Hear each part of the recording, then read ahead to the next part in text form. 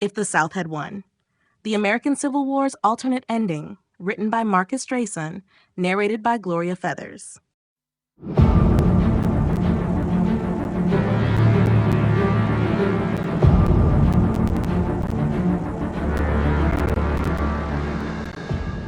Chapter 1: The War's New Path.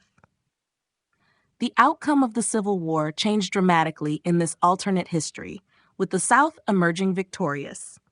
The Confederacy's early victories redefined the course of the conflict and set the stage for a dramatically different future.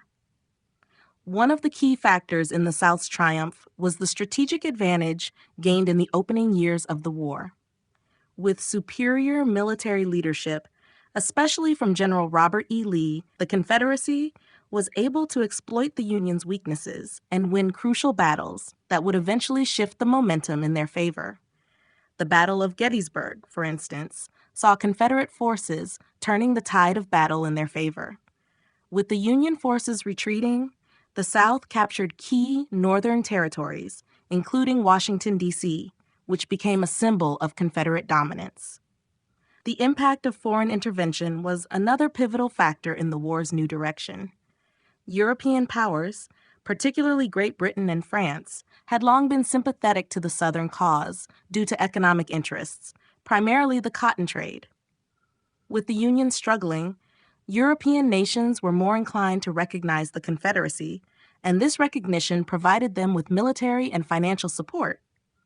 In this alternate timeline, the Confederacy was not only able to win vital battles, but also secure crucial international recognition, which solidified its independence. A key turning point in this reimagined history occurred when the South succeeded in capturing Washington, D.C. After several key victories, the Union's capital fell into Confederate hands. This was a symbolic and strategic blow to the Union cause. Without the political and military heart of the nation, the North was thrown into disarray. President Abraham Lincoln, unable to maintain control, was forced to negotiate a peace settlement.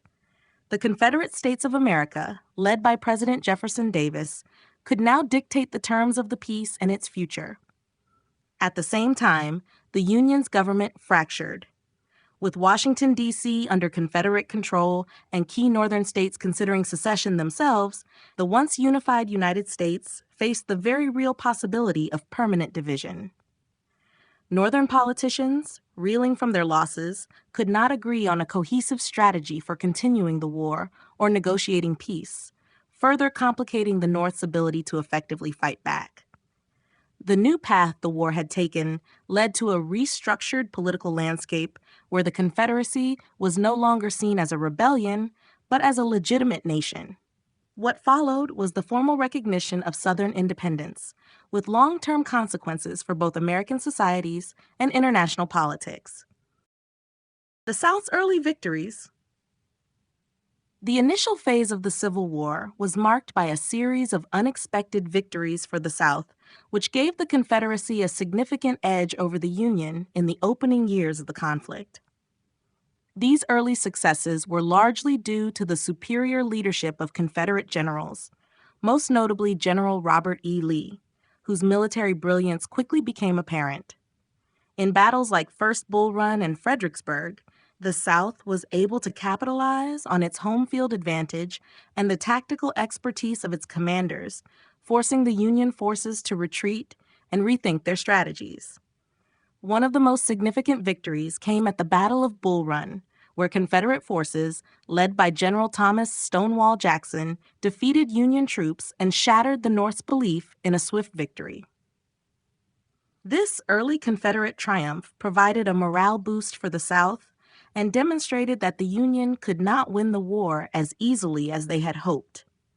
The South's ability to hold its ground against the more numerous Union forces signaled to both domestic and international audiences that the Confederacy was not only capable of defending itself, but also had the potential to defeat the Union in key engagements. The Battle of Fredericksburg in December 1862 was another pivotal moment where Confederate forces once again outmaneuvered the Union and secured a crushing victory.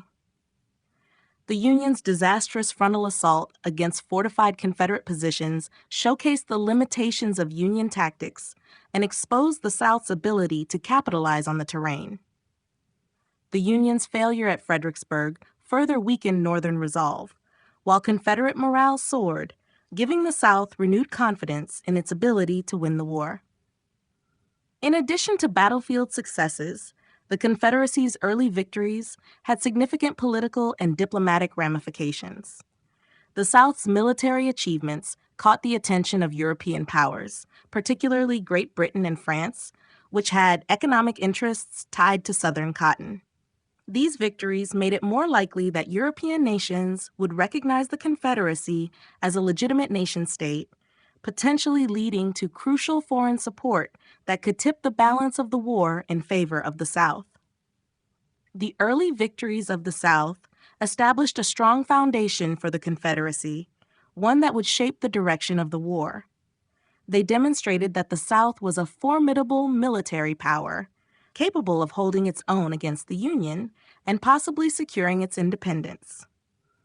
As the war continued, these initial successes would prove to be vital in ensuring the Confederacy's survival, at least in the early stages of the conflict. Key turning points. In this alternate history, the key turning points of the Civil War are reversed, with the South managing to capitalize on moments that in our timeline would have tipped the balance in favor of the Union. One of the most pivotal reversals comes with the Battle of Gettysburg, traditionally seen as the high watermark of the Confederacy. In this alternate timeline, Lee's Army of Northern Virginia achieves a decisive victory, pushing back Union forces and securing not only the battlefield, but a crucial psychological advantage. With the Union Army in retreat, the Confederacy's position becomes significantly stronger, both on the ground and in the eyes of the world. This victory at Gettysburg allows the Confederacy to advance into Pennsylvania and threaten northern cities, including Philadelphia and even Washington, D.C. The fall of the Union capital, a devastating blow, would demoralize the northern population and force President Lincoln to reconsider his approach to the war. Rather than rallying the North to continue the fight, as happened in our history, the fall of Washington leads to political upheaval in the Union. With Northern resolve crumbling, Northern leaders are now much more open to diplomatic negotiations, ultimately leading to a peace settlement that grants the South its independence. The reversed outcome of Gettysburg is not the only significant shift in the war's course. The Union's failure to deliver a decisive blow at Antietam and the subsequent missed opportunity to issue the Emancipation Proclamation emboldens the Confederacy further. Without the proclamation, which in our timeline shifted international sympathy toward the Union cause, European powers like Great Britain and France remain neutral, if not sympathetic, to the Confederacy. This allows the South to gain crucial diplomatic recognition, solidifying its standing as an independent nation in the eyes of the international community. In another critical reversal, the Union's failure to break the siege at Vicksburg allows the Confederacy to maintain control of the Mississippi River. With this key strategic advantage intact, the South is able to secure its western frontier and prevent the Union from dividing the Confederacy in two. By holding the river, the South ensures its ability to move troops and supplies freely, effectively outlasting the Union's blockade and maintaining its war effort with a renewed sense of confidence. These key turning points, when reversed, create a cascading effect that shifts the trajectory of the war. The Confederacy, with its military and diplomatic successes, positions itself to not only survive, but ultimately thrive as an independent nation, forever changing the course of American history. The impact of foreign intervention. In this alternate history, foreign intervention plays a critical role in ensuring the success of the Confederacy during the Civil War. Historically, European powers like Great Britain and France remained largely neutral despite their economic interests in Southern cotton.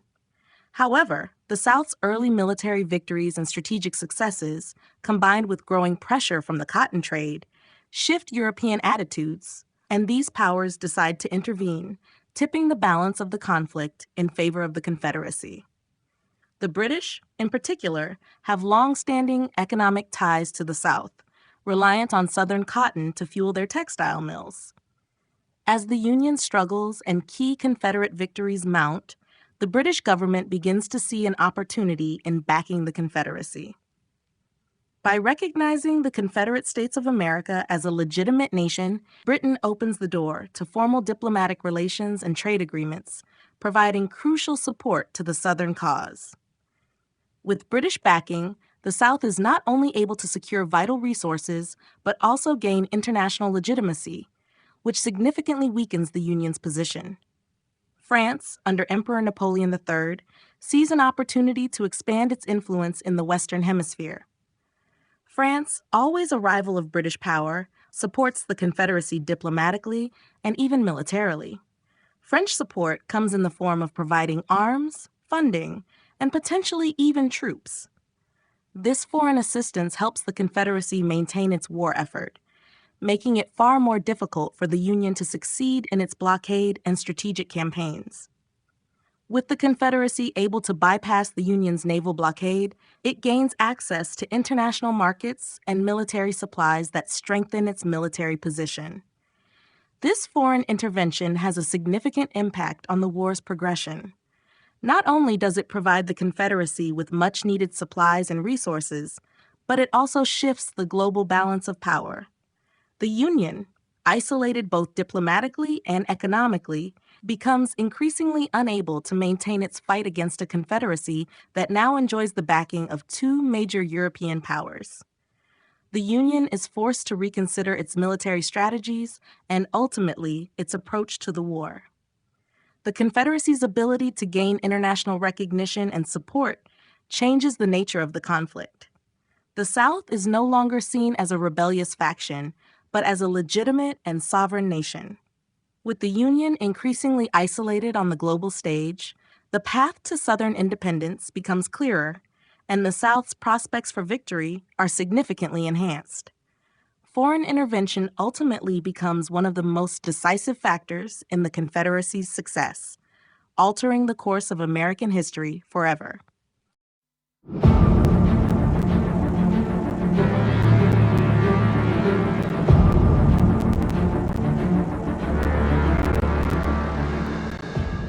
Chapter 2: The Secession Solidified.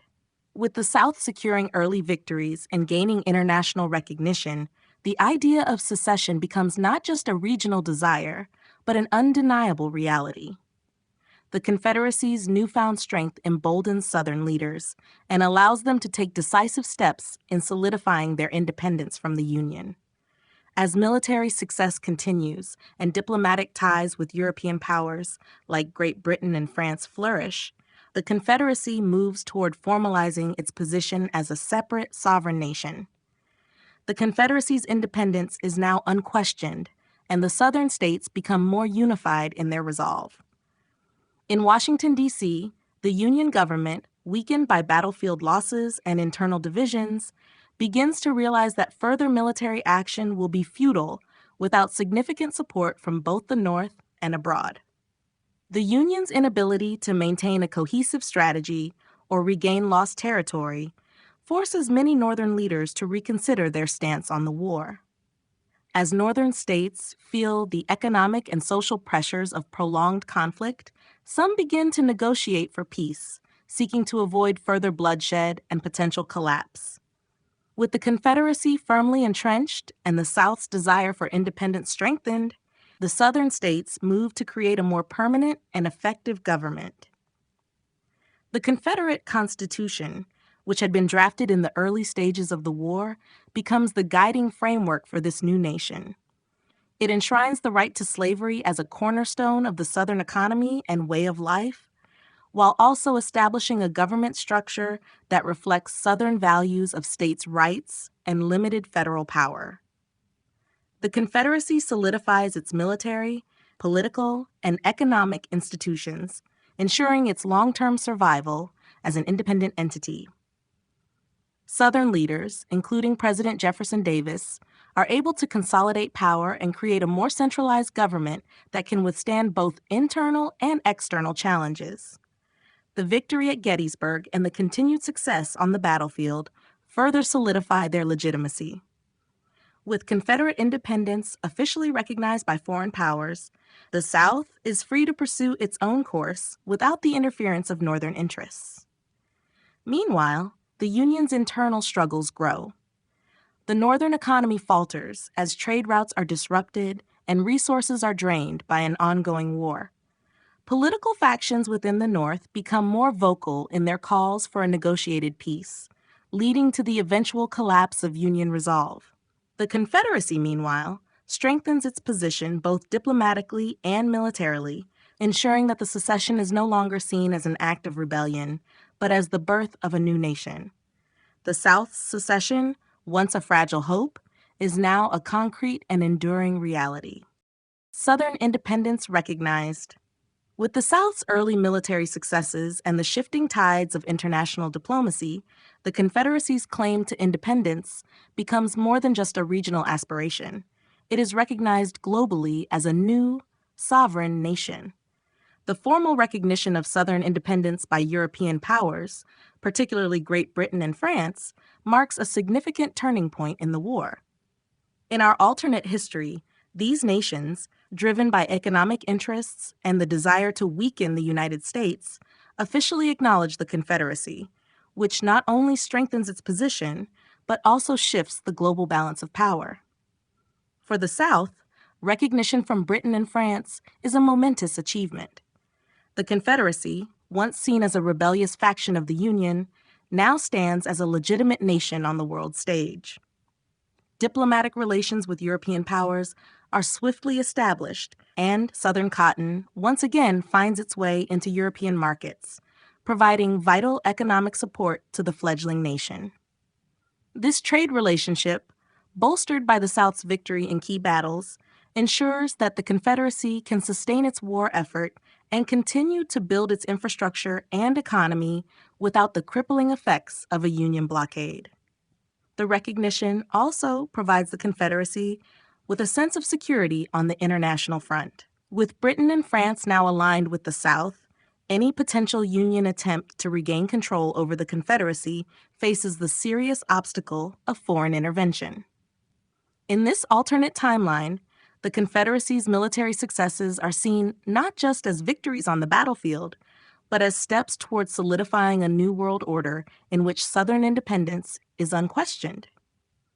The South, in turn, leverages these international alliances to secure weapons, financial aid, and military advisors, strengthening its defense and bolstering its chances of victory. For the Union, the international recognition of the Confederacy is a crushing blow. Once confident in its ability to defeat the South and preserve the Union, Northern leaders now face the stark reality that they are not only fighting a prolonged civil war, but also battling against the diplomatic weight of European powers. With the South now recognized as an independent nation, the Union's efforts to reassert control seem increasingly futile. The growing pressure from European nations to end the war peacefully amplifies the divisions within the North, leading many to question the viability of continuing the fight. The recognition of Southern independence seals the Confederacy's future, ensuring that the South will never again be part of the United States. With a new government firmly in place and international legitimacy achieved, the Confederacy is free to chart its own course, forever altering the trajectory of American history. The reaction of Northern states, the recognition of Southern independence, and the subsequent collapse of the Union's efforts to regain control triggers a complex and varied reaction across Northern states. While some factions continue to call for the war to be pushed forward at all costs, others begin to seriously question the feasibility of continuing the conflict. The Union's loss of key battles, the failure to secure decisive victories, and the growing pressure from foreign powers to negotiate a peace settlement all contribute to a weakening resolve in the North. In the immediate aftermath of the South's recognition, the Northern political landscape becomes increasingly fractured. Many states, particularly those with strong economic ties to the South, begin to feel the economic ramifications of the war's stalemate. Northern industries that depended on Southern cotton for textile manufacturing are now facing severe disruptions. This economic hardship drives more moderates and even some Republicans to reconsider their stance on the war. Business leaders and local politicians in key northern states start to push for peace talks, arguing that the costs of continued conflict are too high, both in terms of human lives and economic damage. Social unrest also increases in the North as working-class families and soldiers begin to question the war's worth. The draft, which had already been a source of tension, becomes even more unpopular as the Northern public grows disillusioned with the Union's inability to win a quick victory. In cities like New York and Boston, protests erupt and calls for an end to the war become louder. These protests reflect a deepening divide between the political elite, who still hold out hope for victory, and the common people, who are increasingly weary of the prolonged conflict. Additionally, some northern states with large populations of immigrants or populations sympathetic to the Southern cause begin to voice support for the Confederacy.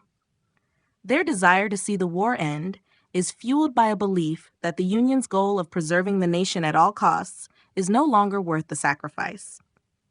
States like Ohio, Illinois, and Pennsylvania, once staunch supporters of the Union, now see internal divisions that threaten the cohesion of their state governments.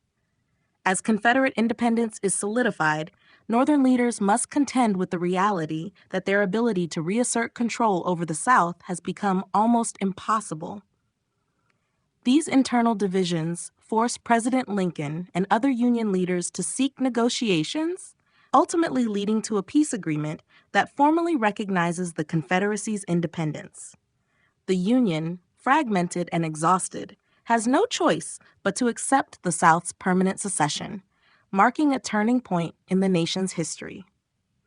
The reaction from Northern states, once hopeful of a swift Union victory, now reflects the disillusionment and pragmatism that accompany the collapse of their national aspirations.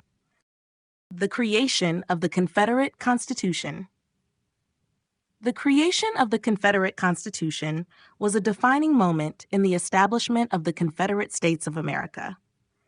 As the Southern states moved toward formal secession from the Union, it became clear that they needed a framework that would not only solidify their independence, but also ensure the stability of their new government.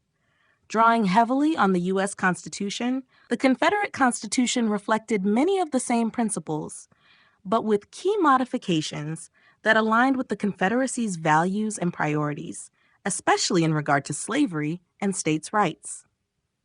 One of the most notable features of the Confederate Constitution was its explicit protection of slavery. While the U.S. Constitution had been silent on the issue, the Confederate Constitution enshrined slavery as a fundamental right, explicitly stating that no law shall be made which shall impair the right of property in slaves. This reflected the central role that slavery played in the Southern economy and way of life.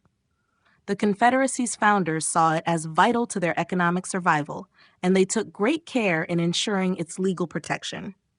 Additionally, the document prohibited the Confederacy from ever abolishing slavery, solidifying it as a permanent institution within the Southern states. Another key element of the Confederate Constitution was the emphasis on states' rights.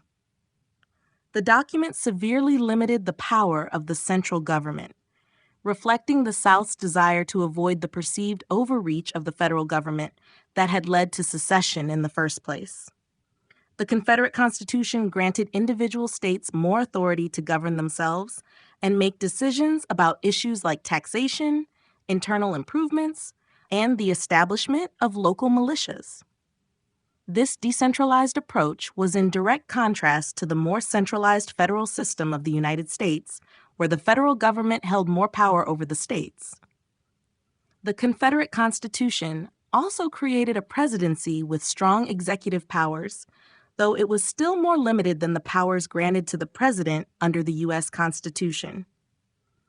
The President of the Confederacy, like that of the United States, was to serve a single 6-year term with no possibility of re-election. Jefferson Davis, a former U.S. Senator and Secretary of War, was elected the first president of the Confederacy, and his leadership became integral to the South's war efforts.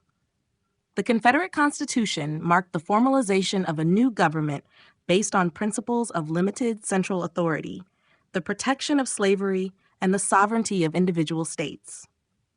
While it shared many similarities with the U.S. Constitution, its differences reflected the fundamental ideological divide between the Confederacy and the Union. This Constitution would serve as the guiding document for the Confederacy until its collapse, symbolizing the South's commitment to its vision of a separate and independent nation.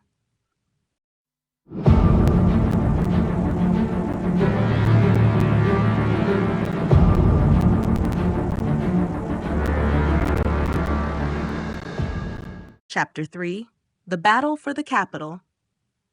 The battle for the Capitol was a decisive moment in the Civil War's alternate timeline, one that would have profound implications for both the Union and the Confederacy.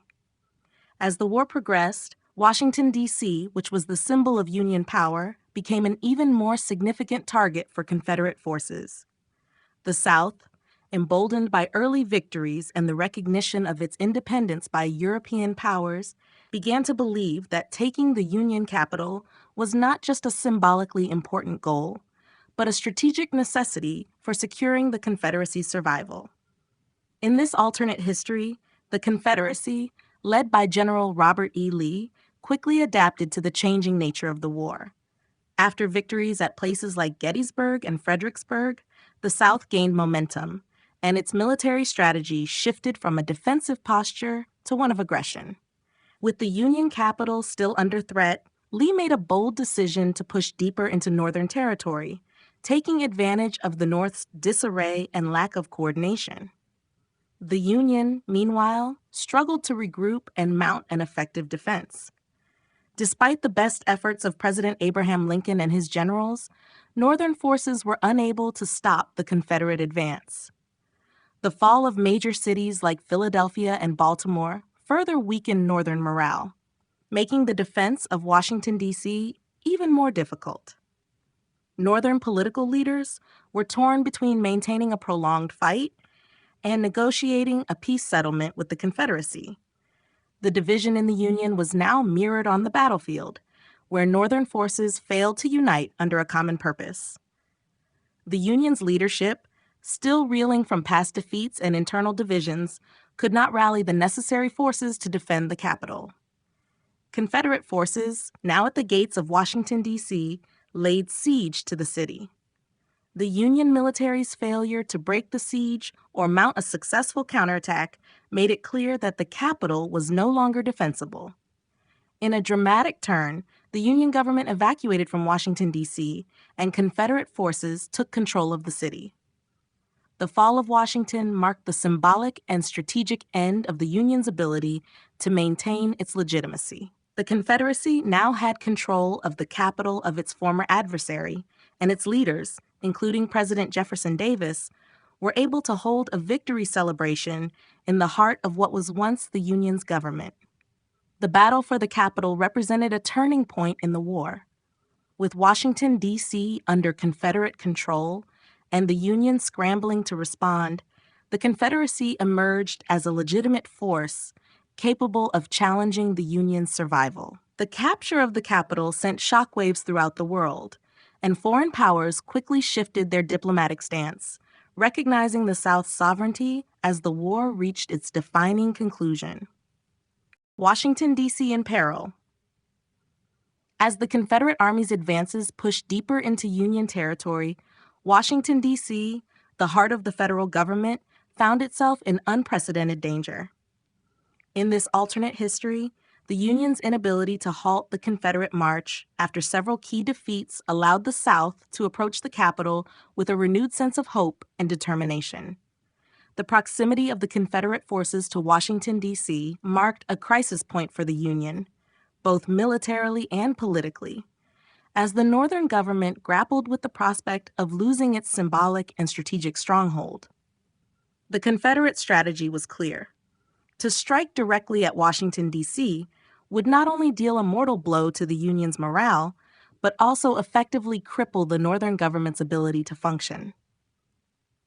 With the Union capital already under siege from several directions, the Confederate leadership, led by General Robert E. Lee, recognized that the fall of Washington would signal the collapse of the Union's ability to mount any further resistance.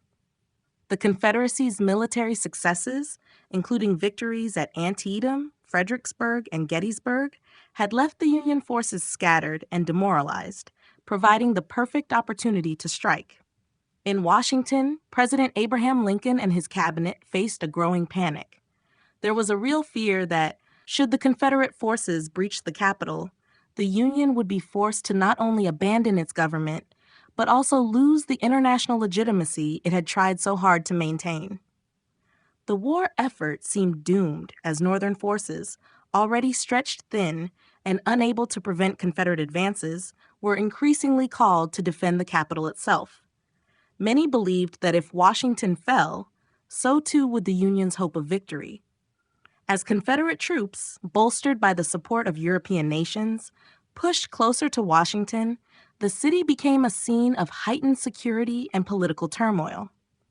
The streets of the capital, once a symbol of unity, were now filled with soldiers and civilians alike, scrambling to prepare for the worst. Local militias and Union forces were stationed at key points around the city, attempting to create a defensive perimeter. However, the sheer scale of the threat posed by the Confederates left the capital vulnerable. With Washington in peril, Lincoln's government faced a difficult decision: to hold the city at all costs or to evacuate to preserve some semblance of authority. As Confederate forces surrounded the city, Lincoln, along with his advisors, chose the latter, leading to the withdrawal of key officials and a retreat to safety. The fall of Washington, D.C., to Confederate control marked a pivotal moment in the war, signaling not only a military defeat for the Union, but also the end of its claim to political supremacy. The Confederacy had not only defeated the Union on the battlefield, but had captured its very heart, reshaping the future of America. The Confederacy's move to Washington. The Confederacy's move to Washington was a bold and dramatic step in the Southern bid for independence. After years of bloody conflict and territorial gains, Confederate forces, led by General Robert E. Lee, finally pushed past the Union's defenses and set their sights on the ultimate prize, the Union capital itself. This decision was driven not only by military strategy, but by the realization that capturing Washington, D.C. would have far-reaching consequences, both psychologically and diplomatically, for the war's outcome. In the summer of 1864, the Confederacy, having gained significant momentum from victories at Gettysburg and other key engagements, began its concentrated push toward Washington. The Union's military, stretched thin by internal conflicts, resource shortages, and morale issues, could not effectively halt the Southern advance. Washington, once considered secure behind the Union's formidable defenses, now found itself vulnerable to a well-organized Confederate offensive. The Confederate forces understood that the capture of Washington would not only decimate Northern morale, but also solidify their position on the world stage as a legitimate, independent nation. The decision to move toward Washington was not taken lightly by Confederate leaders. General Lee, along with President Jefferson Davis, understood the high stakes. To take the capital meant not only defeating the Union militarily, but also achieving symbolic victory over the United States. It would be a psychological blow from which the North could never recover. The Confederacy had already gained recognition from European powers, and the capture of Washington would further cement its standing as a sovereign nation. As Confederate troops moved through Maryland and Virginia, the Union government scrambled to protect Washington, fortifying its defenses and calling upon every available resource to defend the city. However, despite their best efforts, the Union military could not mount an effective counteroffensive. With Confederate forces surrounding the capital and key Northern leaders questioning the viability of continuing the fight, the Union government was faced with an impossible choice. In a final, desperate move to preserve the core of their government, President Abraham Lincoln and his cabinet decided to evacuate Washington. Confederate troops, entering the city without significant resistance, took control of the federal government's seat. The symbolism of this moment was profound. The Confederacy had succeeded in not only pushing the Union to the brink, but also taking the heart of the United States. The Confederacy's move to Washington was a decisive moment in the war, marking the beginning of the South's dominance and the eventual collapse of the Union.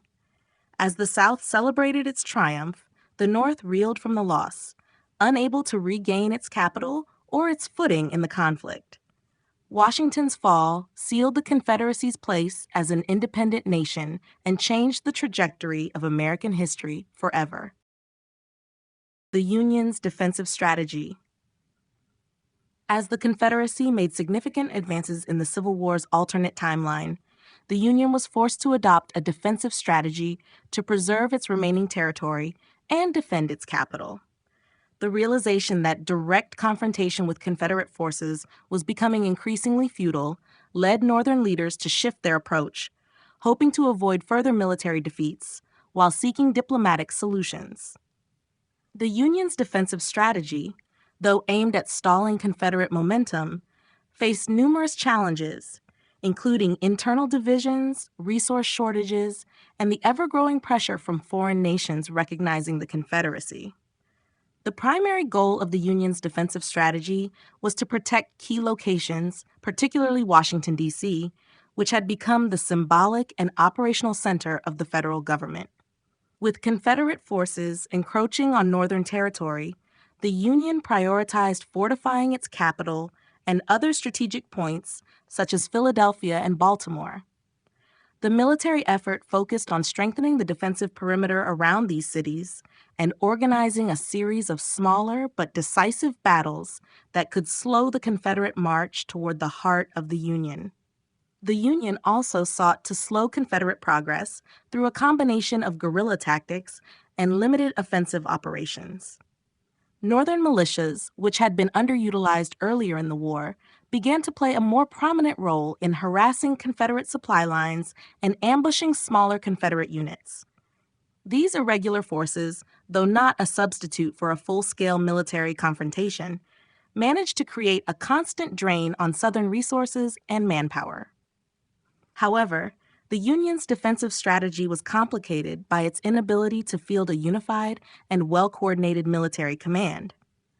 Political infighting and frequent changes in leadership hindered the effectiveness of the Union's military efforts. Generals who failed to achieve significant victories were replaced, leading to a lack of continuity and strategic direction. While some Union commanders, like Ulysses S. Grant, continued to push for more aggressive operations, the overall strategy remained defensive, relying on holding key cities and waiting for Confederate fatigue to set in. One of the central difficulties in the Union's defensive strategy was the lack of public support for prolonged war. With Confederate victories mounting and Washington, D.C. in peril, Northern morale began to plummet. Anti-war sentiments grew louder, especially among working-class citizens who were increasingly affected by the war's economic strain. These domestic pressures led some Northern leaders to advocate for peace talks with the Confederacy, signaling a weakening of resolve within the Union. Despite its efforts, the Union's defensive strategy ultimately proved insufficient in preventing the Confederacy from seizing Washington and solidifying its independence. The inability to mount a successful counteroffensive or regain control of key cities like the capital sealed the Union's fate. The strategy, though aimed at prolonging the war, did little to change the course of history, as the Confederacy's victory became inevitable.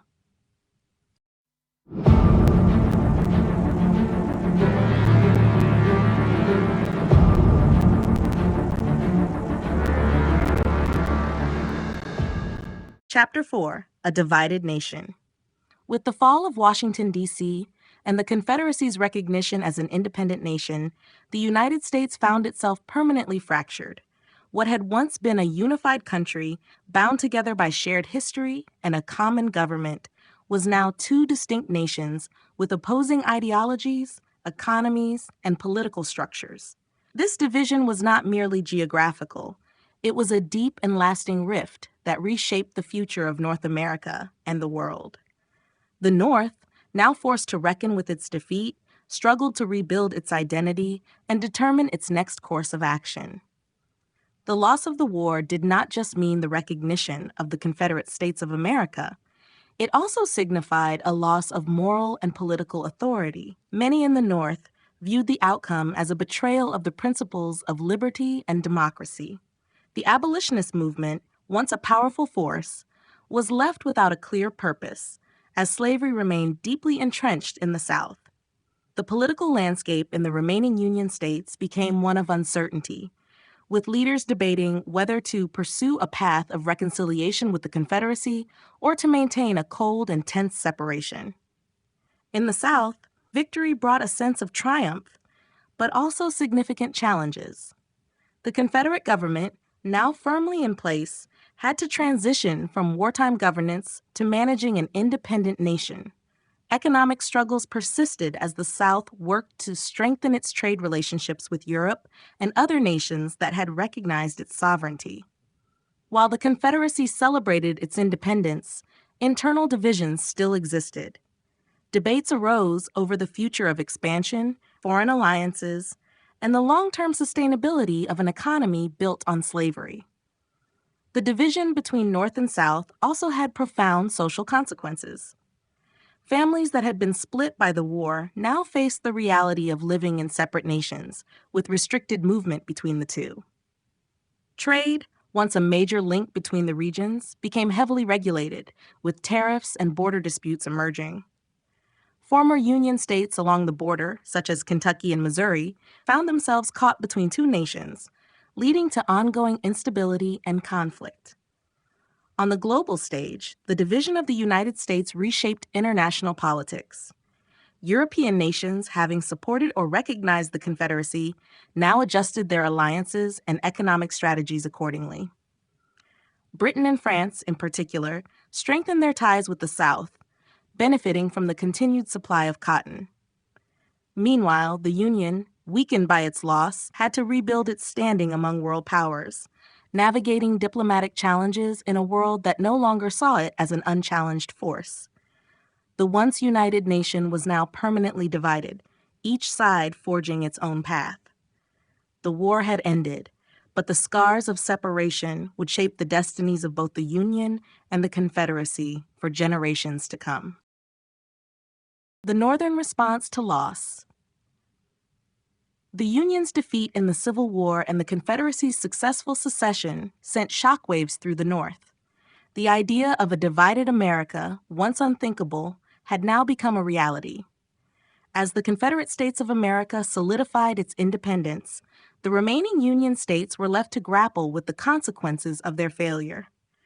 The loss of Washington, D.C., and the collapse of the Union war effort created political chaos, economic instability, and deep divisions among Northern citizens. In the immediate aftermath, there was a period of disbelief and mourning. Many Northerners had viewed the war as a moral struggle to preserve the Union and abolish slavery, and its outcome was devastating. President Abraham Lincoln, having evacuated the capital before its fall, attempted to rally the Northern states to maintain unity, but political infighting made Reconstruction efforts difficult. Some leaders called for renewed resistance, believing that the Union could still reclaim lost territory, while others advocated for accepting the new reality and focusing on rebuilding. The economic impact of the loss was severe. The Union had spent vast resources on the war, and with its defeat, the country faced financial collapse. Trade routes that once connected the industrial North with the agrarian South were now severed, disrupting commerce. Manufacturing cities such as New York, Boston, and Chicago, which had depended on Southern cotton and agricultural products, struggled to adjust to the new trade restrictions imposed by the Confederate government. Unemployment and inflation soared, and public frustration grew. Socially, the Northern response was marked by widespread unrest. The abolitionist movement, which had been a powerful force in the war, found itself directionless. With slavery still intact in the South and no power to challenge it, many abolitionists shifted their focus to internal reforms, while others considered new efforts to aid enslaved people escaping the Confederacy. Meanwhile, resentment toward the South grew, and anti-Confederate sentiment fueled nationalist movements within the remaining Union states. The idea of reclaiming lost territories through future conflicts began to take shape among more radical elements of Northern society. Diplomatically, the North was now in a weaker position on the world stage. European nations, having recognized the Confederacy, saw the Union as a diminished power. The former United States, once a growing force in global affairs, now faced diplomatic isolation. Seeking to rebuild alliances, the Union focused on strengthening its ties with nations that had remained neutral, attempting to regain international credibility. Despite the devastation, the North slowly began to recover, determined to redefine itself in the new political landscape.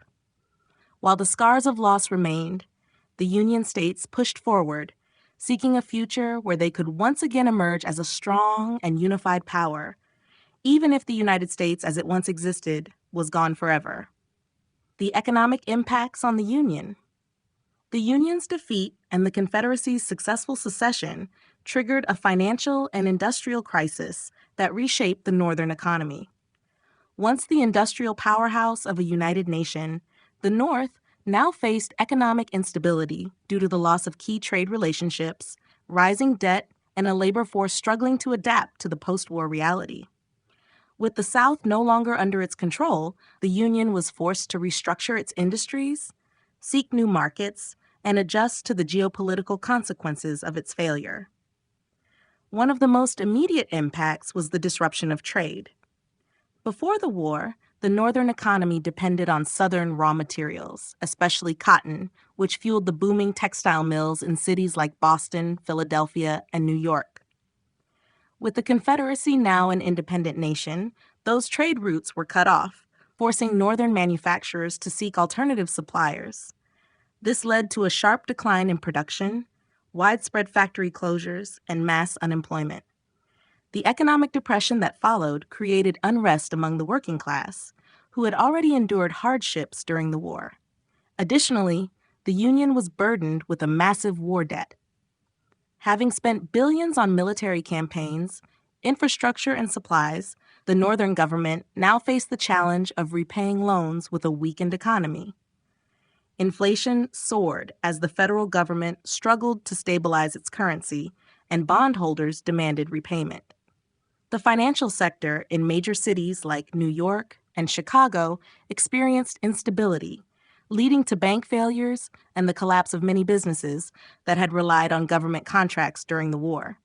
The agricultural sector in the North also suffered. While not as reliant on cash crops as the South, Northern farmers had depended on trade with Southern states to sell their goods.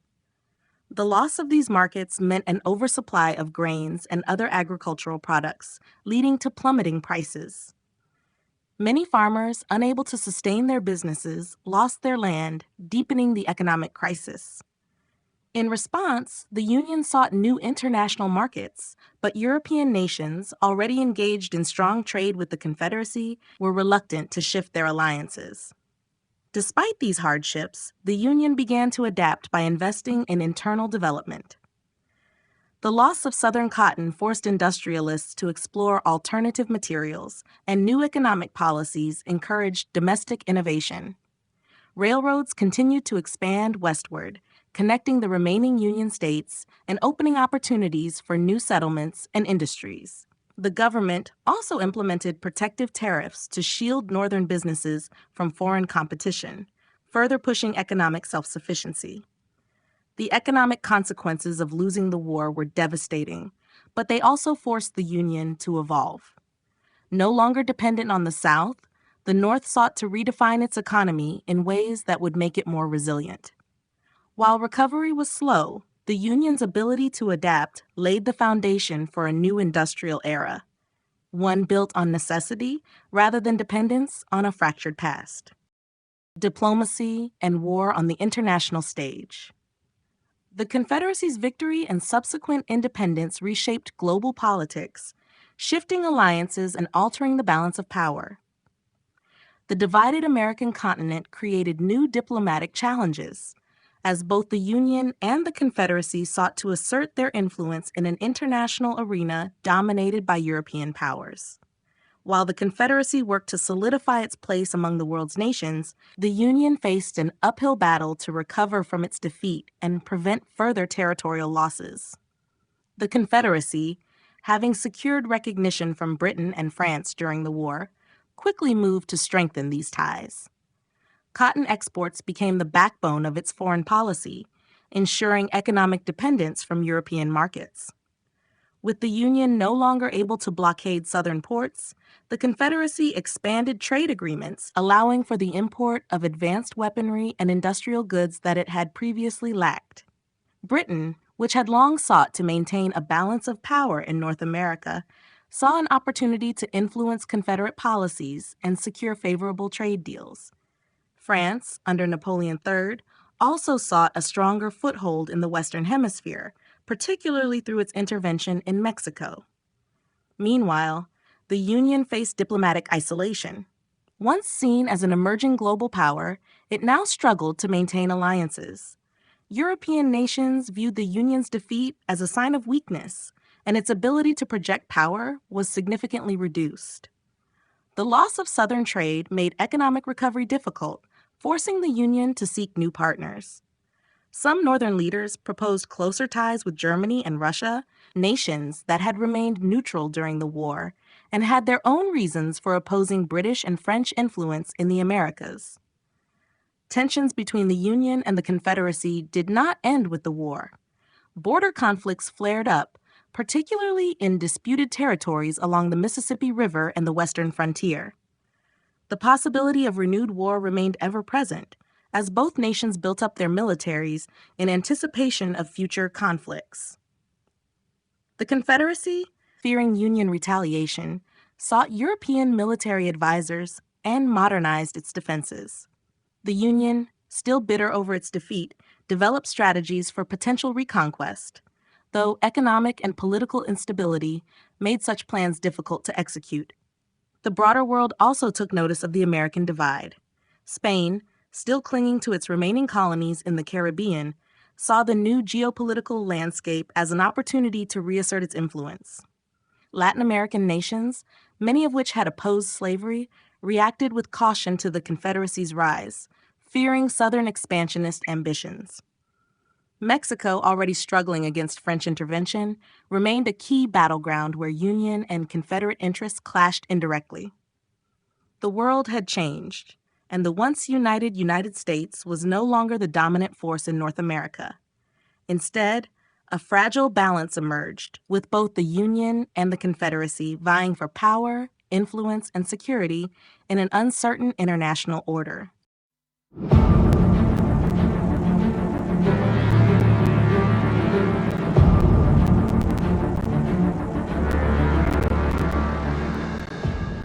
Chapter 5: The Southern Economy Rebuilt. With its independence secured, the Confederacy faced the immense challenge of rebuilding its economy. The war had devastated Southern infrastructure, agriculture, and trade, leaving the newly formed nation struggling to stabilize itself.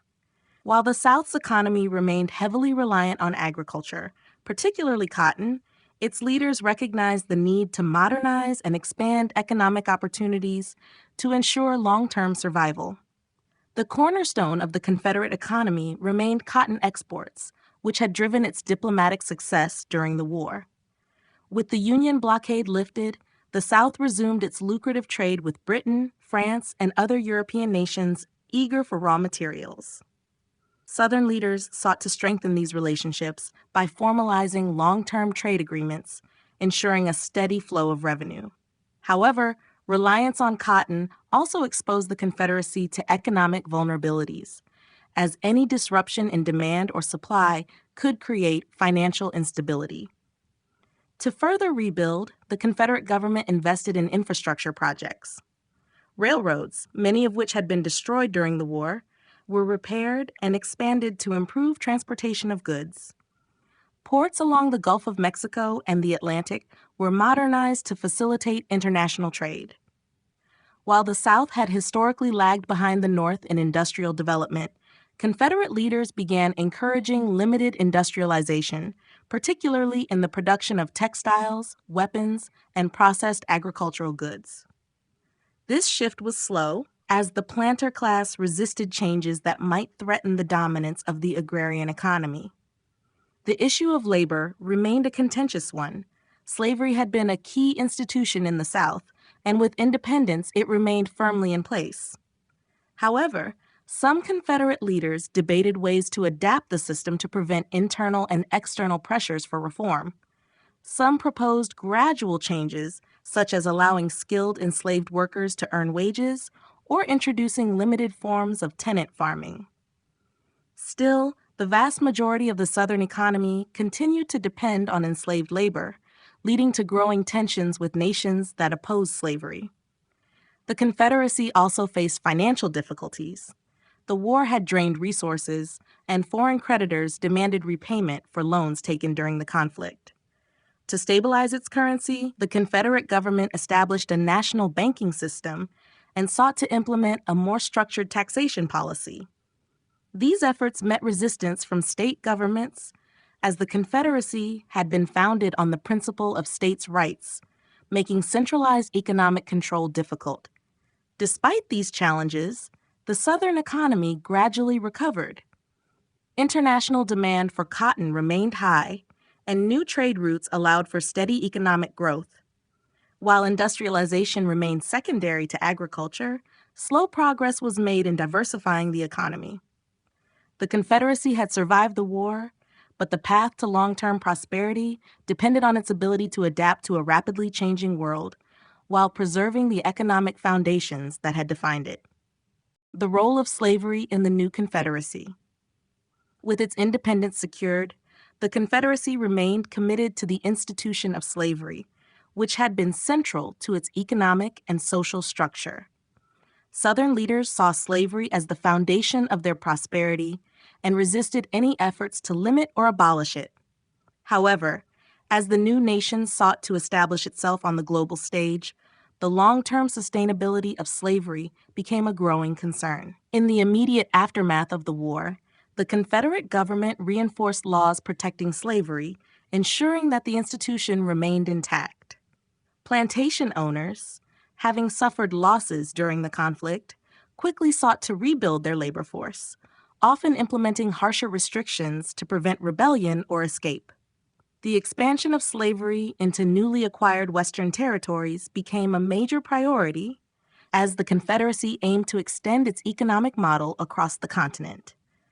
Enslaved people continued to work under brutal conditions, their labor fueling the cotton-driven economy that kept the South afloat. Despite its firm stance, the Confederacy faced external pressures regarding slavery. European nations, particularly Britain and France, had long since abolished the practice and had only supported the Confederacy for economic reasons. Now that the war was over, these nations grew increasingly uncomfortable maintaining strong ties with a slaveholding nation. While they continued to import Southern cotton, diplomatic tensions arose, with some European leaders pushing for gradual emancipation as a condition for deeper economic and political alliances. Domestically, debates emerged over how slavery should evolve within the Confederacy. Some Southern leaders, recognizing that permanent reliance on enslaved labor could isolate the nation from key allies, proposed limited reforms, such as allowing enslaved people to earn wages or granting freedom to those who served in the military. Others adamantly opposed any changes, fearing that even minor concessions would undermine the entire system. These divisions led to internal conflicts within the Confederate government, as some states sought greater control over their own policies rather than adhering to federal mandates. Resistance among the enslaved population also persisted. Despite harsh laws, thousands continued to escape, seeking refuge in northern states or Mexico. Secret abolitionist networks operated within the Confederacy, and periodic uprisings forced local militias to maintain constant vigilance. The Confederate government responded with stricter enforcement of slave codes, deploying additional resources to suppress resistance and maintain order. As the Confederacy moved forward, slavery remained both its greatest strength and its greatest weakness. While it sustained the economy and upheld the Southern way of life, it also left the new nation vulnerable to international condemnation, internal unrest, and the ever-present fear of conflict. The question of slavery's future loomed over the Confederacy, shaping its policies, its relationships, and its uncertain place in the world. Economic and agricultural development. After securing its independence, the Confederacy faced the immense challenge of building a stable and self-sufficient economy. While agriculture remained the backbone of Southern wealth, Confederate leaders recognized the need for modernization and diversification to ensure long-term prosperity. The war had devastated infrastructure, disrupted trade, and left the South heavily reliant on foreign support. Rebuilding required strategic planning, investment, and adaptation to an evolving global market. Cotton remained the cornerstone of the Confederate economy, as European demand for the crop ensured steady revenue. Without Northern interference, the South expanded its trade networks with Britain, France, and other textile-producing nations. To maximize production, plantation owners sought to rebuild their labor force, reinforcing the institution of slavery, despite growing international pressure to abolish it. However, dependence on a single cash crop left the economy vulnerable to fluctuations in global prices and shifts in international demand. Recognizing this weakness, some Confederate leaders encouraged agricultural diversification.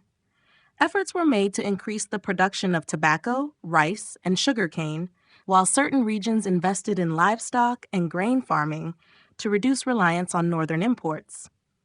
The development of internal markets became a priority, as the Confederacy aimed to sustain itself without dependence on external goods. Southern railroads, many of which had been destroyed during the war, were rebuilt and expanded to improve transportation and facilitate commerce between states. Industrialization, however, remained slow. The South had long lagged behind the North in manufacturing, relying on imported goods for tools, weapons, and machinery. With independence, the Confederacy sought to develop its own industries, particularly in the production of textiles and arms. Ironworks and mills were established in key cities like Richmond and Atlanta, but progress was limited by a lack of skilled labor and capital investment. The agrarian elite, who held political and economic power, resisted large-scale industrialization, fearing it would challenge the traditional plantation system. Financing economic growth proved difficult. The war had left the Confederacy in debt, and securing foreign loans became a top priority. Britain and France, eager to maintain trade relations, provided limited financial assistance, though they remained cautious about long-term commitments. The Confederate government introduced new taxation policies to fund infrastructure projects, but resistance from states made consistent revenue collection a challenge. Inflation remained a persistent issue, as Confederate currency struggled to gain stability in international markets. Despite these challenges, the Confederate economy gradually recovered. Agricultural expansion, improved transportation, and strategic trade agreements helped stabilize the nation. However, long-term success depended on balancing traditional agrarian values with the demands of modernization. As the Confederacy moved forward, the challenge remained: could it evolve beyond its plantation economy, or would its dependence on slavery and cash crops ultimately limit its future growth? Trade with Europe and the global market. With its independence secured, the Confederacy turned its focus to establishing strong economic ties with Europe and integrating itself into the global market.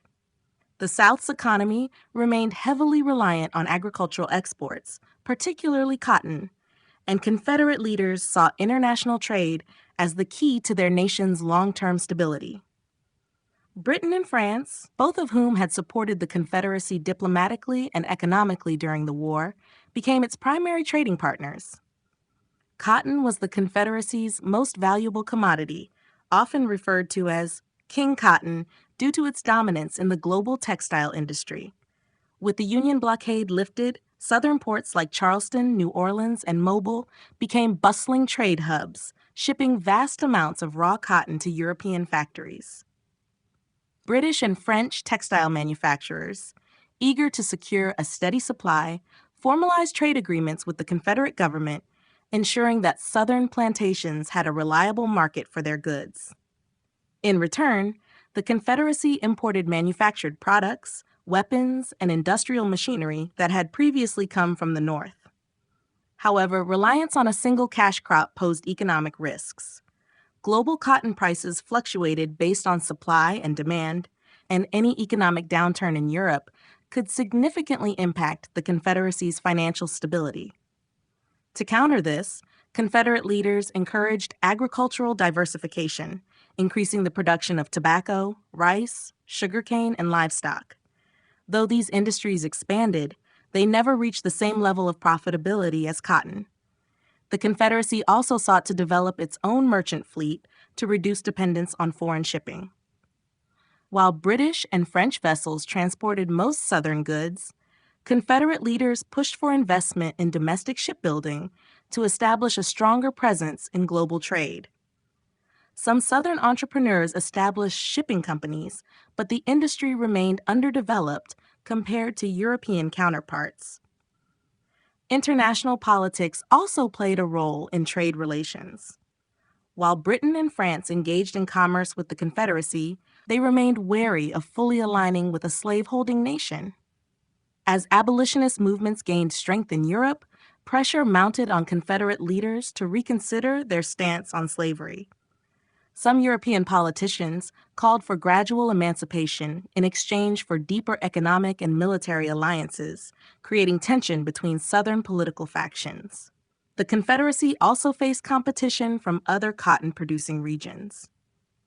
Egypt and India, both under British influence, expanded their cotton industries, providing alternative sources for European manufacturers.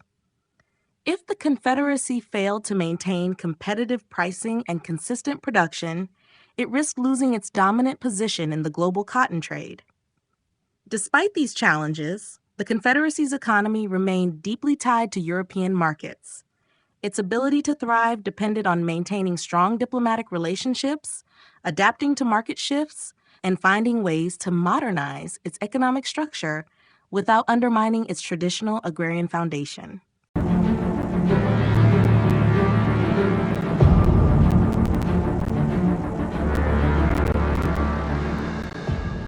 Chapter 6: The Rise of the Confederacy's Military. With independence secured, the Confederacy faced the urgent task of building a formidable military capable of defending its sovereignty and deterring future threats. While the war had proven the tactical brilliance of Southern generals and the resilience of its soldiers, the newly formed nation needed to transition from a wartime force to a professional, standing army. This required extensive restructuring, modernization, and strategic planning to ensure long-term security. One of the Confederacy's first priorities was establishing a permanent military structure. During the war, the Confederate Army had largely relied on state militias and volunteer regiments. Now, the government sought to create a centralized military force under a unified command.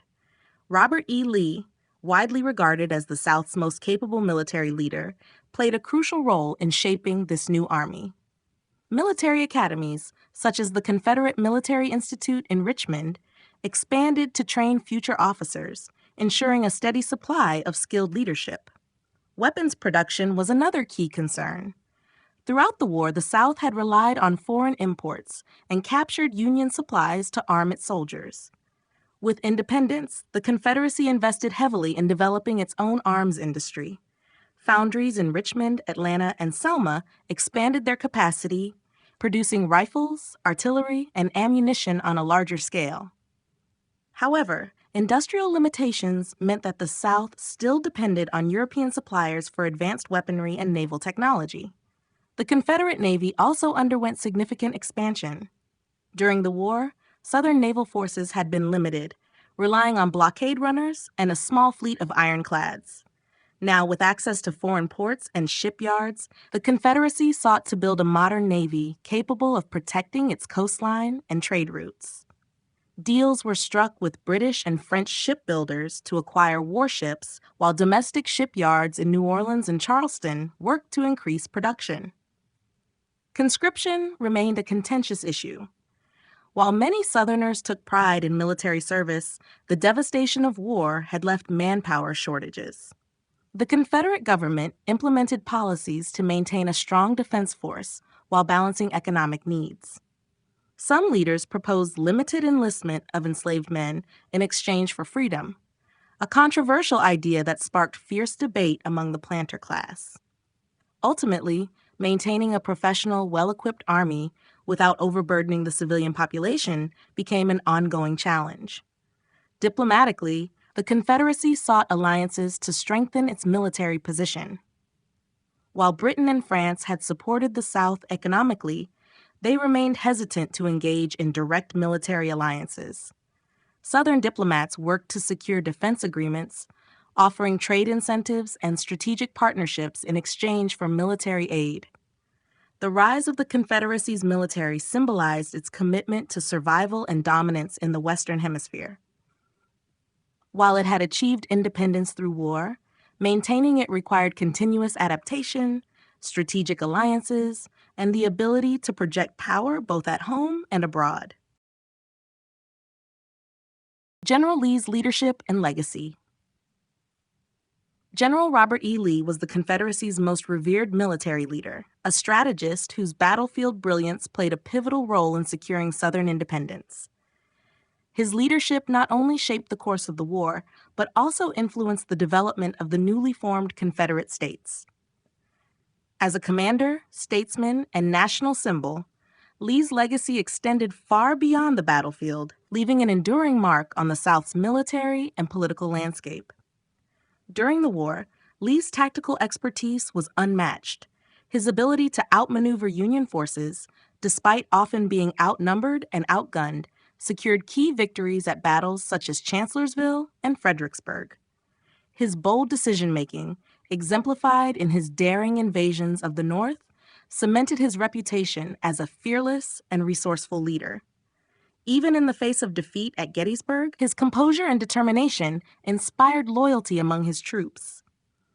His leadership ultimately guided the Confederacy to military success, forcing the Union to recognize Southern independence. With the war concluded, Lee turned his focus toward stabilizing the Confederacy. He advocated for a strong, professional military to protect the new nation's borders and maintain order. Many viewed him as the natural choice for the Confederacy's first Secretary of War, a position that allowed him to oversee military reforms and the expansion of Southern defenses. His influence shaped the development of Confederate military academies, training the next generation of officers who would uphold the South's security. Beyond the military, Lee became a unifying figure for the Confederacy. While some leaders pushed for aggressive expansion or lingering hostilities with the Union, Lee urged reconciliation and national unity. His voice carried immense weight, helping to establish a sense of Southern identity rooted in resilience, tradition, and honor. Though he remained committed to the ideals of the Confederacy, he recognized the need for diplomatic stability and economic recovery. However, Lee's legacy was not without controversy. His unwavering defense of the Southern cause, particularly its reliance on slavery, led to debates about his role in shaping the new nation's moral and political future. As the Confederacy faced increasing international pressure to reform its social structure, Lee remained a staunch defender of the status quo, believing that gradual change, if necessary, should come from within rather than outside influence. As years passed, Lee became a larger-than-life figure in Confederate history. Statues and memorials were erected in his honor, and his strategies were studied by military scholars worldwide. His leadership during the war and his influence in peacetime made him one of the most significant figures in Confederate history. His name became synonymous with Southern pride, military excellence, and the enduring spirit of the Confederacy. Confederate military innovation. In the aftermath of the Civil War, the Confederacy faced the challenge of adapting its military to new realities while remaining competitive in a rapidly changing world. Despite being an agrarian society with limited industrial resources, the South was forced to innovate out of necessity. Confederate military leaders, recognizing that they could not compete with the industrialized North in terms of manpower and resources, turned to technological and strategic innovation to strengthen their position on the battlefield. One of the most notable examples of Confederate military innovation was the development of ironclad warships. With the North's Navy employing traditional wooden vessels, the South sought to build a new kind of warship that could withstand cannon fire and engage more effectively in naval combat. The most famous of these was the CSS Virginia, which played a pivotal role in the Battle of Hampton Roads. Though the Virginia was ultimately defeated by the Union's USS Monitor, it demonstrated the potential of ironclads to revolutionize naval warfare, and both sides began to pursue this technology with greater urgency. On land, Confederate military engineers were at the forefront of developing new weapons and tactics. The introduction of the repeating rifle, particularly the Spencer rifle, allowed Southern soldiers to fire multiple rounds without reloading, providing a significant advantage in certain combat scenarios. Although the South was initially slow to adopt such technologies, by the war's end, Confederate forces had made strides in integrating advanced firearms into their arsenal. Another area of innovation was the use of railroads. Although the South's rail network was less extensive than the North's, Confederate leaders recognized the importance of using railroads for the rapid movement of troops and supplies. Innovations in logistics allowed for more efficient transportation, enabling the Confederacy to move resources across vast distances. Some Southern generals, like Thomas Stonewall Jackson, made effective use of railroads to conduct swift surprise attacks, further complicating Union strategies. Confederate commanders also turned to new tactics to maximize their effectiveness. Guerrilla warfare and the use of irregular forces became essential components of Confederate strategy. Leaders like Nathan Bedford Forrest capitalized on these tactics, using small, mobile units to harass Union supply lines and engage in hit-and-run attacks. These methods disrupted Union forces and played a key role in Confederate successes, especially in the early years of the war.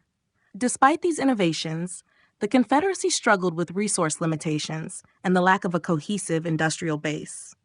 As the war dragged on, many of these advancements were not enough to offset the sheer industrial might of the Union.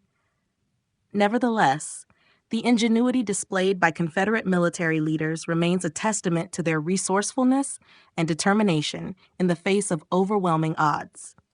The role of slavery in military strategy. Slavery was an integral part of the Confederate economy and society, and its influence extended into military strategy throughout the Civil War. The Confederacy's reliance on slavery shaped the way it organized its forces, deployed resources, and even conducted military operations. While much of the South's military strategy was focused on defense and maintaining its independence from the Union, the institution of slavery played a pivotal role in shaping both tactical decisions and larger strategic goals. From the outset of the war, Southern military leaders understood that maintaining slavery was crucial to the Confederacy's survival. The labor of enslaved people supported the South's agricultural economy, particularly the production of cotton, tobacco, and other cash crops, which were vital to the war effort. This economic foundation influenced military strategy as securing and preserving these resources became a top priority for Confederate forces. The protection of plantations, especially those in key regions like the Deep South, became a central element of defensive operations. Slavery also influenced the Confederate Army's approach to manpower. While the South had a smaller free population than the North, its slave population far exceeded that of the Union's. Initially, Confederate leaders resisted the idea of arming enslaved people, fearing that it would undermine the institution of slavery itself. However, As the war progressed and manpower shortages grew, the Confederacy reluctantly turned to the idea of using enslaved individuals in support roles, such as laborers, cooks, and teamsters. By 1865, the Confederate Congress passed a law allowing enslaved men to be enlisted in the Army in exchange for their freedom, though this policy was never fully implemented due to the dwindling resources and military manpower. In addition to labor, slavery played a key role in the Confederate military's broader strategy of using the institution to gain diplomatic recognition. The South relied heavily on cotton exports to Europe, hoping that nations like Britain and France would intervene on their behalf in exchange for access to Southern cotton. Confederate leaders viewed the protection of slavery as essential to maintaining economic ties with European powers, and sought to convince them that Southern independence and the preservation of slavery was in their best interest. This belief shaped Confederate diplomatic strategies, leading to efforts to secure foreign intervention or recognition in the early years of the war. Moreover, Confederate generals often considered the impact of slavery when making tactical decisions. For example, preserving large agricultural areas and plantations meant ensuring the continued supply of food, clothing, and other resources for the Southern Army. Additionally, securing slave labor was seen as essential for constructing fortifications, maintaining supply lines, and supporting military campaigns. As the Union blockade tightened, the Southern reliance on slavery for labor intensified, and any threat to the institution of slavery was viewed not only as a blow to the Confederate way of life, but also as a significant military disadvantage. The role of slavery in Confederate military strategy highlighted the deep connections between the South's economic system and its military operations. While the strategic value of slavery was undeniable, the Confederacy's reliance on it also posed significant challenges, particularly as Union forces focused on weakening the institution through emancipation policies and military action.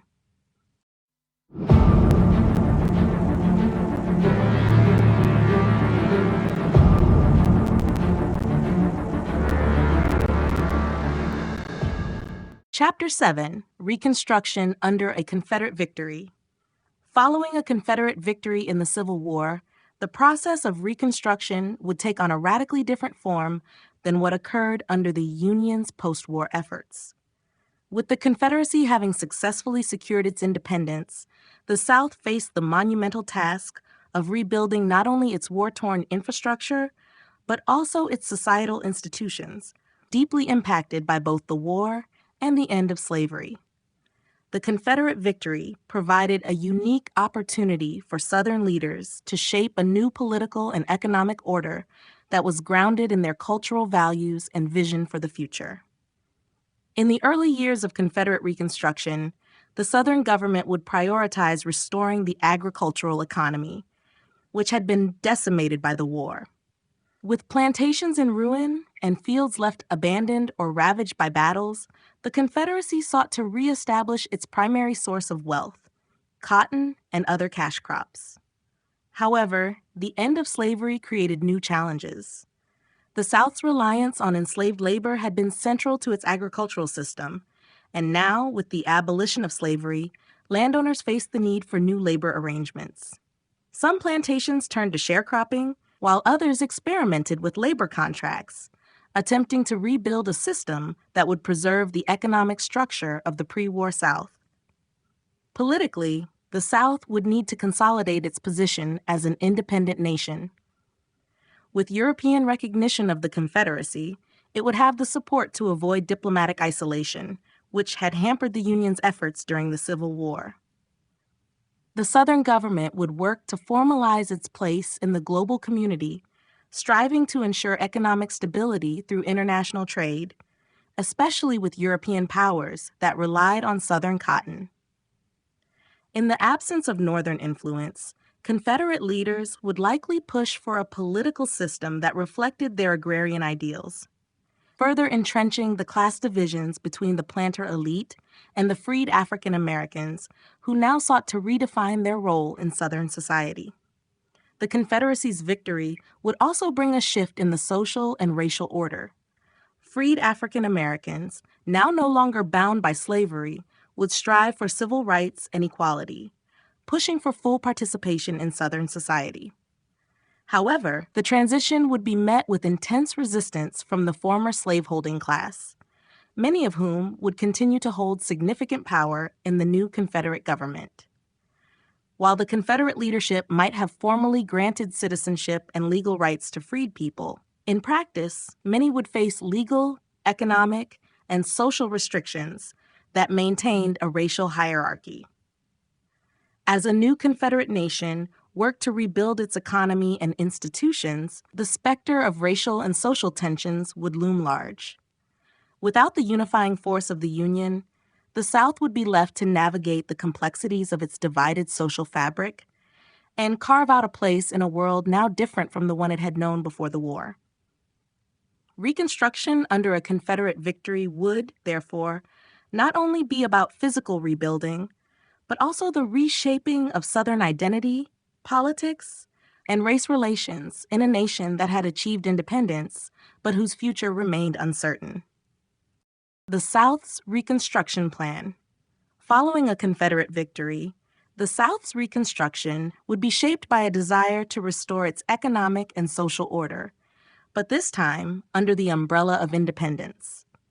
The Southern leadership would focus on rebuilding the agrarian economy that had been disrupted by the war and adjusting to the loss of slavery, which had been the backbone of their economic system. The Reconstruction Plan would be driven by the need to maintain the plantation-based economy while navigating the profound changes brought by the end of slavery. One of the primary goals of the South's Reconstruction Plan would be to stabilize the economy, which had been devastated by years of war. Agriculture would remain the central economic engine, but the transition from slave labor to a free labor system posed a significant challenge. In the absence of enslaved workers, the South would likely continue to rely on sharecropping or tenant farming, which would allow landowners to maintain control over agricultural production while providing newly freed African Americans with a means of subsistence. However, this system often led to cycles of debt and poverty for the laborers, maintaining an economic dependency that echoed the old slavery system in many ways. The South would also focus on rebuilding its infrastructure, particularly railroads and ports, which had been heavily damaged during the war. Restoring these vital transportation routes was essential for facilitating trade, especially with European nations that were vital to the South's cotton economy. Southern leaders would seek to reestablish strong trade ties with Europe, hoping that the need for Southern cotton would encourage European powers, particularly Britain and France, to support the new Confederacy politically and economically. Politically, the South would seek to entrench its newly won independence by solidifying the Confederate Constitution and governance. The Confederate leadership, largely made up of former plantation elites, would aim to maintain a political structure that reflected their interests, with a focus on limited government and states' rights. While some progressive changes would be made, such as granting civil rights to freed African Americans, the entrenched power of the Southern elite would likely limit the scope of true political equality. Socially, the South's Reconstruction Plan would attempt to manage the shift from a slave-based society to one in which African Americans were legally free. However, it is unlikely that the South would grant full equality. Racial tensions would remain high, and discriminatory laws, such as black codes or similar legal measures, would likely be introduced to maintain social control and limit the freedoms of newly freed people. Southern society would attempt to maintain the racial hierarchy that had existed before the war, though this would be increasingly difficult as African Americans fought for their rights and a new social order emerged. Ultimately, the South's Reconstruction Plan would seek to rebuild the region's economy, establish political independence, and deal with the social upheaval of a post-slavery society. However, the legacy of slavery and the racial dynamics of the period would continue to shape the challenges of this reconstruction, with the South's future marked by ongoing tensions between the forces of tradition and change. Political and social changes in the South. In the aftermath of a Confederate victory, the political and social landscape of the South would undergo significant changes as the region navigated its new identity as an independent nation. While the South sought to maintain many of its traditional social structures, it would also be forced to adapt to the challenges brought about by the end of slavery and the broader shifts in the global and national political climate. Politically, the South would aim to solidify its newfound independence by entrenching the Confederate system of government. The Confederate Constitution, which had been a point of pride for the South during the war, would likely remain in place, with a continued emphasis on states' rights and a decentralized federal system. The Confederacy would seek to build stable diplomatic relations with European powers, particularly Britain and France, in hopes of gaining recognition as a legitimate sovereign nation. This recognition would be crucial for the South's economic recovery, especially trade agreements focused on cotton exports. The South's political leadership, largely composed of former plantation elites, would likely maintain control, limiting the scope for broader political reforms. Any democratic advancements would be tempered by the desire to preserve the old social order, with power largely remaining in the hands of the wealthy landowners. Socially, the end of slavery marked the most significant transformation in the South. Although African Americans were legally free, their newfound freedom would be restricted by both formal and informal barriers. The Southern elite, who had once relied on enslaved labor to sustain their wealth and power, would resist granting full civil rights to African Americans. Instead, they would attempt to maintain a racial hierarchy through laws and social practices that limited the economic, social, and political freedoms of freed people. Sharecropping and tenant farming would become widespread, creating economic dependency that mirrored the conditions of slavery. In the cities, a new class of professionals and laborers would begin to emerge, but the majority of African Americans in the South would continue to work in agriculture. While some would manage to acquire land or move to urban centers, the bulk of the population would remain in rural areas, facing poverty and limited opportunities. Education for African Americans would also remain highly restricted, as many Southern states would implement laws that limited access to schools and institutions for Black people. The social fabric of the South would be further strained by the tension between the old guard, who sought to preserve their pre-war way of life, and the growing calls for equality from African Americans. As the South entered a new phase of its history, the political and social changes would largely reflect a struggle for control over the region's future, as the legacies of slavery and the fight for independence cast long shadows over Southern society. Race relations and the future of slavery. In the aftermath of a Confederate victory, race relations would remain one of the most contentious and defining issues of Southern society. The Confederacy's victory, which ensured the continuation of white supremacy and the protection of slavery, set the stage for a complex and turbulent future for both African Americans and white Southerners. Although slavery was no longer the institution it once was, its legacy would continue to shape the racial dynamics of the South and influence its trajectory. Slavery, although formally abolished during the war, would likely persist in some form within the Confederate States due to the region's deep dependence on an agricultural economy.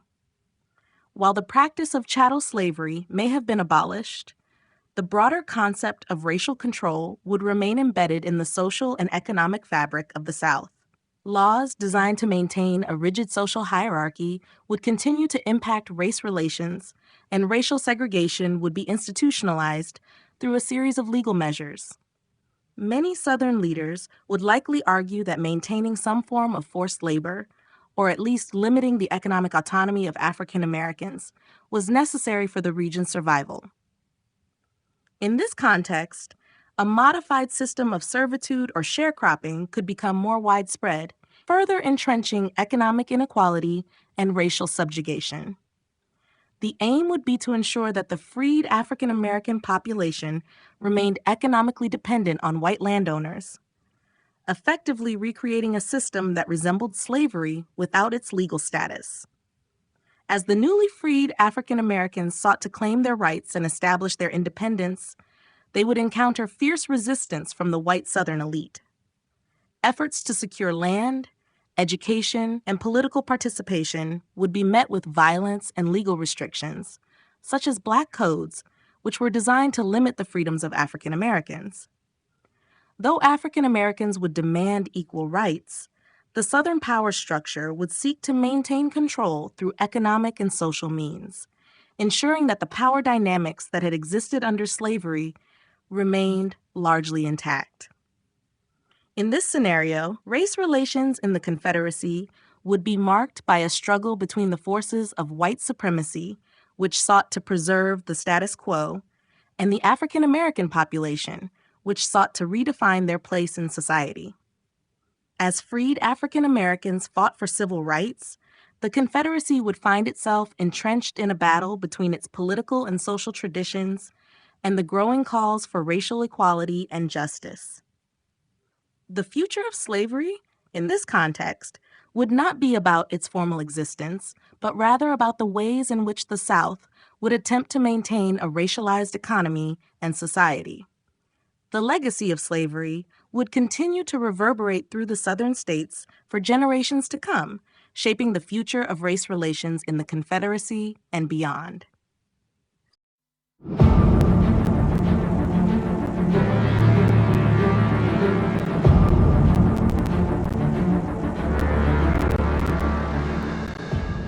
Chapter 8, Northern Identity in Crisis.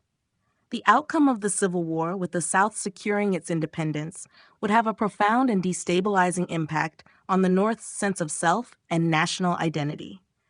Having fought a brutal and costly war to preserve the Union, the North would face the difficult reality of a fractured country, one that no longer shared the same goals, values, or vision for the future. The Confederacy's victory would challenge the North's beliefs in the supremacy of the Union and the idea that the United States was destined to be a singular nation.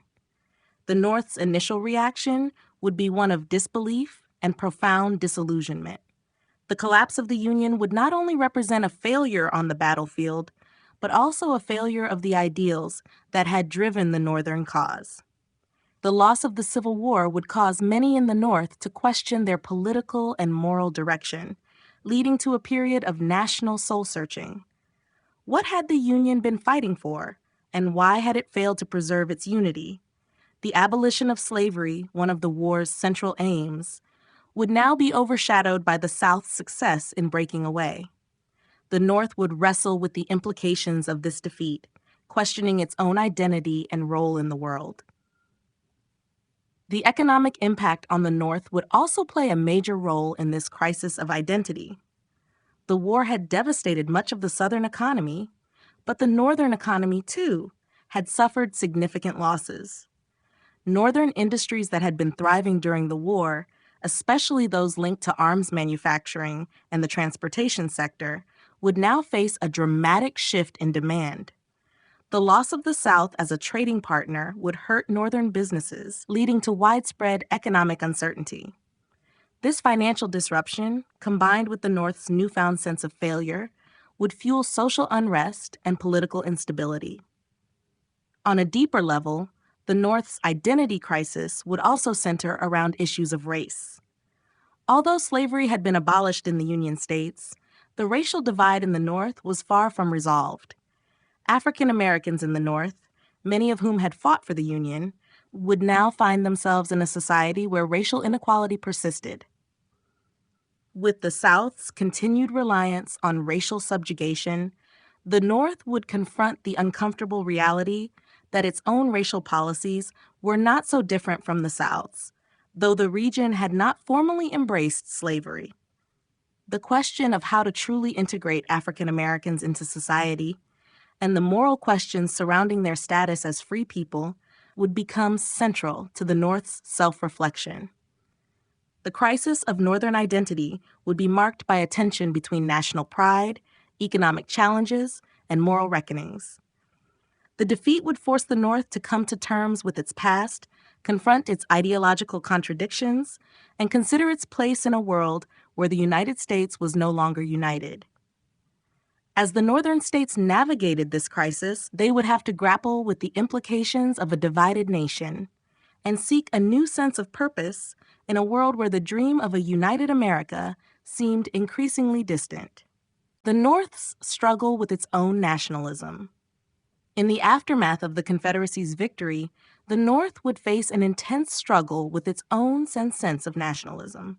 For much of the 19th century, the United States had been the beacon of democracy and unity, with the belief that the country's strength lay in its ability to preserve a singular national identity. This sense of shared purpose had driven the North to wage the Civil War, fighting to keep the Union intact and to end the institution of slavery. However, the South's successful secession shattered this vision, forcing the North to reevaluate its sense of national pride and unity. The North's struggle would center around the loss of its identity as the leader of a unified nation.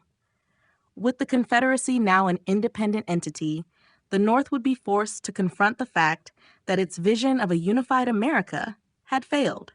This realization would lead to an existential crisis for many in the North, as the ideals of American exceptionalism, which had been central to the national consciousness, no longer seemed to hold the same weight. What did it mean to be American now that the Union was fractured and the South had its own identity? The North would have to redefine what it meant to be part of the United States, especially in the absence of the moral and ideological authority it had once claimed. Economically, the North's sense of nationalism would also be tested. The war had been fought under the assumption that a united nation would bring prosperity, and Northern industries had thrived during the conflict. But with the South now separated, the North would face a host of economic challenges. The loss of the Southern cotton trade, along with the disruption of established markets, would severely impact Northern businesses.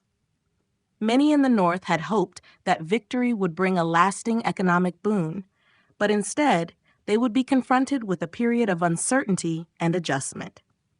The very economic system that had been used to justify the war now seemed fragile, calling into question the North's role in the global economy.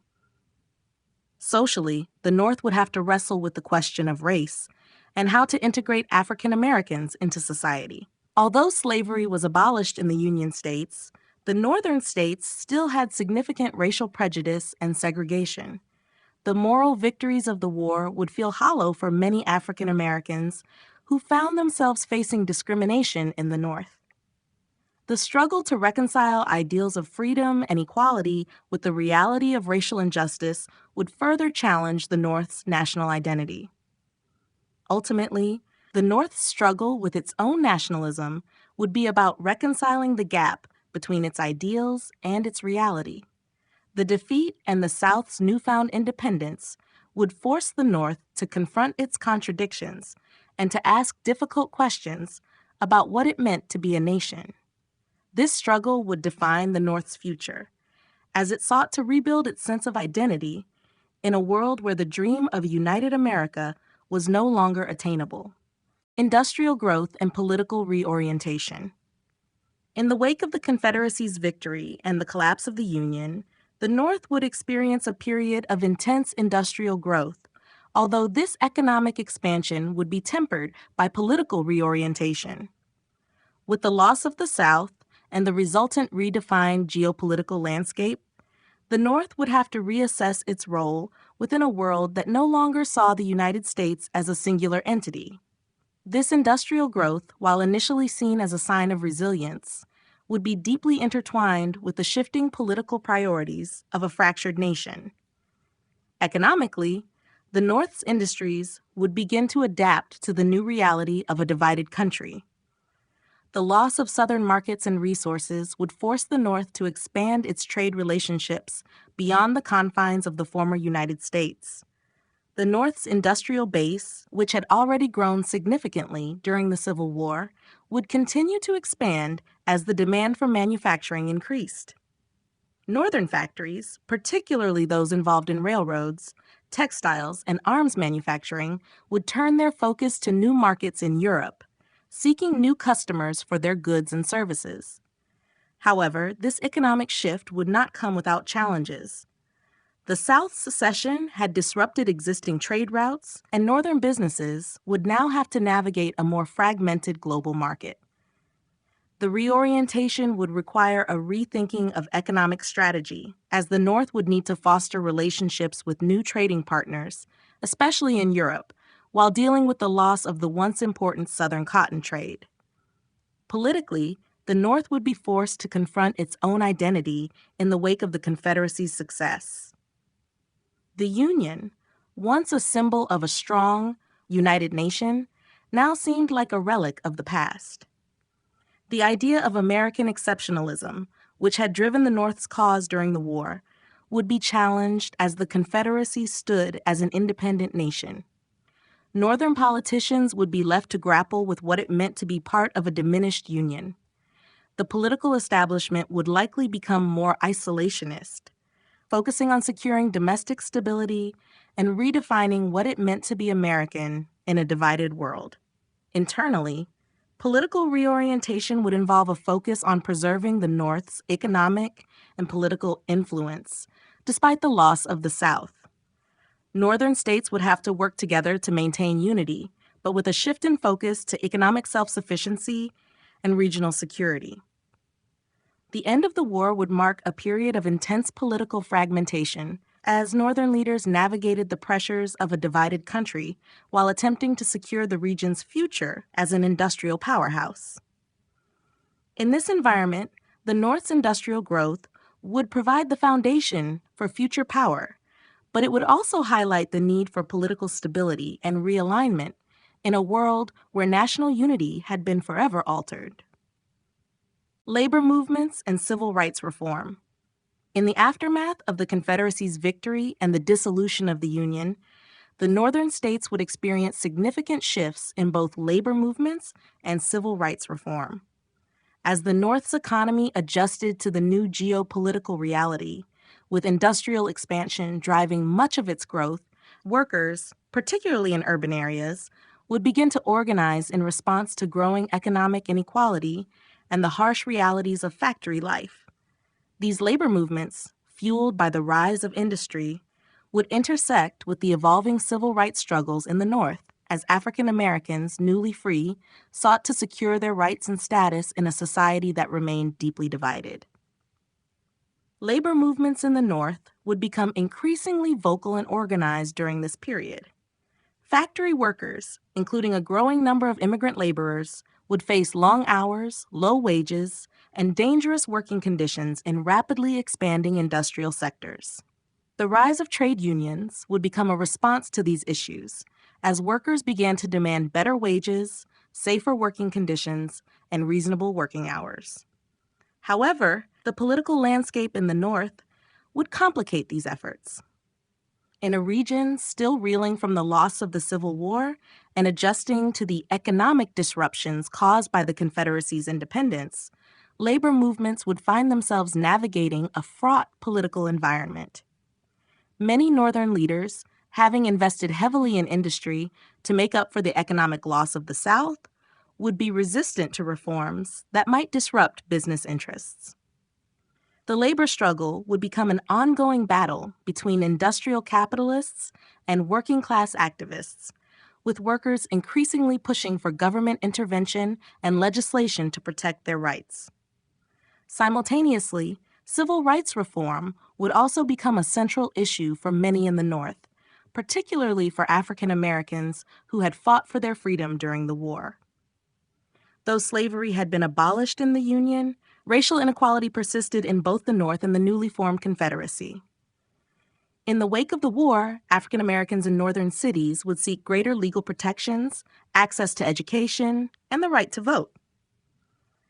However, the victory of the South in the war had led to a political shift in the North, where many white Northerners, disillusioned by the war's outcome, were less inclined to support full civil rights for African Americans. Racial prejudice, though less institutionalized than in the South, remained a potent force in the North, making progress on civil rights slow and contested. The intersections of labor movements and civil rights reform would reveal the complex realities of Northern society in this new world. Both movements, while distinct in their origins and objectives, would challenge the social order in ways that would reshape the North's political landscape. Labor activists and civil rights leaders would find common ground in their shared fight against inequality, but their battles would be uphill, complicated by the economic and racial divisions that continue to define the Northern states. This period of reform, though marked by setbacks and resistance, would lay the groundwork for future struggles for justice and equality in the United States.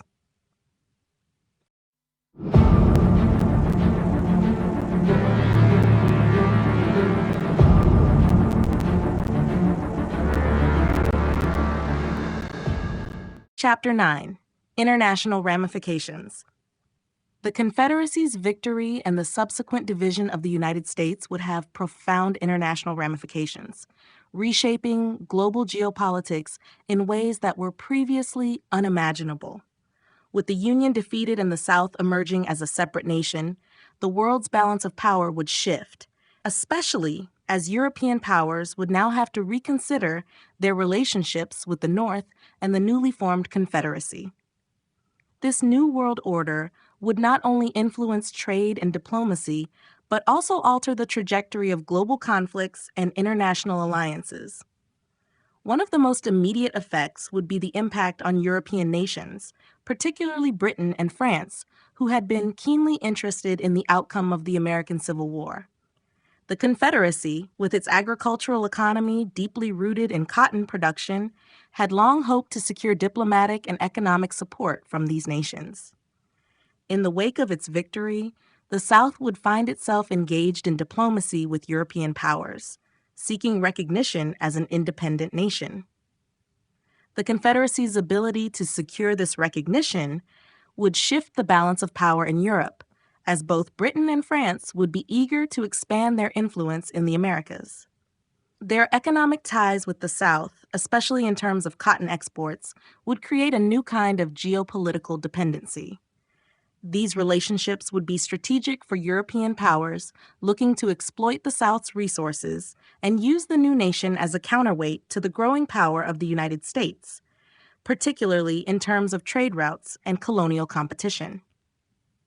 At the same time, the North would find itself isolated, struggling to retain its place in the global community. The North, once a dominant economic and military force, would now have to navigate a complex diplomatic environment. With the Confederacy gaining recognition and support from European powers, the North would face immense challenges in asserting its interests on the world stage. This geopolitical shift would likely result in a more isolationist and defensive approach from the North, focusing on securing its own stability and rebuilding its fractured economy.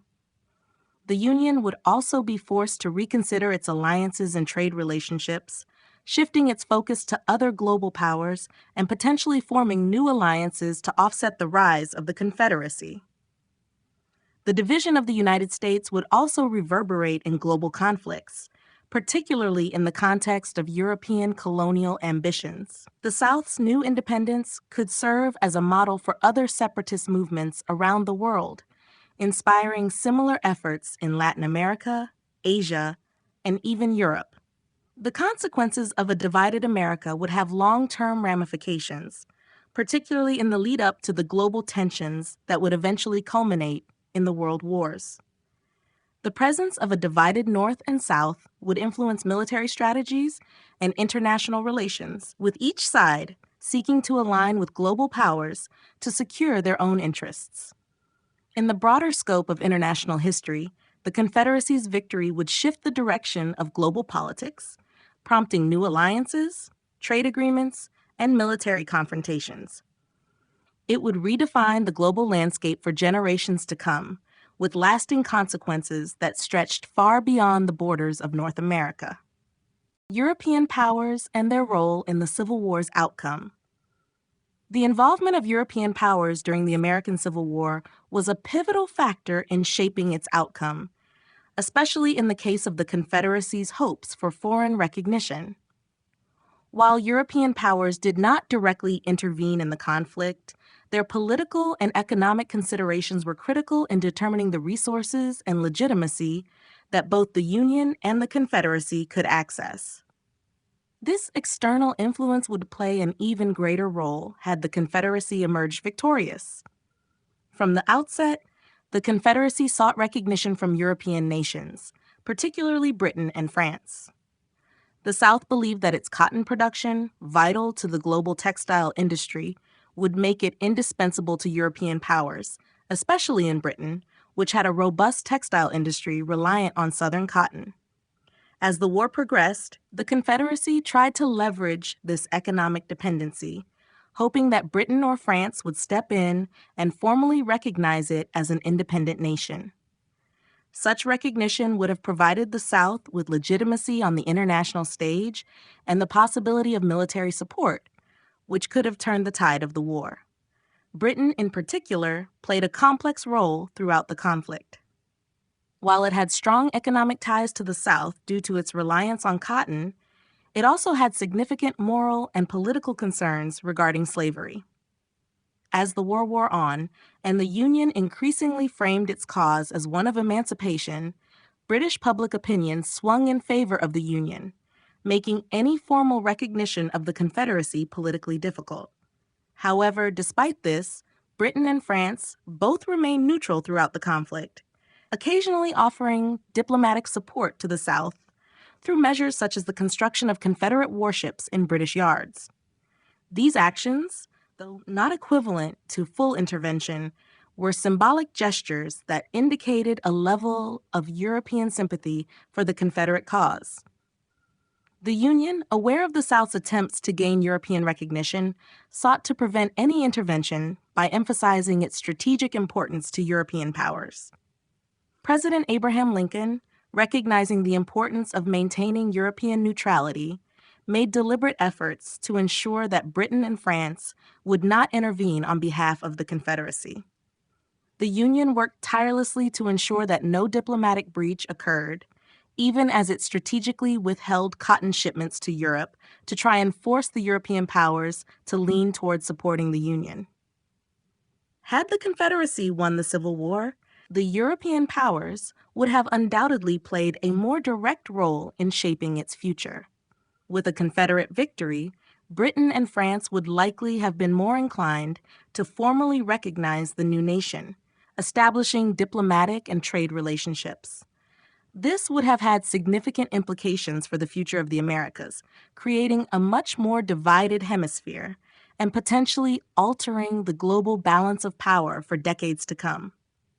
The involvement of European powers in the Civil War, though largely indirect, was a critical element in the outcome, and their role would have been magnified in a scenario where the Confederacy achieved independence.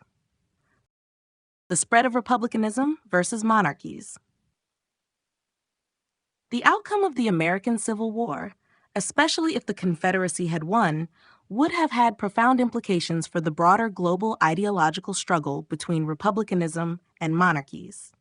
During the mid-19th century, republicanism, particularly as embodied by the United States and its democratic institutions, was seen as an alternative to the prevailing monarchical systems of Europe. The success of the Confederacy would have sparked significant ideological debates across Europe, especially in nations like Britain, France, and Spain, which had long been governed by monarchies or aristocratic elites. The rise of the Confederacy as a sovereign nation would have signified a major shift in the political landscape of the Western Hemisphere. It could have been viewed by European monarchies and aristocracies as an opportunity to strengthen the legitimacy of their own systems of government, particularly in countries that were grappling with internal unrest and revolutionary movements. The Confederacy's victory might have emboldened monarchies, giving them a new example of a successful breakaway republic founded on a system that, while outwardly Republican, maintained aristocratic and land-owning privileges at its core.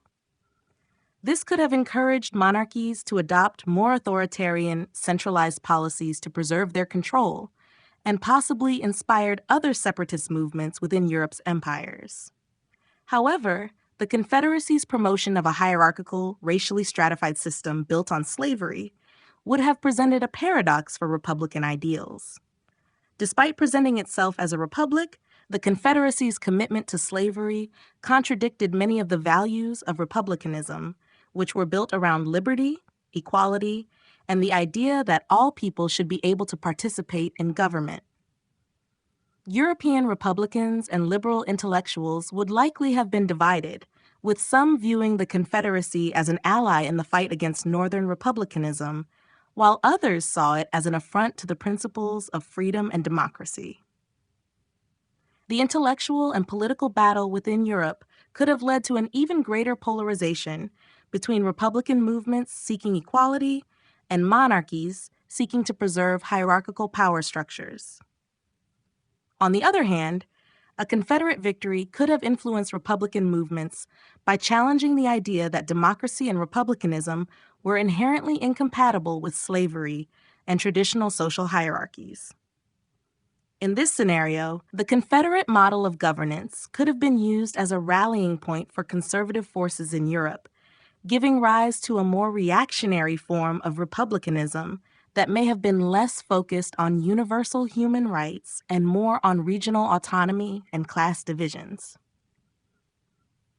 Ultimately, the spread of republicanism versus monarchies would have continued to define political struggles across Europe and the Americas in the years following a Confederate victory.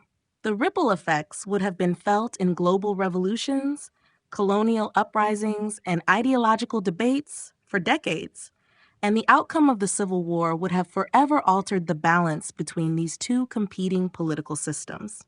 Shifts in global trade routes and alliances. The outcome of the American Civil War, particularly if the Confederacy had emerged victorious, would have caused significant shifts in global trade routes and international alliances, reshaping the economic and political landscapes of the mid-19th century. With the Confederacy's independence, the geopolitical structure of the Western Hemisphere would change, and both established and emerging global powers would be forced to adjust their trade policies and diplomatic relations accordingly. One of the most immediate effects would be the transformation of trade routes, particularly those connected to cotton. The Confederacy, as a new independent nation, would seek to establish itself as a dominant global supplier of cotton, a critical raw material for the textile industries in Europe, particularly in Britain and France. With the Union no longer a threat, southern ports like Charleston, Savannah, and New Orleans would gain increased strategic importance. The Confederacy's ability to control and expand cotton production could lead to new maritime trade routes directly connecting southern ports with European markets, bypassing northern ports and disrupting traditional shipping lanes. This would intensify competition between European powers to secure favorable trade agreements with the new Confederacy, altering the flow of goods and resources across the Atlantic. The Confederacy's economic interests would also prompt it to establish new relationships with global markets. The South, deeply reliant on agriculture, would seek to solidify its position as a key player in the international marketplace, particularly in the global commodity trade. At the same time, Europe's demand for Southern cotton would push Britain and France to deepen their economic ties with the Confederacy, potentially establishing long-term trading alliances and mutual dependencies. In contrast, the Union would face economic isolation, no longer benefiting from the cotton trade and forced to redirect its focus on other markets or industries, particularly in the emerging industrial sectors. Diplomatically, the Confederacy's victory would create new power dynamics in the Western Hemisphere. European nations, eager to protect and expand their interests in the Americas, would likely shift their alliances to align with the Confederacy in an effort to counterbalance the remaining Union. France and Britain, particularly, would seek to exploit this new geopolitical reality, strengthening their hold on Latin American territories and possibly supporting other independence movements in the region to further undermine the Union's influence. In the Pacific, the Confederacy's victory could also prompt shifts in the way the United States and European powers interacted with China and Japan. As the Confederacy grew closer to European powers, it could align itself with them in global trade networks, challenging the Union's influence in Asia and increasing competition over access to key markets. The formation of new trade partnerships and alliances would result in a reorientation of the global economy, leading to shifts in economic dominance and regional power dynamics that would echo through the rest of the 19th century. Ultimately, a Confederate victory would reshape not only the political structure of the Americas, but also the international order, leading to new trade routes, diplomatic alliances, and economic alignments that would define global interactions for generations to come.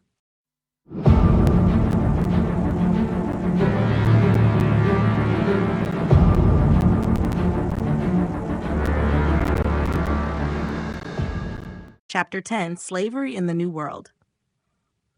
Had the Confederacy been successful in the American Civil War, slavery's future would have been drastically different, not only within the borders of the southern states, but across the entire Western Hemisphere. The Confederacy, as a new nation built on the preservation and expansion of slavery, would have had a profound impact on the institution globally, especially in regions where slavery was already entrenched or where economic pressures could lead to its expansion.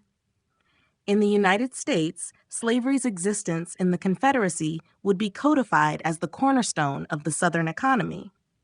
The new Confederate government would likely have passed laws to further entrench the practice, perhaps even expanding slavery into new territories in the West.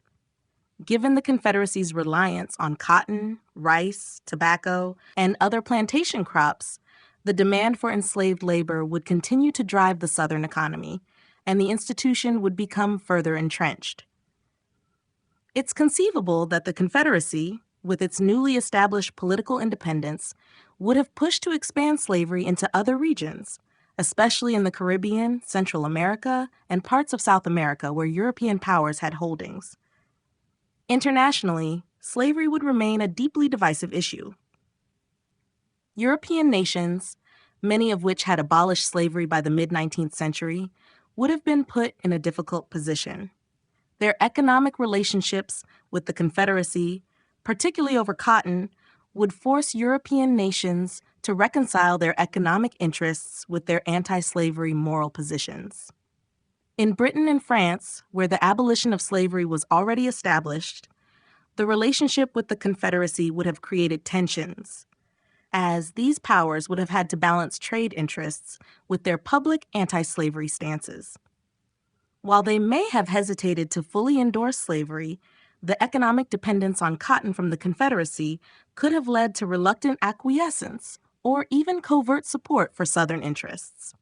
In the Caribbean, the success of the Confederacy could have inspired slave-holding societies to remain intact. Countries like Cuba, Brazil, and Puerto Rico, where slavery was still legal, might have drawn closer to the Confederate model, particularly if they saw the Confederacy as an economic powerhouse. The preservation of slavery would have undermined the abolitionist movements that were gaining momentum across the Americas. The success of the Confederacy would have emboldened pro-slavery factions in these regions, potentially staving off abolitionist efforts for years, if not decades. In the longer term, the international community's engagement with slavery would likely have become a growing point of tension. The Confederacy, driven by its dependence on enslaved labor, would have created a divide in the global political landscape, with the Americas split into two opposing spheres: a union fighting for a world without slavery, and a Confederacy aiming to expand and perpetuate it.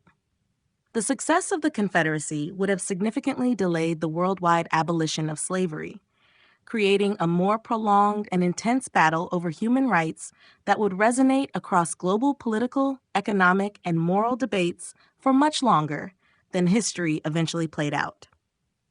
The global endurance of slavery.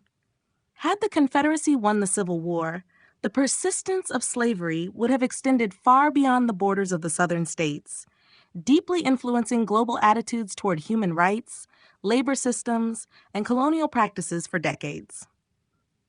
While many European nations had already abolished slavery by the mid-19th century, the survival and expansion of slavery in the Confederacy would have caused profound shifts in global geopolitics and economics, extending the life of the institution both in the Americas and other parts of the world. The Confederacy's victory would have solidified slavery as a central economic and social institution, pushing it further into the global spotlight. As the Confederate economy relied heavily on plantation crops, such as cotton, tobacco, and rice, it would have maintained and potentially expanded its use of enslaved labor. This would have had a direct impact on global markets, especially Europe, which was heavily dependent on Southern cotton for its textile industry. In this context, the Confederacy's success would not only perpetuate slavery in the South, but might have set the stage for its expansion to other parts of the New World, particularly in the Caribbean and Latin America. Slavery, which had already been abolished in many European countries, might have been indirectly supported through trade relations. European nations, although largely abolitionist by this point, might have been forced to accept the Confederacy's stance due to the economic reliance on Southern exports. The Confederacy's growing economic power would place pressure on nations like Britain, France, and Spain to reconcile their abolitionist policies with the reality of their dependence on slave-produced goods, particularly cotton. While moral opposition to slavery would have persisted in these countries, trade interests could have led to tacit support for the Confederate system, maintaining a global division over the practice. In regions like Cuba, Brazil, and Puerto Rico, where slavery was still entrenched, the success of the Confederacy would have emboldened pro-slavery movements. The Confederacy's victory might have encouraged these countries to preserve and even expand their own slave economies, delaying their eventual abolition movements. In these areas, slavery would have continued as an integral part of the labor force, supported by both local economic needs and international trade dynamics that favored slave-produced goods. The persistence of slavery in the Confederacy would also have delayed the global push for abolition. With the Confederacy acting as a powerful, successful slaveholding nation, other countries would have faced greater obstacles in implementing abolitionist policies. The idea of slavery's moral and economic viability would have remained a contentious global debate, prolonging its existence in other parts of the world, especially in regions where slavery was still economically beneficial. The global endurance of slavery would have continued as a divisive force in global politics, challenging moral and economic ideologies for years to come.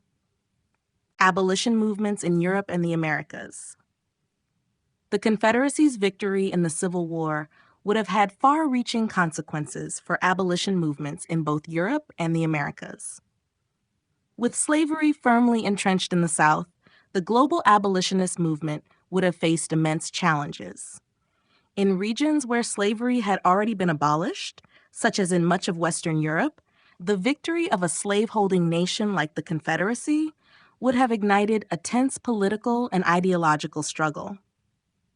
The Confederacy, with its endorsement of slavery, would have created a stark contrast to the growing movement against human bondage in Europe, particularly in Britain and France.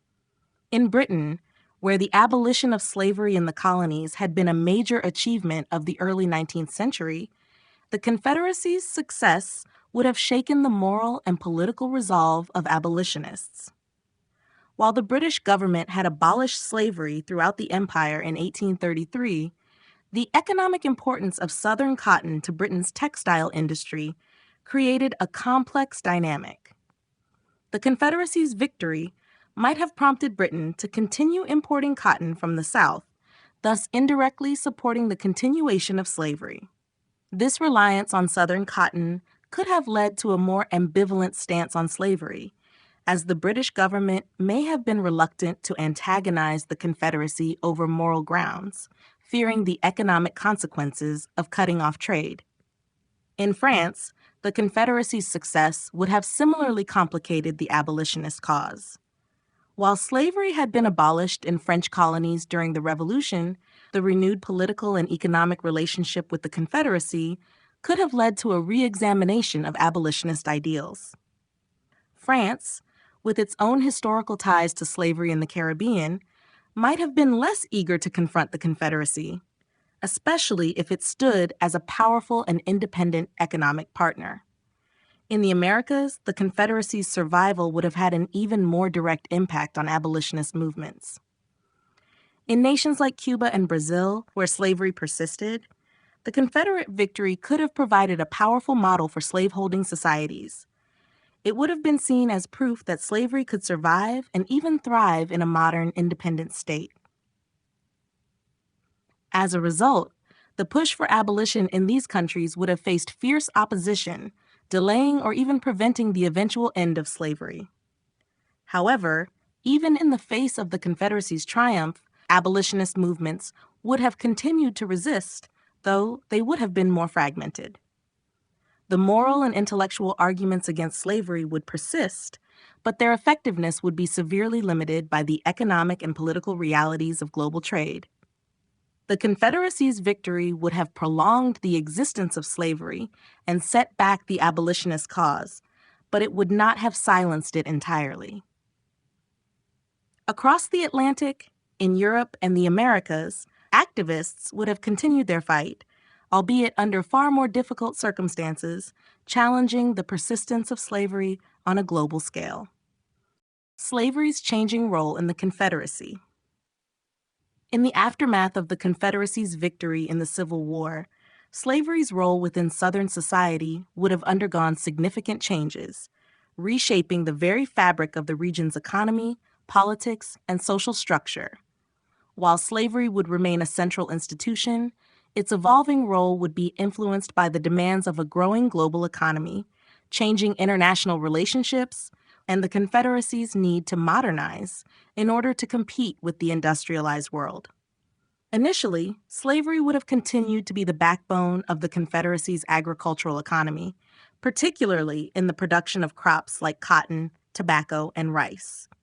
The South's reliance on enslaved labor would have remained integral to its economic system, fueling exports to Europe and maintaining its position as a key player in the global market.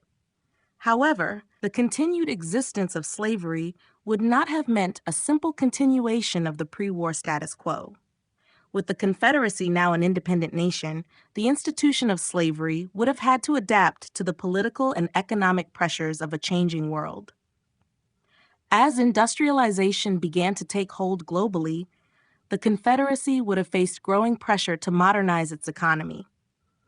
While the plantation system was still reliant on manual labor, technological advances in machinery and transportation would have begun to shift the dynamics of production. Slavery, while still central to the agricultural economy, might have been extended into new areas, such as the development of railroads and factories. This diversification could have led to a restructuring of how enslaved people were used, possibly expanding their role beyond the traditional agricultural sectors into more urbanized and industrialized settings. Internationally, the growing opposition to slavery in Europe would have forced the Confederacy to confront the moral and political ramifications of its system. European countries, particularly Britain and France, would have placed increasing pressure on the Confederacy to end the practice, especially as they continued to expand their own abolitionist policies. However, with the Confederacy's economic power firmly tied to slavery, it would have been resistant to such changes, viewing any potential abolition as a threat to its economic stability. In the Confederacy itself, as slavery persisted, there would have been a growing divide between pro-slavery elites and the rest of the population. Many in the South might have pushed for reforms that would have altered the conditions of enslavement, not in an effort to abolish it, but to better integrate it into a modern industrialized society. In time, this could have led to tensions over the future of slavery and its place in the Confederacy's national identity. Overall, while slavery would have remained a cornerstone of the Confederacy's society in the years following the Civil War, it would have been in a constant state of evolution, shaped by both internal needs and external pressures. The institution would not have disappeared, but its role in the economy and culture of the South would have continued to shift as the Confederacy navigated the complexities of the post-war world.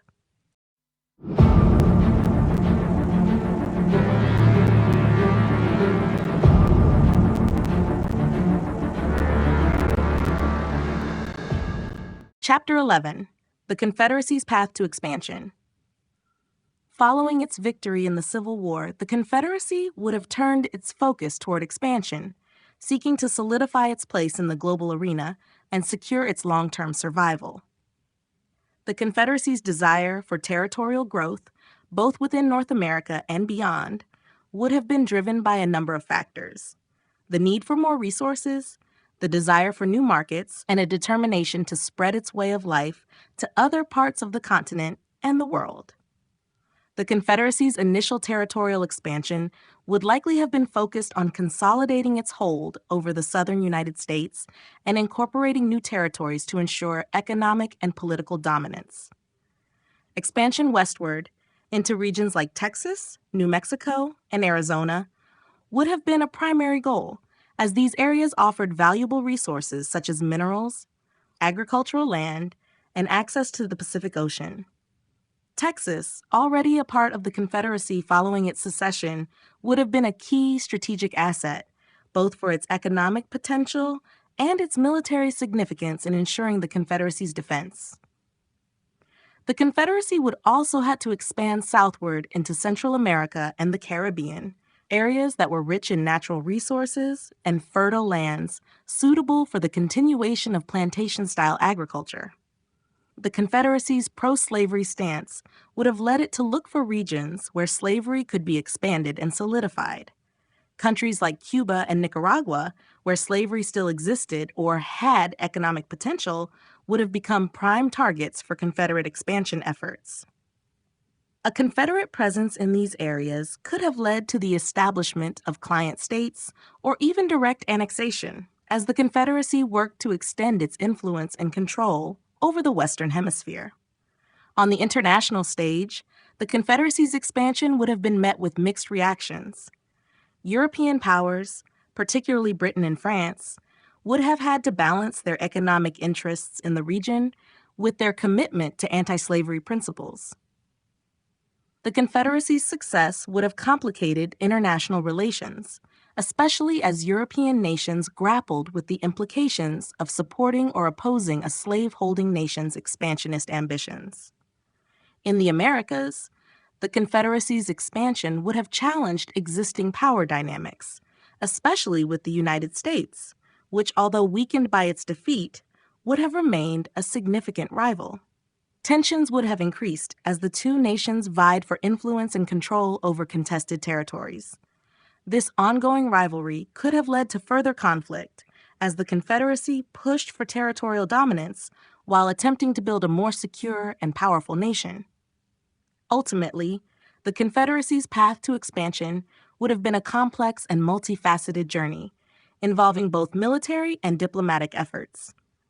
Whether through annexation, diplomacy, or conflict, the Confederacy would have sought to secure its place in the world by extending its reach, ensuring its survival, and spreading its values of slavery, plantation economy, and Southern nationalism. Westward expansion and Native American displacement. The Confederacy's victory in the Civil War and its subsequent expansionist ambitions would have brought it into direct conflict with Native American tribes, leading to widespread displacement and conflict.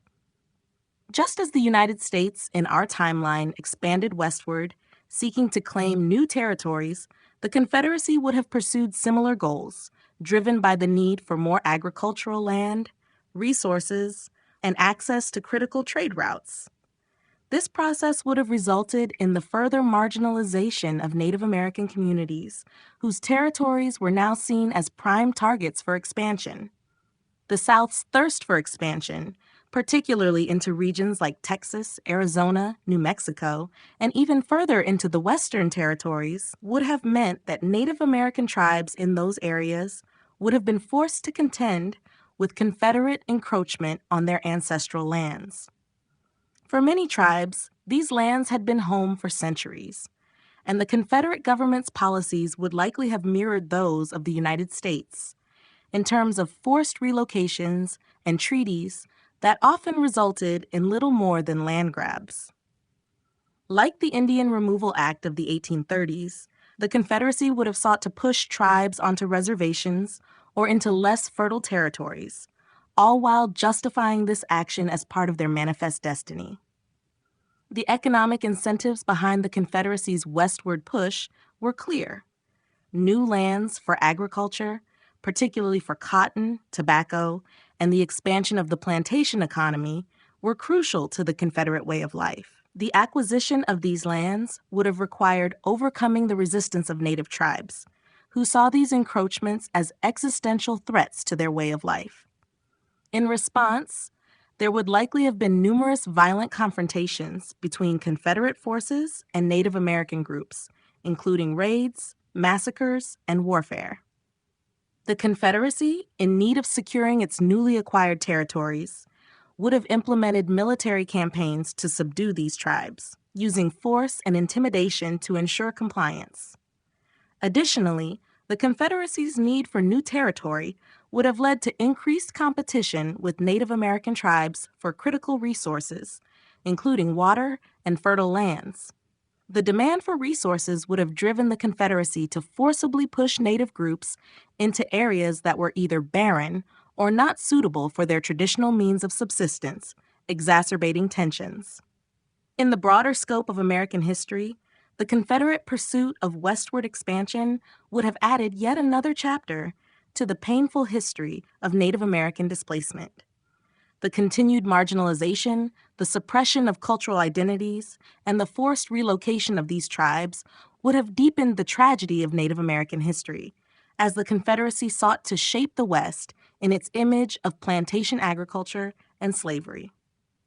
The process of westward expansion, just as in the United States, would have been marked by brutality, broken promises, and enduring trauma for the Native peoples who were caught in its path. The potential for a new Southern empire. In the aftermath of a Confederate victory in the Civil War, the South's ambition for regional dominance could have led to the creation of a new Southern empire, extending far beyond its original borders. The Confederacy, once solidified as an independent nation, would have seen its newfound autonomy as an opportunity to reimagine its geopolitical future. Fueled by a desire for economic prosperity, territorial expansion, and the preservation of slavery, the Confederacy could have sought to build an empire that stretched across the Americas. The first step in this vision of empire would have been the expansion of Confederate territory.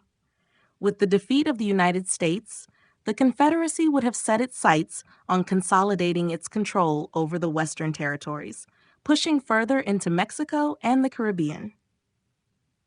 The annexation of lands rich in resources and agricultural potential would have been essential to the Confederacy's economic model, particularly its reliance on the cotton trade. Territories such as Texas, New Mexico, Arizona, and even parts of California could have been absorbed into the Confederate fold, providing new resources, labor, and land for expansion. Beyond the United States, the Confederacy might have sought to influence or directly control areas in the Caribbean, such as Cuba and Puerto Rico. These islands, with their rich sugar plantations, would have aligned with the Confederacy's economic interests, offering both valuable resources and opportunities to expand slavery. By supporting pro-slavery movements in these regions, the Confederacy could have positioned itself as a power broker in the Caribbean, using its economic influence to secure strategic alliances or even territorial acquisitions. The idea of a Southern empire would have been underpinned by a vision of a racially stratified society, with slavery continuing as an integral institution within the Confederacy and its new territories. The expansion of slavery would have been seen as crucial to maintaining the South's economic system, particularly as the Confederacy sought to increase its agricultural output to support its growing empire. This expansionist model would have created tension with European powers, particularly Great Britain and France, who had already abolished slavery and had their own colonial interests in the Caribbean and Latin America. In addition to territorial expansion, the Confederacy's vision of empire would have involved a cultural and political reorganization of the Americas. The South, as the self-proclaimed bastion of a pro-slavery society, would have worked to foster alliances with other slaveholding nations, presenting itself as the leader of a new political order. The Confederacy could have envisioned itself as an alternative to the growing influence of republicanism and abolitionism in the Western Hemisphere, positioning itself as a defender of monarchy and a slaveholding aristocratic society. In conclusion, the Confederacy's potential for building a new Southern empire rested on a foundation of territorial ambition, economic necessity, and the expansion of slavery. The creation of such an empire would have had profound and lasting implications for the future of the Americas, altering the course of history and shifting the balance of power in the region for decades to come. Tensions in Mexico and the Caribbean. Following the Confederacy's victory in the Civil War, its ambitions for territorial expansion would have brought it into direct conflict with both Mexico and Caribbean nations, intensifying tensions in these regions. The Confederacy's desire to extend its influence in the Western Hemisphere, particularly through the annexation of territories rich in resources or strategic value, would have inevitably led to diplomatic and military confrontations. Mexico, still reeling from its own internal conflicts, such as the Reform War and the French intervention that led to the establishment of a short-lived empire under Maximilian I, would have found itself facing a new threat in the form of the Confederacy.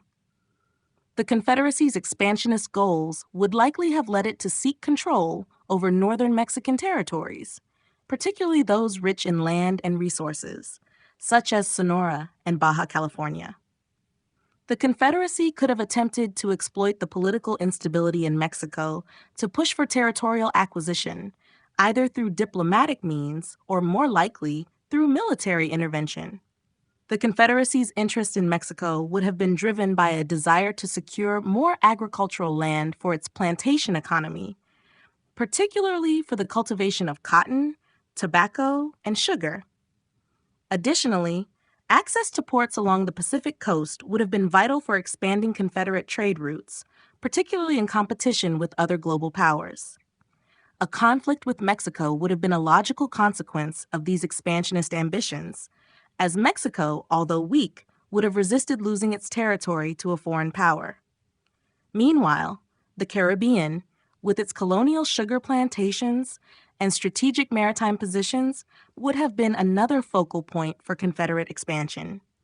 Nations such as Cuba, Puerto Rico, and the Dominican Republic were of particular interest to the Confederacy, as they not only provided resources that were essential to the Southern economy, but also offered potential sites for the expansion of slavery. The Confederacy would have likely tried to foster pro-slavery movements in these areas, seeking to annex them or establish them as client states to further strengthen its economic and geopolitical position. However, the Confederacy's ambitions in the Caribbean would have been met with resistance from European powers, particularly Britain and France, which had already established strongholds in the region. These European nations, with their own colonial interests, would have been wary of Confederate expansion and might have sought to limit its influence, especially given the moral opposition to slavery in Europe. This tension would have created a complex diplomatic landscape, with the Confederacy navigating its ambitions while balancing relationships with European powers who were keen on maintaining their own dominance in the Caribbean. Ultimately, the Confederacy's expansion into Mexico and the Caribbean would have sparked conflicts and diplomatic crises that further complicated its rise as a global power. The region would have been marked by a series of political, military, and economic struggles as the Confederacy attempted to extend its reach while facing opposition both from its neighbors and from the international community.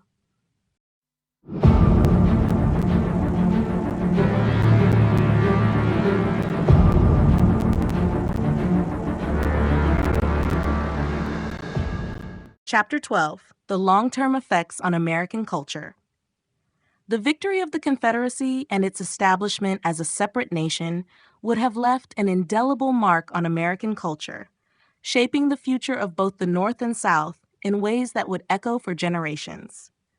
In the aftermath of the Civil War, the cultural divide between the North and the South would have deepened, affecting everything from regional identity to political values and social norms.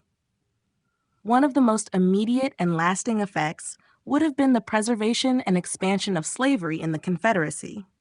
Slavery, as the cornerstone of the Southern economy and way of life, would have continued to influence Southern culture, reinforcing the rigid racial hierarchy that defined the region. The cultural legacy of slavery would have persisted for generations, embedding racial divisions more deeply into Southern society. The notion of white supremacy, which had already been central to the South's identity, would have become even more entrenched, shaping attitudes toward race, labor, and citizenship for years to come. In contrast, the North would have been forced to contend with its defeat and the ramifications of the Confederacy's success. Northern culture, which had been moving toward industrialization, abolitionism, and greater social mobility, would have experienced a cultural retrenchment. The loss of the Civil War would have led to a crisis of identity for the North, as it struggled to reconcile its values of democracy and freedom with the defeat of its cause. This could have sparked a period of cultural introspection as Northern states re-examined their role in the world and their commitment to the principles of liberty. The North's post-war trajectory might have led to increased focus on industrialization, but also a rise in labor movements and political upheaval as citizens grappled with economic changes and the shifting political landscape. On a broader scale, the Confederacy's victory would have shifted American cultural norms and attitudes toward governance and national identity. The idea of a unified nation might have been replaced with a new vision of competing national identities, as both the Confederacy and the Union, now potentially relegated to a smaller and less influential role, develop separate systems of governance. The cultural clash between republicanism and monarchy, democracy and aristocracy, would have been evident in the literature, art, and intellectual thought of both nations. Furthermore, the Confederacy's victory would have led to a prolonged period of global influence for the South, creating cultural and economic ties with other slaveholding nations. As the Confederacy sought to expand its empire and preserve slavery, its influence on global trade, politics, and culture would have shaped the world stage. European powers, particularly those in the Caribbean and Latin America, would have aligned themselves with the Confederacy, further affecting cultural exchange and the development of global attitudes toward race, slavery, and human rights. In conclusion, the long-term effects of a Confederate victory on American culture would have been profound, reinforcing regional divides and perpetuating a culture rooted in slavery and white supremacy in the South, while forcing the North to reassess its national identity and its values. This alternate history would have fostered deep cultural rifts that would last far beyond the Civil War itself, affecting generations to come. Diverging cultural identities between North and South. In the aftermath of a Confederate victory, the cultural identities of the North and South would have solidified into distinctly separate, competing entities, each with its own values, ideals, and social structures. These differences would not only manifest in political ideology, but also shape the way people lived, interacted, and thought across the two regions. In the South, the Confederacy's victory would have solidified the importance of a rural, agrarian lifestyle rooted in slavery. The Southern identity was built around a rigid social hierarchy that placed white, landowning elites at the top, followed by poor white farmers, and at the bottom, enslaved Black individuals. With slavery preserved as an integral part of the economy, the South's culture would have continued to center around plantation life, family dynasties, and an economy reliant on cotton and tobacco. Southern cultural pride would have become synonymous with maintaining these traditions, and a strong sense of regionalism would have persisted, with the Confederacy seeing itself as the defender of Southern heritage and values. Southern art, literature, and even religion would have reflected these social structures. Works of fiction and nonfiction would often focus on the honor and dignity of Southern aristocracy, the virtues of rural life, and the moral righteousness of slavery. Southern religious practices, too, would have been more conservative, aligning closely with evangelical Protestantism and reinforcing the region's traditional social order. This was a culture deeply intertwined with the preservation of slavery and the belief in white supremacy, a legacy that would have continued to shape the South for generations. In contrast, the North's identity, forged through its resistance to slavery and growing industrialization, would have taken on a more progressive, urban, and economically diverse character. Without the unifying force of the Civil War, the North would have been left to deal with the consequences of its defeat in a war it believed was righteous. Over time, however, the North would have shifted toward a more industrialized, capitalist economy. The rise of factories, railroads, and urban centers would have led to a society focused on work, innovation, and social mobility. Culturally, the North would have been a place of diversity and progressivism, with growing movements for labor rights, women's rights, and education reform. The North would have continued to lead in scientific advancements and become a hub for intellectual and social movements pushing for greater equality, albeit in a world now divided by the existence of a slaveholding South. As northern cities grew, so did their role as cultural epicenters, fostering artistic, literary, and political movements that challenged the status quo and called for a reimagining of what America could be, now that its unity was forever fractured. These diverging cultural identities would have led to a permanent division in American life, where the South, clinging to its agrarian and slaveholding past, would have continued to advocate for traditions that the North rejected in favor of a more industrial and progressive future. This stark contrast would have shaped the relationships between the two regions, fostering long-term animosity and a deeply divided cultural landscape across the nation. The legacy of civil rights and segregation. In a world where the Confederacy emerged victorious in the Civil War, the trajectory of civil rights and racial equality would have been vastly different from the path that unfolded after the Union's triumph.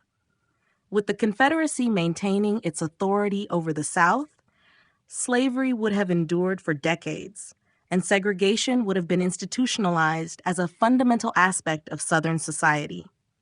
The legacy of this systemic inequality would have left lasting imprints on American culture, politics, and race relations. Under the Confederacy, the preservation of slavery meant that African Americans would have been denied freedom and basic rights in the South for an extended period. The institution of slavery, rather than being abolished by the 13th Amendment, would have been enshrined as the foundation of the Southern economy and way of life. Over time, this would have evolved into an entrenched racial hierarchy that placed white Southerners at the top and African Americans at the bottom. Racial segregation would have become more rigidly defined, permeating every aspect of daily life, from education and housing to employment and public services. The legal and social systems would have ensured that Black individuals remained subjugated, while white supremacy remained an unchallenged norm. In contrast, the North, having fought against the Confederacy, would have been left to confront its own complexities regarding race and civil rights. Although the Confederacy's victory would have delayed any broader national efforts to abolish slavery, the North's industrial, urban environment would have fostered a different kind of racial inequality. Segregation, though not as codified as in the South, would still persist in northern cities, as white communities would resist integrating Black populations. This complex relationship between race and region would have created deep divisions within the North itself, as abolitionist movements and civil rights advocates struggled against systemic discrimination. The international community's response to the Confederacy's triumph would have also influenced race relations in the U.S. The abolitionist movement that gained strength in Europe and the Americas would have continued to put pressure on the Confederacy, but the South's continued reliance on slavery would have left the country isolated from a growing global movement toward equality. The legacy of racial inequality would have created significant tension both within the U.S. and between it and the rest of the world.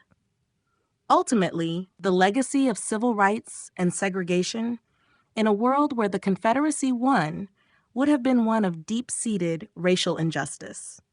The path to racial equality would have been far longer and more fraught, as the South's commitment to preserving slavery and segregation would have shaped the nation's racial landscape for generations to come. The arts, literature, and a divided nation. In the aftermath of a Confederate victory, the cultural and artistic landscapes of the United States would have been irrevocably shaped by the deep divisions between North and South. The Civil War's outcome would have influenced how art and literature reflected the nation's identity, values, and the ongoing tensions over race, slavery, and nationalism. The arts, in all their forms, would have become a battleground for expressing differing worldviews, reinforcing regionalism, and challenging or upholding the prevailing societal structures. In the South, the arts would likely have been used as a tool to promote and glorify the Confederacy's ideals. Literature and visual arts would be deeply intertwined with themes of Southern honor, the defense of states' rights, and the preservation of slavery. Writers and poets, like those from the antebellum South, would continue to idealize plantation life and its purportedly harmonious relationship between masters and slaves. The institution of slavery would not just be defended politically, but romanticized in Southern literature, fostering a culture that viewed the Confederacy's struggle as one of noble sacrifice and righteousness. This narrative would serve to justify the continuation of racial hierarchies and segregation as integral to Southern society. Meanwhile, Northern art and literature would have taken a distinctly different approach. Writers and artists from the Union states would have been forced to confront the outcome of a war in which they were defeated. Their works could have reflected a sense of loss and trauma, but also a fierce resistance to the Confederate system.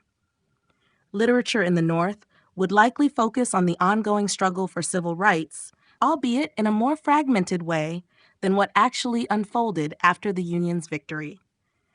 Abolitionist themes would remain alive in Northern cultural circles, though they would be muted in comparison to the pre-war period, and civil rights would be a central focus in the efforts to reconcile the North with its ideals of liberty and equality. The cultural divide between North and South would also have affected broader movements in the arts. Nationally recognized literary figures, theater productions, and artists would be shaped by the conflict, with some attempting to bridge the gap between North and South while others deepen the divide. Over time, literature and art would increasingly reflect the tensions and struggles of a divided nation, where differing visions of identity, democracy, and justice clashed in the realm of cultural expression. In such a divided environment, the arts would serve as both a reflection of and a resistance to the larger forces at play in American society, amplifying the ideological divide that defined the nation for generations.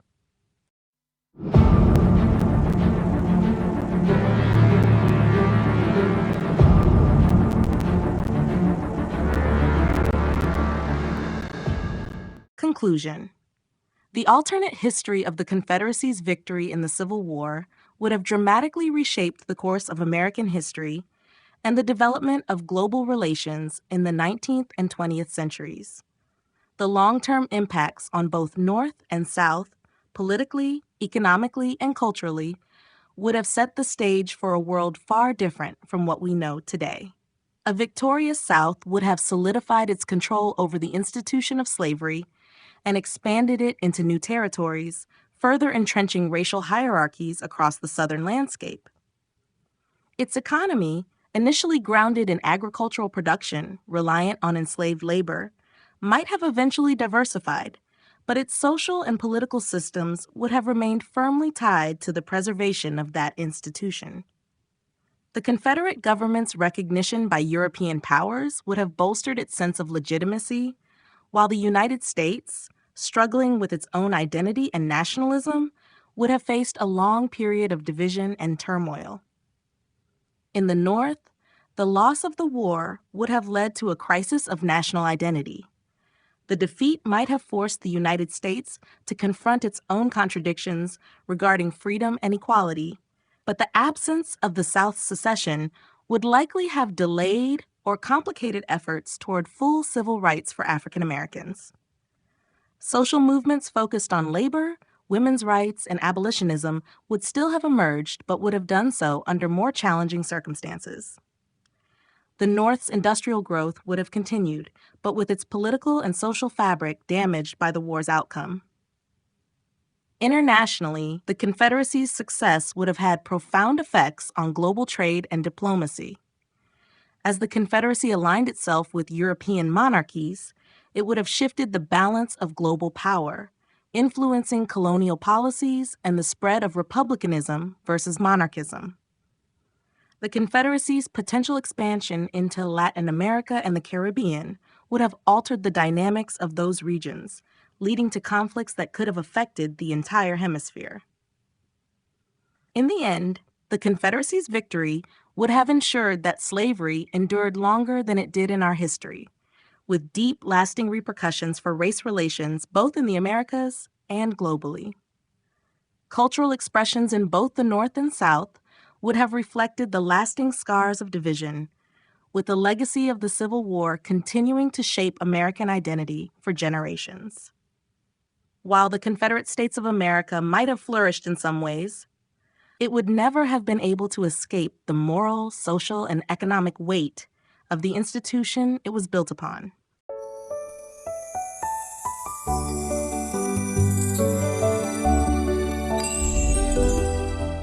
Victory for the Axis: How World War II Might Have Been Won, written by Marcus Drayson, narrated by Gloria Feathers.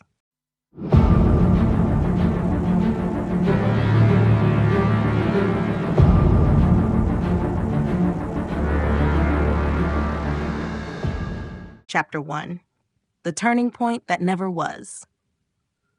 World War II was a conflict shaped by countless strategic decisions, moments of chance, and pivotal battles. While the Axis powers achieved stunning victories in the early years, several key turning points ultimately led to their downfall. But what if just a few of these moments had played out differently? Could the Axis have secured victory? One of the most significant turning points was the Battle of Britain.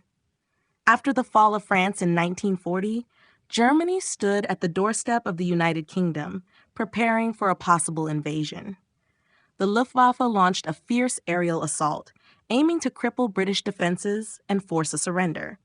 However, the Royal Air Force, supported by radar technology and an unyielding civilian spirit, held firm. If the Luftwaffe had adjusted its strategy, focusing more on airfields instead of shifting to city bombings, the RAF might have been overwhelmed. A weakened Britain could have been forced to negotiate peace, removing a major Allied power from the war. Another crucial moment came with Operation Barbarossa, Germany's invasion of the Soviet Union in 1941. Hitler's decision to open an eastern front spread Axis forces thin and underestimated Soviet resilience. If the invasion had started earlier in the year, avoiding the brutal Russian winter, German forces might have reached Moscow before Soviet reinforcements stabilized the front. Additionally, had Germany prioritized capturing Soviet oil fields in the Caucasus over direct assaults on major cities, the Wehrmacht could have sustained its war machine much longer. A Soviet collapse would have left Germany dominant in Europe, free to shift its focus elsewhere. Japan's attack on Pearl Harbor in December 1941 marked another decisive moment. While it successfully crippled the U.S. Pacific Fleet, the failure to destroy American aircraft carriers and critical repair facilities allowed the U.S. to recover quickly. A more coordinated assault, followed by an invasion of Hawaii or Australia, could have severely delayed American retaliation. Without the U.S. fully engaged in the war, the Axis might have solidified their gains before facing a reinvigorated opponent. The North African campaign also played a role in the shifting tide. Had Field Marshal Erwin Rommel received greater reinforcements and supplies, the Axis could have secured control over the Suez Canal and Middle Eastern oil fields. This would have not only cut off a vital Allied supply route, but also provided Germany with the resources needed to fuel its war effort. The war's outcome was not predetermined. Small changes in strategy, timing, and leadership decisions could have dramatically altered history. The possibility of an Axis victory was real, and if these turning points had unfolded differently, the world today might be unrecognizable. Key battles that determined the war's outcome. World War II was defined by a series of battles that shaped the course of history. While the Axis powers appeared unstoppable in the early years, several critical engagements ultimately determined their fate. If any of these battles had played out differently, the war's outcome might have been drastically altered. The Battle of Britain in 1940 was one of the first major turning points. After the fall of France, Germany sought to force Britain into submission through relentless aerial bombardment. However, the Royal Air Force, bolstered by radar technology and superior tactics, repelled the Luftwaffe. A German victory in the skies could have opened the door for an invasion, potentially knocking Britain out of the war. Instead, Britain remained a base for Allied operations and a symbol of resistance. On the Eastern Front, the Battle of Stalingrad in 1942-43 marked the beginning of Germany's decline. Hitler's obsession with capturing the city led to disastrous consequences, as German forces were encircled and destroyed by the Soviet Red Army. The defeat shattered the myth of Nazi invincibility and forced Germany onto the defensive. Had the Germans secured Stalingrad and pushed further into Soviet territory, they might have cut off vital resources and weakened the Soviet war effort. The Battle of Midway in June 1942 was the decisive turning point in the Pacific. The Japanese had dominated the early months of the war, but their attempt to lure the U.S. Navy into a trap backfired. American codebreakers uncovered the Japanese plan, allowing U.S. forces to ambush and sink 4 aircraft carriers. This devastating loss crippled Japan's naval strength and shifted the balance of power in favor of the Allies. A Japanese victory at Midway could have prolonged their dominance in the Pacific, making an American counteroffensive far more difficult. The D-Day invasion on June 6, 1944, marked the beginning of the end for Nazi Germany. The successful Allied landings in Normandy established a foothold in Western Europe, allowing for a two-front war against Germany. Despite heavy resistance, the sheer scale of the invasion overwhelmed German defenses. If the landings had failed, the war in Europe could have dragged on much longer, giving Germany time to regroup and develop advanced weaponry. Finally, the Battle of the Bulge in late 1944 was Germany's last major offensive. Hitler aimed to break through Allied lines and force a negotiated peace, but despite initial success, the offensive collapsed due to stubborn Allied resistance and supply shortages. A different outcome might have delayed Germany's defeat, prolonging the war into 1946 or beyond. Each of these battles played a decisive role in shaping the war's outcome.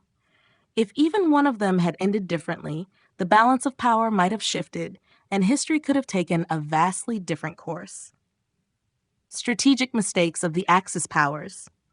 Despite their early successes, the Axis powers made several critical strategic mistakes that ultimately led to their defeat in World War II. While Germany, Japan, and Italy demonstrated military strength and tactical brilliance in many battles, their long-term decision-making was often flawed. Had they avoided these errors, the war could have taken a very different course. One of Germany's greatest mistakes was the invasion of the Soviet Union in 1941. Operation Barbarossa opened a massive eastern front, stretching German resources thin and exposing them to a brutal winter war they were unprepared for. Hitler underestimated Soviet resilience and ignored his generals' warnings about supply lines and logistics. Instead of focusing on a single objective, German forces were divided between capturing Moscow, securing Ukraine, and seizing the Caucasus oil fields. This lack of strategic focus allowed the Soviet Union to regroup and counterattack, eventually turning the tide of the war.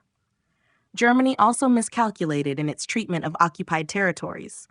Instead of seeking support from populations that resented Soviet rule, such as Ukrainians and Belarusians, the Nazis imposed brutal policies that drove local resistance movements into Soviet hands. A more pragmatic approach could have deprived the Soviets of valuable manpower and resources while providing Germany with local allies. Japan's greatest strategic blunder was its attack on Pearl Harbor in December 1941. While the assault severely damaged the U.S. Pacific Fleet, it failed to destroy critical American aircraft carriers and repair facilities.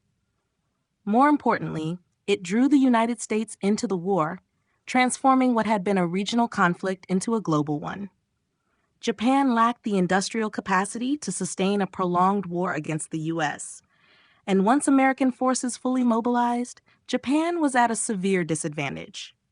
A different strategy, focusing on securing resources in Southeast Asia while delaying U.S. involvement, could have prolonged Japan's dominance in the Pacific. Another major Axis mistake was Germany's declaration of war on the United States following Pearl Harbor. Hitler's decision was based on his alliance with Japan, but it was not a necessary move. If Germany had avoided direct conflict with the U.S. and focused solely on defeating the Soviet Union, it might have prolonged its war effort and strengthened its position in Europe before facing American intervention. Italy's failures also contributed to the Axis defeat. Mussolini's invasion of Greece in 1940 was poorly executed and required German intervention, delaying Operation Barbarossa by crucial weeks. Additionally, Italy's struggles in North Africa forced Germany to divert resources to support Rommel's campaign, further weakening the Eastern Front. These strategic mistakes, rooted in overconfidence, poor planning, and underestimation of the enemy, ensured that the Axis powers faced an increasingly difficult war. Had they made different decisions, the outcome of World War II could have been dramatically altered. What could have changed the course?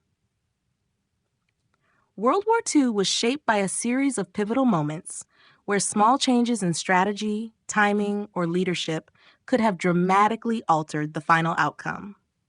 While the Allies ultimately secured victory, several key factors could have shifted the war in favor of the Axis powers. One of the most significant changes that could have altered the course of the war was a different approach to Operation Barbarossa. If Germany had invaded the Soviet Union earlier in the spring of 1941, it might have avoided the harsh Russian winter that slowed its advance. Additionally, focusing on capturing Moscow instead of diverting forces to Leningrad and the Caucasus could have crippled Soviet leadership and infrastructure. A Soviet collapse would have freed up German resources and secured vital oil supplies, making it much harder for the Allies to mount a counteroffensive. Another possible shift in the war's outcome could have occurred in the Battle of Britain. If the Luftwaffe had continued targeting Royal Air Force bases instead of shifting to bombing cities, Britain's air defenses might have crumbled. This could have paved the way for Operation Sea Lion, Germany's planned invasion of the UK. A defeated Britain would have removed a major base of operations for the Allies, forcing the United States to fight the war without a key European foothold. Japan's strategy in the Pacific was another factor that could have been adjusted. Instead of attacking Pearl Harbor, Japan could have focused on capturing more resource-rich territories while delaying war with the United States.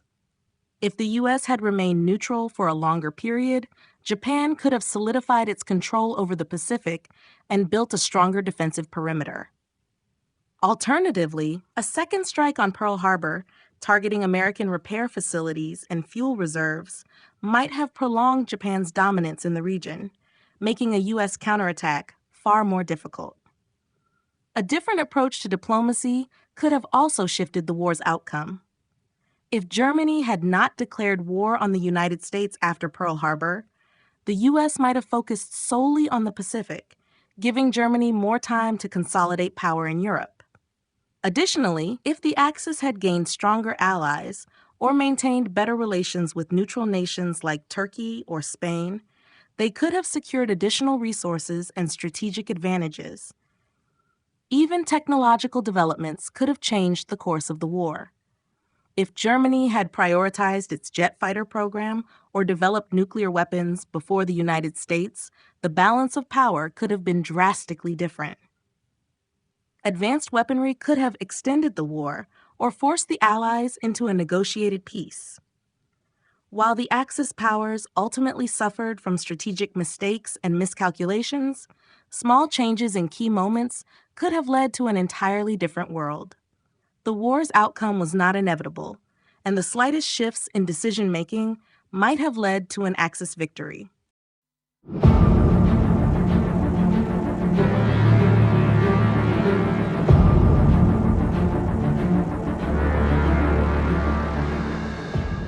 Chapter 2: A Different Eastern Front. The Eastern Front was the largest and most brutal theater of World War II, where Germany and the Soviet Union engaged in a war of annihilation. While the conflict ultimately ended in a devastating German defeat, a different strategy could have led to a vastly different outcome. Changes in planning, logistics, and decision-making might have allowed the Axis to secure victory in the East, altering the course of the entire war. One of the most critical factors was the timing of Operation Barbarossa. The invasion of the Soviet Union began on June 22, 1941, but if Hitler had launched it weeks earlier in the spring, German forces might have reached Moscow before the onset of the brutal Russian winter. Delays caused by Mussolini's failed invasion of Greece forced Germany to divert resources to the Balkans, setting the invasion back. An earlier start could have given the Wehrmacht a crucial advantage, preventing the Soviets from reinforcing their defenses in time. Another key mistake was Hitler's divided strategy. Instead of focusing on a single decisive objective, German forces were split into 3 separate offensives, targeting Leningrad in the north, Moscow in the center, and the oil-rich Caucasus in the south. This stretched Germany's resources thin and allowed the Soviets to mount effective counterattacks. If Hitler had concentrated his forces on Moscow, he could have crippled the Soviet government and transportation network, potentially forcing Stalin to seek peace. Logistics also played a major role in Germany's failure. The German war machine relied heavily on oil, and securing the Caucasus oil fields should have been a higher priority. If Germany had pushed harder toward Baku instead of engaging in costly urban battles in Stalingrad, it might have gained the resources needed to sustain a prolonged war. Additionally, better planning for winter warfare, such as equipping troops with proper clothing and vehicles suited for cold conditions, could have prevented the catastrophic losses suffered in late 1941 and 1942. Diplomacy was another overlooked factor. The Soviet Union had many ethnic minorities who resented Stalin's rule, including Ukrainians, Belarusians, and Baltic populations. If Germany had positioned itself as a liberator rather than an occupier, it could have gained local support and even recruited millions of anti-Soviet fighters. Instead, brutal occupation policies fueled resistance movements that fought against the Axis rather than aiding them.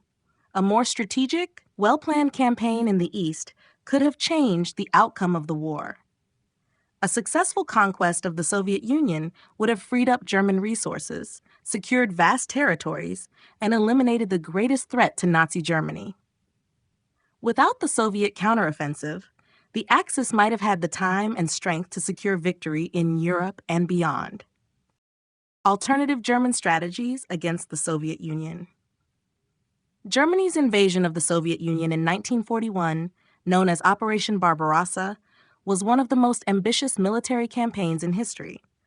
While it initially achieved rapid success, strategic miscalculations and logistical failures led to Germany's eventual defeat. However, if Hitler and his generals had pursued different strategies, the war in the East could have unfolded in a dramatically different way. One major alternative strategy would have been focusing on a single decisive objective instead of dividing German forces across multiple fronts. The original plan split the German army into three groups, one advancing toward Leningrad, another toward Moscow, and a third toward the oil-rich Caucasus. This dispersion of forces weakened the overall offensive. A concentrated push toward Moscow, the political and transportation hub of the Soviet Union, might have crippled Soviet leadership and forced Stalin into a desperate position. Capturing Moscow early in the war could have paralyzed Soviet command and coordination, making resistance far less effective. Another approach could have been prioritizing economic and resource objectives rather than symbolic victories. The Caucasus oil fields were essential for both the Soviet and German war machines. If Germany had focused on securing these vital resources earlier in the campaign, it could have gained the fuel necessary to sustain a prolonged war effort. Instead, Hitler's obsession with taking Stalingrad, a strategically questionable target, led to a disastrous battle that drained German manpower and resources. A direct drive toward Baku's oil reserves could have severely weakened the Soviet Union's ability to continue fighting. Germany also failed to account for the logistical challenges of a long-term war in the Soviet Union. Supply lines stretched thousands of miles, and German forces were not equipped for prolonged winter warfare. An alternative strategy would have been to halt major offensives before winter set in, consolidate territorial gains, and prepare for a renewed attack in the spring. This approach would have prevented the devastating losses suffered during the winter of 1941-42, when entire divisions froze or starved due to inadequate planning. Another critical mistake was Germany's treatment of local populations. Millions of Ukrainians, Belarusians, and other Soviet citizens resented Stalin's oppressive rule. If Germany had positioned itself as a liberator rather than an occupier, it could have recruited vast numbers of anti-Soviet fighters and established cooperative governments. Instead, brutal policies, mass executions, and forced labor pushed many potential allies into the arms of the Soviet resistance. A different approach could have weakened Soviet morale and stretched their resources even further. A more focused, resource-driven, and diplomatically strategic campaign could have given Germany a much stronger position on the Eastern Front. Had these alternatives been pursued, the Soviet Union might have collapsed, allowing Germany to dominate Europe and drastically alter the course of World War II. Could Moscow have fallen? The German invasion of the Soviet Union in 1941 brought Hitler's forces within striking distance of Moscow. By October, the Wehrmacht launched Operation Typhoon, the final push to capture the Soviet capital. However, despite initial successes, the German advance stalled due to fierce Soviet resistance, logistical failures, and the onset of winter. But could Moscow have fallen under different circumstances? One of the key factors that prevented Moscow's capture was the delay in launching Operation Barbarossa. Originally planned for May 1941, the invasion was pushed back to late June due to Germany's intervention in the Balkans. This shortened the window for German forces to advance before winter. Had the invasion begun on schedule, German forces might have reached Moscow in late summer or early autumn, avoiding the worst of the mud and cold that later crippled their movement. Strategic decisions also played a critical role. Hitler insisted on diverting forces to Leningrad and Ukraine rather than focusing solely on Moscow. While these objectives had their own strategic value, splitting the German advance weakened the main thrust toward the Soviet capital.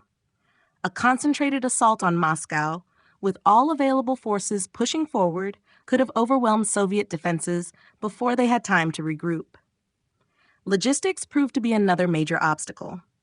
The German supply lines stretched across vast distances, and the army was not equipped for prolonged warfare in harsh winter conditions.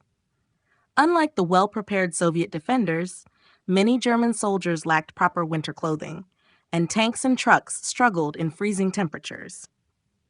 If the German High Command had prioritized cold weather gear and secured stronger supply lines, they might have been able to sustain their offensive longer. Soviet resistance was another decisive factor. Stalin refused to flee Moscow, boosting the morale of both the Red Army and civilians. Reinforcements from Siberia, trained for winter combat, arrived just in time to launch a powerful counteroffensive. If Germany had struck Moscow before these reinforcements arrived, the city's defenses might have crumbled, forcing the Soviet leadership to flee or surrender. Even if Moscow had fallen, however, it is uncertain whether the Soviet Union would have collapsed. The country's vast territory meant that Soviet industry and military production had already been relocated eastward beyond the Ural Mountains.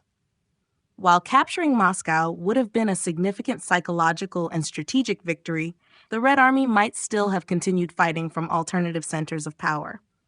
Moscow's fall was possible, but not guaranteed. A combination of better timing, concentrated forces, improved logistics, and faster execution might have allowed Germany to seize the city. However, even with such a victory, the Soviet Union's resilience and ability to wage a prolonged war could have meant that Germany's ultimate fate remained unchanged. The impact of securing Soviet resources. One of Germany's biggest challenges during World War II was its lack of natural resources, particularly oil. The Soviet Union, on the other hand, had vast reserves of oil, coal, grain, and raw materials essential for sustaining a long-term war effort. If Germany had successfully secured these resources, it could have prolonged its war effort, strengthened its economy, and possibly changed the outcome of the conflict. The most critical Soviet resource was oil. Germany relied heavily on imported oil from Romania and other occupied territories, but this supply was insufficient for a prolonged conflict. The Soviet-controlled Caucasus region, particularly the oil fields of Baku, Grozny, and Maikop, could have provided Germany with an almost limitless fuel supply. If the Germans had prioritized capturing these oil fields early in the invasion, instead of diverting forces to secondary objectives, they could have alleviated the fuel shortages that later crippled their war machine. The success of Operation Blue in 1942, aimed at securing these oil fields, could have given Germany the ability to sustain its mechanized forces and air campaigns for years. Grain and food production were also essential resources that Germany sought to control. The fertile lands of Ukraine, often referred to as the breadbasket of Europe, were capable of providing massive food supplies. If Germany had implemented a strategy of cooperation rather than oppression, it could have gained the support of local populations and secured a steady food supply for its army and occupied territories. Instead, harsh occupation policies, forced labor, and brutal repression turned Ukrainians against the Germans, fueling resistance movements rather than increasing food production. In addition to oil and food, the Soviet Union had an abundance of metals, coal, and industrial materials necessary for producing weapons, tanks, and aircraft. Capturing key industrial centers in the Urals or preventing their relocation further east could have significantly weakened Soviet war production. However, the rapid evacuation of factories beyond the reach of German forces ensured that the Soviet Union continued producing military equipment at an astonishing rate. A more focused campaign targeting industrial hubs might have limited Soviet production capabilities and prolonged Germany's ability to wage war. Securing Soviet resources would not only have benefited Germany militarily, but also economically. A reliable oil supply would have reduced reliance on synthetic fuel production, allowing Germany to allocate more resources to weapons manufacturing. A stable food supply could have supported both soldiers and civilians, preventing shortages that weakened morale. Industrial raw materials would have ensured a steady supply of ammunition, tanks, and aircraft, preventing the production declines Germany faced in the later years of the war. If Germany had successfully taken control of Soviet resources, it could have fundamentally altered the balance of power in World War II. With access to oil, food, and raw materials, the German war machine might have been able to sustain itself far longer, forcing the Allies into a more difficult and prolonged conflict.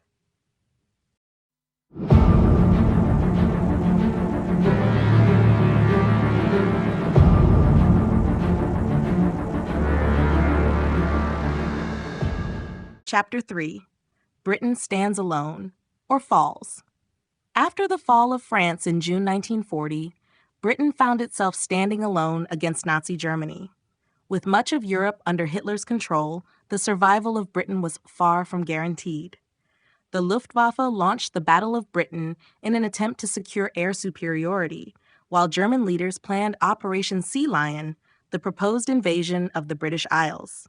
Despite immense pressure, Britain endured, but could it have fallen under different circumstances?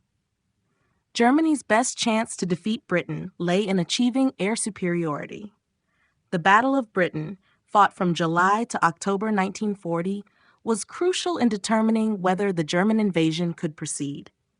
The Luftwaffe initially focused on destroying British airfields and radar stations, but Hitler soon shifted tactics, ordering bombing raids on cities instead. This decision allowed the Royal Air Force, RAF, to recover and ultimately repel the German assault.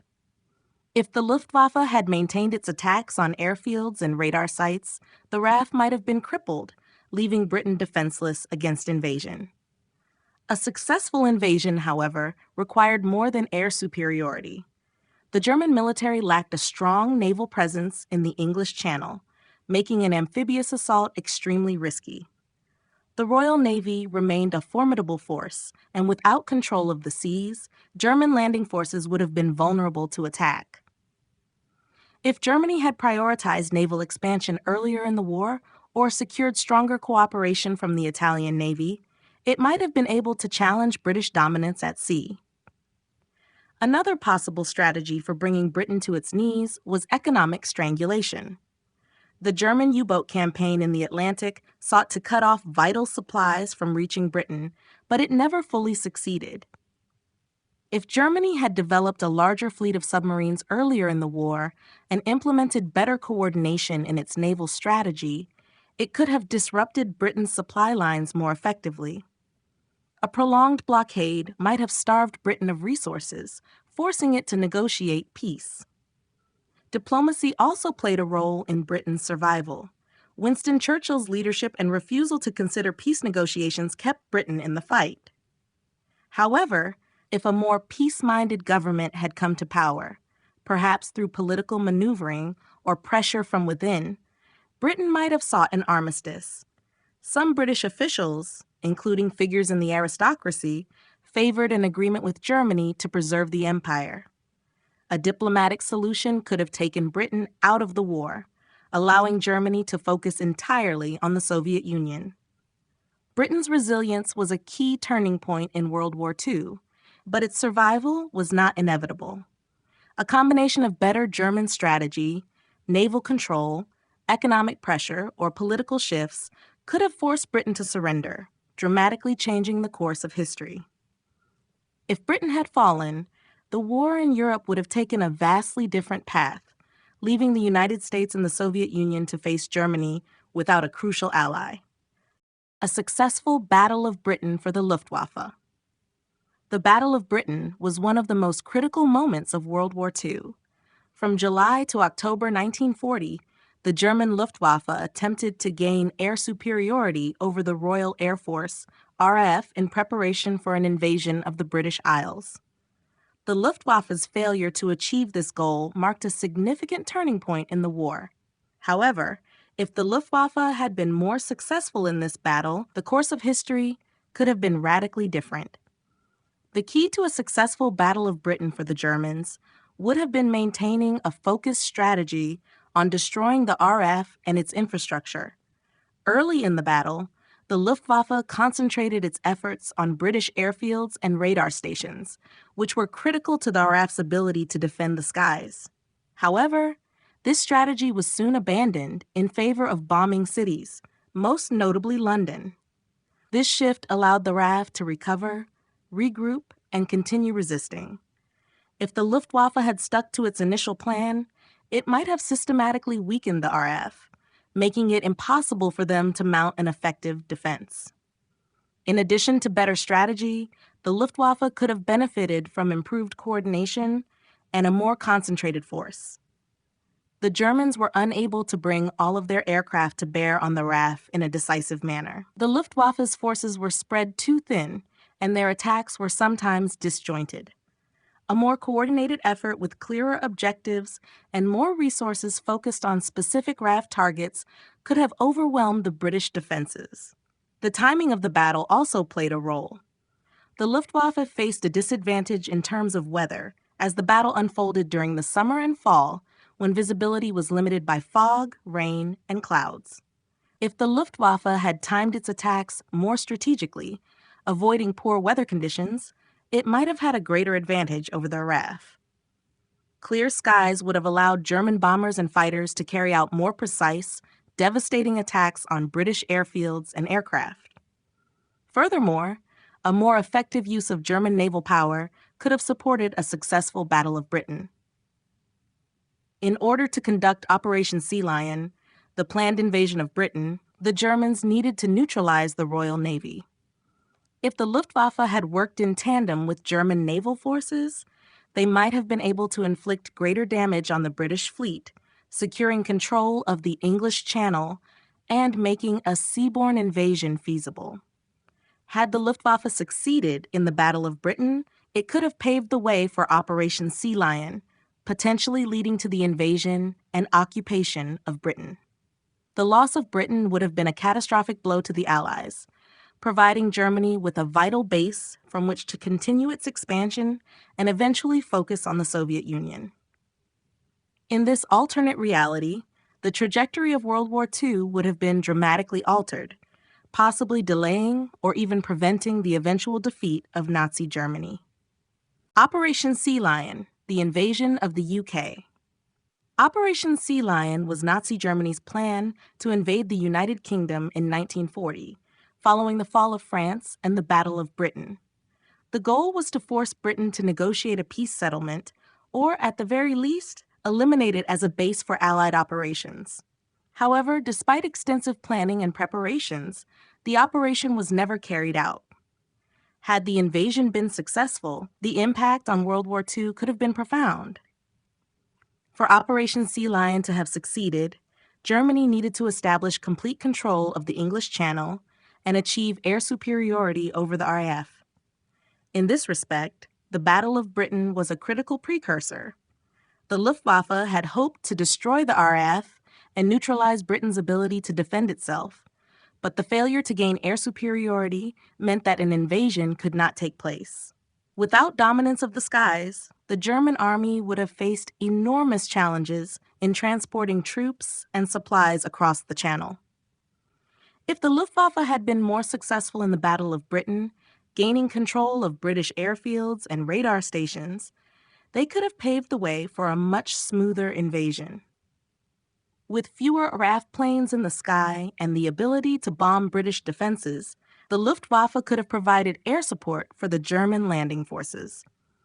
The Royal Navy also posed a significant threat to any German invasion force, and the Luftwaffe would have needed to prevent British naval intervention by bombing ports, naval bases, and ships in the Channel. In addition to air superiority, a successful invasion required a robust amphibious landing force.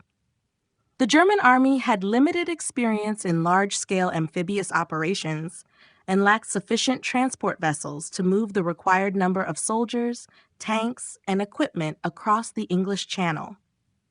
If the Germans had been able to successfully execute an amphibious assault, capturing key ports such as Dover and Portsmouth would have been essential to establish a foothold in Britain.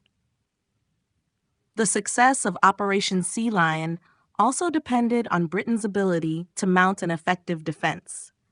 The British population had already endured bombings during the Blitz, but an all-out German invasion would have tested the resolve of both civilians and the military. A rapid German advance might have overwhelmed British defenses, especially if the Luftwaffe had succeeded in crippling the RAF. However, the British would have likely fought fiercely to defend their homeland, making any German victory costly. Had Operation Sea Lion succeeded, it would have forced Britain out of the war, providing Nazi Germany with control of Western Europe and a base from which to launch further operations. The consequences of such a victory would have shifted the balance of power in favor of the Axis, delaying or even preventing the United States' involvement in Europe and potentially changing the outcome of the war. Churchill's surrender or exile. Winston Churchill's leadership during World War II was a defining factor in Britain's resistance against Nazi Germany. His defiant speeches, unyielding resolve, and refusal to consider surrender inspired not only the British people but also the Allies. However, had Britain fallen to Germany following a successful Operation Sea Lion, Churchill's fate could have been very different. Would he have surrendered or fled into exile to continue the fight? Or would his leadership have been undermined by the overwhelming circumstances? If Germany had successfully invaded and occupied Britain, one of the first priorities for Adolf Hitler would have been to neutralize Churchill. The British Prime Minister had already become a symbol of defiance against the Nazis, and his capture or death would have been a major blow to British morale. However, even if Churchill had been captured, it is unlikely that he would have chosen to surrender or collaborate with the enemy. His steadfast commitment to resisting Nazi rule and his determination to never compromise with Hitler would have likely led him to exile. In the event of a successful German invasion, Churchill might have escaped to the United States or another Allied territory to continue rallying support for the war effort. He had already made connections with President Franklin D. Roosevelt, and there was a strong possibility that he could have galvanized American and global resistance against Nazi Germany. Churchill's survival in exile would have allowed him to maintain Britain's leadership role in the global fight against fascism, even if Britain itself had been occupied. Alternatively, if the Germans had captured Britain without immediately eliminating its leadership, they may have sought to force a peace treaty. Some British officials, including members of the aristocracy and certain political factions, were more inclined toward negotiating with Germany, believing that peace would preserve Britain's empire. Churchill, however, would have likely rejected any peace terms and remained resolute in his belief that surrender was not an option. Even under duress, his determination to continue the fight would have made him an adversary that Germany would have struggled to deal with politically. However, the harsh reality of an occupation might have led to significant pressure on Churchill from within his own government. Faced with the possibility of German domination, there could have been a shift in public opinion and political leadership, with some advocating for peace to spare further destruction. Yet, as a figurehead of resistance, Churchill's influence would have been crucial in ensuring that Britain's commitment to the war continued, either from exile or in a government in exile. If Britain had been forced into surrender or occupation, Churchill's legacy of defiance and leadership would have been remembered, but his role in the war would have shifted. Even in exile, he might have remained the beacon of resistance against Nazi tyranny, continuing to influence global opinion and support the eventual Allied victory.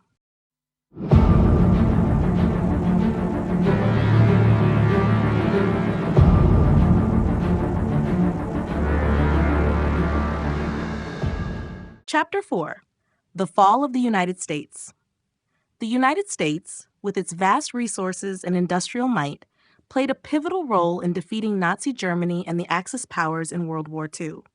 However, if events had unfolded differently and the U.S. had been unable to mobilize its war effort or respond effectively to Axis threats, the consequences for the Allies would have been catastrophic.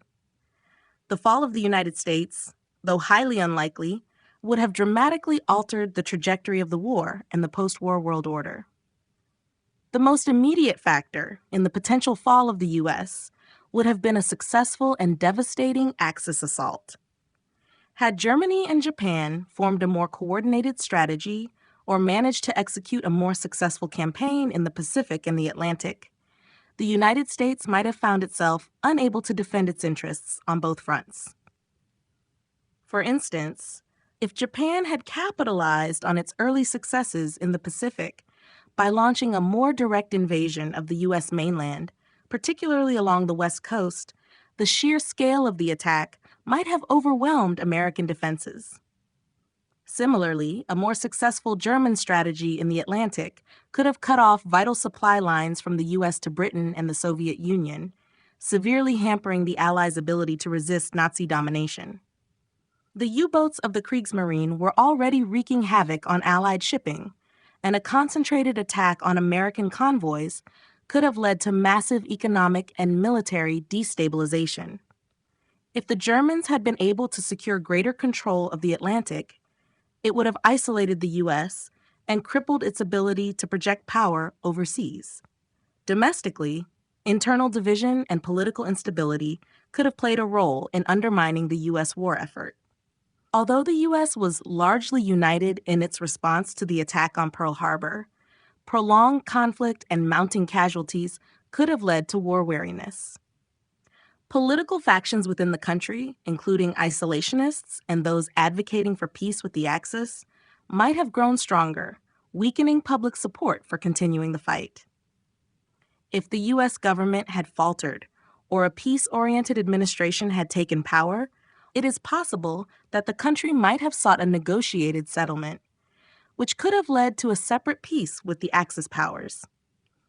The collapse of American resolve would have created a vacuum in the Allied efforts. The absence of the U.S. would have severely limited support for Britain, the Soviet Union, and China, all of whom were heavily reliant on American industrial output and military aid.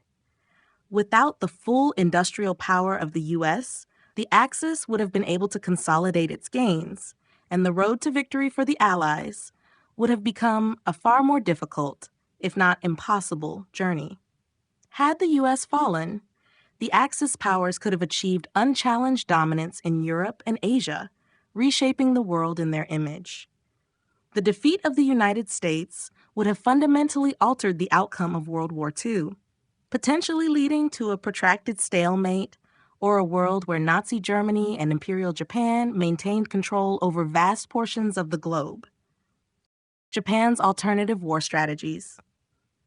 Japan's path to aggression in World War II was shaped by its desire for territorial expansion and resources, particularly in East Asia and the Pacific. Its early successes in the war, such as the attack on Pearl Harbor and the rapid conquest of Southeast Asia, demonstrated Japan's military prowess. However, despite initial victories, Japan's strategies faltered as the United States and its allies mounted a successful counteroffensive. Had Japan pursued alternative strategies, the outcome of the war in the Pacific could have been drastically different. One potential alternative strategy for Japan would have been to focus more heavily on consolidating and fortifying the territories it had already seized, rather than attempting to expand further. The rapid advance through China, Southeast Asia, and the Pacific Islands stretched Japan's military resources thin, leaving it vulnerable to supply shortages and attacks from the Allies. By fortifying its position and focusing on defense, Japan could have worked to strengthen its hold over its territorial empire, making it more difficult for Allied forces to reclaim the land. This defensive strategy might have allowed Japan to maintain its empire for a longer period, buying time to negotiate a favorable peace settlement with the Allies. Another alternative strategy could have been for Japan to shift its focus away from the Pacific theater and direct its efforts towards the Soviet Union. Japan had already signed a non-aggression pact with the Soviet Union in 1941, but the two countries had competing interests in the region. Had Japan directed its military forces toward the Soviet Union, particularly in the Manchuria region, it could have put significant pressure on the Soviets, potentially preventing them from opening a second front against Germany. This strategy might have delayed or even altered the course of the war in Europe, as the Soviets could have been forced to divide their resources between the Pacific and the Eastern Front. Japan could also have benefited from more diplomatic efforts in Asia. Rather than antagonizing China through brutal occupation and warfare, Japan could have sought to secure more favorable relations with China and other Asian nations. By fostering alliances or neutralizing potential threats in Asia, Japan might have avoided the protracted conflict with China and built a more stable foundation for its imperial ambitions. Lastly, Japan's strategy in the Pacific could have shifted from direct confrontation to more indirect means of warfare. Instead of focusing on major battles and costly amphibious landings, Japan could have increased its use of guerrilla tactics, sabotage, and naval blockades to weaken the U.S. over time. By adopting a more strategic, less conventional approach, Japan might have been able to prolong the war, forcing the U.S. to expend greater resources on the conflict. Had Japan chosen different strategies, it may have been able to avoid some of the key mistakes that led to its defeat, potentially altering the course of the Pacific War and the broader conflict. The impact of a crippled U.S. Navy. The United States Navy was a key element of Allied power during World War II, and its ability to control the seas was crucial to the eventual victory over the Axis powers. If the U.S. Navy had been significantly crippled early in the war, the impact on the course of the conflict would have been immense. A weakened U.S. Navy would have limited America's ability to support its allies, defend its territories, and challenge Axis forces across the Pacific and Atlantic Oceans. One of the most significant impacts of a crippled U.S. Navy would have been the disruption of supply lines.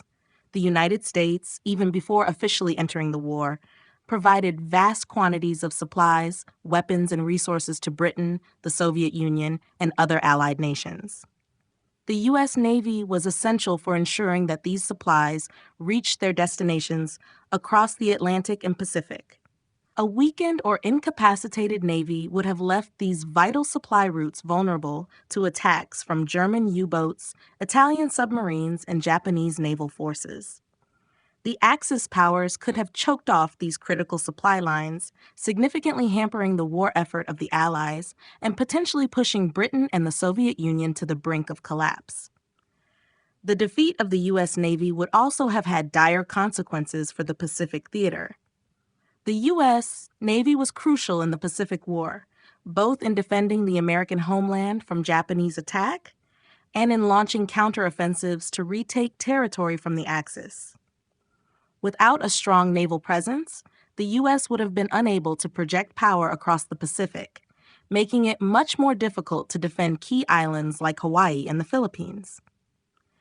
The Japanese could have expanded their control over the Pacific, forcing the U.S. to focus more heavily on defense rather than offense, while the Japanese military continued to strengthen its hold on the region. Furthermore, a crippled U.S. Navy would have undermined the effectiveness of American air power. The Navy's aircraft carriers played a central role in the Pacific War, serving as mobile air bases that allowed the U.S. to launch airstrikes across the vast expanse of the Pacific Ocean. Without this crucial naval support, the U.S. would have struggled to maintain air superiority in the Pacific, allowing Japan to continue its aggressive expansion and forcing the Allies to devote more resources to combating the Axis in the air. Finally, the lack of a strong U.S. Navy would have allowed the Axis powers to strengthen their naval and air forces with little resistance. Germany's Kriegsmarine and Japan's Imperial Navy would have faced less opposition in the Atlantic and Pacific, respectively, and the balance of power at sea would have tilted in favor of the Axis. With superior naval forces, the Axis could have posed a much greater threat to the U.S. and its allies, making it much harder for the Allies to maintain their strategic positions and ultimately leading to a prolonged war. In short, A crippled U.S. Navy would have severely hampered America's ability to wage war on both the European and Pacific fronts, dramatically altering the balance of power in favor of the Axis and potentially prolonging the war, if not changing its outcome altogether. A negotiated peace or full Axis victory? The possibility of a negotiated peace with the Axis powers during World War II, rather than a complete Allied victory, would have drastically altered the course of history.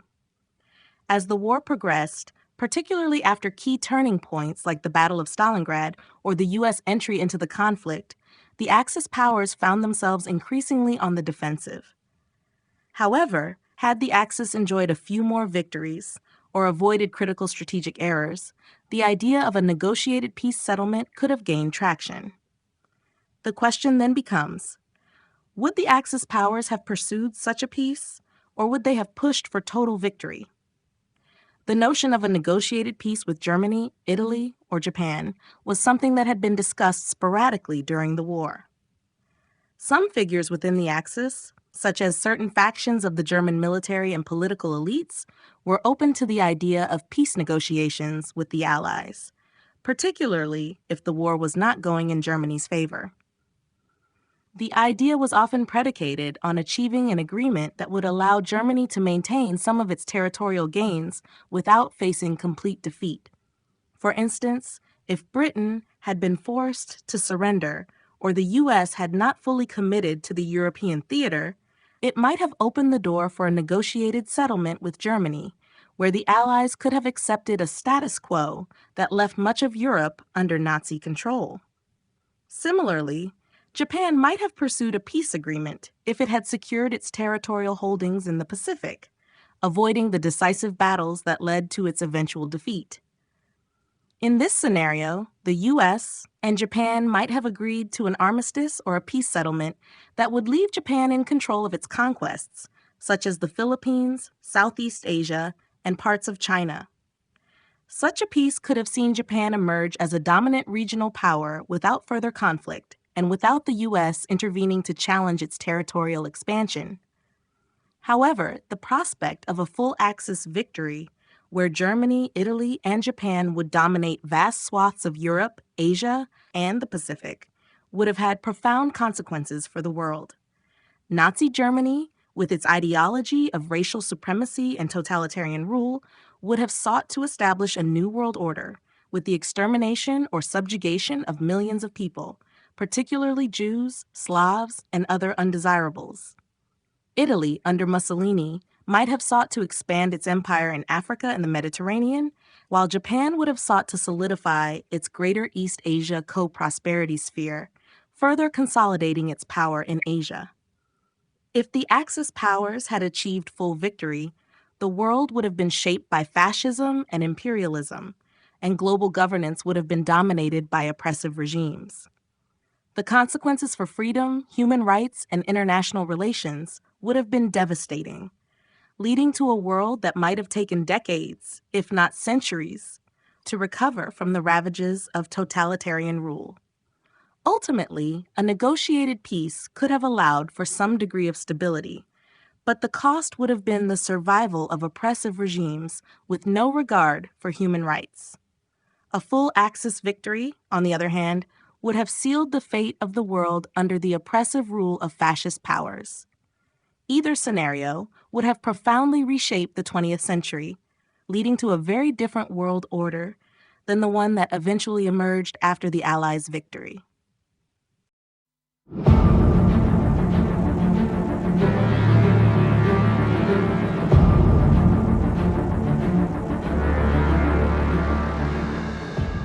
Chapter 5: The Role of Technology and Weapons. Technology and weapons played a pivotal role in shaping the outcome of World War II, influencing everything from the strategies employed by the Axis and Allied powers to the ultimate victory of the Allies. As the war raged on, innovations in both military technology and weaponry often dictated the pace of battle, the ability to adapt to shifting circumstances, and ultimately, the direction of the war itself. In this alternate history, the question arises, what if these technological advances had been more fully embraced or deployed by the Axis powers? Would they have been able to reverse their fortunes? One of the most significant technological advancements of World War II was the development of advanced weaponry, including tanks, aircraft, and firearms. While the Allies were able to leverage their industrial capacities to produce large numbers of these weapons, the Axis powers also made significant strides. Germany, for instance, developed some of the most advanced tanks of the era, such as the Panther and the Tiger, which were formidable on the battlefield. However, strategic miscalculations and underutilization of these tanks often resulted in missed opportunities. Had the Germans focused more on the mass production and strategic deployment of their armored divisions, they might have been able to achieve greater successes in critical battles like Kursk, where the Allies inflicted heavy losses on the German forces. Aircraft technology also played a crucial role, with both sides developing increasingly sophisticated planes capable of carrying out precision bombing, reconnaissance, and air superiority missions. Germany's Messerschmitt Bf 109 and later the advanced jet aircraft, such as the Me 262, provided formidable aerial power. However, the use of these jets was limited due to manufacturing delays and strategic decisions that prioritized other military needs. Had the Germans been able to deploy jets earlier in the war, they could have gained air superiority over the Allies, forcing a delay in the D-Day invasion and potentially altering the outcome of the European theater. Submarines, particularly the German U-boat fleet, were another technological asset that could have had a more decisive impact on the war. The Battle of the Atlantic was a critical struggle between the Axis and the Allies, with German U-boats attempting to sever supply lines between North America and Europe. In an alternate scenario, if the Germans had focused more on technological upgrades for their U-boats, such as enhanced sonar or more efficient torpedo systems, they could have further crippled the Allies' ability to supply their forces, potentially lengthening the war or forcing a negotiated peace. The development of the atomic bomb was perhaps the most game-changing technological advancement of the war. While the U.S. successfully developed and deployed the bomb against Japan, it was a race that could have been won by either side. If Germany or Japan had succeeded in developing nuclear weapons first, the balance of power would have shifted drastically. The use of such devastating weapons could have altered the entire scope of the war, potentially leading to an early end in favor of the Axis or making the war even more destructive. Technology and weapons were not only tools of destruction, but also influenced strategy, morale, and the very nature of warfare. Had the Axis powers been able to harness their technological potential more effectively, the Allied victory would have been far from guaranteed. And the course of history could have been rewritten. Axis advancements in warfare. During World War II, the Axis powers, Germany, Italy, and Japan, made significant advancements in warfare that were crucial to their early successes. These innovations spanned across several domains, including military strategy, technology, and weapon systems. While the Allies ultimately gained the upper hand, the Axis powers' early advancements in warfare posed serious challenges and set the stage for a prolonged conflict. Germany, in particular, was at the forefront of many of these advancements. One of the most notable was the development and deployment of blitzkrieg tactics, or lightning war.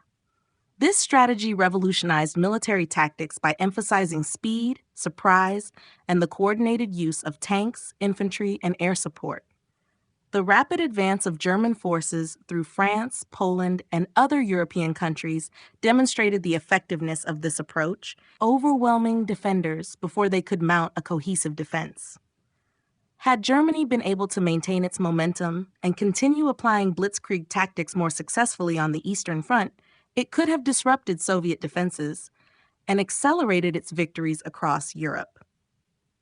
In terms of technology, Germany also pioneered the development of advanced tanks and artillery. The iconic Panzer tanks, particularly the Panzer IV and the later Tiger tanks, were formidable on the battlefield. Their firepower, armor, and mobility made them a force to be reckoned with, especially when used in concentrated formations. The Germans also developed a variety of innovative weapons, including the V-2 rocket, which represented the first successful use of ballistic missiles.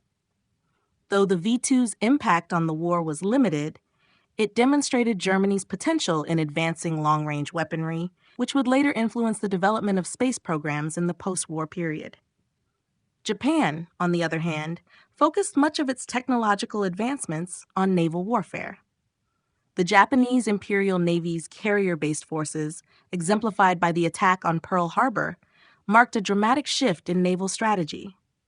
Japan's aircraft carriers, such as the Akagi and Kaga, were the backbone of its naval operations, allowing for powerful long-range strikes far from home shores. The Japanese also made advancements in submarine warfare, with their submarines playing a critical role in disrupting Allied shipping and conducting offensive operations across the Pacific. Italy, though often overshadowed by its Axis partners, also contributed to the development of new weapons, particularly in the realm of naval warfare. The Italian Navy's innovations included the use of torpedo bombers and midget submarines, which allowed for unconventional tactics in naval engagements. While the impact of these advancements was less pronounced than those of Germany and Japan, they represented Italy's attempts to leverage its position within the Axis to challenge the Allies in the Mediterranean. Despite these advancements, the Axis powers ultimately failed to sustain their technological and strategic advantages. Germany's focus on developing advanced weaponry and tactics often resulted in an overextension of resources, and Japan's dependence on naval superiority eventually faltered as the U.S. adapted and began to outproduce them. Nonetheless, the early advancements in warfare by the Axis powers highlight the significant challenges they posed to the Allied forces and underscore the complexity of the conflict. Had these advancements been implemented more strategically and sustained over time, the course of the war might have taken a very different turn. Could Germany have built the atomic bomb first? The possibility of Germany developing the atomic bomb before the Allies is a key question in any alternative history of World War II. The German nuclear program, which was initiated early in the war, was ambitious but faced several significant hurdles that ultimately prevented its success. However, if certain conditions had been different, it's conceivable that Germany could have developed the bomb before the United States, which would have radically altered the course of the war and world history. The German nuclear program, often referred to as the Uranium Project, began as early as 1938. Leading physicists like Otto Hahn, Fritz Strassmann, and Werner Heisenberg were among the first to investigate nuclear fission, the process that would later be harnessed for the atomic bomb. Despite initial progress, several factors hindered the development of the bomb.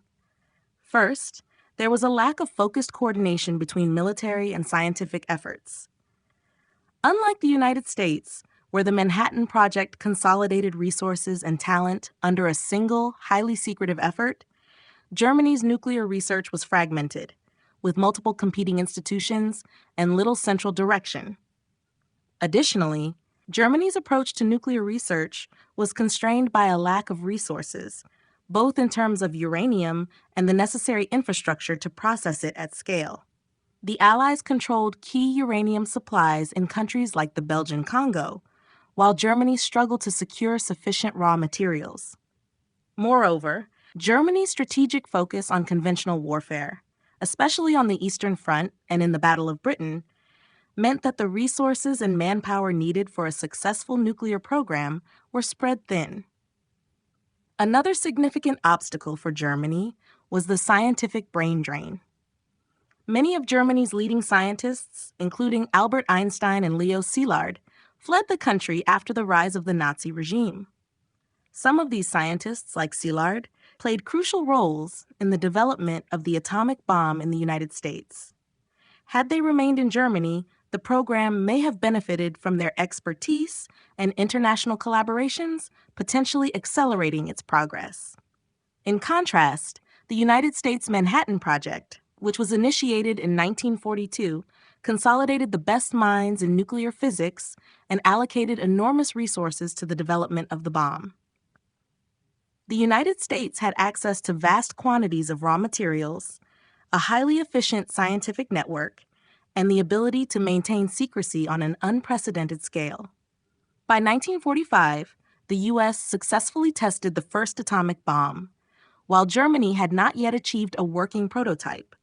However, it is not entirely out of the realm of possibility that, had the German program been better coordinated, better resourced, and led by scientists with fewer ideological constraints, they might have developed the atomic bomb first. If the Axis powers had secured greater access to uranium, focused their scientific efforts, and had more time free from the stresses of war, it's conceivable that the war could have ended in a vastly different way, with Germany holding the ultimate weapon of mass destruction. In conclusion, while Germany's nuclear program was hindered by a variety of internal and external factors, a more streamlined and focused effort might have allowed them to build the bomb first. If that had occurred, the impact on the war's outcome would have been profound, potentially leading to a negotiated peace or a more dominant Axis victory. The atomic bomb could have been the deciding factor in the global conflict, marking a pivotal moment in history. The effect of jet fighters and superweapons.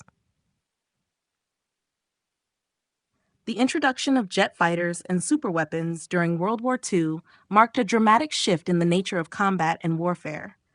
These technological advancements not only changed the dynamics of air superiority, but also altered the way battles were fought on the ground and at sea. In an alternate scenario where the Axis powers had successfully developed and deployed these technologies more effectively, the course of the war could have been radically different.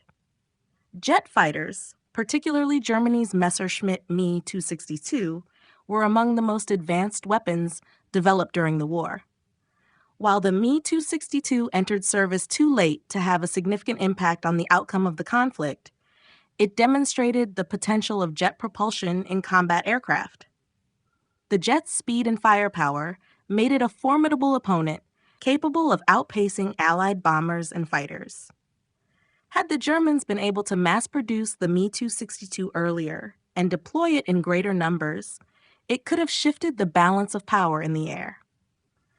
The ability to challenge the overwhelming numerical superiority of Allied aircraft would have made the Allied bombing campaign over Europe much more difficult and costly.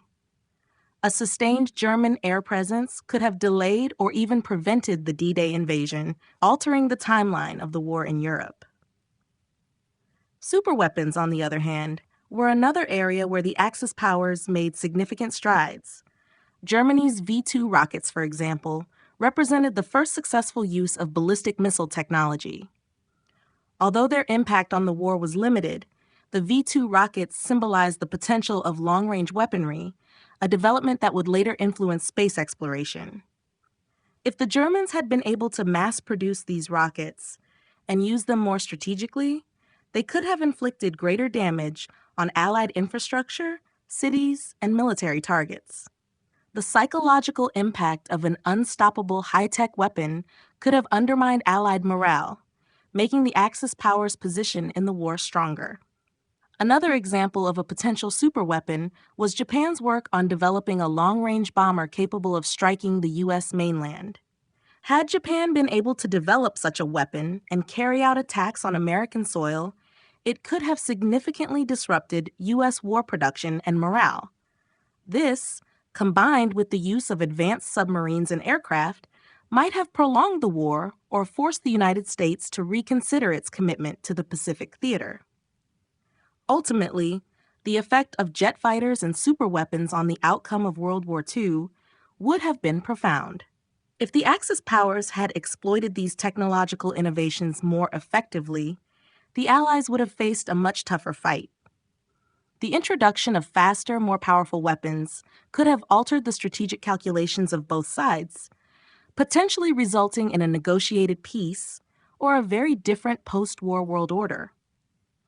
The war might have continued longer, or the balance of power could have shifted in favor of the Axis, depending on how these technologies were deployed.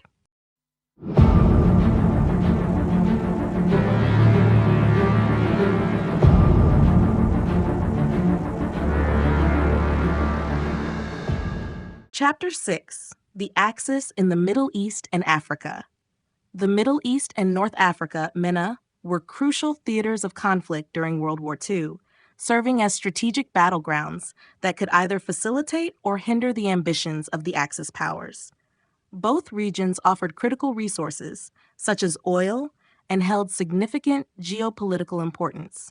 In an alternate history where the Axis powers had gained a stronger foothold in these regions, the course of the war and the post-war balance of power could have been dramatically altered. Germany's interest in the Middle East was driven primarily by the need to secure oil supplies. The Nazis, under Adolf Hitler, understood that control of the oil fields in the region would provide them with the necessary resources to continue their war effort, especially as their access to oil supplies in the Soviet Union was cut off after the failure of Operation Barbarossa. In this alternate scenario, if the Axis had been more successful in securing the Middle East, it could have deprived the Allies, particularly the British, of vital resources that fueled their military machinery.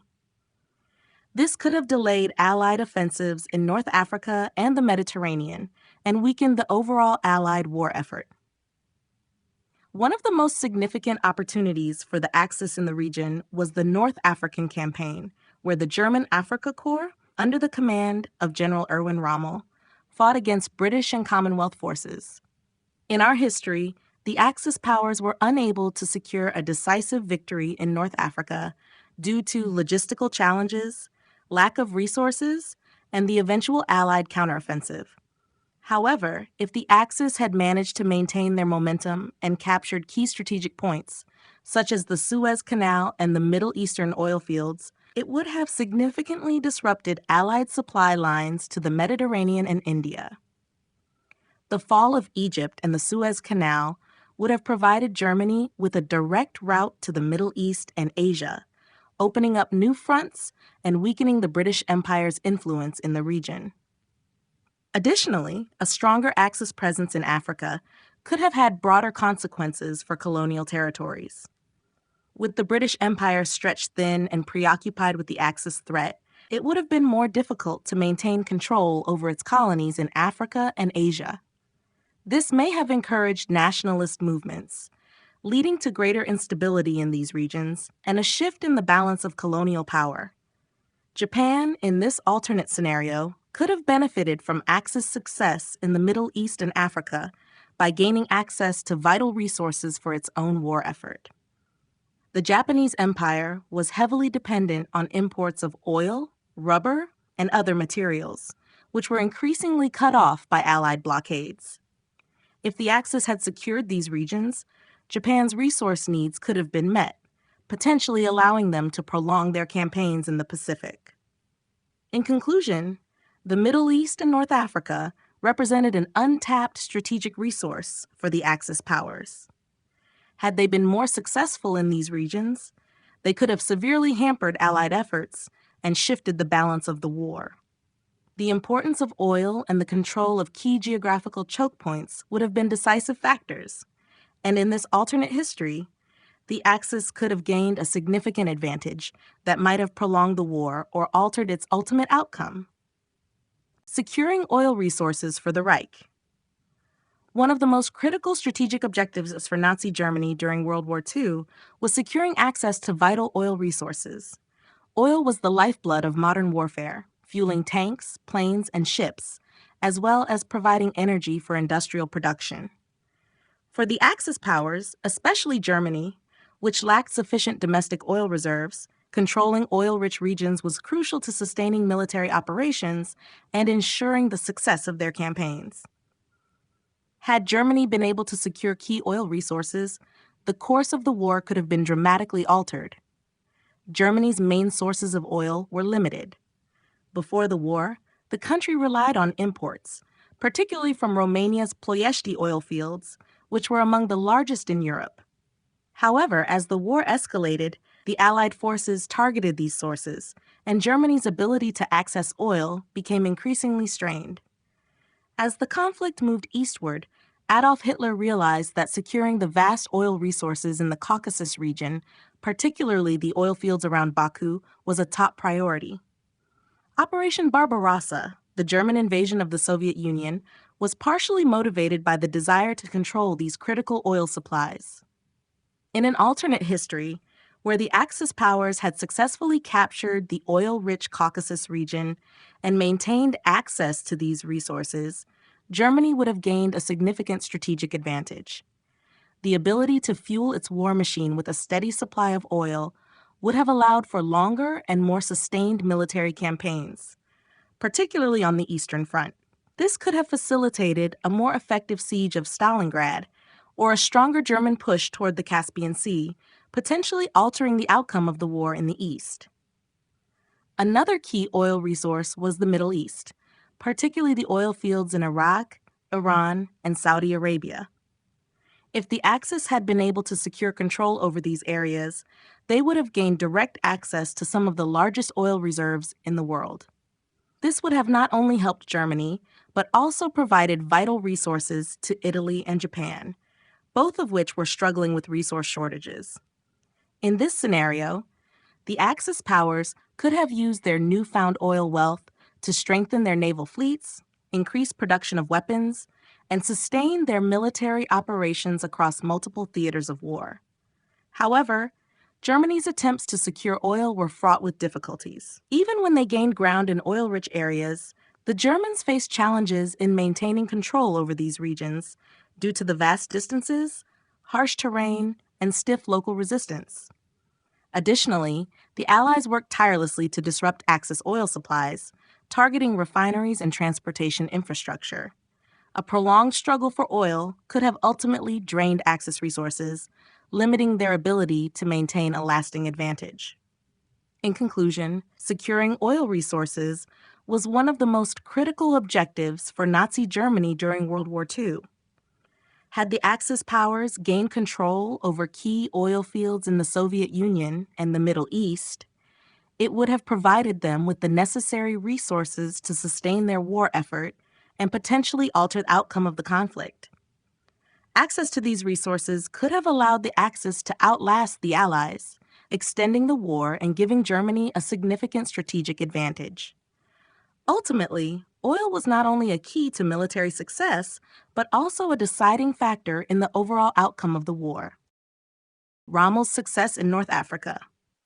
Field Marshal Erwin Rommel, known as the Desert Fox, was one of the most iconic military commanders of World War II. His campaigns in North Africa were characterized by bold strategies, rapid movements, and tactical brilliance. Rommel's success in the North African theater played a pivotal role in the Axis attempt to control vital resources and strategic positions in the Mediterranean and the Middle East. Had Rommel achieved greater success in North Africa, the course of the war might have shifted significantly, particularly in the Mediterranean and the broader strategic landscape of World War II. Rommel's initial success in North Africa came after his arrival in 1941, when he took command of the Afrika Corps, sent by Hitler to assist the Italians who were struggling against the British Eighth Army. His ability to use the desert terrain to his advantage, combined with his innovative tactics, helped the Axis forces achieve a series of victories. Rommel's use of fast-moving tank and mechanized infantry units, supported by Luftwaffe air superiority, allowed him to outmaneuver and surprise the British forces, leading to the capture of key positions in Libya and Egypt. The most significant of these victories was the capture of Tobruk in June 1942, a major Allied supply and logistics hub which severely disrupted British operations in North Africa. Rommel's brilliance lay in his ability to adapt quickly to changing battlefield conditions. His deep understanding of mobile warfare, combined with his willingness to take risks, earned him the admiration of both his allies and enemies. However, his success was also a result of favorable circumstances, including a lack of adequate British preparation and the early underestimation of his capabilities by Allied command. Despite these early victories, Rommel faced significant challenges in maintaining the momentum of his campaigns. His forces were consistently undermanned and undersupplied, particularly in terms of fuel and ammunition, which were critical in desert warfare. The long supply lines, harsh desert conditions, and growing Allied resistance gradually eroded his advantages. The arrival of fresh Allied reinforcements, including the U.S. Army, and the success of Operation Torch in November 1942, which landed Allied forces in French North Africa, marked the beginning of the Axis retreat. In an alternate history where Rommel's forces had been better supplied and reinforced, it is conceivable that he could have achieved a more decisive victory in North Africa. With control of the Suez Canal and the oil-rich Middle East in German hands, the Axis powers would have secured a vital lifeline for their war effort, potentially depriving the Allies of crucial resources. Additionally, the strategic control of North Africa would have put the Axis in a stronger position to challenge Allied shipping and reinforce their Mediterranean campaigns. Ultimately, Rommel's success in North Africa could have played a decisive role in the Axis powers' ability to sustain their war effort. Had Rommel's victories been fully realized, the balance of power in the Mediterranean and the broader war effort would have shifted, potentially extending the war and changing the ultimate outcome. A Southern Front against the USSR. The idea of opening a Southern Front against the Soviet Union was a strategic consideration that could have altered the course of World War II on the Eastern Front. After the initial success of Operation Barbarossa in 1941, the Germans found themselves stretched thin across the vast expanses of the Soviet Union. While the focus was on advancing towards Moscow and the industrial heartlands of the Soviet Union, a secondary front in the south, targeting the oil-rich Caucasus region, presented both a significant opportunity and a potential pitfall. One of the main strategic objectives for Nazi Germany in the Soviet Union was to seize the valuable oil fields in the Caucasus, particularly around Baku. Control of these resources would have provided the Axis powers with the oil necessary to sustain their war machine and could have significantly disrupted Soviet industrial production. The oil-rich areas of the Caucasus were essential to the Soviet Union's ability to continue fighting and to supply their tanks, planes, and trucks. If Germany had managed to push southward and capture these fields, it could have dealt a devastating blow to Soviet capabilities, limiting their ability to resist Axis advances. However, the idea of a Southern Front was fraught with logistical difficulties. The vast distances involved in a southern push, coupled with the difficult terrain, would have stretched the German supply lines even further. Moreover, the German forces would have had to contend with harsh weather conditions, difficult mountainous terrain, and a determined Soviet resistance. The German army, already weakened by the fierce fighting in the north, would have faced even greater challenges in this new theater of war. An additional complication for the Germans was the need to coordinate their southern front with the main thrust toward Moscow. In our history, Hitler's decision to split his forces between the central and southern fronts during the summer of 1942 led to disastrous results. If the Germans had fully committed to a southern offensive and focused their efforts on securing the Caucasus, they might have had a better chance of cutting off Soviet oil supplies. The resulting disruption to Soviet logistics could have hindered the Red Army's counteroffensive and delayed the ultimate Soviet victory. A southern front would also have had implications beyond the Soviet Union. The Balkans and Turkey were significant geopolitical players in the region, and Germany's push southward could have affected its relations with these countries. A successful German advance into the Caucasus would have put additional pressure on the British in the Middle East and India, potentially diverting resources and attention from their campaigns in North Africa and the Mediterranean. In conclusion, opening a southern front against the Soviet Union could have altered the balance of power on the Eastern Front. By securing the Caucasus oil fields and disrupting Soviet logistics, the Axis powers might have prolonged their war effort. However, the challenges of logistics, terrain, and coordination would have made this a risky endeavor, and the ultimate success of such a strategy would depend on Germany's ability to marshal its resources and maintain pressure on both the Soviet Union and its other enemies. Chapter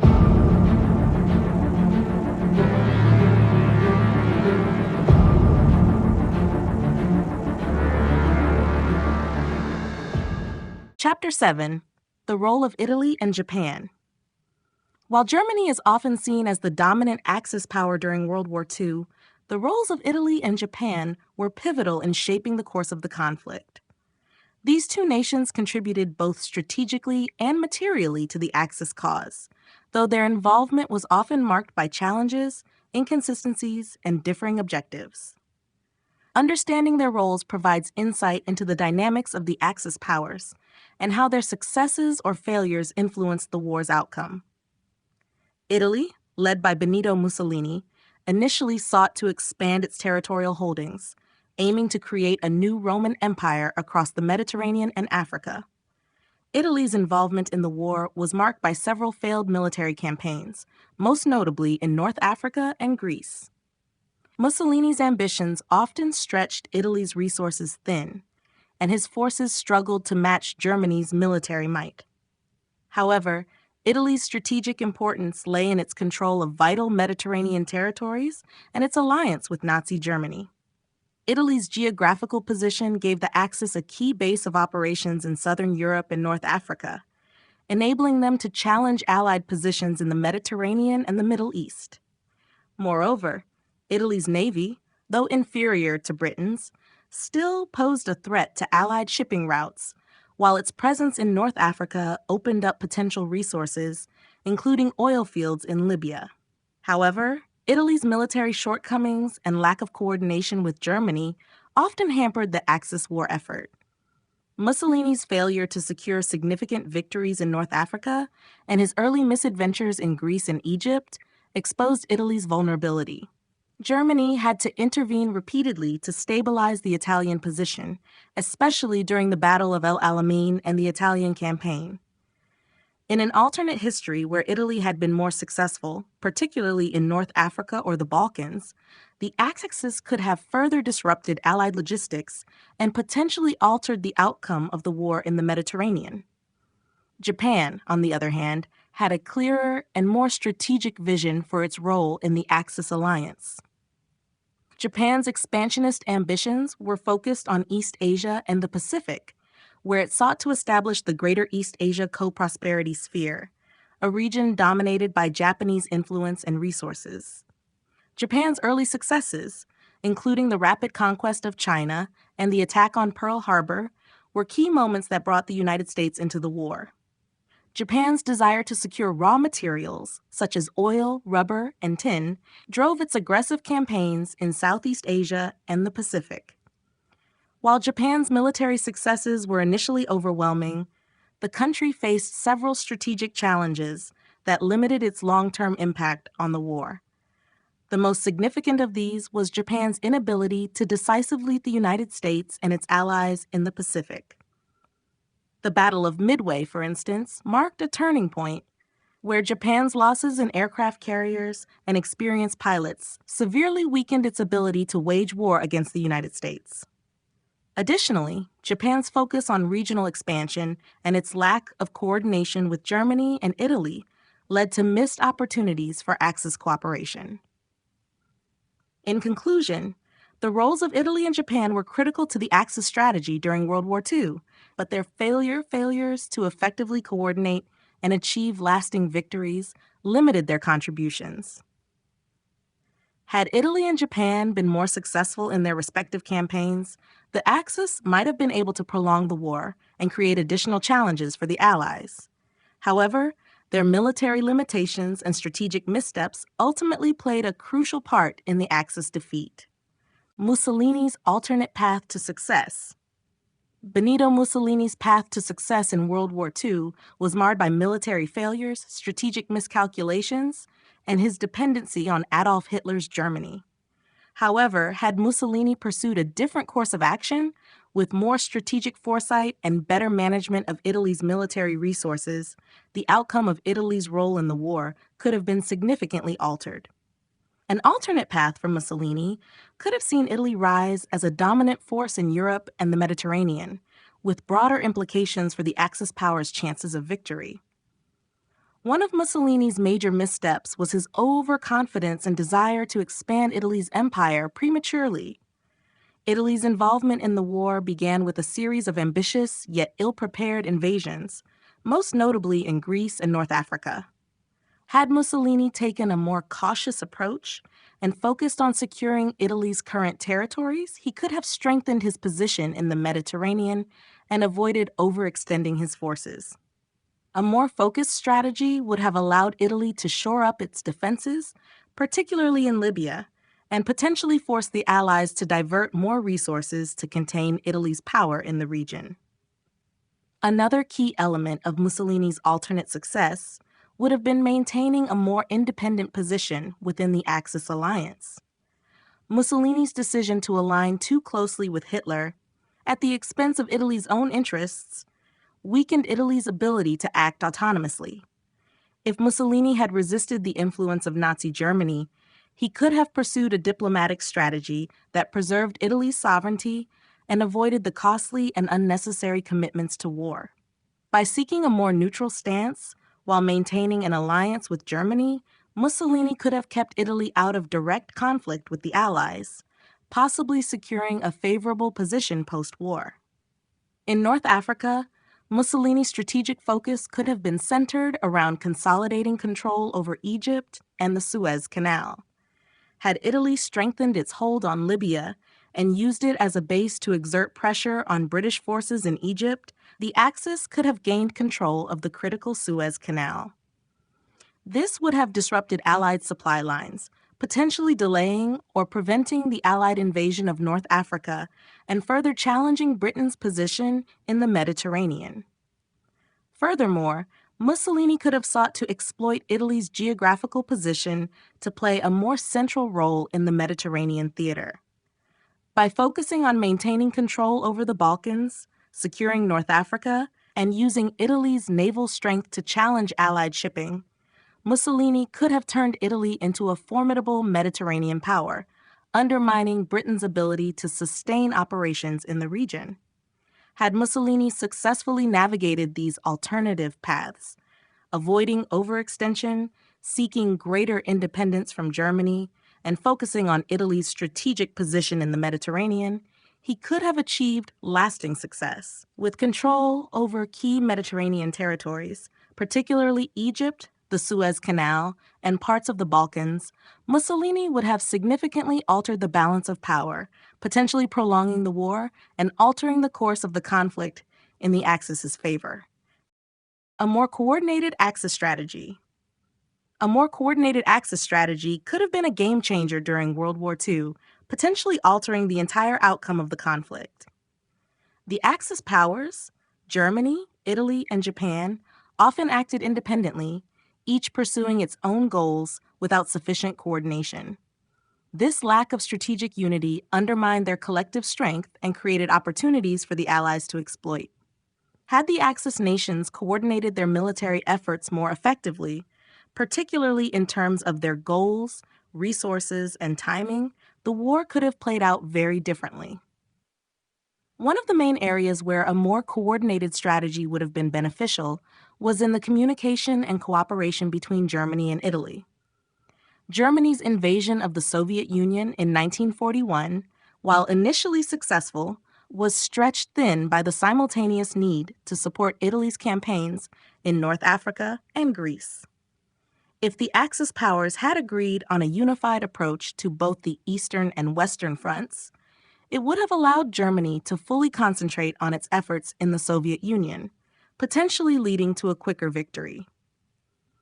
Italy could have taken a more defensive position in the Mediterranean, allowing German forces to better focus on their objectives without the added pressure of aiding Italy's failures. In addition to Germany and Italy, the role of Japan in the Axis strategy could have been more integrated into the broader European war effort.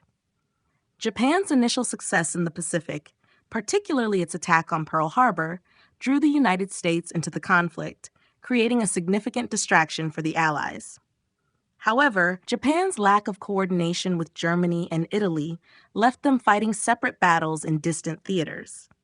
If Japan had launched simultaneous attacks on the British Empire's holdings in the Pacific and the Indian Ocean, while Germany and Italy expanded their operations in the Mediterranean and the Eastern Front, the Allies would have been forced to divert their resources and manpower to multiple regions.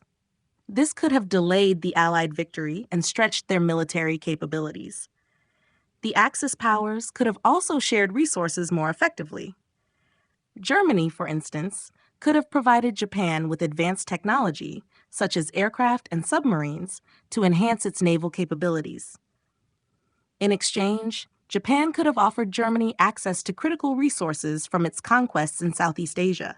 A more symbiotic relationship between the Axis nations would have allowed for greater efficiency in production and more robust military campaigns. Ultimately, the success of a more coordinated Axis strategy would have depended on clear communication, a shared vision for post-war goals, and the ability to adapt to shifting circumstances. If the Axis powers had acted as a unified bloc with a more synchronized military strategy, they would have posed a much greater challenge to the Allies and could have prolonged the war, or potentially changed its outcome. Japan's role in securing global dominance. Japan's role in securing global dominance during World War II was primarily focused on its expansionist goals in East Asia and the Pacific.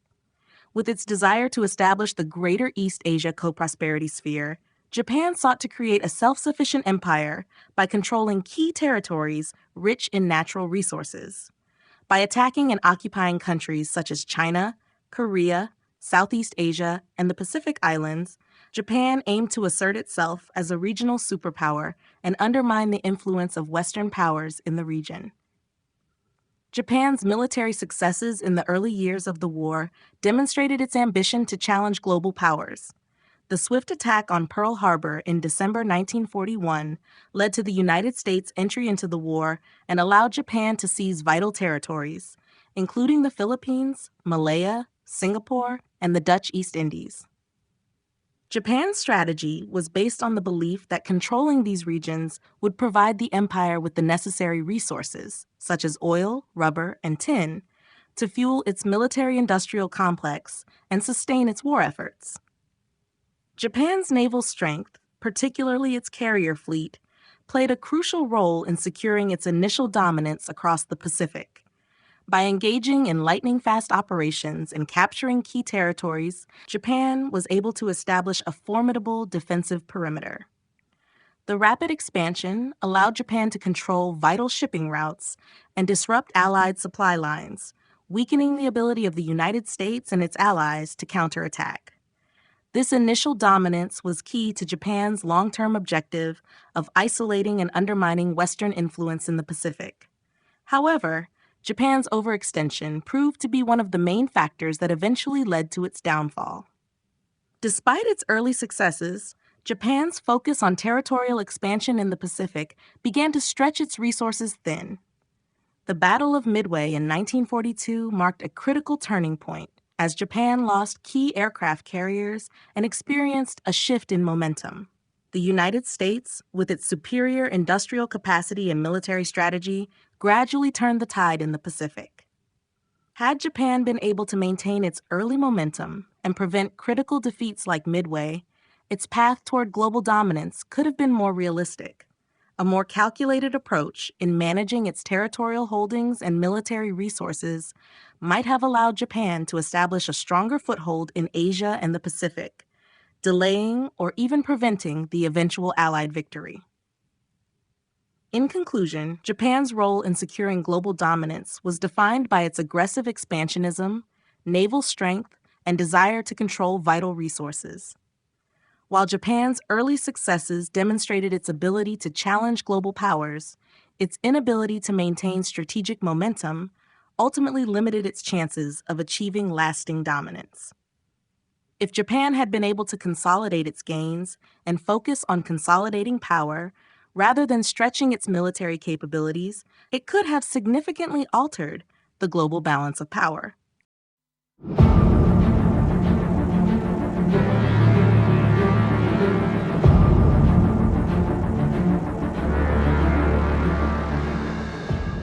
Chapter 8, Resistance movements and unfinished wars.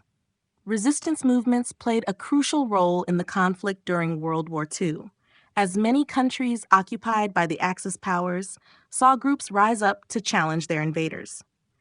While these movements varied in size, strength, and effectiveness, their efforts contributed to the overall struggle against Axis dominance. Their role, however, was not just about fighting the occupiers. They also symbolized the resilience of nations and the unyielding spirit to reclaim sovereignty. Had the Axis powers secured victory, the unfinished wars within these occupied countries would have continued to shape a very different post-war world. In countries like France, Poland, and Yugoslavia, resistance movements actively sabotaged Axis supply lines, gathered intelligence for the Allies, and participated in covert operations. For instance, the French resistance worked tirelessly to gather intelligence for the Allies, particularly during D-Day preparations. Likewise, partisan groups in Eastern Europe, including the Soviet-backed partisans in Belarus and the Polish Home Army, waged guerrilla warfare against German forces. These movements were often small but determined, sometimes relying on the support of local populations who provided shelter, food, and information. However, the strength of these resistance efforts was often limited by the overwhelming power of the Axis occupiers. The Nazis, in particular, had a sophisticated intelligence network and brutal repressive methods. In many cases, entire villages were destroyed as punishment for helping resistance groups, and thousands of civilians were executed in retaliation. Despite these efforts, the Axis powers' grip on occupied territories remained strong throughout much of the war, and these resistance movements were often faced with severe consequences for their actions. The role of resistance movements was not only military, it was also ideological. They represented the refusal to accept the Axis vision of a new world order and were symbols of defiance in the face of tyranny. In some areas, the resistance movements were able to secure temporary victories, forcing the Axis to divert resources to quell uprisings and unrest. This drew attention away from larger strategic operations and created an ongoing challenge for the Axis powers. Had the Axis powers been successful in the war, the resistance movements may have continued to wage their own unfinished wars, becoming more deeply embedded in the societal fabric of their countries. The ongoing resistance could have served as a thorn in the side of an Axis-dominated Europe, continuously undermining the totalitarian control that the Axis sought to enforce. The long-term effects of these movements would likely have fueled the eventual struggles for independence and sovereignty once the Axis powers began to weaken. In conclusion, the resistance movements were critical in maintaining hope and defiance against the Axis powers during World War II. While many of their efforts were thwarted, their resilience played a pivotal role in the broader Allied war effort and would have continued to influence the post-war landscape, even if victory had tilted in favor of the Axis. The fate of occupied Europe. The fate of occupied Europe in the event of an Axis victory would have been marked by the continued oppression, exploitation, and control exerted by Nazi Germany and its allies. In a scenario where the Axis powers succeeded in winning World War II, the political, social, and economic landscape of Europe would have been radically different, with far-reaching consequences for the continent's future. Nazi Germany, under Adolf Hitler's regime, had already outlined plans for the total restructuring of Europe in line with its ideology of racial superiority.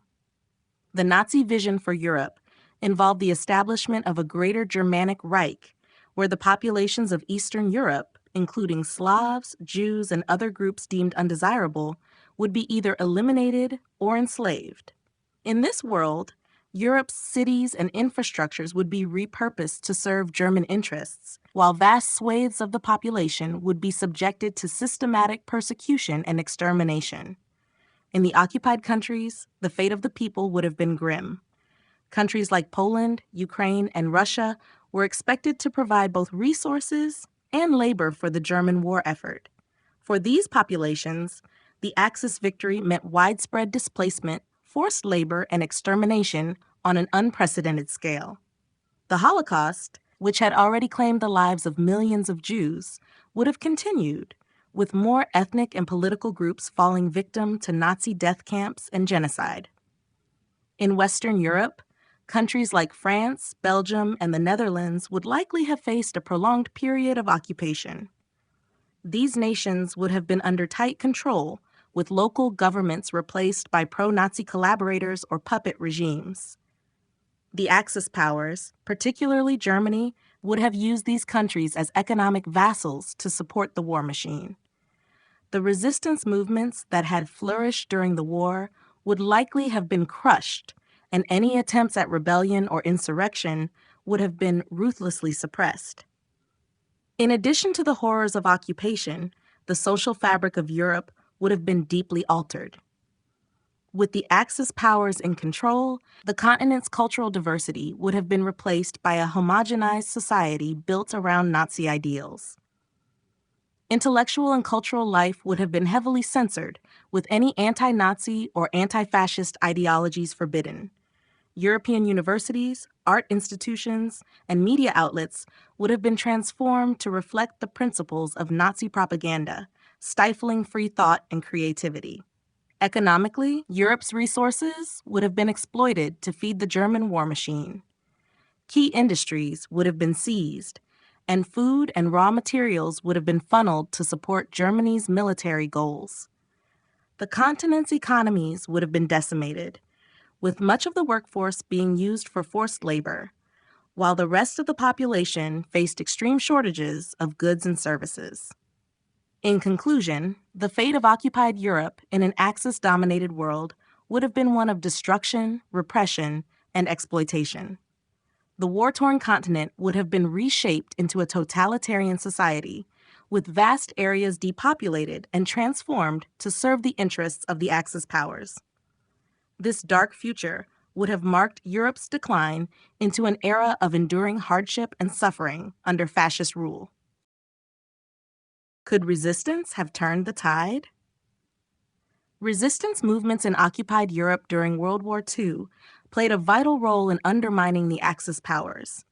Their impact was felt both on the battlefield and within the political landscape, even if their efforts were often limited by the overwhelming strength of the Nazi and Axis forces.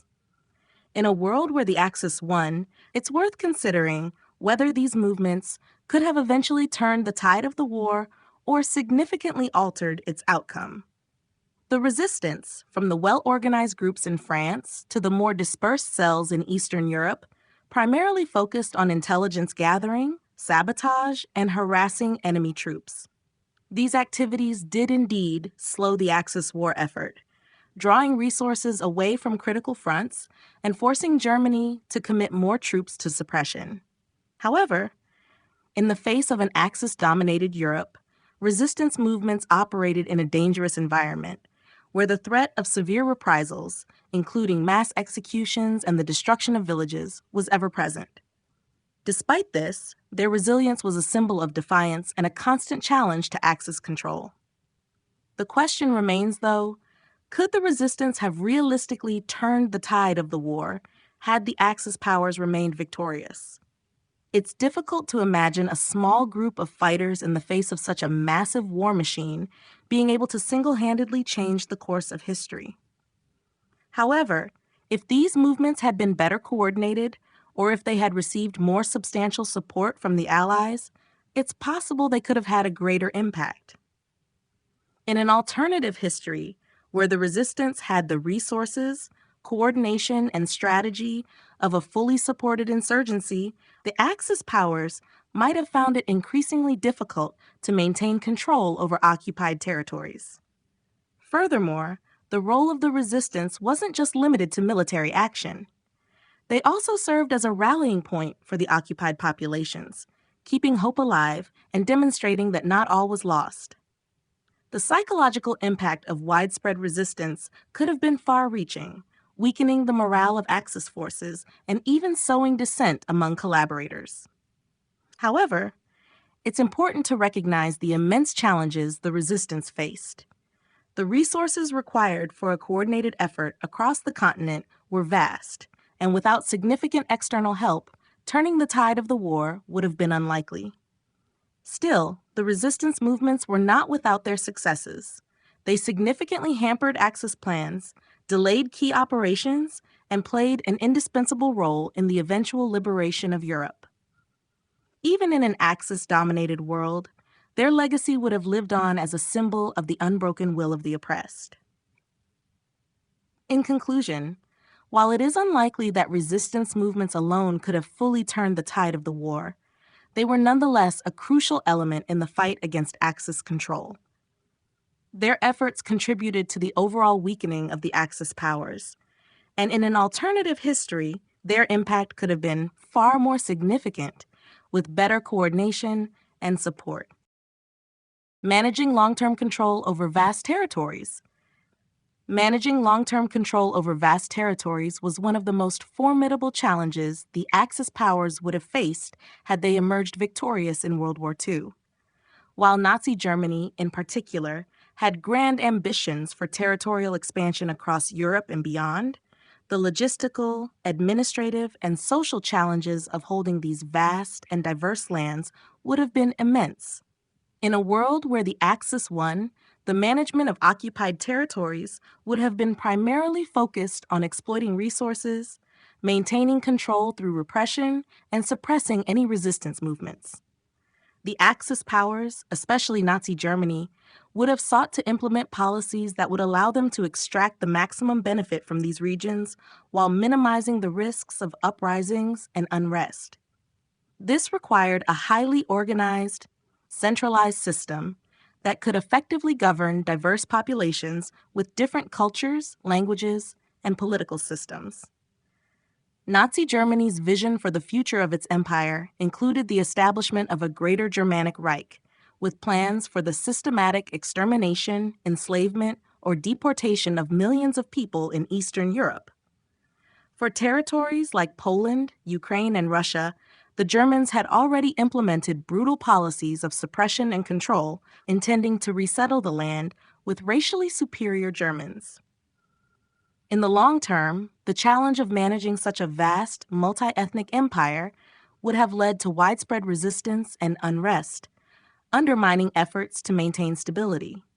The sheer size of the territories, combined with the relentless exploitation of resources, would have made it difficult for the Axis powers to maintain control over such a sprawling empire without facing constant insurgency. On the other hand, Italy and Japan, as junior partners in the Axis, would have also faced the immense challenge of controlling their respective conquests in North Africa, Southeast Asia, and the Pacific.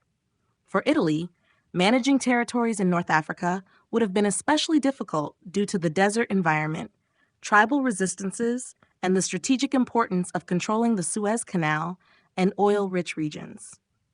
Japan, on the other hand, would have faced the logistical difficulty of maintaining control over vast oceanic territories and managing the diverse cultures and resources in the Pacific Islands.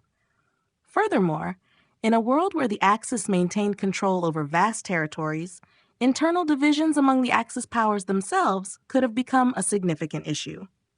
Conflicts over resources, territorial disputes, and competing national interests might have strained the alliances and led to instability within the Axis-controlled territories. In conclusion, while the Axis powers may have been able to maintain control over these vast territories initially, the long-term sustainability of their empire would have been fraught with challenges. Resistance movements, internal divisions, and the immense logistical demands of controlling such vast and diverse lands would have continually tested their ability to hold power. Ultimately, the difficulty of managing these territories could have undermined the long-term success of an Axis-dominated world.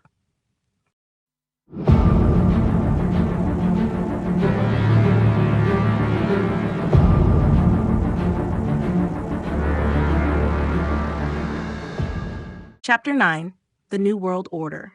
The vision of a new world order under Axis rule was one of totalitarian dominance, marked by the imposition of authoritarian regimes and the subjugation of entire populations.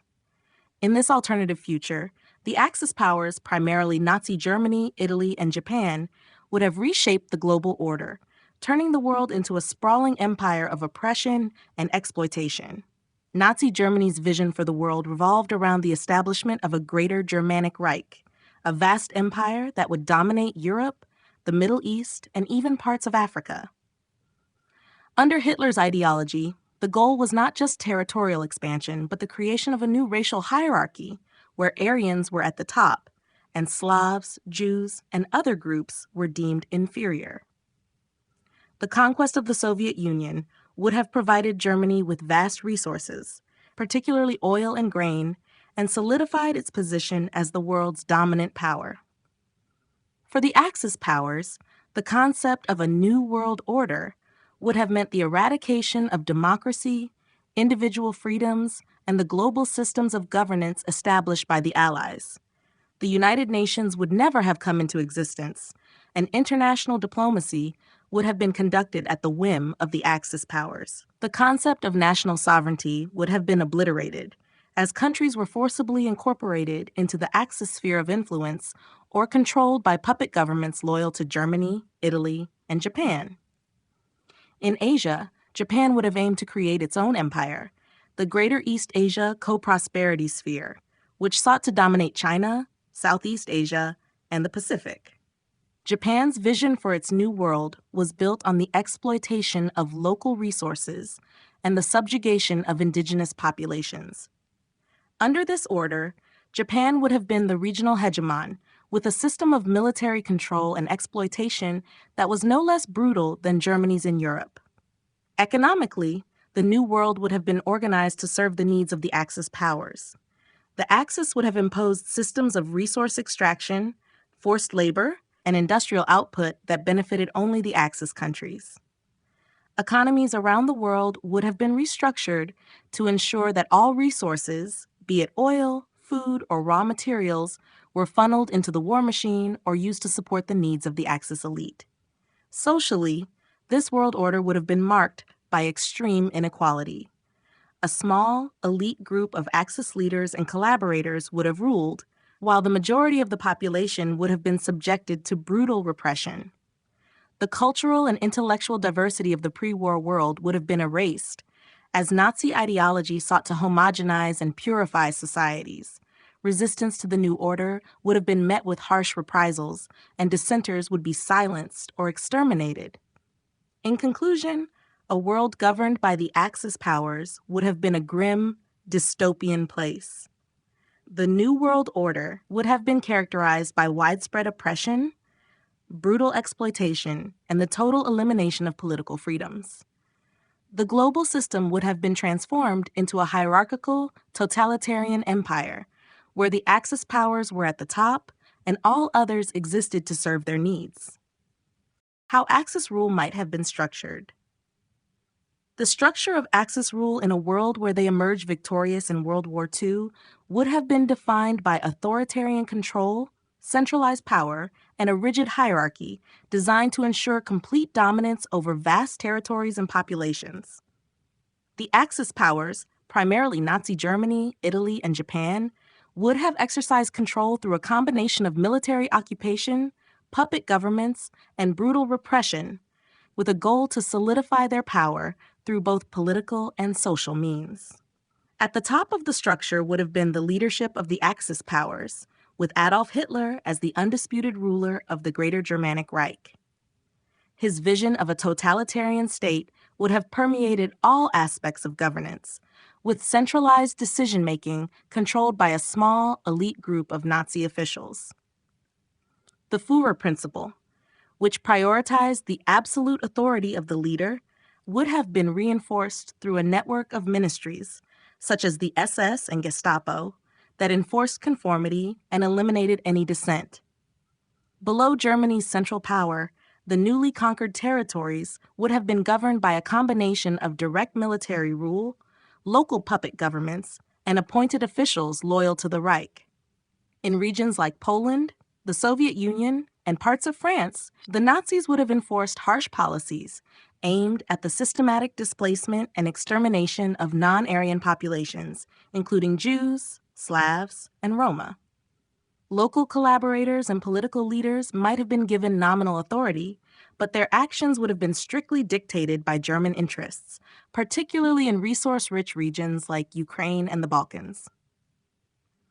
Italy under Mussolini would have ruled over its North African and Mediterranean territories with a similar structure, though Italy's power would have been secondary to Germany's. Mussolini's regime would have sought to implement its vision of fascist governance, maintaining control through military presence and propaganda. The Italian Empire would have been governed by Italian officials, but would have been heavily influenced by German directives, particularly in terms of economic exploitation and military cooperation. Japan, as a junior partner in the Axis, would have established its own sphere of influence in Asia. The Greater East Asia Co-Prosperity Sphere would have been governed through military occupation, with Japan as the dominant force. Local rulers might have been allowed to remain in power, but they would have been subjugated to Japan's will, particularly in places like China and Southeast Asia. Japan's governance structure would have been built around the exploitation of resources, with a strong emphasis on military control to suppress any resistance movements. In this hierarchical system, social and cultural policies would have been strictly controlled. In Nazi-controlled regions, racial purity laws would have been implemented with brutal force, and the idea of Aryan supremacy would have shaped every aspect of life. In occupied territories, cultural identities would have been suppressed, with the goal of homogenizing societies to fit Nazi ideology. Propaganda would have been pervasive, with education and media serving to reinforce Axis ideologies of totalitarianism and militarism. In conclusion, Axis rule would have been an iron-fisted hierarchical system built on military control, political subjugation, and racial ideologies. The world under Axis rule would have been a brutal, oppressive regime where autonomy and diversity were eliminated in favor of a single authoritarian order dominated by Nazi Germany, Fascist Italy, and Imperial Japan. The fate of the United States and Commonwealth nations. In an alternate history where the Axis powers achieved victory in World War II, the fate of the United States and Commonwealth nations would have been shaped by military defeat, political realignment, and the imposition of harsh authoritarian regimes. The global dominance of Nazi Germany, Fascist Italy, and Imperial Japan would have left little room for the survival of democratic values and national sovereignty as we know them. The United States, having been one of the leading powers opposing the Axis, would have faced severe consequences if the Axis had won. With the fall of Britain, the U.S. would have been left isolated, vulnerable to Axis military power, and potentially divided between occupation, resistance, and negotiation. A prolonged war in the Americas might have unfolded, with the U.S. either succumbing to direct invasion by Axis forces or being forced into a negotiated peace that left it politically crippled. Nazi Germany would likely have sought to establish its hegemony over North America, particularly with the strategic objective of controlling the Western Hemisphere, including vital resources like oil and agriculture. The Axis would have seen the United States not only as a military target, but also as an ideological threat. With the defeat of the U.S., Germany would have likely imposed a puppet government in Washington, with American elites serving under Nazi influence. This government would have been modeled on fascist principles, suppressing any traces of democracy or freedom. In the event that the U.S. fell under full Axis occupation, the country would have experienced the same brutal repression seen in Europe, with widespread purges, forced labor, and the suppression of resistance movements. For the Commonwealth nations, the fate would have been similarly grim. Britain, the heart of the Commonwealth, would have either capitulated to Nazi forces through a negotiated surrender or faced a brutal invasion following the failure of Operation Sea Lion. If Britain had been occupied, the British Empire would have likely fractured, with former colonies either coming under Axis control or declaring independence under Axis puppetry. Countries like Canada, Australia, and India would have faced harsh repercussions. The vast resources of the Commonwealth would have been exploited to fuel the Axis war machine and the Nazi regime, while the populations of these nations would be subjected to varying degrees of authoritarian control and exploitation. In this world, the United States and Commonwealth nations would have been reduced to subjugated states under Axis dominance, their political systems crushed, and their sovereignty erased. The future of these nations would have been one of collaboration, resistance, or outright tyranny, with Axis powers firmly asserting control over the globe. The democratic ideals once championed by these nations would have been all but extinguished, replaced by a totalitarian order determined to reshape the world in its own image. Rivalries and divisions among Axis powers. Despite their alliance during World War II, the Axis powers, Nazi Germany, Fascist Italy, and Imperial Japan, were far from a unified bloc. Their shared goal of territorial expansion and domination was clouded by underlying rivalries and divisions, many of which would have continued to affect their relations even in a world where they emerged victorious. These tensions would have shaped the structure of global governance and the future of Axis rule, creating potential fractures within the Axis system. One of the primary sources of division was the relationship between Nazi Germany and Italy. Mussolini's ambitions to establish a Roman Empire in the Mediterranean often clashed with Hitler's more expansive goals in Europe and beyond. Italy's limited military success and its dependence on Germany for resources and support caused frustration within the fascist leadership. While Hitler saw Italy as a junior partner, Mussolini sought greater autonomy and influence. The German occupation of Italy after Mussolini's downfall during the war only highlighted the weaknesses of Italy's position within the Axis. Japan, while a vital partner in the Axis, had its own ambitions in the Pacific and Asia that some conflicted with Germany's European-centered expansionist goals. Japan's imperialist ambitions in China, Southeast Asia, and the Pacific were driven by a desire to secure natural resources and establish a dominant position in Asia. However, Japan's goals often ran counter to those of Germany, which was primarily focused on European and Soviet territories. The lack of coordination between Japan and Germany was evident in strategic decision-making, as both powers frequently acted independently in their respective theaters of war. The divisions between the Axis powers were also evident in their approaches to governance and ideology. While Nazi Germany pursued a racially motivated agenda of Aryan supremacy and the extermination of undesired populations, Italy and Japan, though similarly authoritarian, did not fully embrace the same extreme racial policies. Mussolini's fascism was more rooted in nationalism and imperialism, while Japan's ideology was centered around the divine status of the emperor and the concept of the Greater East Asia Co-Prosperity Sphere. These differences in ideological foundations led to occasional friction in their cooperation, particularly in terms of how conquered peoples and territories were treated. Even if the Axis had won the war, these rivalries and divisions would have likely continued to undermine their unity. The balance of power between Nazi Germany, Fascist Italy, and Imperial Japan would have been fragile, with each nation striving to maintain or expand its influence in the post-war world.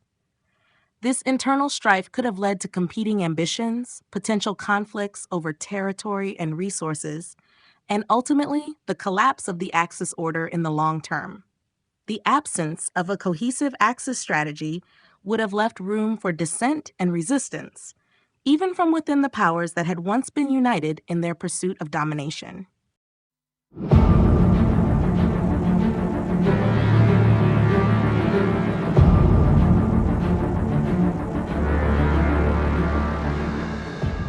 Chapter 10: The Cold War That Could Have Been. In a world where the Axis powers secured victory in World War II, the geopolitical landscape would have been dramatically different, giving rise to a new kind of Cold War. Without the traditional Allied powers to oppose them, the Axis, now in control of much of Europe, Asia, and the Pacific, would have faced internal tensions and competing ambitions that could have mirrored the ideological confrontations of the post-war Cold War between the U.S. and the Soviet Union. One of the most notable aspects of this alternative Cold War would have been the rivalry between the Axis powers themselves. Nazi Germany, as the dominant power in Europe, would have sought to maintain its hegemony, while Japan, with its imperial ambitions in Asia and the Pacific, might have viewed the German influence in Europe and the Middle East as a threat to its own expansionist goals. This tension would have created an intense competition for global supremacy, each power trying to assert its dominance over the other, with the Middle East, Africa, and Asia as the primary battlegrounds. The ideological differences among the Axis powers would have exacerbated these tensions. Nazi Germany, driven by a racial ideology that sought the extermination or subjugation of entire peoples, was likely to adopt a policy of racial purity across the territories it controlled. This would have placed it in conflict with Japan, whose imperial project focused on creating a greater East Asia co-prosperity sphere, where the Japanese emperor was seen as a divine leader, but with a focus on cooperation rather than racial domination. These conflicting ideologies could have led to disputes over the treatment of occupied peoples, as well as the future governance of Asia and Africa. At the same time, former Allied powers such as the United States, the United Kingdom, and the Soviet Union would have likely formed resistance movements, either from exile or clandestinely, within the occupied territories. This underground opposition could have been a significant source of tension within the Axis-controlled world. The U.S., despite its defeat, would have likely maintained a large degree of influence in the Americas and possibly parts of Asia, creating a rivalry with Japan and Germany over control of strategic regions. In this alternative Cold War, diplomacy, espionage, and proxy wars would have been key components. The struggle for global dominance would have been waged not through direct military conflict, but through the manipulation of weaker nations, resource control, and ideological influence. The New World Order, dominated by Axis powers, would have been defined by a tense standoff between its leading powers, as they each sought to solidify their hold over the territories they had conquered while avoiding direct confrontation with one another. This Cold War could have lasted for decades, with the balance of power constantly shifting, but the underlying competition for ultimate control of the globe never fading. Would Germany and Japan have remained allies? In an Axis victory scenario, the relationship between Nazi Germany and Imperial Japan would have been strained and fraught with challenges. While both nations shared a common enemy during World War II, their long-term alliance was based more on convenience and mutual benefit rather than a deep ideological or strategic alignment. The question of whether they would have remained allies in the post-war world hinges on several factors, including their conflicting ambitions, divergent ideologies, and the realities of global domination. Germany and Japan had fundamentally different goals. Nazi Germany sought to dominate Europe and the Soviet Union, driven by its quest for Lebensraum and the expansion of its Aryan-based empire. Meanwhile, Japan's imperial ambitions were focused on establishing control over Asia and the Pacific, primarily to secure resources and create a greater East Asia co-prosperity sphere. This divergence in territorial goals could have led to tensions, particularly as both powers sought to expand their influence in areas like the Middle East, Central Asia, and Africa, where their interests might have overlapped. Ideologically, the Axis powers were not as united as their wartime alliance suggested. Germany's racial policies, rooted in Aryan supremacy, sought the extermination or subjugation of non-Germanic peoples, which sharply contrasted with Japan's emphasis on the divine status of the emperor and the notion of racial purity within Asia. While both nations practiced authoritarian rule, their core beliefs were not fully aligned. Japan's more conservative, nationalist ideology, centered on the emperor and Shintoism, did not always align with Germany's extreme racial nationalism. And this ideological gap would likely have been a point of friction in a post-war world. Moreover, the dynamics of a victorious Axis would have introduced additional pressures on the alliance. Both Germany and Japan had plans for territorial expansion that would have created inevitable competition for resources and strategic control. The vast territories that each would have controlled could have placed them in direct opposition to one another, with both vying for supremacy in regions like the Middle East, India, and Southeast Asia. Finally, the presence of former Allied powers would have influenced the future of the Germany-Japan alliance. The United States, in particular, would have remained a significant rival, potentially fostering competition between the Axis powers as they sought to assert their dominance over the Americas and other strategic regions. As Germany and Japan consolidated their power, the survival of their alliance would have depended on their ability to manage these growing rivalries and their shared desire to resist any external threats, especially from the Soviet Union or the remnants of Western powers. In the end, while it's possible that Germany and Japan could have remained allies in the early years of a post-war world, their differing objectives and ideologies might have eventually led to a breakdown in their partnership, giving rise to new tensions and potentially a Cold War between the two powers. The potential rise of a new superpower. In a world where the Axis powers emerged victorious in World War II, the global balance of power would have shifted dramatically, creating the potential for the rise of a new superpower. While Germany and Japan would have been the primary players in the Axis-controlled world, a host of other nations could have played significant roles in the development of this new power dynamic. Depending on how the Axis powers chose to govern and maintain control over their vast territories, it is possible that a new superpower could have arisen from the ashes of former Allied states, regional powers, or even a revived Soviet Union. The United States, despite its defeat in the war, would have likely retained its industrial base and technological prowess, allowing it to recover and become a potential rival to the Axis powers.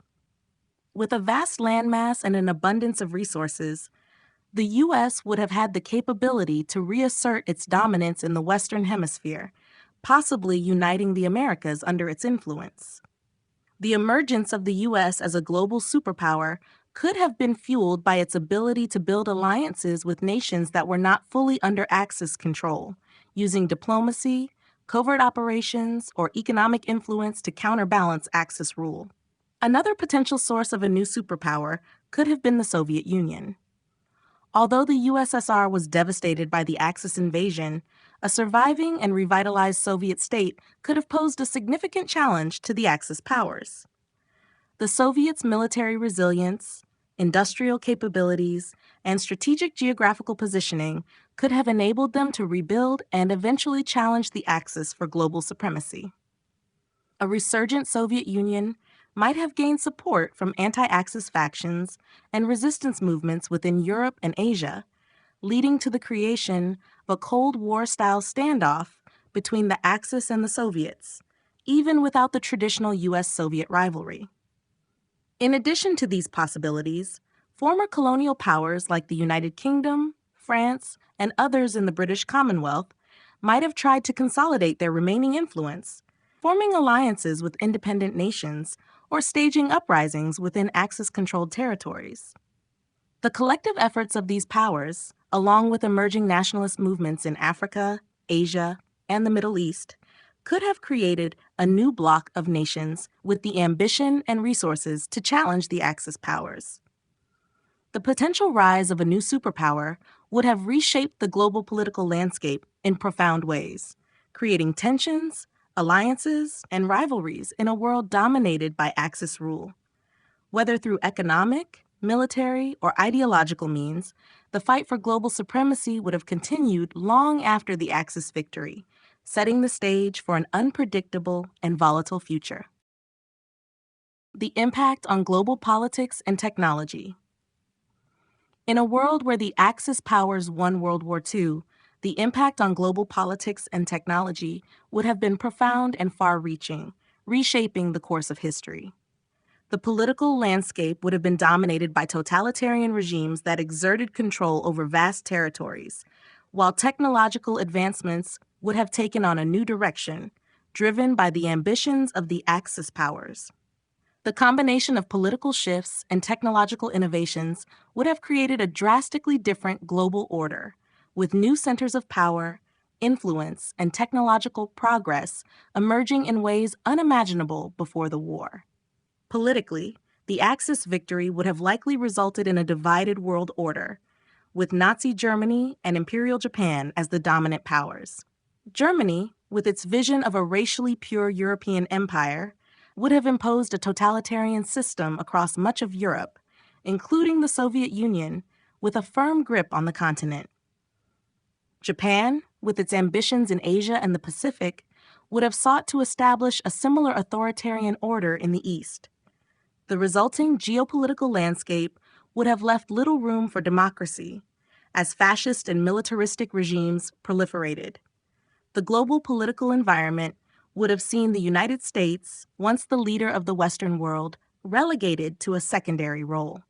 Without its position as a superpower, the U.S. would have been forced to navigate a tense and unstable international system, perhaps focused on securing its own territorial and economic interests within the Americas. Meanwhile, countries in Africa, Asia, and the Middle East, which were often seen as pawns in the broader power struggle, would have experienced shifts in power dynamics as their fates were shaped by Axis policies of colonial domination or exploitation. In terms of technology, the Axis powers would have leveraged their advancements in military and industrial technologies to solidify their dominance. Germany's pursuit of rocket technology, jet engines, and early nuclear research would have continued, potentially leading to the rapid development of new forms of weaponry and warfare. The fusion of German expertise in scientific research and Japan's technological capabilities in engineering would have made for a powerful combination, possibly accelerating progress in areas like computing, communications, and military technologies. The world would have seen technological developments used primarily for military and control purposes, as both Axis powers sought to maintain dominance through technological superiority. On the global stage, the Axis powers' victory would have left a lasting legacy of authoritarian regimes, surveillance states, and technological arms races. With limited checks and balances on technological advancements, this new world order might have seen rapid, but often oppressive, innovations. The drive for efficiency, control, and military might would have guided technological progress, with little regard for humanitarian concerns or ethical implications.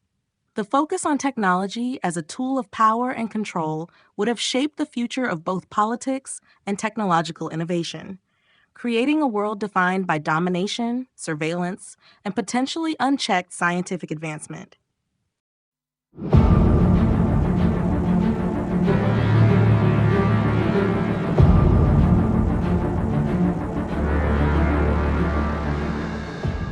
Chapter 11: The Legacy of an Axis Victory.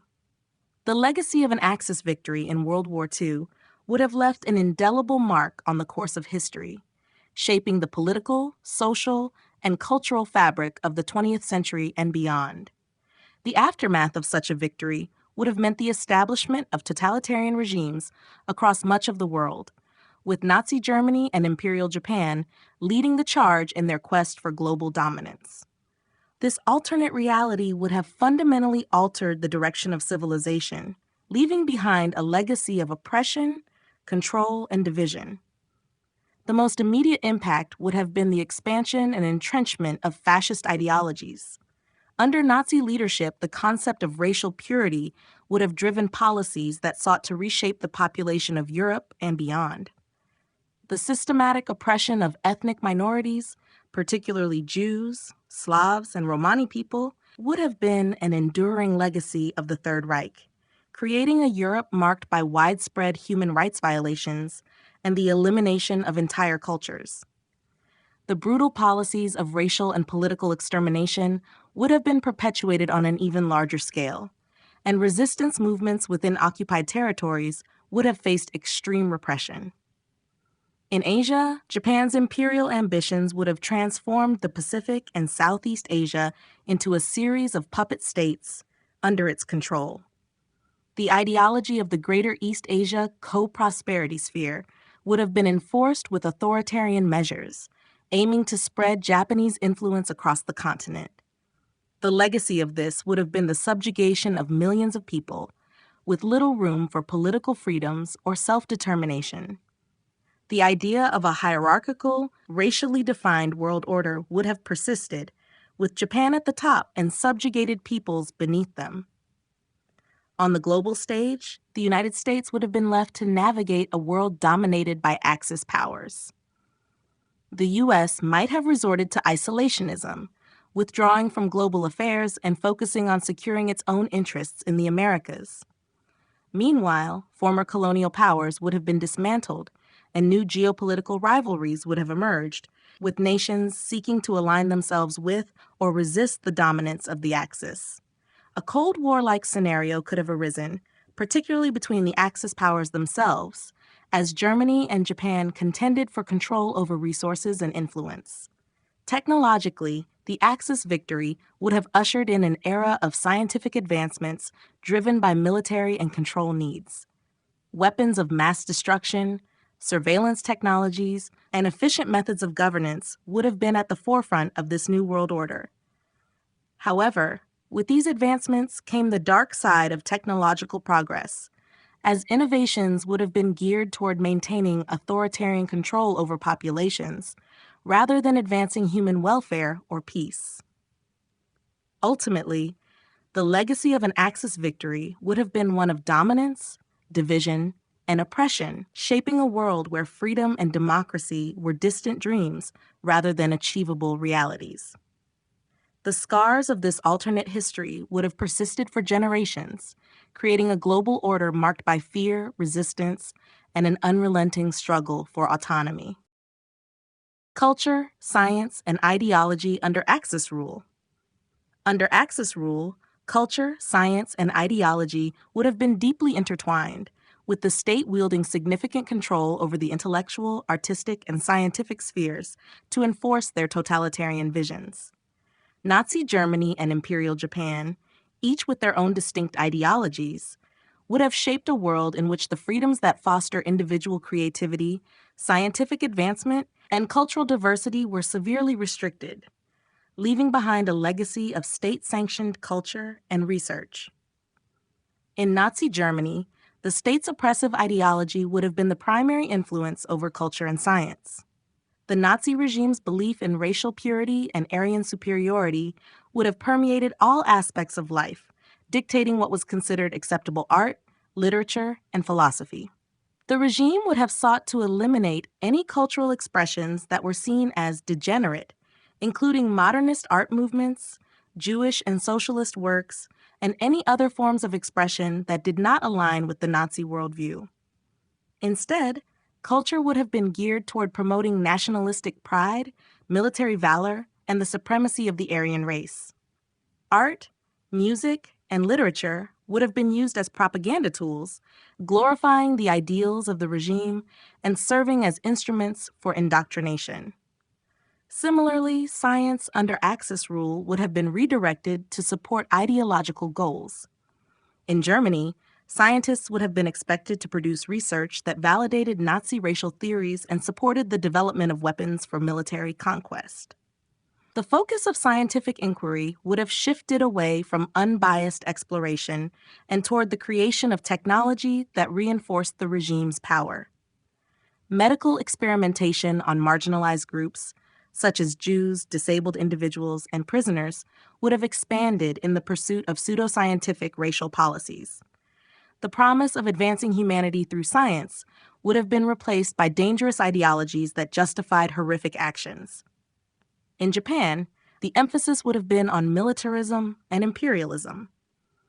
Japanese culture, deeply rooted in the values of honor, loyalty, and obedience, would have been further entrenched, promoting the idea of Japan's divine mission to lead Asia and the Pacific. The arts and sciences would have supported these ideals, with Japan's technological advancements aimed at enhancing military capabilities and securing dominance over its neighbors. Cultural expressions would have been carefully controlled to maintain a sense of unity and conformity, while science would be focused on technological superiority, particularly in fields like aviation, naval warfare, and biological warfare. Both Axis powers would have stifled intellectual freedom, repressing dissent and curbing independent thought. The pursuit of knowledge would have been subordinated to the goals of the state, limiting progress in areas that did not align with the totalitarian objectives of the regimes. The resulting cultural and scientific landscape would have been one of oppression, conformity, and the relentless pursuit of dominance, leaving little room for innovation or the advancement of human welfare. In this alternate world, culture and science would have been tools of control rather than instruments of enlightenment and progress. The future of democracy and human rights. In a world where the Axis powers have emerged victorious in World War II, the future of democracy and human rights would be dramatically altered. With the dominance of totalitarian regimes, particularly Nazi Germany and Imperial Japan, the principles of democracy would have been crushed, and human rights would be suppressed on an unprecedented scale. Democracy, as we understand it today, would likely have become an obsolete concept under Axis rule. In Nazi Germany, the authoritarian state would have expanded its grip over occupied Europe, eliminating democratic institutions and replacing them with puppet regimes loyal to Berlin. Free elections, freedom of speech, and the protection of minority rights would have been seen as subversive and counterproductive to the Nazi vision of order and racial purity. Governments would have been centralized, with power firmly in the hands of a select few, such as Hitler's inner circle or other Nazi leaders. The citizens of these territories would have been subjected to oppressive surveillance, forced conformity, and harsh punishment for any signs of dissent. In occupied countries, the concept of self-determination and national sovereignty would have been eradicated.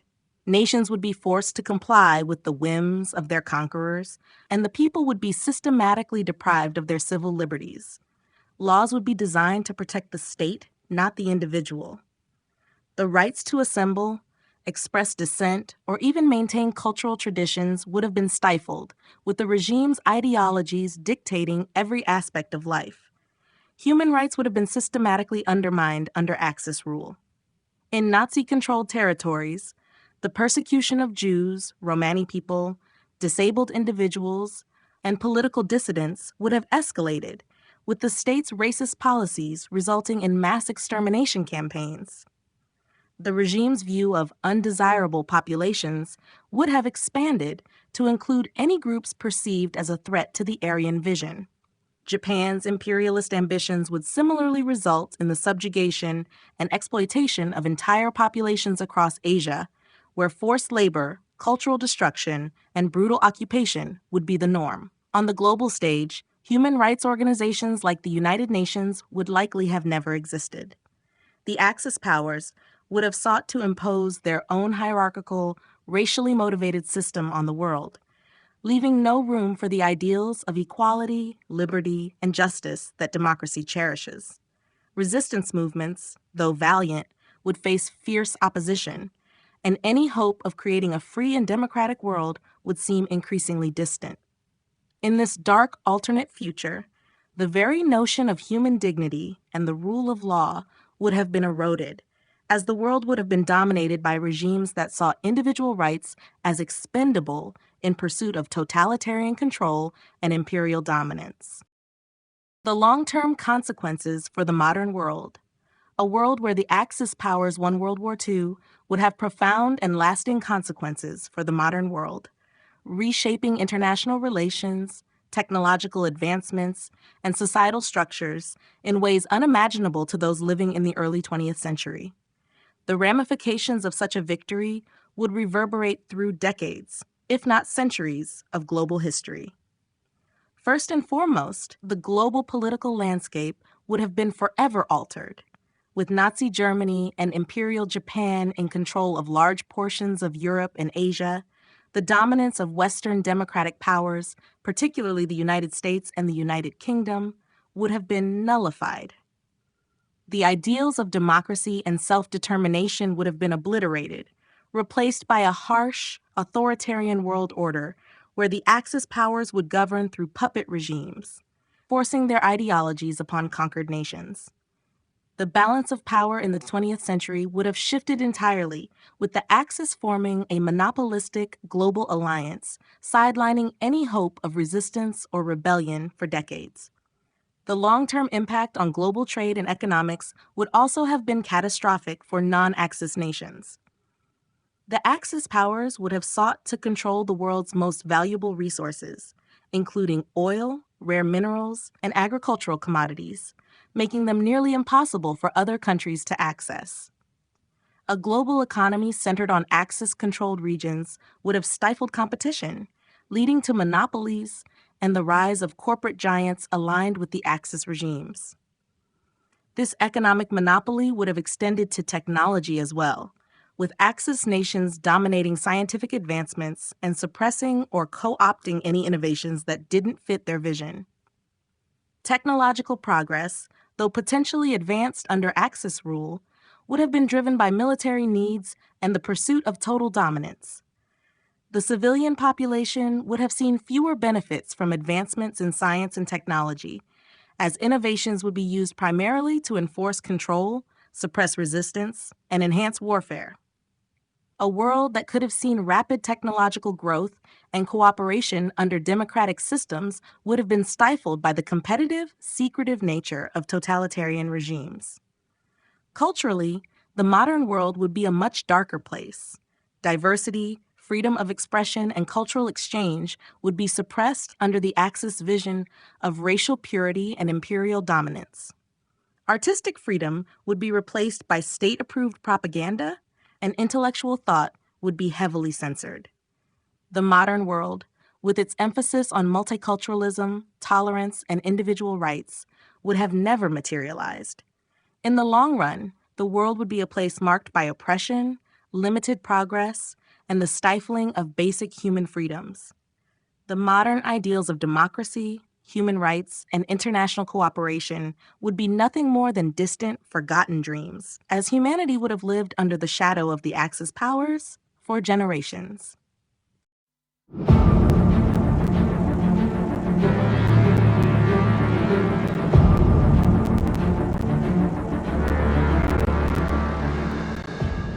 Conclusion. The hypothetical scenario of an Axis victory in World War II presents a chilling and thought-provoking vision of the modern world. It forces us to reflect on the fragile nature of international power dynamics and how the rise of totalitarian regimes could reshape civilization. The Axis powers' success would have led to a fundamentally different global order, one defined by oppression, authoritarianism, and the suppression of individual freedoms. Had the Axis been victorious, the political landscape would have been dominated by a few authoritarian regimes, each with a distinct vision of empire building and racial supremacy. The defeat of democratic nations such as the United States, the United Kingdom, and France would have wiped out any remaining hopes for the global spread of democratic ideals. A world led by Nazi Germany and Imperial Japan would have crushed freedom of thought, speech, and culture, replacing them with rigid state-controlled ideologies. Economically, the Axis powers would have sought to monopolize global resources, turning the world into a collection of vassal states subject to their control. Such monopolies would have stifled competition, hampering innovation and global cooperation. Technology and science, while possibly advancing under Axis regimes, would have served primarily military and imperial purposes, leaving the broader population with little to gain from progress. Culturally, the Axis victory would have heralded an era of intellectual censorship and cultural homogeneity.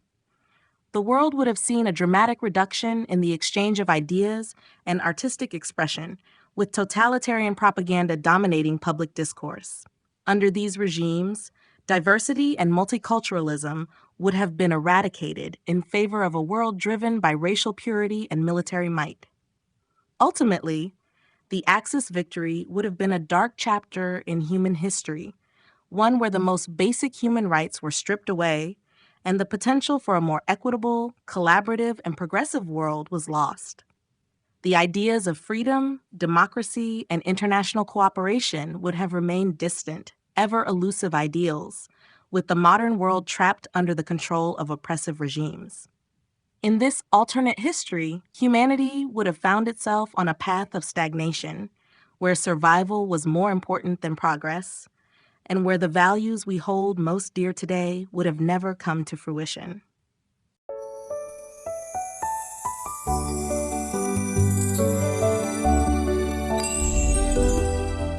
Red Dawn. What if the Soviets had prevailed in the Cold War? Written by Marcus Drayson, narrated by Gloria Feathers.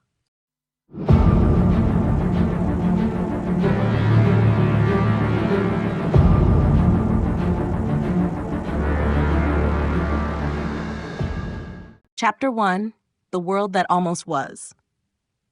The Cold War, which dominated much of the 20th century, was a clash of ideologies, political ambitions, and global power struggles.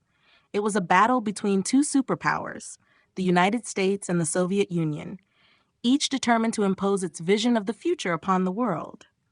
The Cold War never boiled over into full-scale war, but the fear of nuclear annihilation and the constant threat of conflict shaped the political landscape.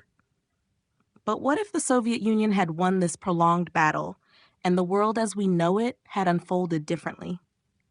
In the original timeline, the collapse of the Soviet Union in 1991 marked the end of the Cold War, leaving the United States as the undisputed global superpower. However, in this alternate reality, the Soviets have triumphed, their system of governance and ideology proving resilient and successful. How did this shift happen? The end of the Cold War came not with the fall of the Berlin Wall, but with the extension of Soviet influence across Europe, Asia, and beyond, ushering in a new age of global communism. The victory of the Soviets would have drastically altered the political and economic systems of the world. The capitalist model, so dominant in the West, would have been eclipsed by socialism, and Western governments would have been forced to adopt forms of governance that more closely resembled the Soviet model. The United States, long a symbol of free market capitalism and democracy, would have seen its institutions transformed as the Soviet Union's ideals spread through every corner of the globe. Yet this victory would not have been without consequences. The balance of power would have shifted dramatically, and with it, the world order. Political borders would have been redrawn, and many nations would have fallen under the Soviet sphere of influence. The Warsaw Pact might have expanded, swallowing up more of Europe, and Asia could have seen the rise of Soviet-backed communist regimes across the continent. In this altered world, the fate of democracy itself could have been sealed. A generation raised under Soviet doctrine might have grown up with a different view of freedom, liberty, and individual rights. The social and cultural consequences of Soviet dominance would have been profound. People would have lived in a world where free expression was suppressed, where the KGB was a constant presence, and where dissent was met with harsh punishment. This is the world we will explore, the world that almost was. In this alternate history, the Soviet victory changes everything, from the way people live to the global dynamics that shape history itself. The world we know would be unrecognizable, yet its shadows might still stretch across the present. Introduction to the Cold War. The Cold War, which spanned from the end of World War II to the early 1990s, was one of the defining global conflicts of the 20th century. Unlike traditional wars, it was not fought on battlefields, but through ideological, political, and economic competition.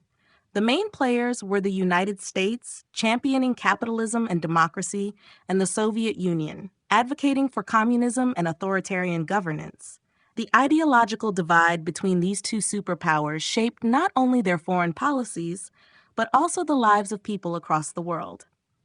The roots of the Cold War can be traced back to the aftermath of World War II.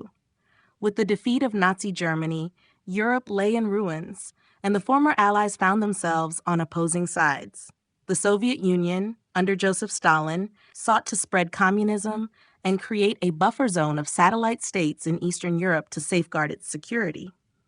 Meanwhile, The United States, with its booming economy and democratic ideals, wanted to contain the spread of communism and promote capitalism and democracy worldwide. Tensions between these two powers began to escalate almost immediately after the war. The U.S. sought to rebuild Europe through the Marshall Plan, a massive economic aid program, which the Soviets viewed as an attempt to undermine Soviet influence. The division of Germany, particularly Berlin, became a flashpoint. The Berlin blockade of 1948 to 1949, where the Soviets tried to cut off access to the Western-controlled sectors of the city, was one of the first major confrontations. By the late 1940s and early 1950s, the Cold War had shifted into a new phase of confrontation and competition.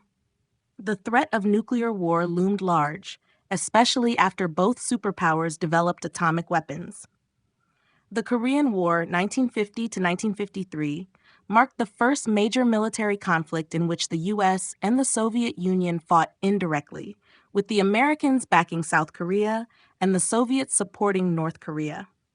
This set the tone for future proxy wars, where the two powers would clash through third parties in regions like Southeast Asia, the Middle East, and Latin America.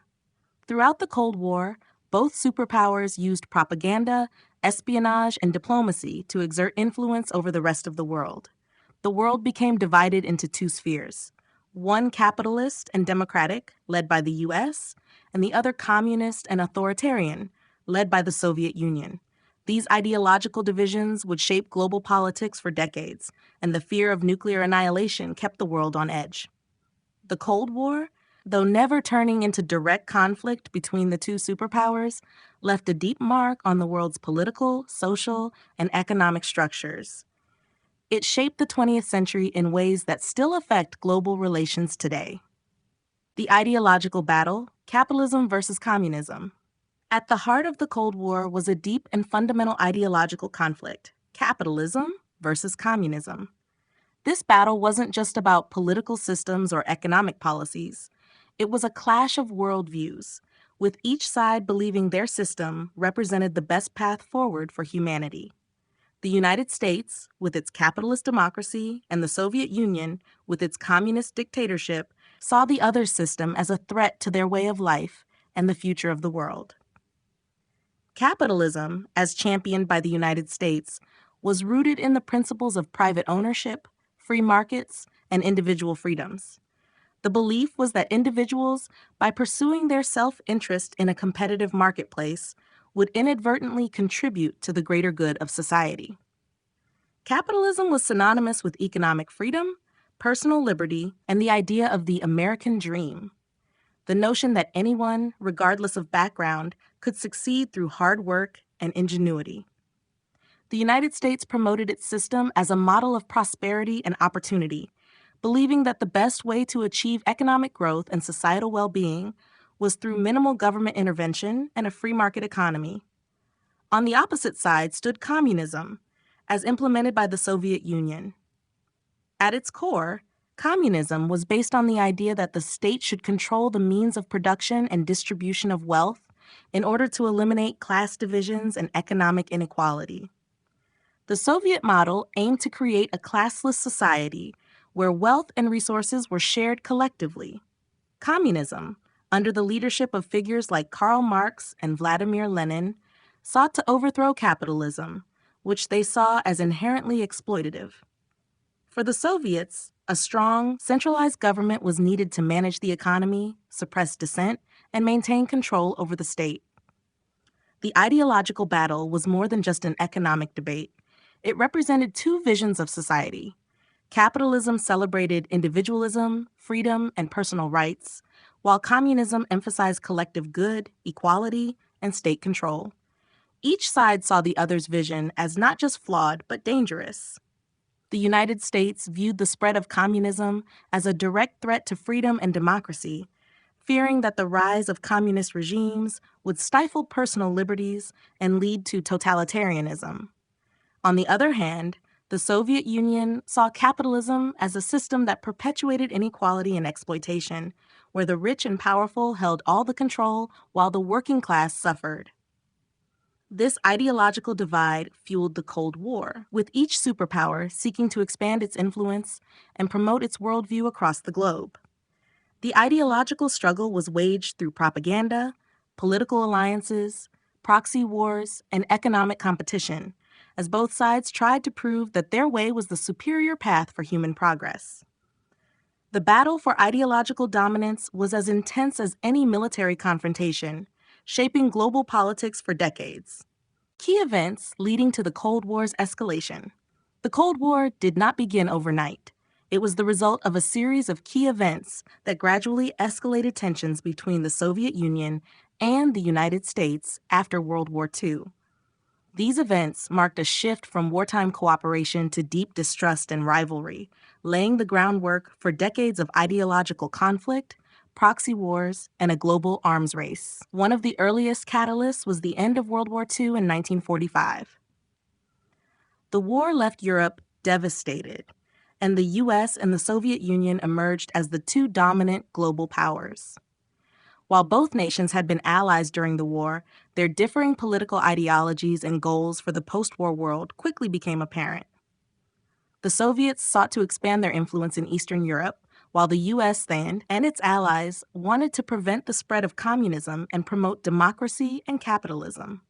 The division of Germany became a central flashpoint in the Cold War's early stages. At the Yalta and Potsdam conferences in 1945, the Allies agreed to split Germany into 4 occupation zones, with the Soviet Union controlling the East and the US, Britain, and France controlling the West. Berlin, located in the Soviet-controlled zone, was similarly divided. However, tensions escalated over the future of Germany. In 1948, the Soviet Union blockaded West Berlin in an attempt to force the Allies out. In response, the United States and its allies launched the Berlin Airlift, supplying the city with food and essentials and breaking the blockade. This standoff demonstrated the deepening divide between the two superpowers and was a precursor to further confrontations. The introduction of the Truman Doctrine in 1947 and the Marshall Plan in 1948 marked the official beginning of the U.S. policy of containment. The Truman Doctrine pledged Americans' support to countries resisting communist subjugation, particularly in Europe and Asia. The Marshall Plan, on the other hand, provided economic aid to Western European nations to help them rebuild after the war and prevent the spread of communism through economic instability. The Soviet Union viewed both initiatives as a direct threat to its sphere of influence and responded by solidifying its control over Eastern Europe. In 1949, the formation of NATO, a military alliance between the U.S., Canada, and Western European nations, further intensified tensions. The Soviet Union saw NATO as a direct military threat and responded by strengthening its control over Eastern Europe and establishing the Warsaw Pact in 1955, a military alliance of communist states in Eastern Europe. These early events, combined with growing ideological distrust and the arms race, propelled the world into the Cold War. Both superpowers were determined to assert their dominance on the global stage, and the world found itself in a decades-long struggle for influence, with each side trying to expand its political and military footprint while keeping the other in check. The Cold War would continue to evolve, with these key moments setting the stage for a conflict that would shape international relations for the next half-century. The final standoff, a Soviet victory.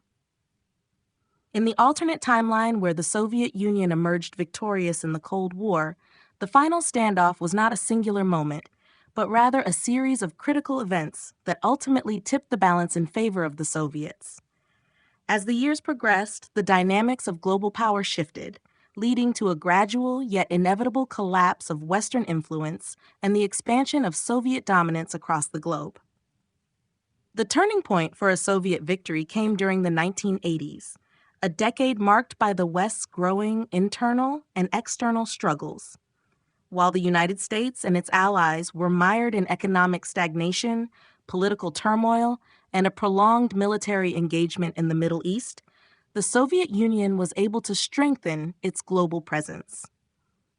The key to the Soviet triumph was their ability to consolidate power in Eastern Europe, expand their influence in Asia, and exploit the weaknesses of their rivals. The Soviet Union capitalized on growing discontent in the West. Economic recessions, rising unemployment, and social unrest plagued much of Europe and North America. Meanwhile, the Soviet economy, though struggling, was able to leverage its centralized control to maintain relative stability. Soviet support for left-wing revolutionary movements around the world gained traction, especially in Africa and Latin America, where they helped to topple governments and install pro-Soviet regimes. The Soviet victory also came through a combination of strategic military superiority and intelligence operations. While the U.S. focused on its arms race with the Soviets, Moscow developed its own nuclear and conventional capabilities, creating an overwhelming deterrent. The arms race reached a fever pitch, but rather than leading to mutual destruction, it eventually drained the resources of the U.S. and its allies.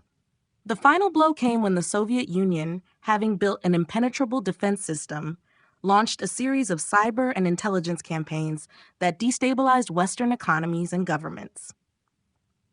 On the diplomatic front, the Soviets were adept at creating strategic alliances, especially with China, which had begun to shift away from its isolationist stance and toward a more cooperative relationship with the USSR. This alliance, combined with Soviet support for communist insurgencies in the developing world, further eroded Western influence. By the early 1990s, the Soviet Union had firmly entrenched itself as the dominant global superpower. The United States, fractured by political strife, economic decline, and internal protests, could not mount an effective challenge. The fall of Western governments led to the rise of authoritarian regimes and the spread of communism worldwide.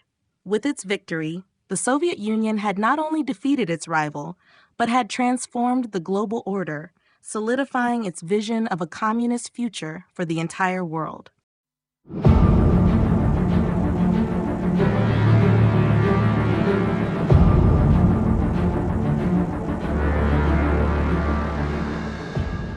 Chapter 2: The Collapse of the West. The collapse of the West marked a significant turning point in the global balance of power, one that saw the decline of the United States and its allies as dominant players on the world stage. As the Soviet Union strengthened its hold over Eastern Europe, Asia, and even parts of Latin America, the West was consumed by internal divisions, economic struggles, and a loss of confidence in its ideological and political systems. The processes that led to the collapse were gradual, but their effects were undeniable. The first signs of Western decline came in the late 1970s and early 1980s. The U.S. was reeling from the effects of the Vietnam War, a conflict that not only drained resources, but also eroded the national psyche. The loss of faith in American leadership and military might became evident. At the same time, economic recessions hit Europe and North America, and the oil crisis of 1973 and 1979 exposed vulnerabilities in the Western economic model. The capitalist system, once seen as the epitome of prosperity and progress, appeared increasingly fragile, especially as wages stagnated and income inequality soared. The working class began to feel the brunt of economic shifts, and the promise of upward mobility seemed increasingly out of reach for many.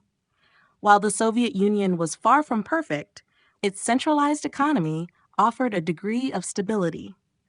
The USSR was able to maintain a semblance of order, investing in heavy industry and military capabilities, while the West struggled to maintain its post-war economic dominance.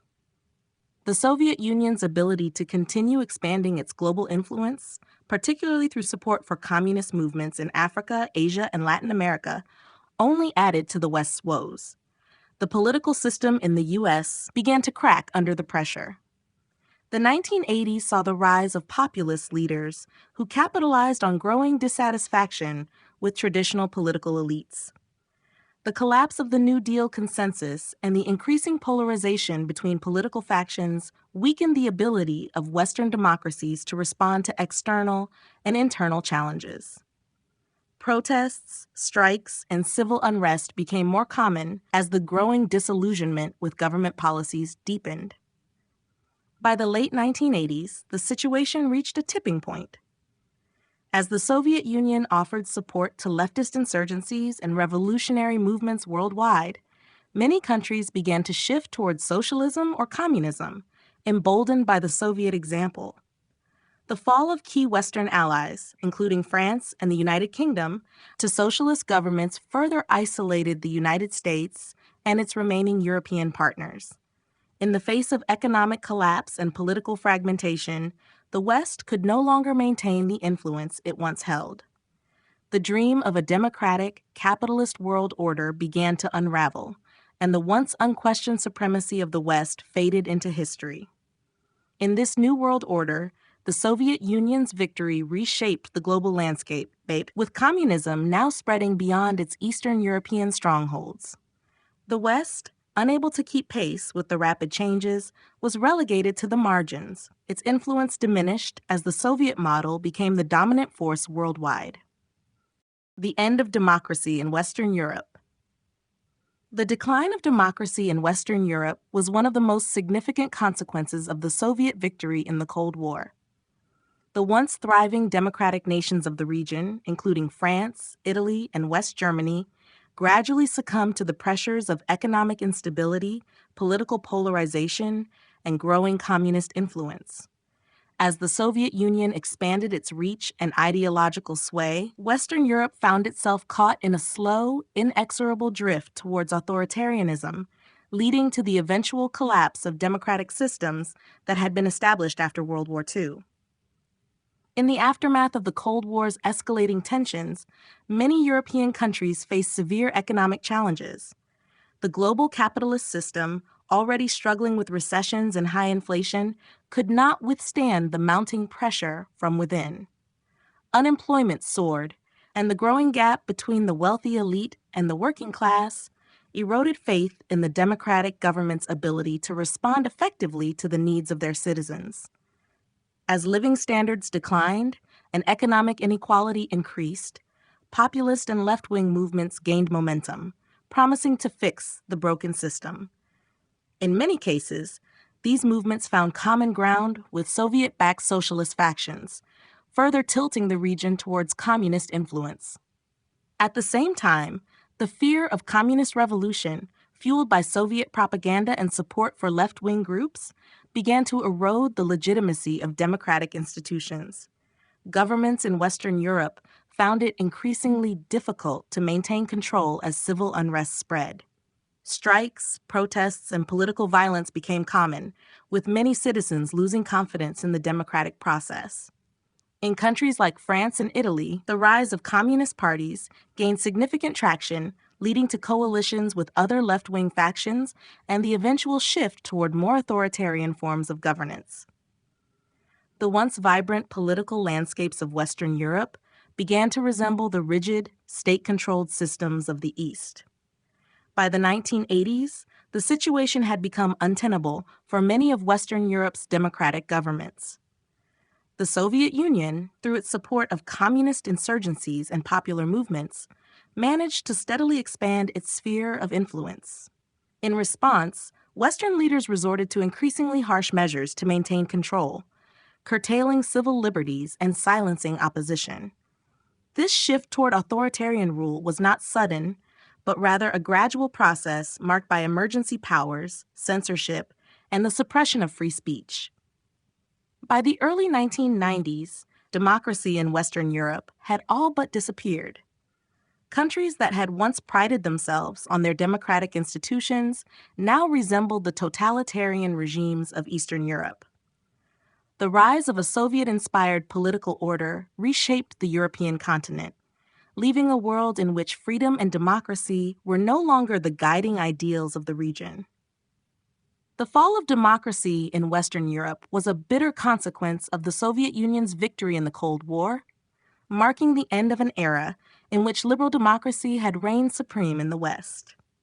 Economic decline in the United States. The economic decline in the United States following the Soviet victory in the Cold War was not a sudden event, but rather a slow unraveling of the once thriving economic powerhouse.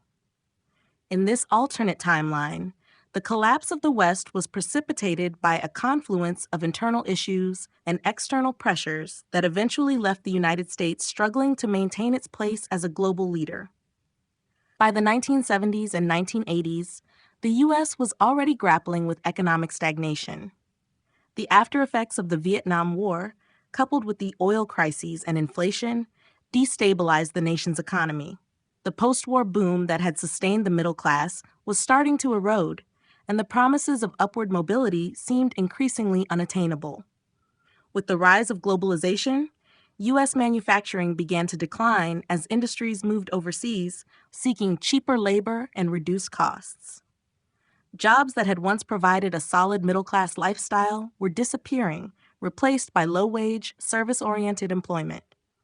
At the same time, the United States' reliance on a consumer-driven economy became more pronounced.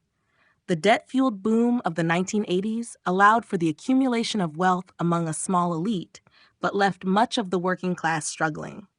As wages stagnated and inflation rose, the American dream of homeownership and economic security became out of reach for many citizens.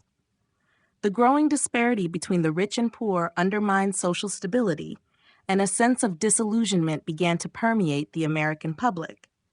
Meanwhile, the Soviet Union, despite its own economic challenges, managed to maintain a more stable footing. The centralized command economy, while inefficient in many ways, was able to allocate resources in a way that kept the country's military-industrial complex strong. Additionally, the Soviet Union's expansion of influence through proxy wars, revolutionary movements, and strategic alliances with countries in Africa, Latin America, and Asia helped ensure a steady flow of resources and allies. As the Soviet sphere of influence grew, the United States found itself increasingly isolated. The global capitalist order, which had once been the cornerstone of American power, began to falter. In contrast, communist regimes, backed by Soviet support, thrived in various regions of the world. The economic systems in Western Europe and parts of the developing world, inspired by Soviet models, became more successful at providing stability and social welfare.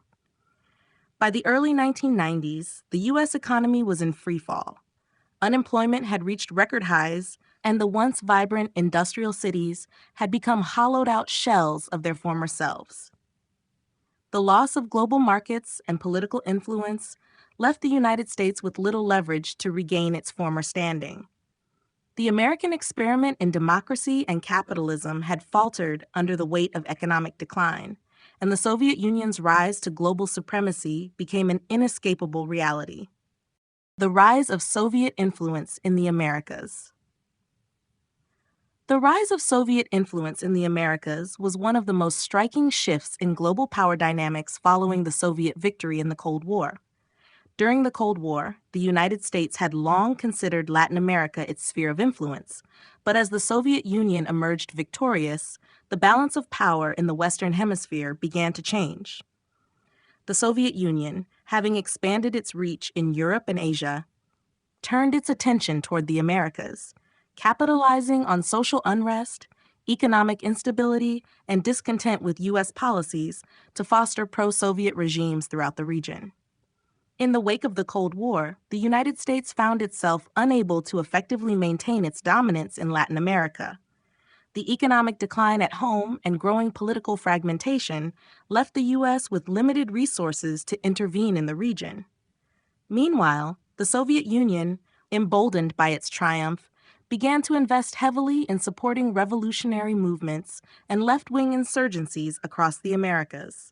In countries like Cuba, Nicaragua, and El Salvador, Soviet-backed communist parties and guerrilla movements grew stronger, gaining popular support by promising to overthrow corrupt and exploitative governments. The Cuban Revolution of 1959 had already established a strong Soviet foothold in the Caribbean, but as the Cold War unfolded, the U.S. found itself increasingly unable to contain the spread of communist ideologies throughout the region. As Soviet-backed revolutionary movements in Central and South America gained momentum, the United States was forced to respond, but it struggled with its own economic and political decline. By the 1980s, revolutionary governments in Nicaragua, Grenada, and even parts of Colombia and Venezuela had established close ties with Moscow, adopting Marxist-Leninist policies and aligning themselves with the Soviet bloc. The Soviet Union also expanded its influence through diplomatic channels, leveraging its relationship with left-wing governments to secure economic and military support. The USSR supplied arms, funding, and technical assistance to many of the new socialist regimes, further solidifying their allegiance.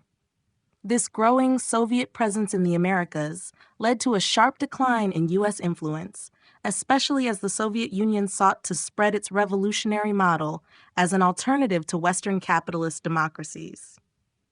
By the late 1980s and early 1990s, the Soviet Union's presence in the Americas was unmistakable. Moscow had cultivated a network of allies, and the political landscape of the Western Hemisphere had shifted dramatically. In many countries, Soviet-backed governments implemented socialized economies, nationalized industries, and suppressed political dissent, marking the end of the United States' dominant influence in the region. The Soviet Union's success in expanding its influence in the Americas was a key component of its broader global victory, reshaping the geopolitical landscape and further solidifying its place as the world's preeminent superpower.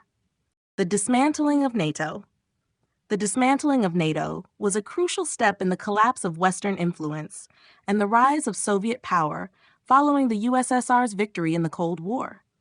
Originally founded in 1949 as a military alliance to counter the perceived threat of Soviet expansion in Europe, NATO had been the cornerstone of Western defense and unity throughout the Cold War.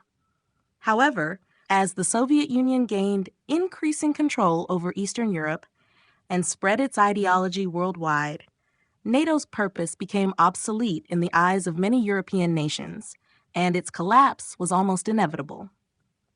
By the 1980s, the strategic balance that had defined the alliance was shifting. The Soviet Union's growing strength and the political turmoil within the United States and Western Europe caused many NATO members to question the utility of the alliance. Economic decline in the U.S., coupled with internal divisions within European nations, weakened the resolve to maintain a united front against Soviet communism. Countries in Western Europe began to grow disillusioned with NATO's military focus, and the sense of common purpose began to unravel. The catalyst for the dismantling of NATO came when the Soviet Union, having successfully entrenched its influence across Europe and beyond, no longer saw NATO as a viable opposition force. The USSR, emboldened by its victories in the Cold War, began to push for a new order, one that included a more unified socialist Europe under Soviet guidance. In response, several NATO members, feeling the growing pressure of Soviet influence and weakened by domestic unrest, began to distance themselves from the alliance. By the late 1980s, many Western European nations had already begun to reconsider their relationship with the U.S. and the broader Atlantic Alliance. The appeal of Soviet-backed socialism, combined with the economic and political instability of the West, led to the rise of anti-American sentiment and growing support for left-wing governments. In this environment, NATO's military structure became increasingly redundant. Countries like France, Italy, and Spain began to withdraw from NATO, opting instead for bilateral agreements with the Soviet Union or adopting more neutral stances. The final blow came when the United States, struggling with its own economic and political turmoil, could no longer afford to maintain its military commitments abroad. In the face of these growing divisions, NATO's cohesion disintegrated. The alliance formally dissolved in the early 1990s as Europe moved toward a new security architecture aligned with Soviet interests. The dismantling of NATO was emblematic of the shifting geopolitical realities of the post-Cold War world, with the United States' influence waning and Soviet power now firmly established across Europe.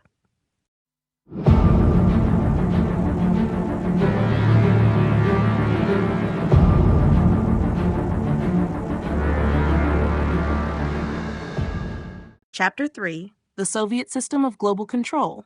Following its victory in the Cold War, the Soviet Union established a new system of global control that reshaped the geopolitical landscape and solidified its dominance.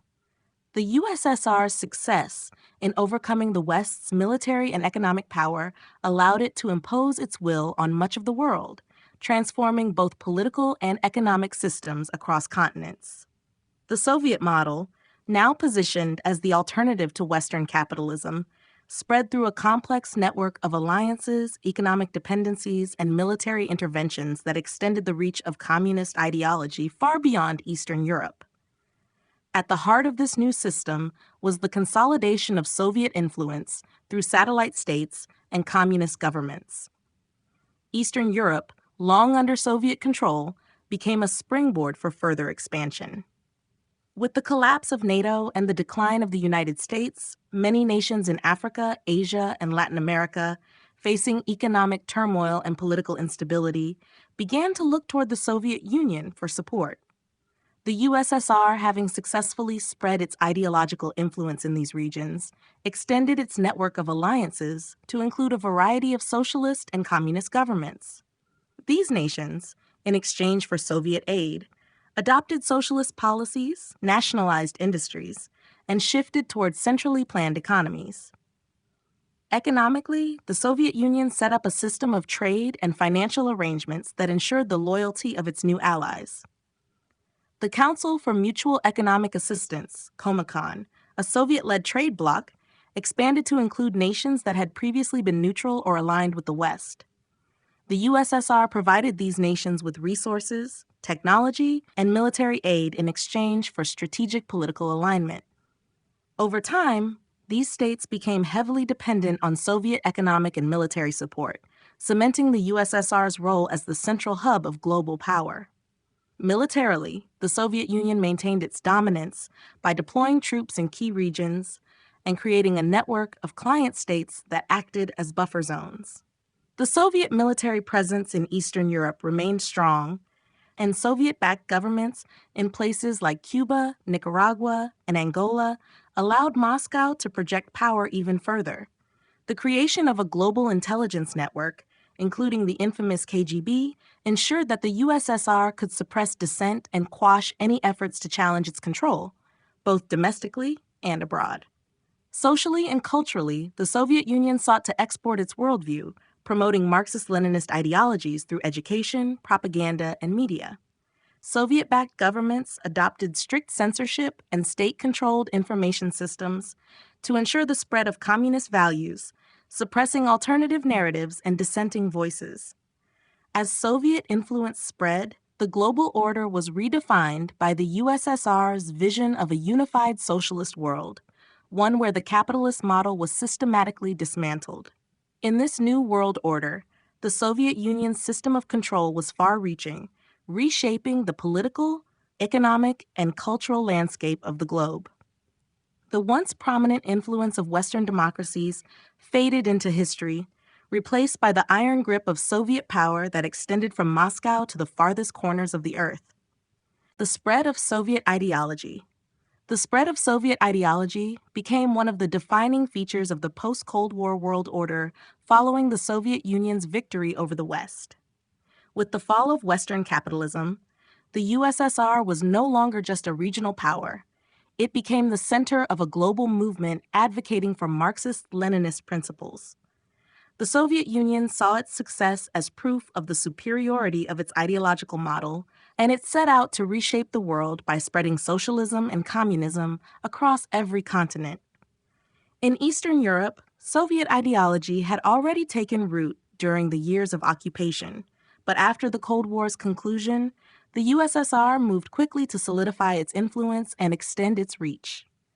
Communist governments were installed or strengthened throughout the region, with the Soviet Union offering support to revolutionary movements that sought to overthrow capitalist or neutral regimes.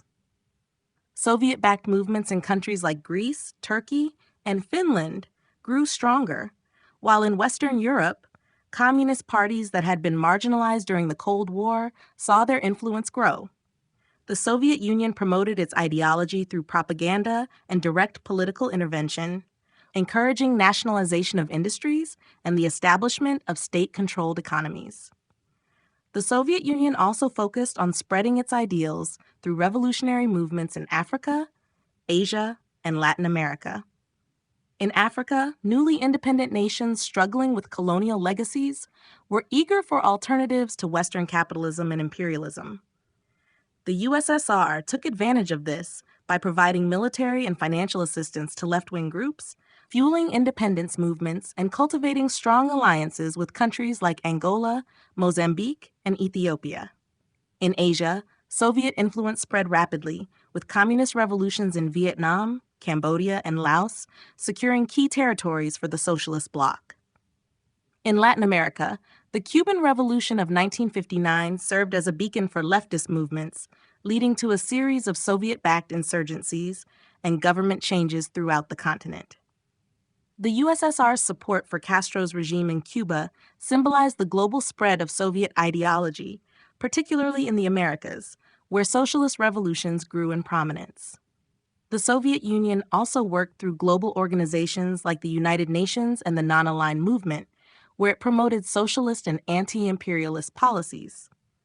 As the USSR expanded its sphere of influence, it set up educational programs, cultural exchanges, and media campaigns to promote Marxism-Leninism as a viable alternative to the Western capitalist system. The global network of pro-Soviet governments helped ensure the ideological dominance of communism, particularly in countries with weak democratic traditions or those experiencing internal strife. Ultimately, the spread of Soviet ideology led to a fundamental shift in global governance, where the principles of socialism and state control replaced liberal democracy and free market capitalism in many parts of the world. The USSR's victory in the Cold War allowed it to transform its vision into global reality, fundamentally altering the political landscape for decades to come. The globalization of communism. The globalization of communism marked the ultimate phase of Soviet expansion following its victory in the Cold War. As the USSR solidified its dominance over the West, it set about creating a global system based on its own ideology of Marxism-Leninism. The Soviet Union viewed the spread of communism as both an ideological mission and a political necessity, seeing itself as the vanguard of the working class and the rightful leader of a worldwide socialist revolution. With capitalist powers in retreat, the USSR's influence expanded across continents, shaping the political and economic systems of nations from the Americas to Asia and Africa. One of the key drivers of this globalization was the establishment of revolutionary governments and movements that aligned with Soviet interests. In the wake of the Soviet victory, numerous countries, especially those in the developing world, sought alternatives to Western colonialism and capitalist exploitation. The USSR, through financial aid, military support, and ideological training, helped foster socialist revolutions and insurrectionist movements that ousted capitalist or imperialist governments. In regions like Latin America, Asia, and Africa, communist parties and insurgents emerged as the primary challengers to established powers. In Latin America, the influence of the Soviet Union was particularly strong, with communist movements taking hold in countries like Nicaragua, Cuba, and Grenada. The Cuban Revolution, supported by the USSR, served as a beacon for left-wing movements across the hemisphere. Soviet military and economic aid to these nations ensured their allegiance to the socialist cause. In Africa, the USSR supported liberation movements in countries like Angola and Mozambique, where Marxist governments were established after the defeat of colonial powers. The success of these movements helped spread Soviet ideals across the continent, fostering a new wave of socialist governments. In Asia, the spread of communism was equally profound. The Soviet Union had already made significant inroads through its support of communist movements in China, Vietnam, and Korea. The success of the Chinese Revolution in 1949 had set the stage for further expansion, and by the 1970s, the USSR was backing communist insurgencies in countries such as Cambodia, Laos, and Indonesia. The support for these revolutions, both direct and indirect, gave the Soviet Union significant leverage over the political trajectories of nations in the region.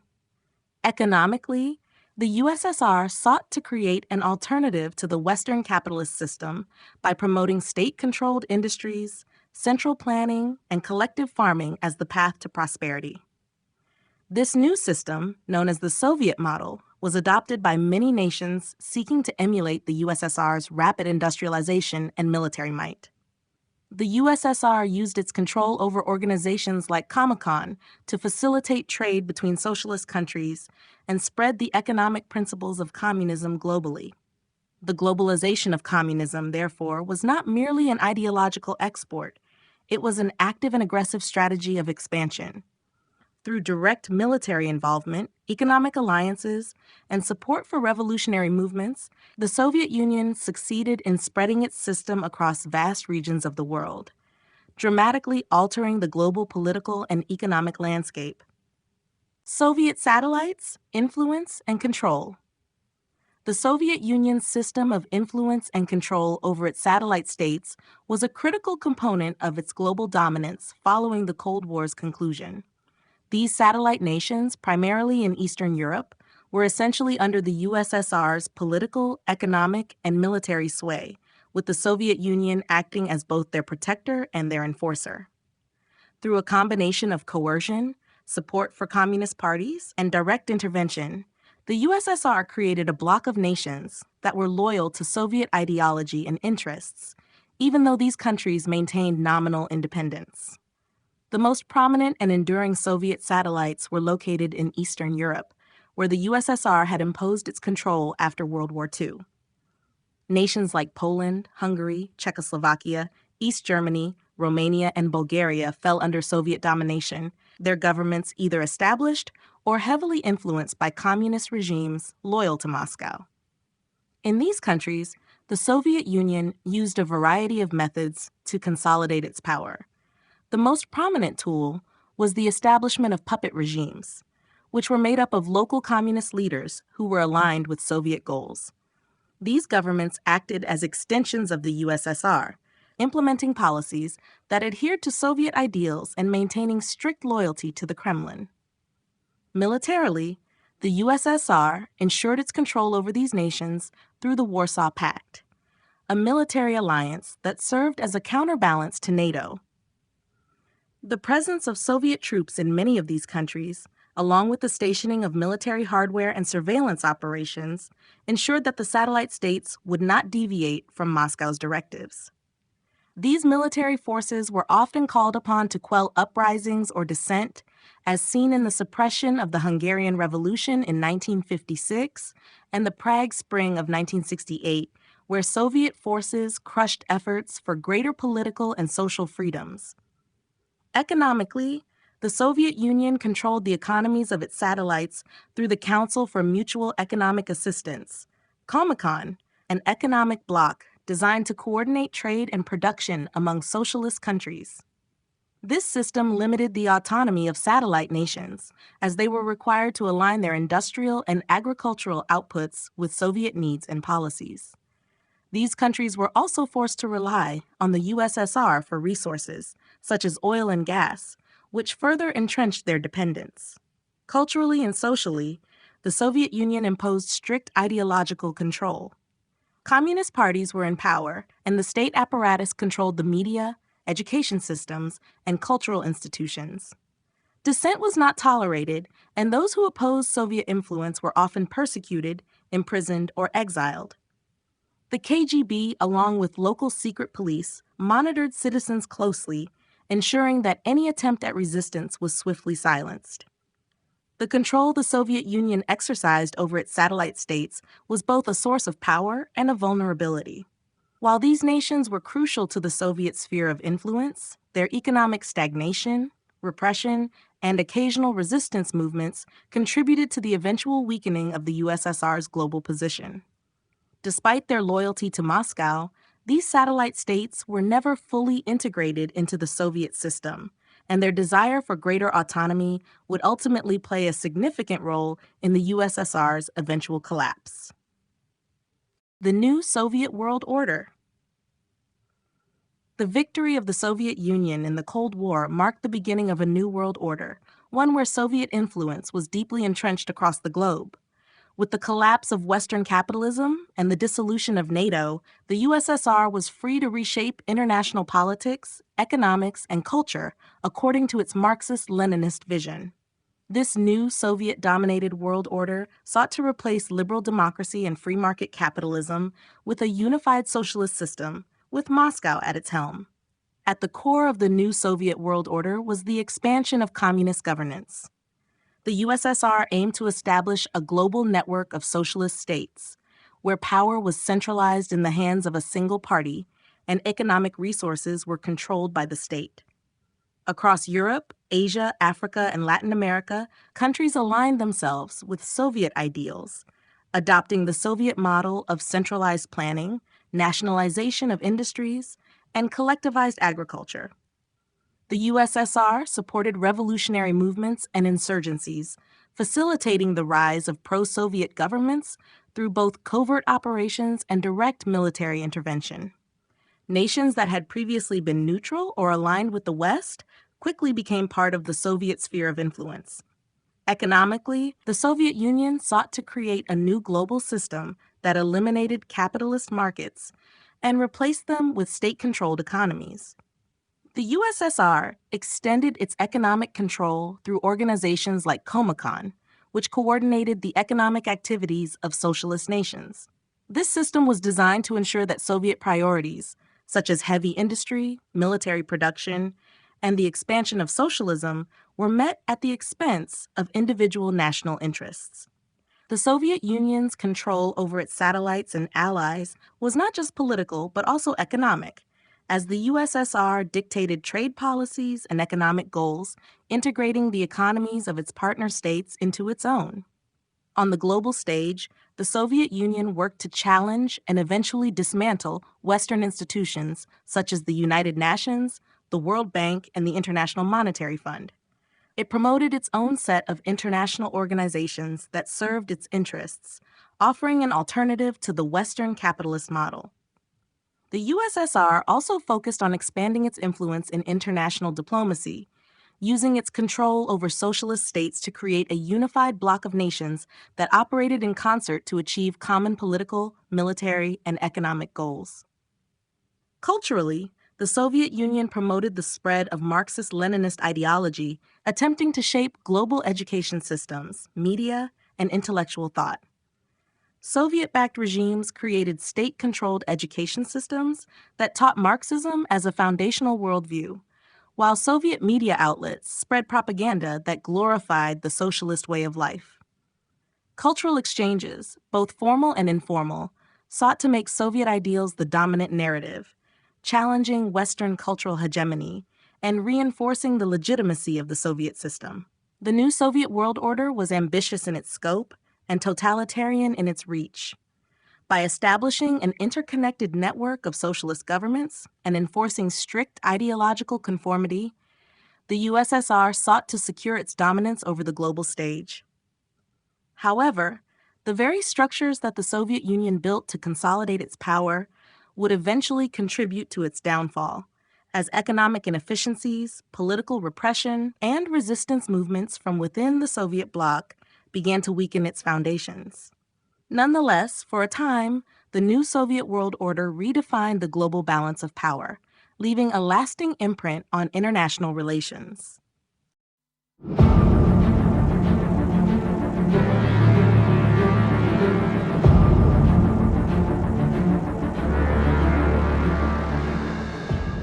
Chapter 4: Life Under Soviet Rule. Life under Soviet rule was defined by a rigid system of control where the state governed nearly every aspect of daily life. The Soviet Union's victory in the Cold War did not only shift global power, it also brought about a new way of life for millions of people within its sphere.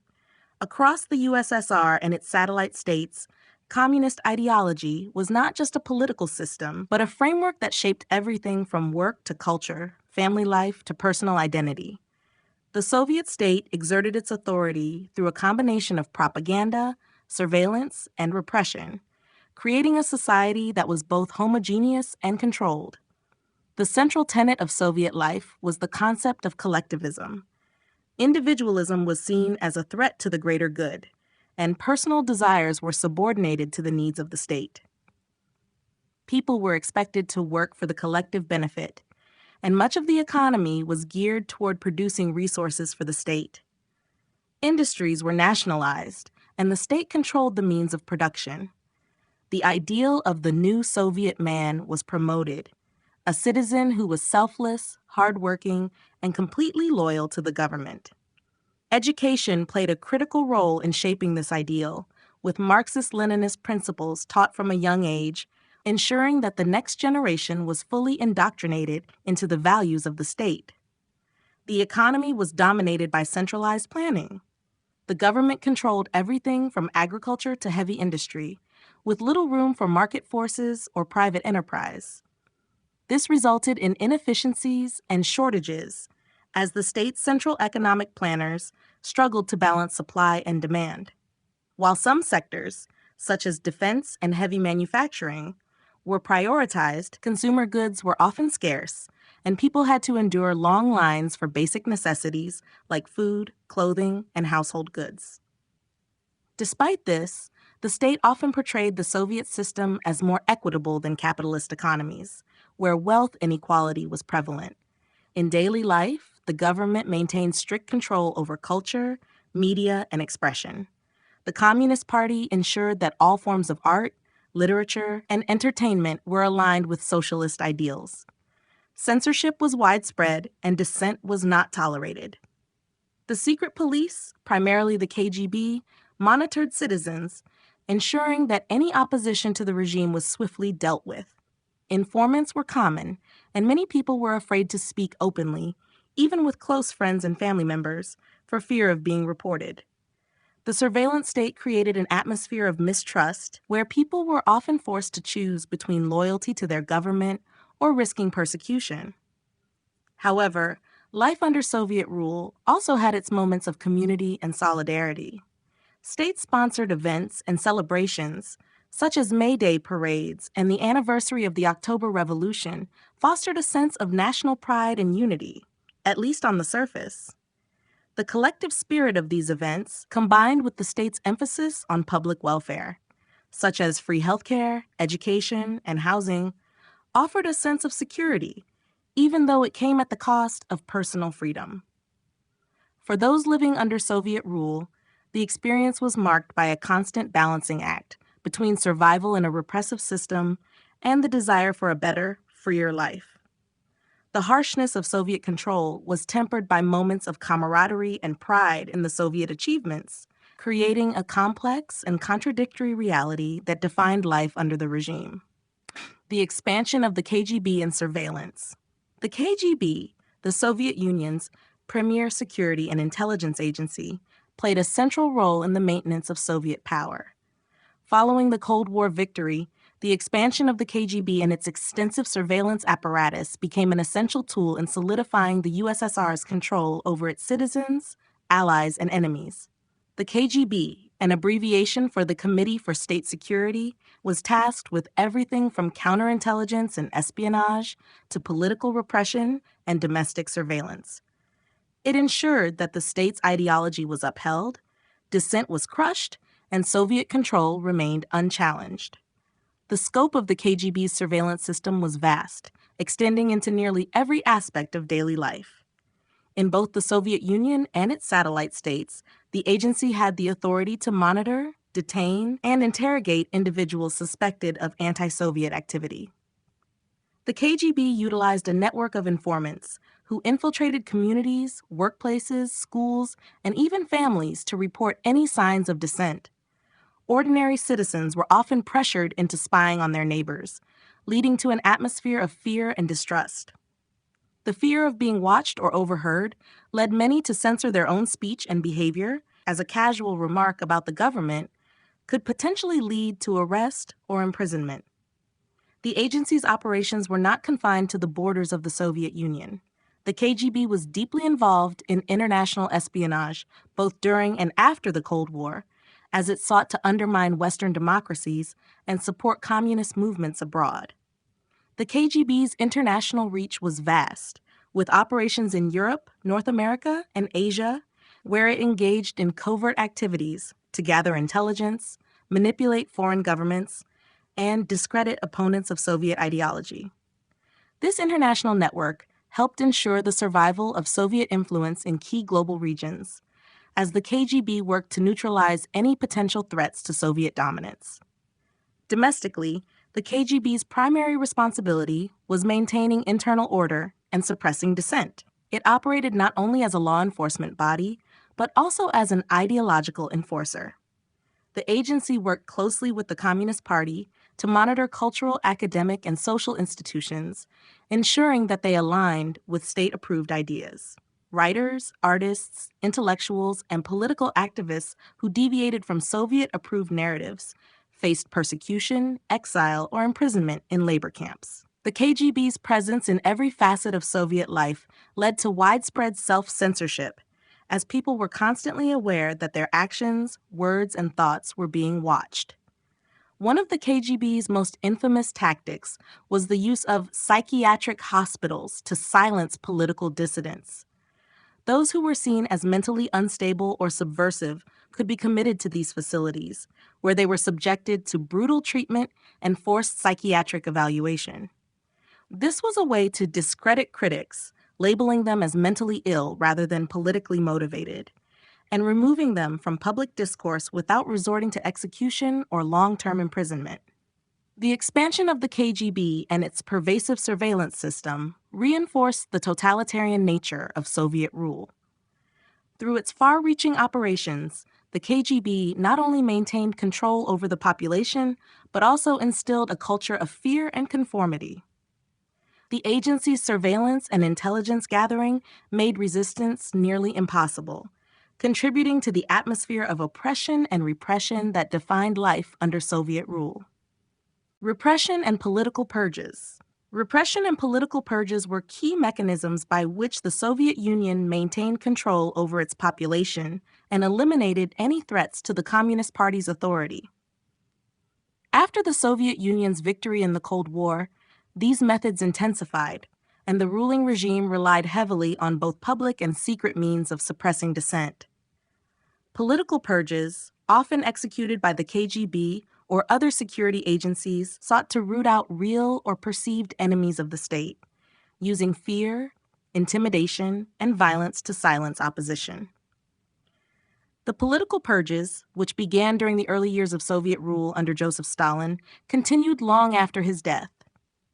The purge tactics were not confined to any single group.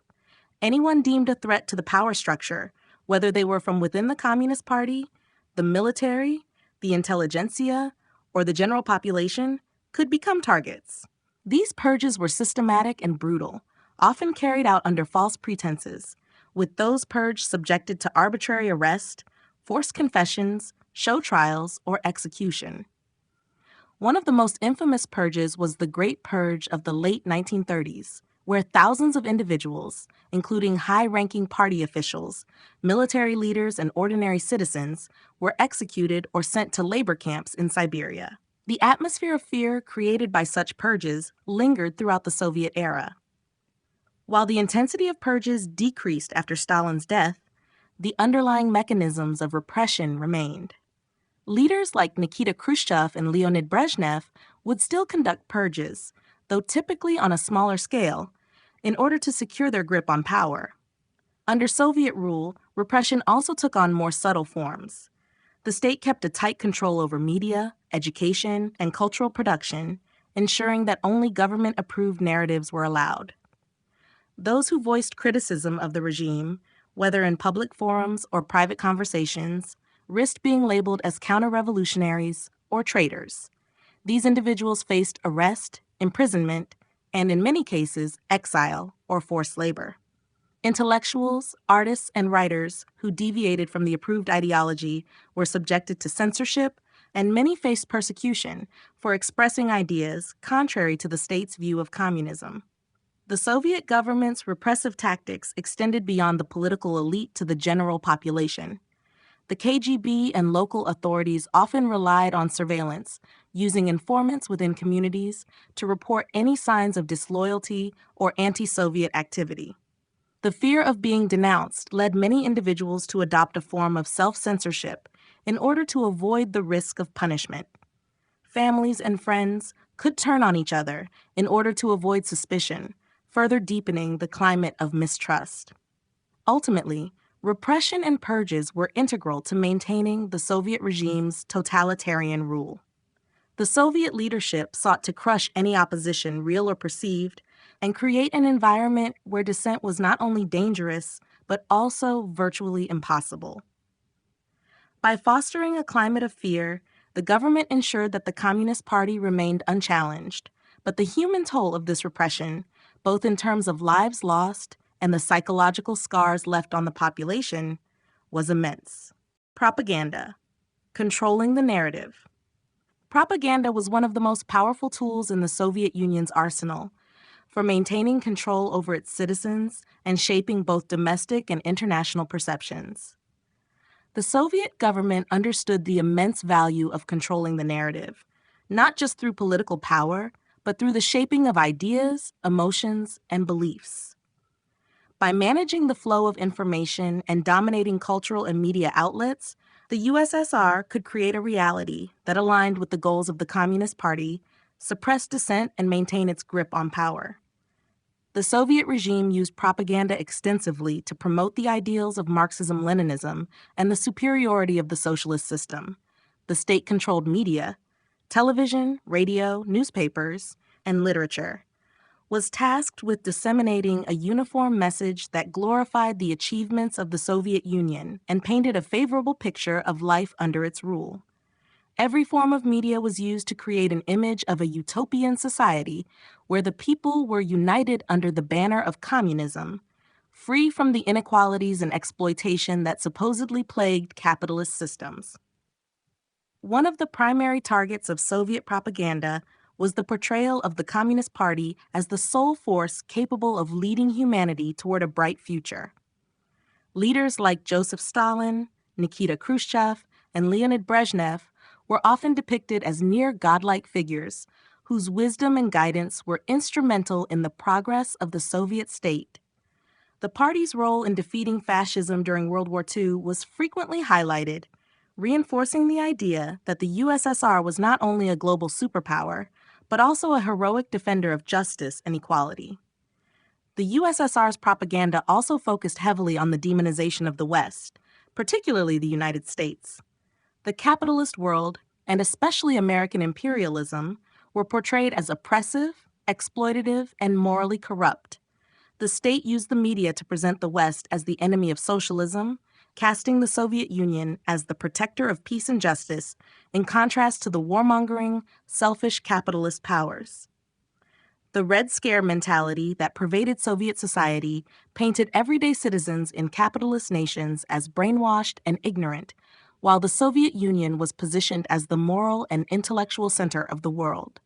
Cultural production in the Soviet Union was also tightly regulated to ensure that it served the goals of the state.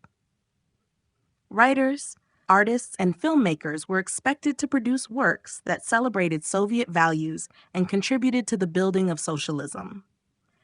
Any form of art or expression that contradicted the state's narrative was either censored or banned. The state's control over education ensured that children and young adults were indoctrinated with communist ideals from an early age, further solidifying the narrative that the Soviet system was the ultimate form of governance. Despite the ubiquity of propaganda, the effectiveness of this control was not absolute. Many Soviet citizens were aware of the discrepancies between the idealized image of Soviet life and the reality they experienced, but they had little ability to express their dissatisfaction. Propaganda created an environment where dissent was dangerous, but it also created an atmosphere where truth became a fluid concept, manipulated to serve the needs of the state. Through propaganda, the Soviet Union was able to maintain an illusion of unity and prosperity, even as its internal contradictions grew more apparent. The shift in cultural norms and freedoms. The shift in cultural norms and freedoms under Soviet rule was a significant aspect of life after the USSR's victory in the Cold War. As the state solidified its control over both public and private life, it sought to reshape the very fabric of Soviet society, dictating what was acceptable and what was not. This shift in cultural norms was guided by the principles of Marxism-Leninism, which promoted a collectivist society, loyalty to the Communist Party, and a uniform adherence to Soviet ideology. At the same time, freedoms, particularly those related to expression, individualism, and cultural diversity, were severely restricted. The Soviet government sought to transform every aspect of culture, from education and the arts to daily social interactions. One of the primary goals was the creation of a uniform Soviet identity that transcended national and ethnic differences. This was reflected in efforts to suppress the cultural expressions of minority groups in favor of promoting the ideals of Soviet socialism. Languages, traditions, and customs that were seen as bourgeois or reactionary were systematically undermined. The government replaced them with Soviet-approved narratives, symbols, and practices. Even religious practices were restricted, as the state viewed religion as a competing ideology to communism. One of the most profound shifts in cultural norms was the state's effort to control the role of women in society. The Soviet regime sought to create a new vision of womanhood, one that was tied to the ideals of socialism and the collective good. While the state granted women the right to work, vote, and participate in education, these freedoms were framed within the context of contributing to the goals of the state. Women were encouraged to pursue careers in science, engineering, and other traditionally male-dominated fields, but they were also expected to fulfill their roles as mothers and caretakers, embodying the Soviet woman who could balance both work and family. This idealized role was often a double-edged sword, as it placed immense pressure on women to conform to the state's expectations, even if they had little personal freedom to define their identities outside of the state's prescribed roles. The arts and culture were also profoundly impacted by the shift in norms. Literature, music, and film became tools for reinforcing Soviet propaganda. Writers and artists were expected to adhere to socialist realism, a style that portrayed the ideals of socialism and the triumph of the Soviet system.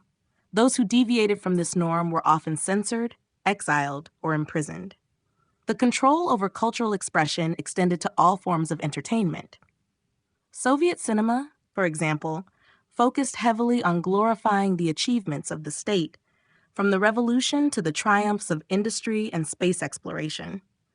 Any works of art or literature that depicted life outside the official narrative were labeled as anti-Soviet and banned. Despite the regime's tight control over culture, there were moments of resistance. Underground movements, both within the Soviet Union and in its satellite states, sought to reclaim spaces for artistic expression, often at great personal risk. These dissident movements gave rise to a cultural pushback that became more pronounced over time, as some individuals and groups sought to assert their own identities outside of the state-imposed norms.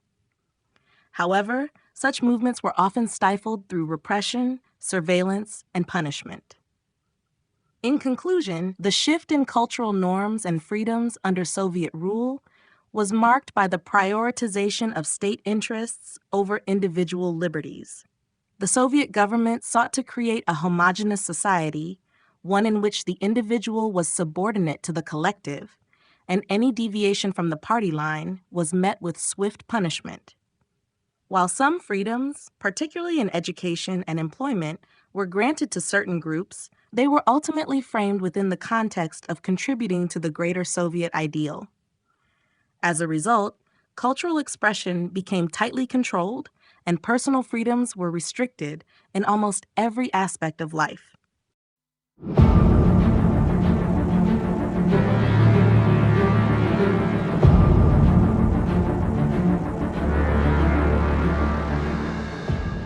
Chapter 5: The Collapse of the Eastern Bloc, A Different Path. The collapse of the Eastern Bloc, once a cornerstone of Soviet influence and control, marked a pivotal turning point in the world's political landscape. However, in this alternate history where the Soviet Union emerged victorious in the Cold War, the trajectory of the Eastern Bloc followed a vastly different path.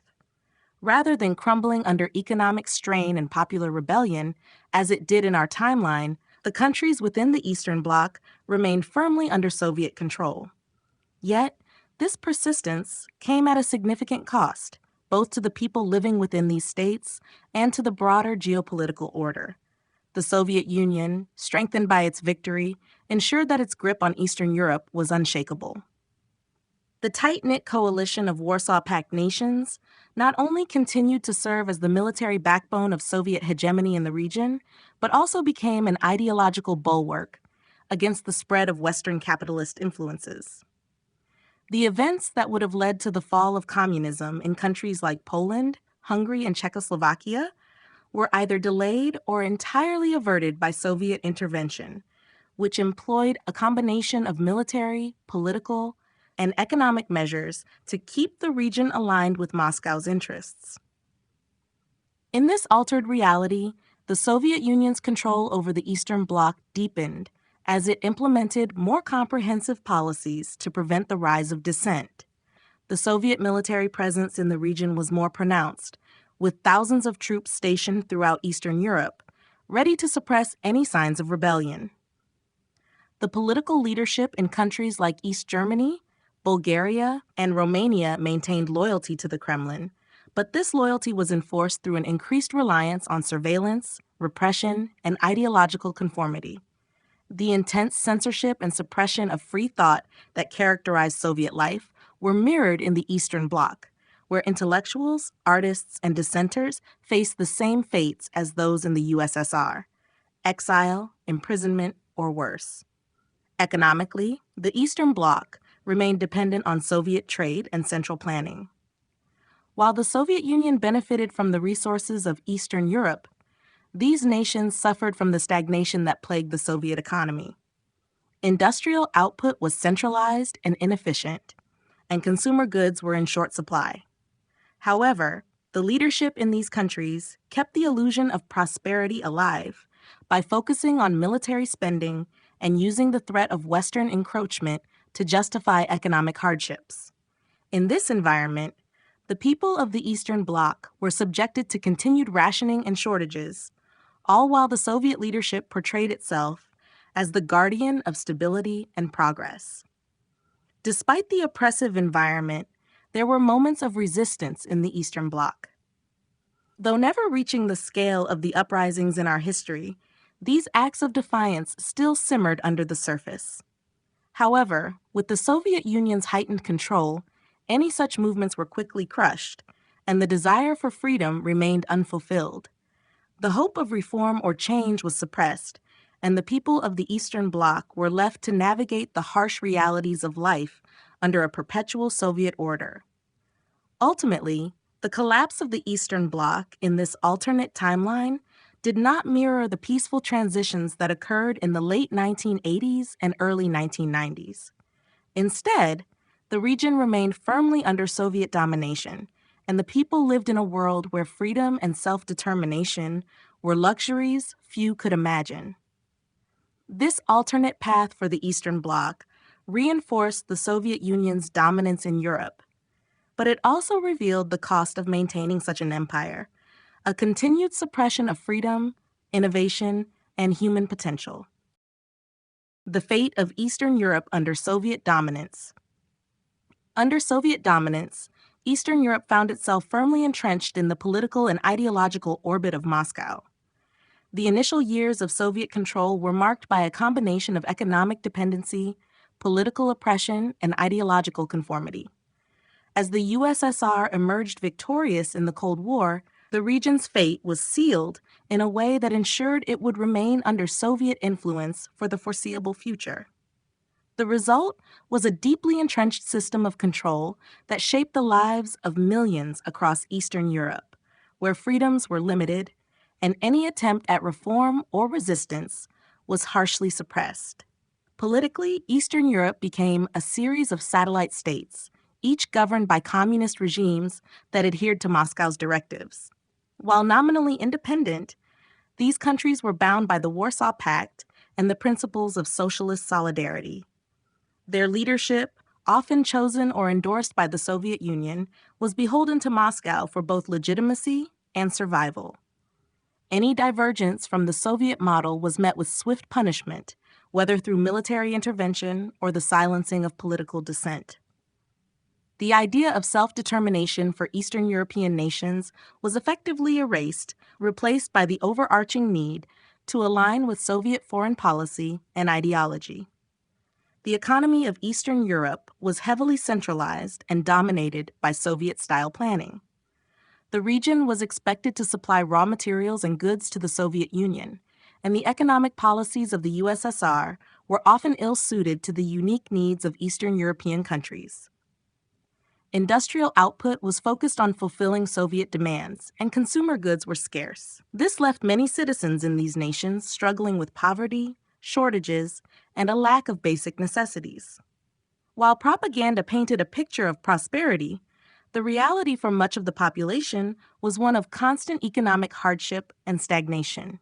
Socially, life under Soviet dominance was characterized by pervasive surveillance and repression. The KGB and local security forces kept tight control over the population, ensuring that any signs of dissent or resistance were quickly neutralized. Political dissidents, intellectuals, and anyone suspected of harboring anti-Soviet sentiments were often arrested, imprisoned, or sent to labor camps. Education and culture were tightly controlled, with the state dictating what was permissible in literature, art, and film.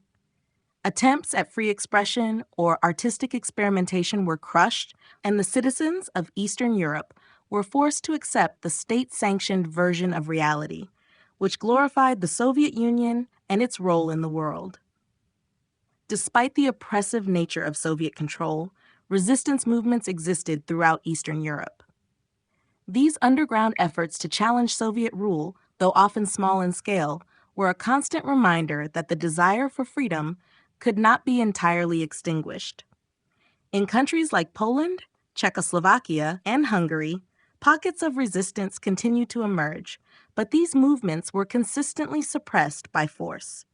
The hope for change seemed distant, and the reality of living under Soviet rule was one of limited personal freedoms, a lack of opportunity, and a pervasive atmosphere of fear. The fate of Eastern Europe under Soviet dominance was ultimately one of oppression and stagnation. The region remained a tool for the Soviet Union's geopolitical ambitions, with little room for growth or change outside of the strictures of communism. The enduring control of the USSR ensured that Eastern European nations remained in a state of subjugation, where the hopes for a brighter future were stifled by the heavy hand of Soviet rule. The role of the Warsaw Pact. The Warsaw Pact played a crucial role in consolidating Soviet control over Eastern Europe following the victory of the USSR in the Cold War. Established in 1955 as a response to the formation of NATO, the Warsaw Pact was a military alliance that bound together the Soviet Union and 7 of its satellite states in Eastern Europe: Poland, Czechoslovakia, Hungary, Romania, Bulgaria, Albania, and East Germany. Its primary function was to serve as a counterbalance to NATO, securing Soviet interests and maintaining the ideological unity of the communist bloc. Under Soviet leadership, the Warsaw Pact became an essential instrument of military power and political cohesion within the Eastern Bloc. From a military standpoint, the Warsaw Pact ensured that the Soviet Union maintained dominance over Eastern Europe, consolidating its sphere of influence.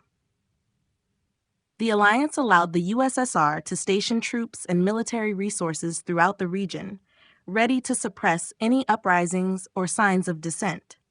The Soviet Union's ability to deploy military force quickly across Eastern Europe was a key element in preserving its grip on power, as demonstrated during the suppression of the Hungarian Revolution of 1956 and the Prague Spring of 1968.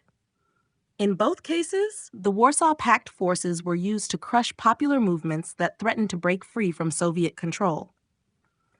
While the Warsaw Pact was initially framed as a defensive alliance, it quickly became a symbol of Soviet imperialism. Its purpose went beyond military cooperation. it was also a political tool for ensuring the compliance of its member states. The USSR exercised tight control over the Pact's decisions, dictating the policies and actions of its allies. In practice, the Warsaw Pact was less about collective security and more about reinforcing the Soviet Union's hegemony over Eastern Europe. The individual countries within the pact had little say in the overarching strategies of the alliance, making it clear that their membership was more about subordination to Moscow than any genuine desire for mutual defense. The presence of the Warsaw Pact also served to isolate Eastern Europe from the West. The pact acted as a physical and ideological barrier, preventing the spread of democratic ideas and capitalist influences. It restricted movement between Eastern and Western Europe, with tight controls on travel, trade, and communication.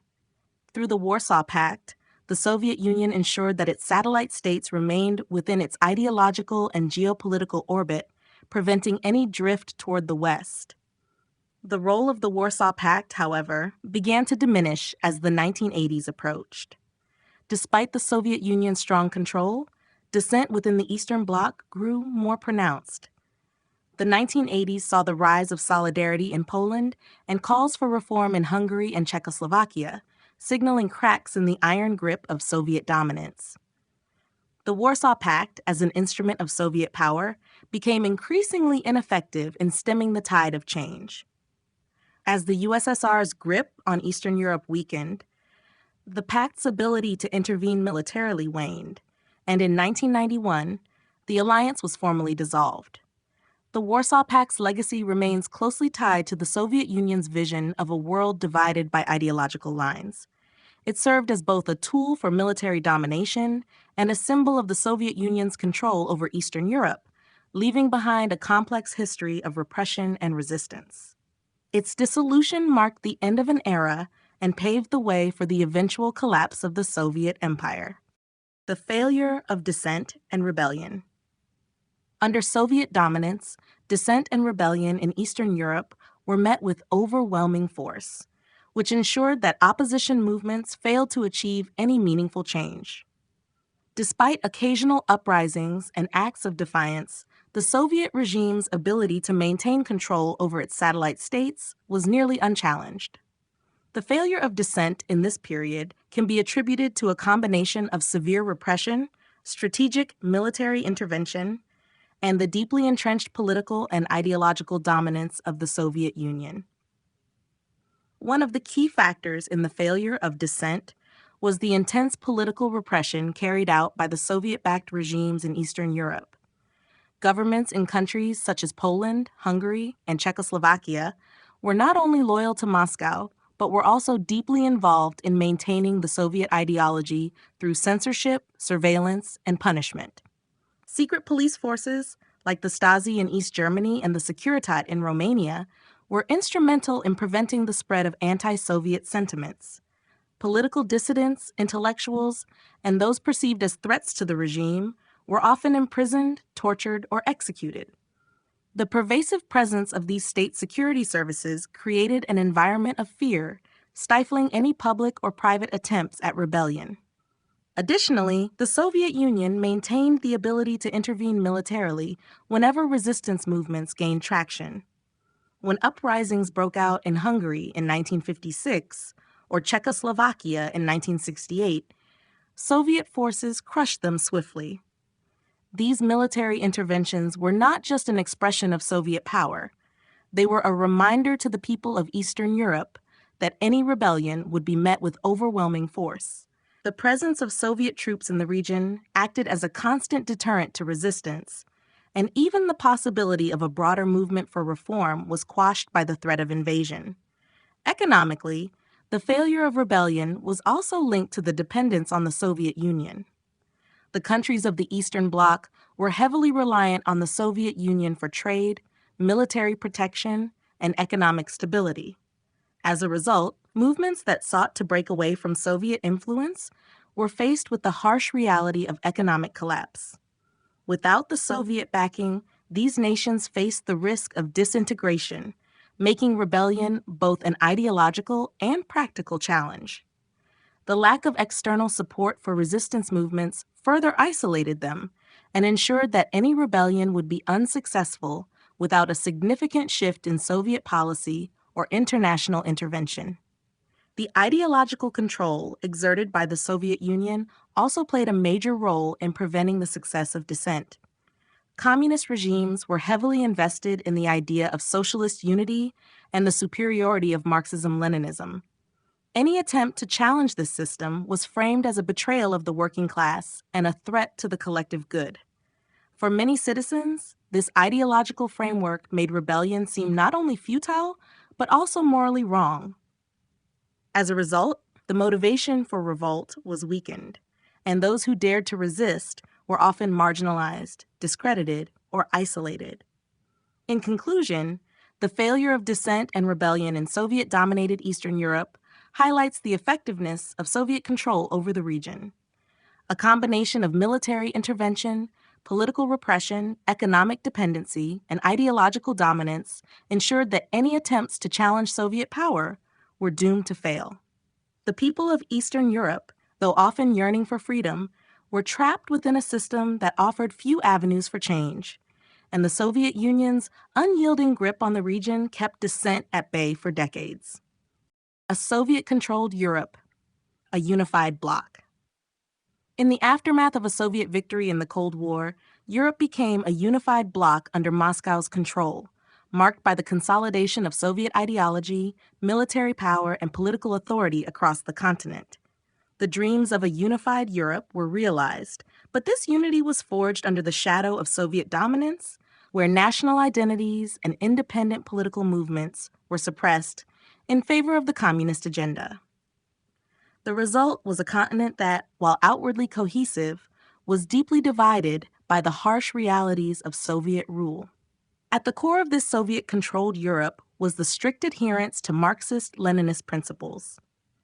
Soviet-style governance became the standard across Eastern and Western Europe, with every country falling in line with the centralized authority of Moscow.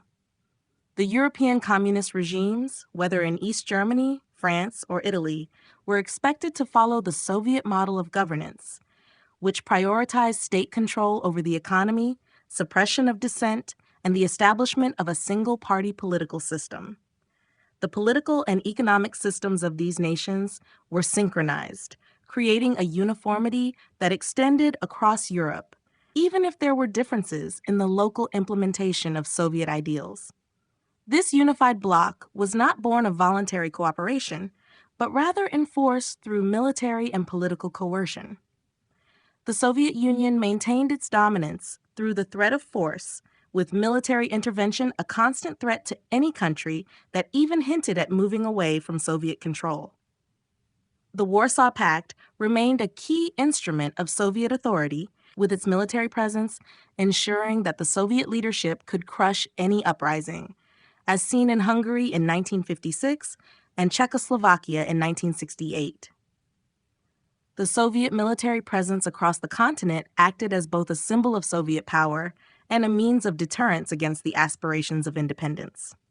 Socially and culturally, the Soviet Union sought to impose a common identity across the bloc, with propaganda and education playing a central role in shaping the public's understanding of their place in the new Europe. National histories were rewritten to align with Soviet ideology, and any attempts to promote local cultural identities were suppressed. Cultural expression was tightly regulated, with only state-approved art, literature, and music being allowed to flourish.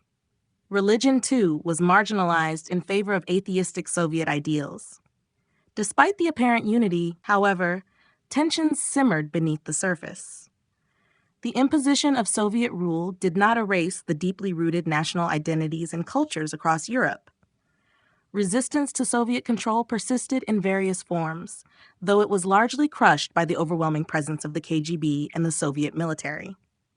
The illusion of a harmonious, unified Europe under Soviet control was constantly threatened by the desires for freedom and self-determination that could not be completely eradicated.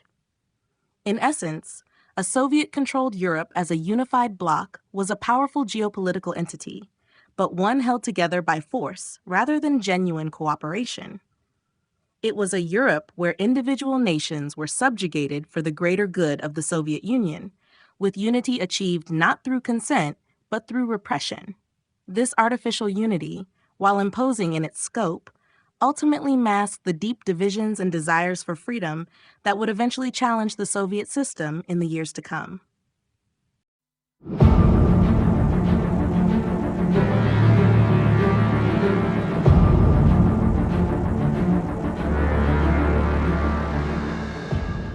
Chapter 6: The End of the American Dream. The rise of Soviet power and the collapse of the United States' influence during the Cold War led to the eventual demise of what had once been seen as the pinnacle of success, the American dream. The American dream, a vision of prosperity, freedom, and opportunity available to all, was rooted in the ideals of capitalism, individualism, and democratic governance. However, as the Soviet Union's influence expanded and the United States began to falter on the global stage, the very concept of the American dream began to unravel. As the Soviet Union achieved victory, the world saw the gradual erosion of American economic dominance. The post-World War II economic boom had positioned the United States as a global leader, but by the time the Cold War came to a close, cracks began to appear. The loss of industrial power, the rising costs of maintaining a vast military presence across the world, and the ever-growing income inequality within the country all contributed to the weakening of the foundation on which the American dream stood. While some citizens in the U.S. still managed to live comfortably, a growing number faced declining living standards, job losses, and financial insecurity, making the once promised prosperity feel increasingly out of reach. The failure of capitalism, particularly as the U.S. government struggled to maintain its economic superiority over the socialist bloc, further eroded public confidence.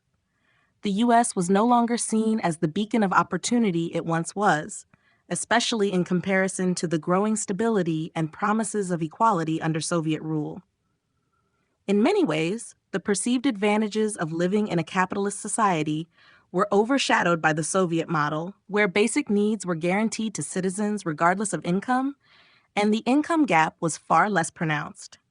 Politically, the American dream was also undermined by the United States' declining influence in the world. The country's role as the leading promoter of democracy was questioned as authoritarianism became more widespread, both within its own borders and abroad. The failure to maintain a global political presence, along with growing internal political polarization and corruption, further diminished faith in American ideals. Citizens grew disillusioned with the government's inability to protect their interests and with the failure to live up to the promises of freedom and equality that had defined the American dream for generations. The end of the American dream was not just a result of external threats or the erosion of economic power. It was also a consequence of the internal contradictions and systemic inequalities within American society. As the Soviet system continued to thrive and offer a viable alternative to capitalism, the promise of upward mobility and individual success seemed increasingly distant for many Americans.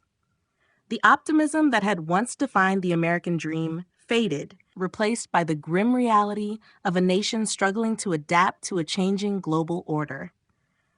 In the wake of Soviet dominance, the American dream became a myth of the past, a symbol of a bygone era that had failed to withstand the pressures of history. The dream of opportunity, freedom, and equality for all would no longer be the guiding vision for Americans. As the world's new order under Soviet rule reshaped the very notion of what it meant to succeed and live a fulfilling life. The fall of capitalism and its ideals. The collapse of capitalism in the wake of the Soviet victory marked a profound shift in global economic and political systems.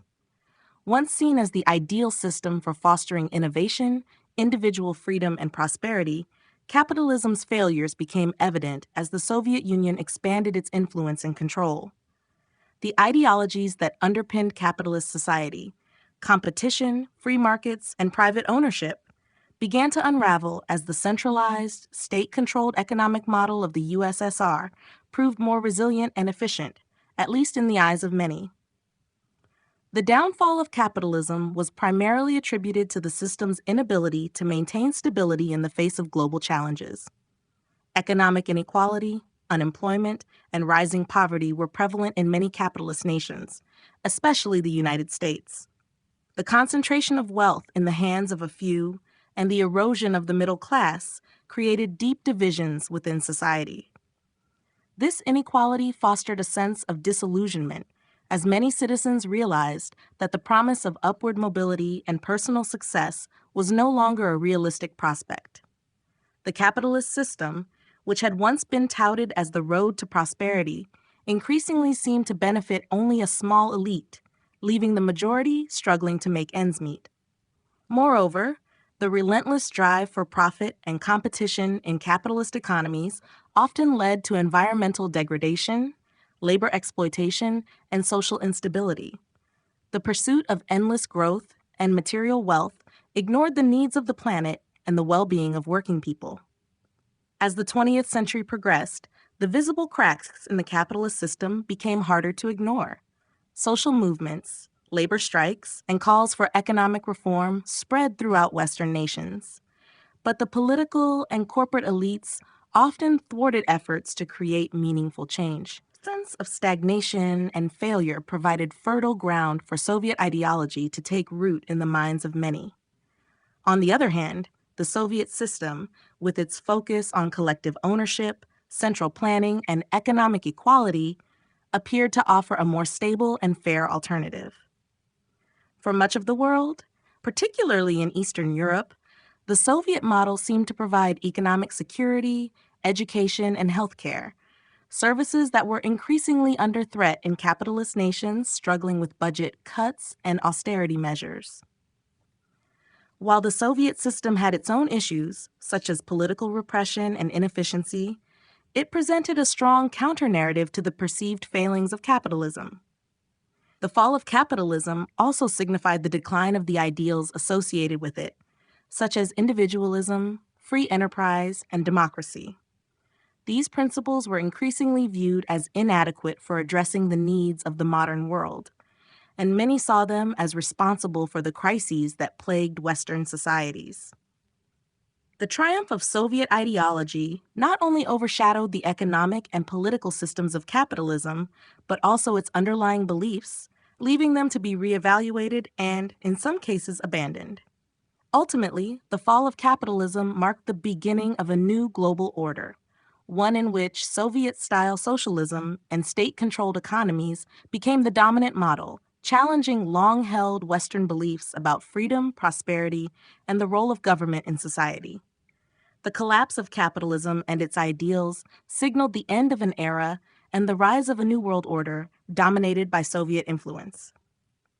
Social unrest and economic chaos. The collapse of capitalism and the rise of Soviet dominance led to widespread social unrest and economic chaos in many parts of the world. As the Soviet system expanded, the political and economic landscape shifted, and the inherent instability of the global system became all too clear. For countries that had once embraced capitalist ideals, the transition to Soviet-style governance brought with it a combination of economic disarray, social upheaval, and political unrest that seemed insurmountable. In capitalist nations, particularly those in the West, the transition from free market economies to state-controlled systems did not happen smoothly. The economic collapse of many Western economies, exacerbated by rising debt, inflation, and the failure of key industries, sparked protests, strikes, and riots. The collapse of major financial institutions, alongside widespread unemployment and the dismantling of social safety nets, fueled anger and frustration. Citizens who had once believed in the promise of capitalism began to lose faith in the system, as they saw their jobs disappear and their standard of living diminish. The economic chaos was particularly evident in cities that had been once considered thriving centers of commerce and industry, now witnessing growing poverty and despair. The social unrest that followed was fueled by a sense of betrayal, as people struggled to understand how their once prosperous societies had descended into economic turmoil. In the United States and Western Europe, protests erupted over issues such as healthcare, education, and housing, as people clamored for a better life and for the restoration of their rights. Citizens increasingly turned to alternative ideologies, including Soviet socialism, seeing it as a means of breaking free from the economic shackles of capitalism. However, these movements were often met with fierce opposition from entrenched political elites, which only intensified the social unrest. Meanwhile, Soviet-controlled countries, too, faced their own forms of unrest, though it often took different forms. The imposition of strict central planning, combined with inefficiencies and shortages, led to widespread dissatisfaction with the system. The promise of economic equality often collided with the reality of corruption, poverty, and bureaucracy, creating a sense of disillusionment among the populace. Revolts in countries like Poland and Hungary, as well as dissident movements across the Eastern Bloc, showed that even under Soviet control, people yearned for greater political freedoms and economic prosperity. The Soviet Union, while offering security through state control, could not entirely suppress the demands for a better life. Economic chaos, driven by the collapse of the capitalist system and the forced imposition of Soviet-style governance, created a volatile environment where social unrest thrived. The clash of competing ideologies, coupled with economic hardship, intensified the sense of disillusionment felt by citizens in both the East and West. The world found itself at a crossroads where old systems of governance were crumbling and the search for new solutions led to widespread instability. The future of global politics seemed uncertain as countries grappled with the fallout of the Soviet victory and the end of capitalism. The transformation of the United States, one-party state, the fall of capitalism and the rise of Soviet dominance brought about a drastic transformation in the United States, a country that had once symbolized democracy and political freedom. As the Soviet Union extended its reach, the U.S. found itself struggling with internal political instability and economic collapse, ultimately leading to the erosion of its democratic institutions. In the wake of widespread disillusionment, a shift occurred that resulted in the emergence of a one-party state, where the ideals of democracy and political plurality were replaced by authoritarian control. Initially, the transformation toward a one-party state was a gradual process, born out of the political and economic turmoil caused by the loss of global influence and the domestic failure of capitalism. The U.S. government, grappling with widespread protests, strikes, and a struggling economy, found it increasingly difficult to maintain a stable political system. The capitalist model, which had long been the foundation of American society, faltered under the weight of economic decline, leaving the population vulnerable to the promises of greater security and stability offered by Soviet-backed socialism. In this climate, a political consolidation began to take place, where the once vibrant political parties of the United States, the Democrats and Republicans, began to merge under the pressure of external threats and internal unrest. As the political elite worked to maintain control, the possibility of dissent became more and more limited. Opposition movements, once a hallmark of American democracy, were increasingly suppressed. With the rise of an authoritarian regime, the traditional checks and balances that had defined American governance were dismantled. A single, unified political party, now closely aligned with Soviet ideologies, took control of the government with little room for political opposition. The transformation to a one-party state was marked by the elimination of competing voices. Free elections, once considered a cornerstone of American democracy, were replaced by controlled, state-sanctioned processes that ensured the continuity of the ruling party's power. Political dissidents and opposition figures were either marginalized or silenced, with many being labeled as enemies of the state. As a result, citizens who once proudly participated in democratic processes found themselves living in a regime where free speech, civil liberties, and political participation were suppressed in favor of centralized control. In the new one-party state, political discourse was no longer a contest of ideas, but rather a monologue controlled by the ruling party. Propaganda and surveillance became tools of social control, ensuring that the state's narrative dominated every aspect of life. The ideals of American democracy were twitted and co-opted, making them unrecognizable to those who had once believed in the nation's founding principles. The transformation of the United States into a one-party state marked the death of the democratic experiment, as a once proud symbol of freedom and opportunity became just another extension of Soviet control. The shift to a one-party system left the American people in a state of uncertainty and fear. The United States had lost not only its economic power, but also its political soul, becoming an echo of the very system it had once sought to oppose.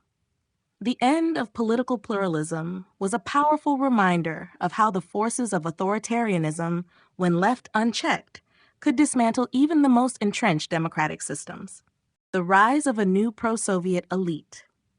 As the United States fell deeper into economic chaos and political instability following the collapse of capitalism, a new class of elites emerged, one that was far more sympathetic to Soviet ideals.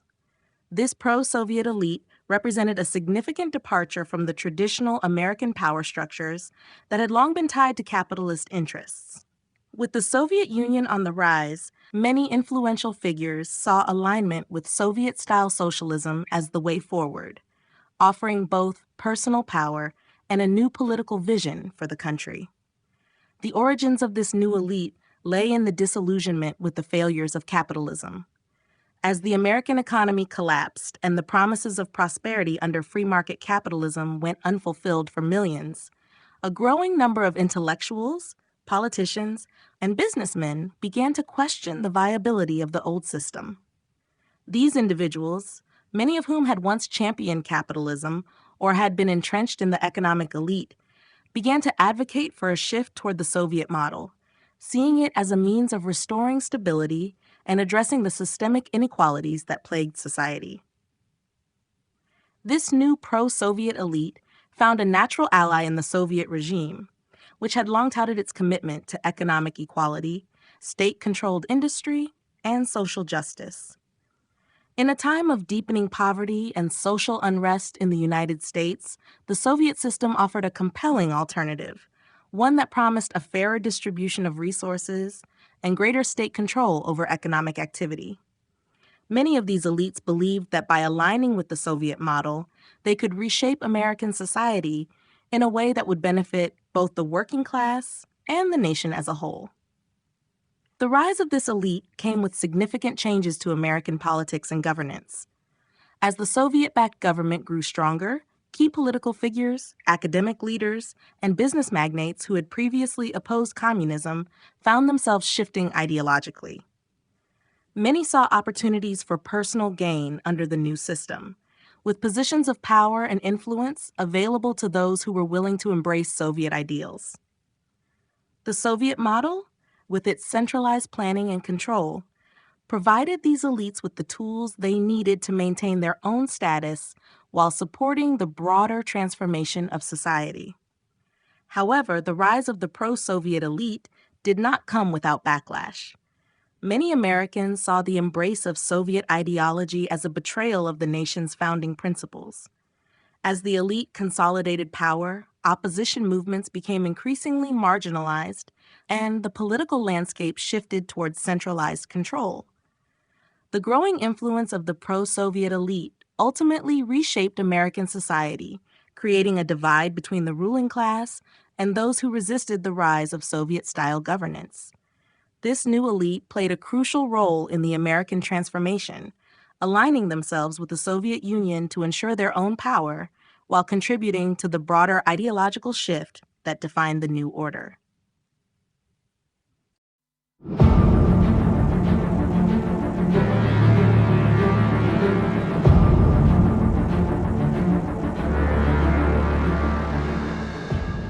Chapter 7: A World Without the Internet Revolution.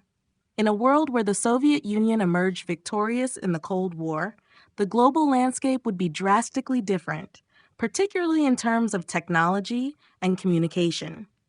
The Internet, as we know it today, would likely never have developed in the same way, or at all. The Soviet regime, with its centralization of power and emphasis on state control, would have had little interest in promoting the free exchange of information that the internet enables. Instead, the spread of digital technology would have been tightly regulated, stifling the kind of decentralized communication that underpins the modern internet. Without the internet revolution, society would have remained far more fragmented in terms of communication, with information flowing mainly through state-controlled channels. The lack of an open internet would limit personal expression, restrict access to global knowledge, and hinder international collaboration.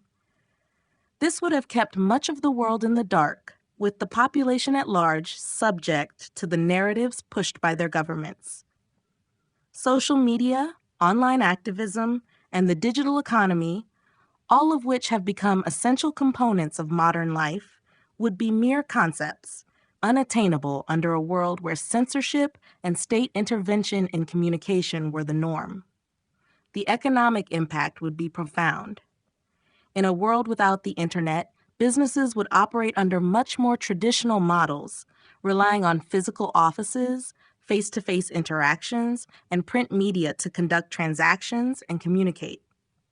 E-commerce, a multi-trillion-dollar industry, would not exist, and entire sectors that thrive on digital communication, like tech startups, social media, and remote work, would be entirely absent. The global economy would be far more localized, and trade would continue to depend on outdated methods of communication, like postal systems and telephone lines, which would have significantly hindered the speed and efficiency of international business. Moreover, the lack of internet-driven innovations in education, healthcare, and governance would leave large gaps in progress. Online learning, telemedicine, and digital governance would be unimaginable under a centralized regime that emphasized control over access. The digital divide that exists today would be far more pronounced, as access to technology would be limited to those in power or those fortunate enough to be in close proximity to state-controlled technological hubs. Ultimately, a world without the internet revolution would be one where the free flow of information, innovation, and global connectivity is stifled, leaving societies more isolated, less informed, and ultimately less progressive. The lack of a digital age would prevent the vast opportunities that we take for granted today, reinforcing the control of a few over the many and hindering global growth and collaboration. The Soviet control of information. In a world where the Soviet Union had emerged victorious in the Cold War, the control of information would have become one of the most critical tools of power. The Soviet regime, which had long prioritized centralized control over every aspect of society, would have extended this reach into the realm of media, communication, and knowledge. With the internet revolution never materializing, the Soviet Union would have relied heavily on traditional forms of information control to shape the perceptions and beliefs of its citizens, ensuring that dissent was suppressed and the state's ideology remained dominant. Under Soviet rule, information would be filtered, distorted, and manipulated to serve the state's narrative. The press, television, radio, and all forms of public communication would be under the direct control of the government. State-sponsored media would be the only source of truth available to the public, and any form of independent journalism would be considered illegal. Journalists, if they existed at all, would be nothing more than mouthpieces for the party, promoting its propaganda while avoiding any critical examination of the regime's actions or policies. Education systems would be another major tool for the dissemination of Soviet-controlled information. Schools and universities would instill the values of Marxism-Leninism from an early age, shaping the worldview of future generations to align with the government's objectives. Textbooks would be rewritten to emphasize Soviet victories, glorify the leadership, and demonize the West. History would be rewritten to serve the Soviet narrative, erasing any mention of failures, dissent, or the darker aspects of the regime's policies. Beyond education and the media, surveillance would play a key role in maintaining Soviet control over information. The KGB, once an instrument of political repression, would become even more involved in monitoring and controlling the flow of information. The government would have the ability to intercept phone calls, read private correspondence, and monitor any communication deemed subversive. With no internet, people would have limited access to outside sources of information, leaving them more reliant on the state's narrative. This tightly controlled environment would create a society where people would be cut off from the wider world. The ability to access diverse perspectives, critical analysis, and alternative news would be nearly impossible. In this world, dissent would not only be difficult, it would be dangerous. The consequences of challenging the official narrative would be severe, ranging from imprisonment to execution. As a result, the general population would be kept in a state of ignorance and compliance, unable to question or challenge the information that was fed to them. The Soviet control of information would solidify the regime's grip on power, leaving little room for any form of independent thought or debate. It would create a society of uniformity, where individuals would have little choice but to accept the official story as truth, reinforcing the dominance of the Soviet Union for generations to come. Technology and innovation in a Soviet-controlled world. In a world where the Soviet Union emerged victorious in the Cold War, the trajectory of technological advancement and innovation would have followed a vastly different path. Under Soviet control, technological development would have been heavily influenced by the state's central planning and ideology, with innovation focused primarily on the needs of the government and military, rather than consumer goods or societal progress. Unlike the open, competitive markets that fueled technological advancements in the West, the Soviet Union would have maintained strict control over research, development, and distribution of new technologies. The Soviet approach to technology would have been driven by state interests, with an emphasis on projects that could enhance the power of the state or military. This means advancements in areas such as nuclear weapons, space exploration, and surveillance technology would have been prioritized. While the Soviet Union may have made significant progress in these fields, much of the innovation that spurred progress in the West, particularly in information technology and consumer electronics, would have been stifled or outright suppressed. The culture of competition, which led to the rapid growth of industries like personal computing and the Internet in the United States, would not have existed in a Soviet-controlled world. Scientific research would have been more focused on meeting the demands of the state than fostering free inquiry or addressing broader societal needs. Intellectual freedom, which has often been a key driver of breakthrough discoveries, would have been limited under the authoritarian regime.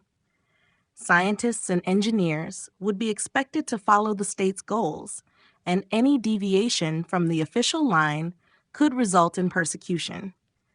This environment would not encourage the kind of collaborative, open innovation that emerged in the West. On the economic front, the centralized nature of the Soviet economy would have limited the availability of resources for industries that required rapid innovation. Manufacturing techniques would have remained outdated, as state-run enterprises would have been more focused on fulfilling quotas rather than improving production methods. Without the competition from private sector companies, there would have been little incentive for improving the quality of goods or developing new products for consumers. Instead, consumer technology would have remained rudimentary, with few advancements in areas such as personal computing, entertainment, and communications. Moreover, without the widespread adoption of personal computing and the Internet, communication and collaboration would have remained confined to state-sanctioned channels, severely limiting the global exchange of ideas.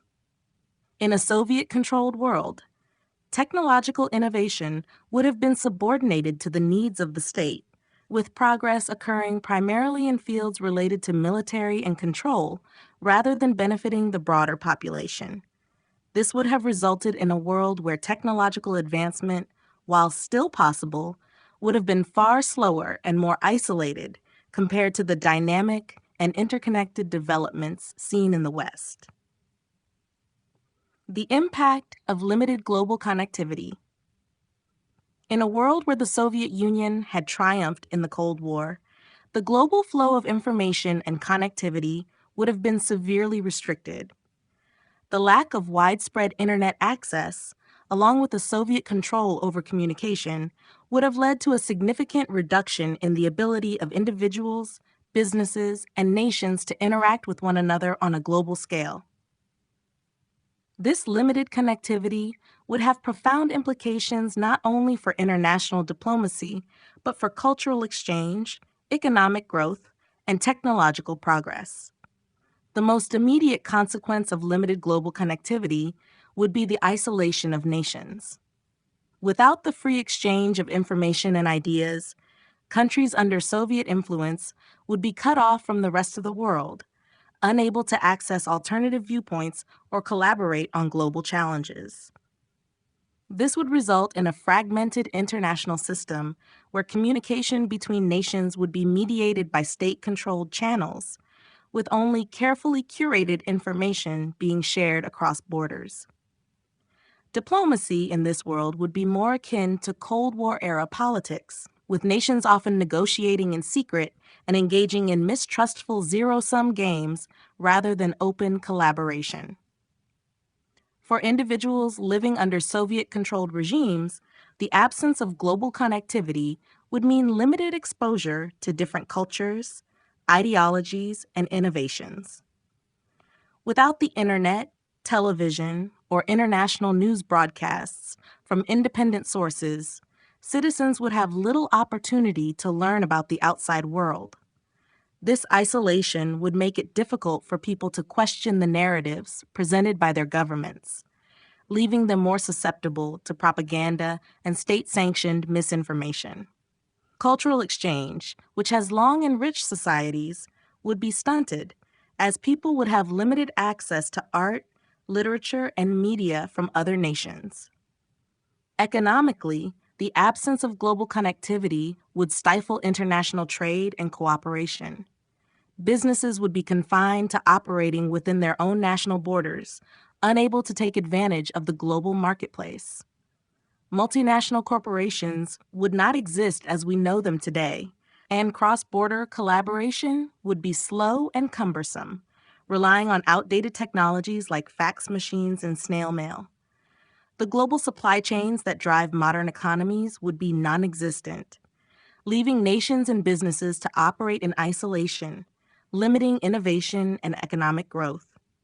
Technologically, the world would also lag behind. Without the rapid exchange of ideas and innovations that the internet provides, technological progress would occur at a much slower rate. Global challenges such as climate change, public health, and space exploration would be harder to address, as collaboration between scientists and innovators from different countries would be limited. The pace of discovery in fields such as medicine, energy, and artificial intelligence would be hindered, delaying progress and leaving many global problems unresolved. In a world of limited global connectivity, the isolation of nations, cultures, and economies would create a more fragmented, less dynamic world. While certain advancements would still occur, they would be slower, more localized, and less transformative. The inability to share knowledge and collaborate globally would ultimately stunt progress, leaving societies to develop in isolation rather than in the interconnected, globalized world we are familiar with today. A dystopian vision of global communication. In a world where the Soviet Union triumphed in the Cold War, the landscape of global communication would look starkly different from the interconnected digital age that defines the modern world. Instead of the rapid, open exchange of ideas facilitated by the internet, global communication would be heavily regulated, restricted, and filtered through the lens of state control. The result would be a dystopian vision where information flows only in a manner that serves the interests of the Soviet regime, creating a society of limited knowledge, controlled discourse, and stifled creativity. Without the widespread accessibility of the internet, individuals around the world would be confined to more traditional forms of communication, such as television, radio, and print media, all of which would be under the strict oversight of the Soviet government. The free press would be non-existent, and independent journalists or alternative media outlets would be eliminated. News and information would be disseminated according to the will of the state, with no room for dissent or differing viewpoints. This monopoly on information would ensure that citizens only receive state-approved narratives, whether about foreign affairs, domestic policies, or the global climate. In this world, the very concept of truth would become a malleable tool for the government. Propaganda would dominate every aspect of public life, and any form of critical thinking or debate would be suppressed. People would be fed a steady diet of distorted realities designed to maintain the government's power and promote loyalty to the state. The idea of a global community, with access to diverse perspectives and the exchange of ideas across borders, would be impossible in this tightly controlled environment. What little information managed to escape the Soviet-controlled media would be filtered, altered, and reshaped to conform to the government's desired narrative. Social media, as we know it today, would be a foreign concept. The absence of platforms where individuals could freely interact and share information would create a society in which connections across national lines were restricted and controlled.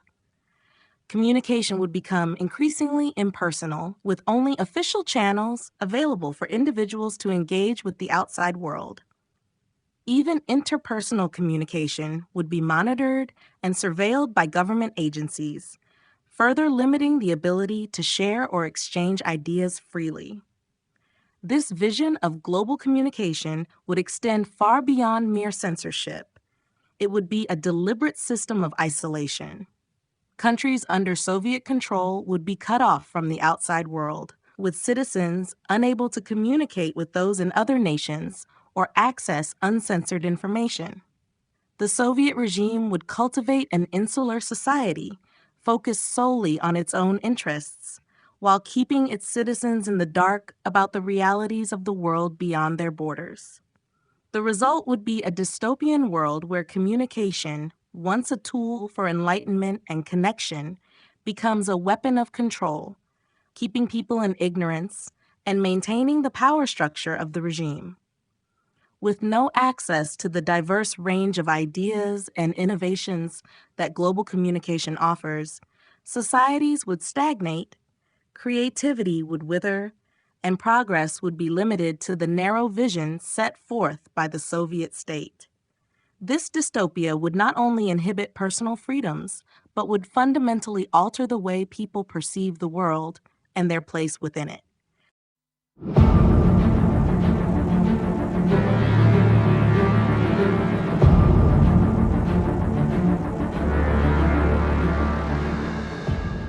Chapter 8: The Shifting Global Power Dynamics.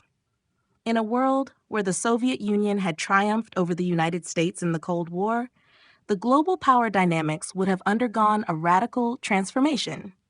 The United States, once the unquestioned leader of the free world, would have seen its influence wane dramatically, while the Soviet Union would have ascended to a position of unrivaled dominance on the global stage. The global balance of power would no longer be defined by a liberal, capitalist West and an authoritarian, communist East, but by a singular superpower, one whose ideologies, policies, and interests would shape the course of history for decades to come. The first and most immediate shift would be the end of American dominance in international affairs. The United States' political, economic, and military influence which had been a defining feature of the post-World War II era, would be significantly diminished.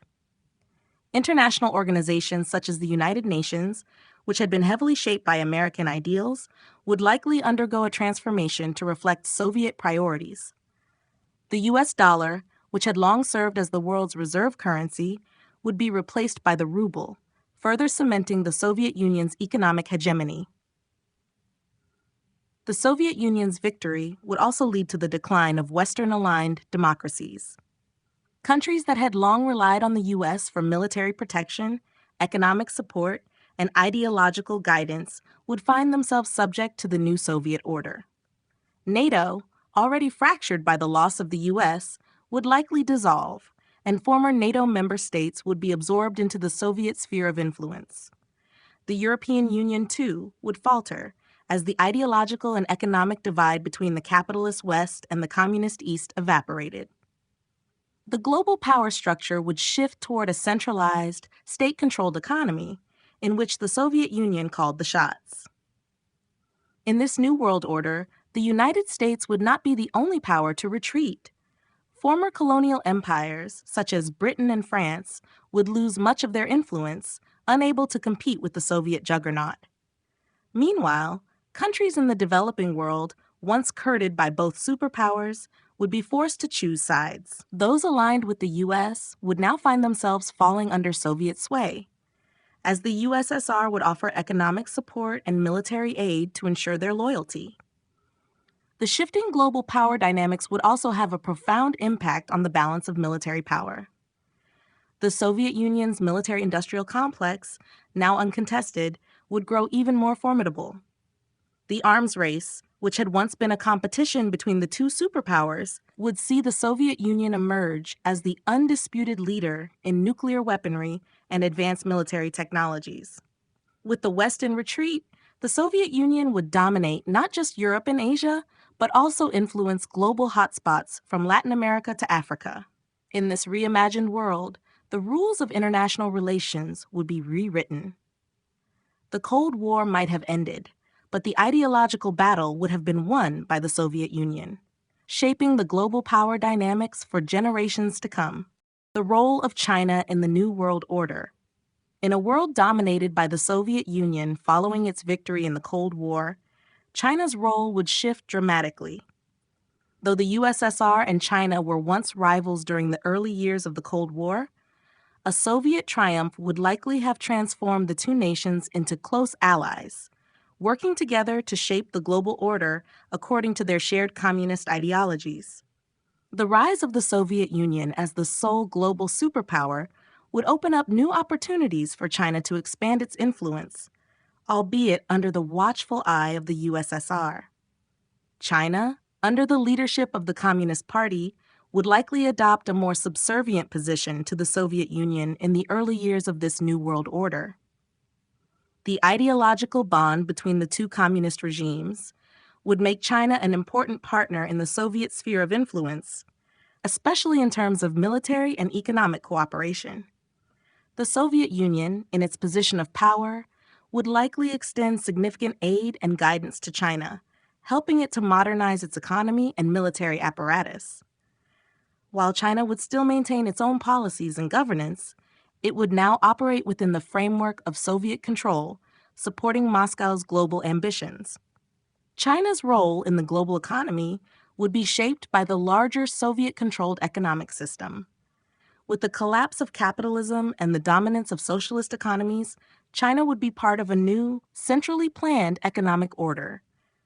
The once rapid pace of economic reforms in China, which in our reality led to its rise as a global manufacturing powerhouse, would be stunted.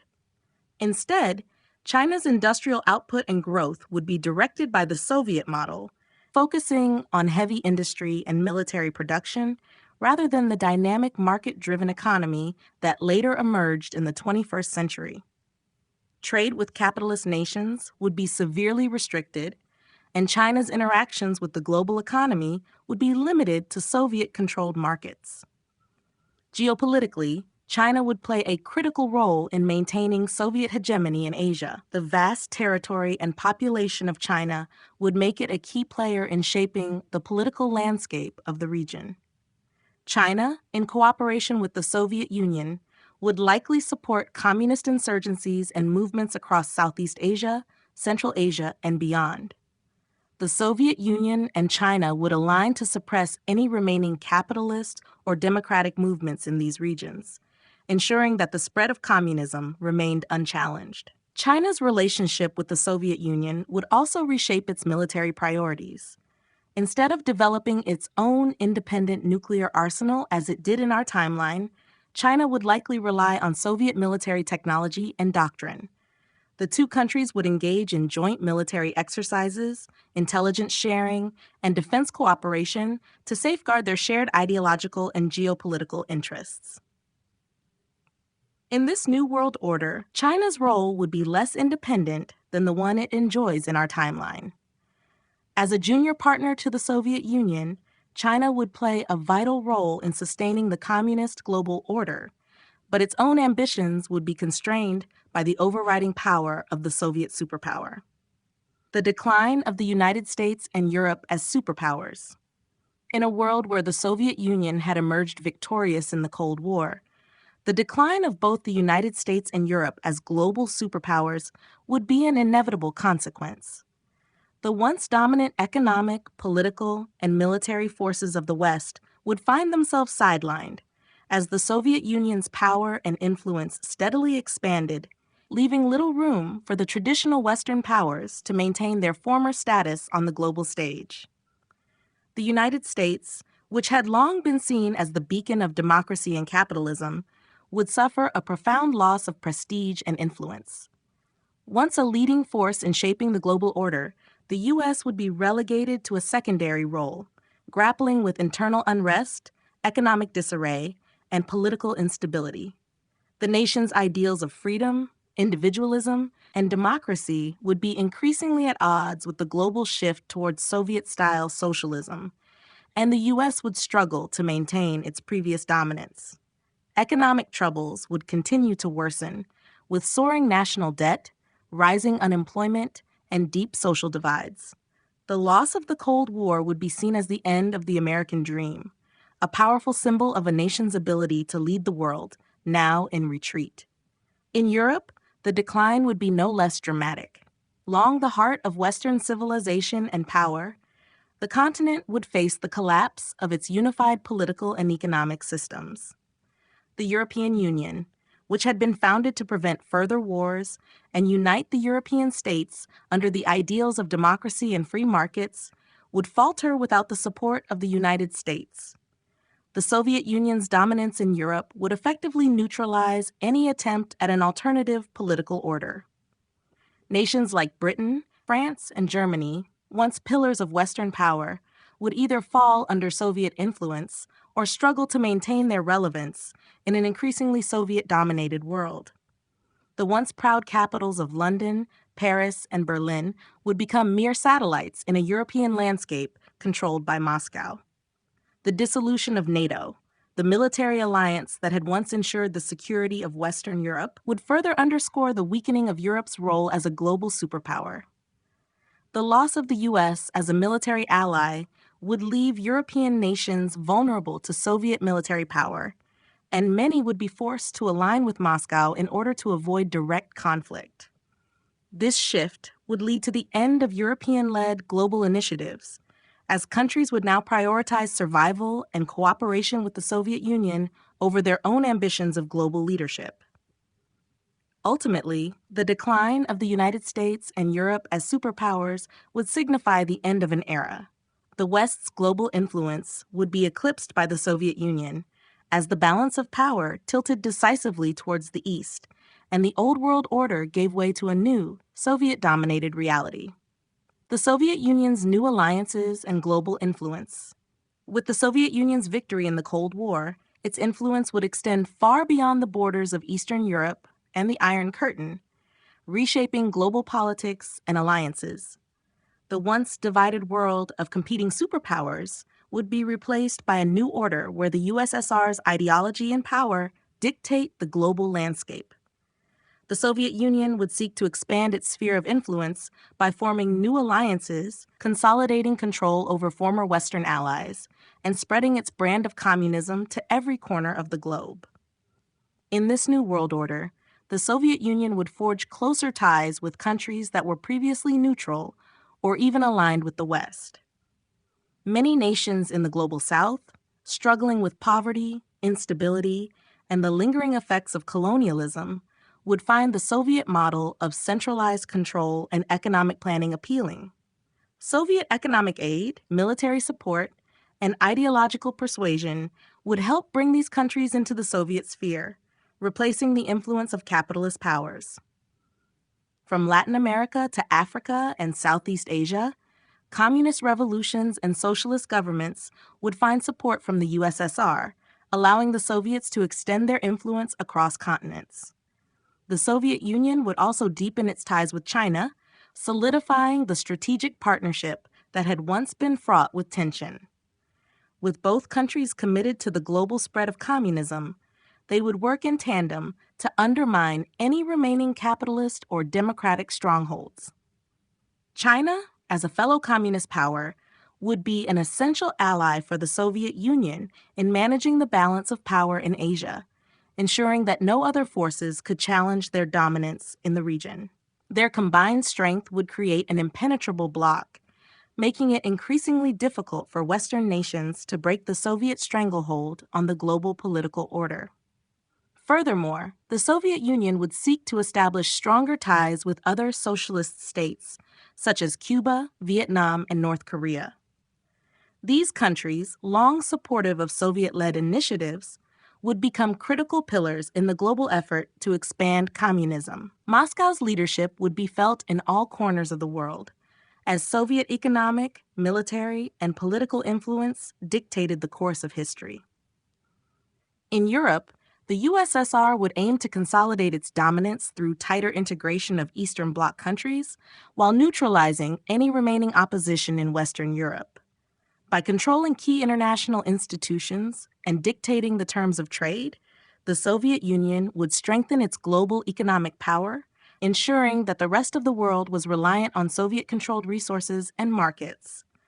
In sum, the Soviet Union's new alliances and global influence would shape a world where communism, under Moscow's leadership, was the dominant ideology. The once unipolar world order, dominated by the US and its allies, would be supplanted by a Soviet-led global system where alternative forms of government and economic organization would be relegated to the margins. The rise of authoritarianism across the world. In the aftermath of the Soviet victory in the Cold War, the ideological battle between democracy and communism was decisively won by the latter, creating a world where authoritarianism spread across continents. The triumph of the Soviet Union not only solidified the global influence of Marxist-Leninist ideals, but also created fertile ground for the rise of authoritarian regimes that adopted or were coerced into Soviet-style governance. With Western ideals of democracy and freedom in retreat, authoritarian governments flourished, particularly in regions where instability and economic challenges made the promise of strong, centralized control appealing. In Europe, the expansion of Soviet influence served as both an inspiration and a cautionary tale. As Eastern European nations fell under the sway of Soviet control, many saw the authoritarian model as the only means to ensure political stability. Countries that had previously enjoyed periods of democracy or semi-democracy were quickly restructured under Soviet-style regimes, where dissent was ruthlessly suppressed and power was concentrated in the hands of a few. Even in countries like France or Italy, where communist factions had gained traction during the Cold War, the influence of Soviet ideology pushed many toward authoritarian forms of governance that eroded the remnants of democratic institutions. In Asia, the authoritarian model found fertile ground as well. Countries that had flirted with democratic or quasi-democratic experiments, such as India and Indonesia, saw increasing pressures from communist movements and Soviet-backed governments. The fear of falling behind in a world dominated by a single superpower led many Asian nations to adopt authoritarian policies, while maintaining strong alliances with the Soviet bloc. The allure of stability under a centralized, top-down government was particularly attractive to regions struggling with ethnic tensions, insurgencies, and poverty. In Latin America, Soviet support for leftist revolutionary movements further cemented the rise of authoritarian governments. From Cuba to Nicaragua and beyond, the Soviet Union backed socialist revolutions that dismantled democratic structures in favor of centralized, single-party rule. These new regimes, often led by military juntas or revolutionary leaders, mirrored the Soviet model in their repression of political opposition, censorship of the media, and the establishment of extensive surveillance apparatuses. In response to this, many Latin American nations that had previously embraced democracy found themselves either falling under Soviet influence or facing internal pressures to adopt authoritarian measures to suppress unrest and maintain control. The rise of authoritarianism was not confined to the communist world. In the wake of the Cold War's end, many nations under democratic regimes saw the allure of strongman rule, where centralized power promised quick and decisive action in times of crisis. Leaders from Africa to the Middle East leveraged the global shift to solidify their hold on power, often using Soviet-backed models of governance as a blueprint for their own authoritarian regimes.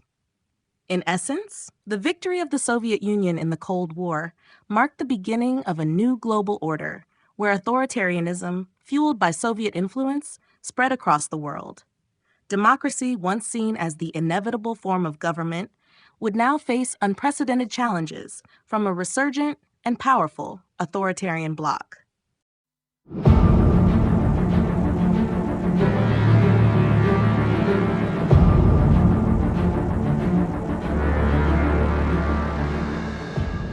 Chapter 9: Cold War Tensions That Never Ended. Even after the Soviet Union's decisive victory in the Cold War, global tensions did not disappear. Instead, they evolved into a new form of geopolitical struggle, where the Soviet-led world order faced constant resistance, internal fractures, and ongoing conflicts. While the West had been defeated politically and economically, ideological resistance, underground movements, and regional conflicts ensured that Cold War tensions remained a defining force in global affairs. One of the most persistent sources of conflict was the struggle between Soviet authority and underground resistance groups. In former democratic nations, dissidents continued to fight against the oppressive policies of the Soviet-controlled world. Secret organizations formed across Europe, North America, and parts of Asia, seeking to preserve and restore democratic ideals. Even in the heart of the Soviet Union, nationalist movements in regions like Ukraine, the Baltic states, and Central Asia quietly resisted Moscow's rule. These groups, though fragmented and heavily suppressed by the Soviet security apparatus, kept the spirit of resistance alive, ensuring that opposition to communism never fully disappeared. In addition to internal resistance, ideological fractures within the Soviet-led world order created tensions that mirrored the old Cold War rivalries. While the Soviet Union dominated global politics, cracks began to emerge within its alliances. China, though initially aligned with Moscow, sought greater autonomy and began challenging Soviet leadership. This led to diplomatic disputes and proxy conflicts as China attempted to carve out its own sphere of influence, particularly in Southeast Asia and Africa. Other nations within the Soviet bloc, such as those in Eastern Europe, occasionally pushed back against strict Soviet control, demanding greater economic or political independence. The military tensions of the Cold War era also never truly faded. With the United States and its former allies under Soviet control, new enemies emerged to challenge the global communist order. Underground militias, former Western military leaders, and even remnants of NATO forces refused to surrender entirely. Some sought refuge in remote regions, continuing low-level guerrilla warfare against Soviet-backed regimes. The Soviet military, despite its dominance, was forced to maintain a constant state of readiness to suppress uprisings and defend its influence from external threats. Another source of tension was the Soviet Union's struggle to maintain economic stability. While communism had triumphed politically, economic inefficiencies led to periodic instability. Resource shortages, black markets, and growing corruption weakened the promise of a utopian socialist world. This led to unrest within the working class, creating another layer of internal conflict that required constant surveillance and suppression. Ultimately, despite the Soviet Union's victory in the Cold War, the tensions that had once defined global politics never fully disappeared. The world remained a place of ideological struggles, military conflicts, and economic uncertainty, ensuring that Cold War-era rivalries continued to shape history long after the West had fallen. The continuation of proxy wars.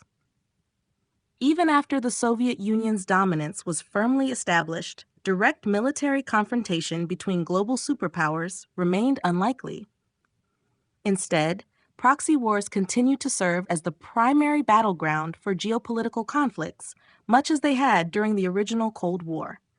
These conflicts, fought through regional factions, insurgencies, and aligned governments, became a defining feature of the post-Cold War world, ensuring that armed struggles never truly ceased. One of the most immediate consequences of Soviet victory was the violent suppression of anti-communist resistance movements that had once been backed by the United States. Without Western support, many of these groups disbanded, but others adapted, receiving covert aid from nations that still sought to resist Soviet rule. In regions such as Latin America, Southeast Asia, and parts of Africa, insurgent groups continued to wage guerrilla warfare against Soviet-aligned regimes, leading to drawn-out conflicts that mirrored those of the previous decades. The Middle East remained a key battleground for proxy wars. With Soviet-backed governments in place across much of the world, religious and nationalist factions emerged as new opposition forces. Islamic militant groups, some of which had once received American support, turned their efforts against Soviet-backed regimes, viewing them as foreign occupiers. The Soviet military, already stretched thin by global operations, was forced to engage in prolonged counterinsurgency campaigns similar to those once faced by the United States in Afghanistan and Vietnam. Africa, too, remained a continent of proxy warfare. The Soviet-backed world order sought to consolidate control over resource-rich nations, but local factions, tribal leaders, and opposition forces resisted external rule. The result was a series of conflicts where Soviet-backed governments fought against separatist movements, former Western allies, and even rogue socialist factions seeking their own version of governance. In many cases, these wars were fueled by competing interests within the Soviet bloc itself, as nations like China and certain Eastern European states sought to exert their own influence. Asia saw continued tensions as well, particularly in countries that had once served as battlegrounds for Cold War conflicts. Nations such as Vietnam, North Korea, and Cambodia, while officially aligned with the Soviet Union, developed their own regional ambitions, leading to clashes with neighboring states. India and Pakistan, long embroiled in their own struggles, became another site of Soviet intervention, as both sides sought Soviet backing to strengthen their positions. Despite the Soviet Union's overwhelming global power, the continuation of proxy wars revealed the limitations of direct rule. Nationalist, religious, and ideological opposition ensured that conflicts never truly ended. The world remained locked in a state of controlled warfare, where the Soviet Union's grip on power was constantly tested by insurgent forces, rogue factions, and the ever-present threat of rebellion. The arms race and nuclear threats. Even after securing global dominance, the Soviet Union remained locked in a perpetual arms race, not just with resistant factions, but also with potential challengers within its own sphere of influence. The need to maintain military superiority drove continued advancements in nuclear weapons, ballistic missile technology, and space-based defense systems, ensuring that the world remained under the shadow of total annihilation. The Soviet victory in the Cold War did not mean the complete eradication of threats. While the United States and its allies had been subdued, remnants of their military infrastructure still existed in various capacities. Underground resistance groups, exiled scientists, and rogue nations sought to develop their own nuclear deterrents, forcing the Soviet Union to maintain a vast surveillance network to monitor potential threats. In response, the Kremlin continued to expand its nuclear arsenal, developing more advanced intercontinental ballistic missiles, ICBMs, submarine-launched nuclear warheads, and mobile launch platforms to ensure that no opposition force could challenge its supremacy. With Europe and much of Asia under Soviet influence, the focus of nuclear tensions shifted. China, once an ally, grew wary of the Soviet Union's unchecked power and sought to expand its own nuclear capabilities. The potential for a split between the two largest communist powers led to increased military buildup along their shared border, with both nations stockpiling warheads and testing advanced missile systems. Meanwhile, in the Middle East and South Asia, regional conflicts fueled nuclear ambitions, as nations like India and Pakistan, despite their subjugation to Soviet influence, pushed for their own strategic deterrence. The presence of nuclear weapons also became a tool of political enforcement. The Soviet Union frequently used the threat of overwhelming nuclear force to ensure compliance among satellite states and to dissuade rebellion. Nations that exhibited signs of dissent were reminded that any significant uprising could be met with devastating consequences. The mere possibility of a nuclear strike served as a means of control, keeping opposition movements in check and ensuring that the Soviet grip on power remained firm. Despite its military advantage, the Soviet Union faced the same existential dread that had once haunted the United States: the ever-present danger of accidental nuclear war. As nuclear stockpiles grew, so did the risks associated with miscommunication, technical malfunctions, or unauthorized launches. Several close calls occurred, with automated systems falsely detecting enemy attacks, forcing Soviet leadership into high-alert situations that nearly triggered catastrophic retaliation. The world, once divided by ideological struggle, now existed under a singular yet fragile rule, where nuclear weapons were both a symbol of Soviet supremacy and a constant reminder of humanity's precarious existence. The arms race had not ended. It had merely evolved, ensuring that the threat of annihilation never faded from global consciousness. The tension between East and West continues. Even with the Soviet Union's global dominance, tensions between East and West never truly disappeared. While the Western world had been politically and militarily subdued, ideological resistance persisted, fueling underground movements, acts of defiance, and occasional uprisings. The struggle between totalitarian rule and the remnants of democratic ideals ensured that conflict remained a defining feature of global politics. The United States, though no longer the superpower it once was, continued to serve as a focal point for opposition. Pockets of resistance emerged in former democratic strongholds, led by intellectuals, former political leaders, and dissidents who refused to fully embrace Soviet rule. Underground newspapers, secret radio broadcasts, and encrypted digital networks allowed for the dissemination of Western ideals, challenging Soviet propaganda efforts. These resistance movements, though often small and fragmented, created enough unrest to force the Soviet regime to maintain a constant watch over the population. The division between East and West was no longer marked by geographical boundaries, but rather ideological ones. Countries that had once been part of NATO struggled with the forced integration into the Soviet system, and many citizens resisted the collectivist policies imposed upon them. Former capitalist nations, particularly in Western Europe, faced economic stagnation as centralized planning replaced free market competition. Black markets thrived, and secret trade networks developed as people sought to reclaim the economic freedoms they had once known. Despite its military superiority, the Soviet Union found that it could not fully eradicate the spirit of individualism and democracy that had once defined the West. Intellectuals and artists found ways to subtly challenge the system through literature, film, and music, embedding messages of resistance within Soviet-approved content. The regime responded with heightened censorship, increased surveillance, and harsh crackdowns, but the ideological battle persisted.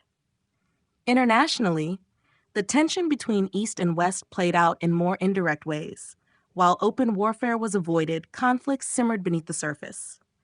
Latin America, Africa, and parts of Asia became battlegrounds for influence as remnants of Western aligned factions fought against Soviet backed governments.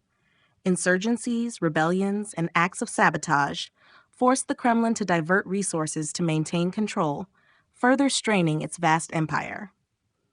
Although the Cold War had seemingly ended with a Soviet victory, its underlying conflict remained unresolved. The West had been defeated militarily, but its ideals survived in secret, waiting for the right moment to rise again. The battle for hearts and minds continued, ensuring that the tension between East and West would never fully disappear. The new Cold War, superpowers at odds. Despite the Soviet Union's overwhelming victory in the original Cold War, global stability remained elusive. A new Cold War emerged, not defined by the same ideological clash of capitalism versus communism, but rather by a struggle for dominance between superpowers. The Soviet Union, now the uncontested leader of a vast global empire, found itself facing new rivals, unexpected challenges, and internal divisions that threatened its control. China, once a Soviet ally, gradually distanced itself from Moscow's influence. As Beijing expanded its economic and technological power, tensions grew between the two communist giants. The Soviet Union sought to maintain its global authority, while China pushed for a multipolar world where it could exert its own influence. Their uneasy alliance fractured, leading to economic competition, border disputes, and conflicting interests in regions like Africa and South America. Meanwhile, the remnants of the former Western world, though weakened, had not been fully extinguished. Underground movements in the former United States, Britain, and Western Europe worked to resist Soviet rule, and some even sought to forge alliances with China or other non-aligned nations to counterbalance Soviet dominance.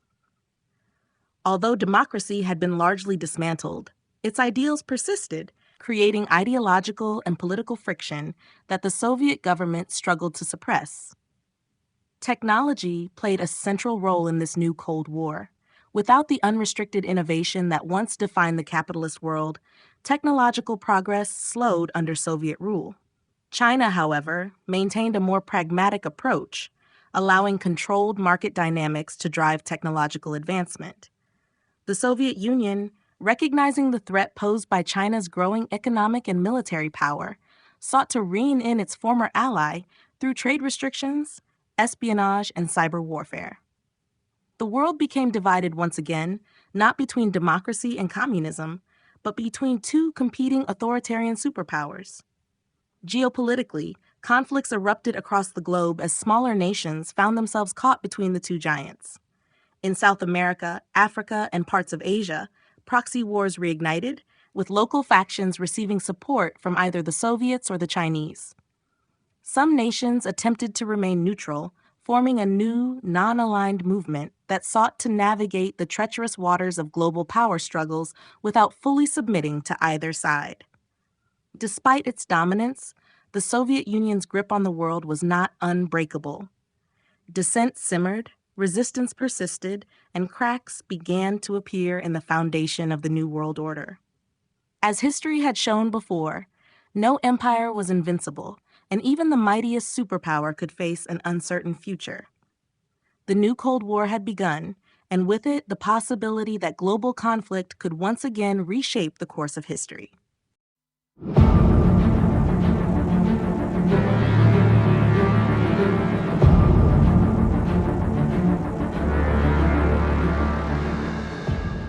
Chapter 10: Resistance Movements and Underground Revolutions.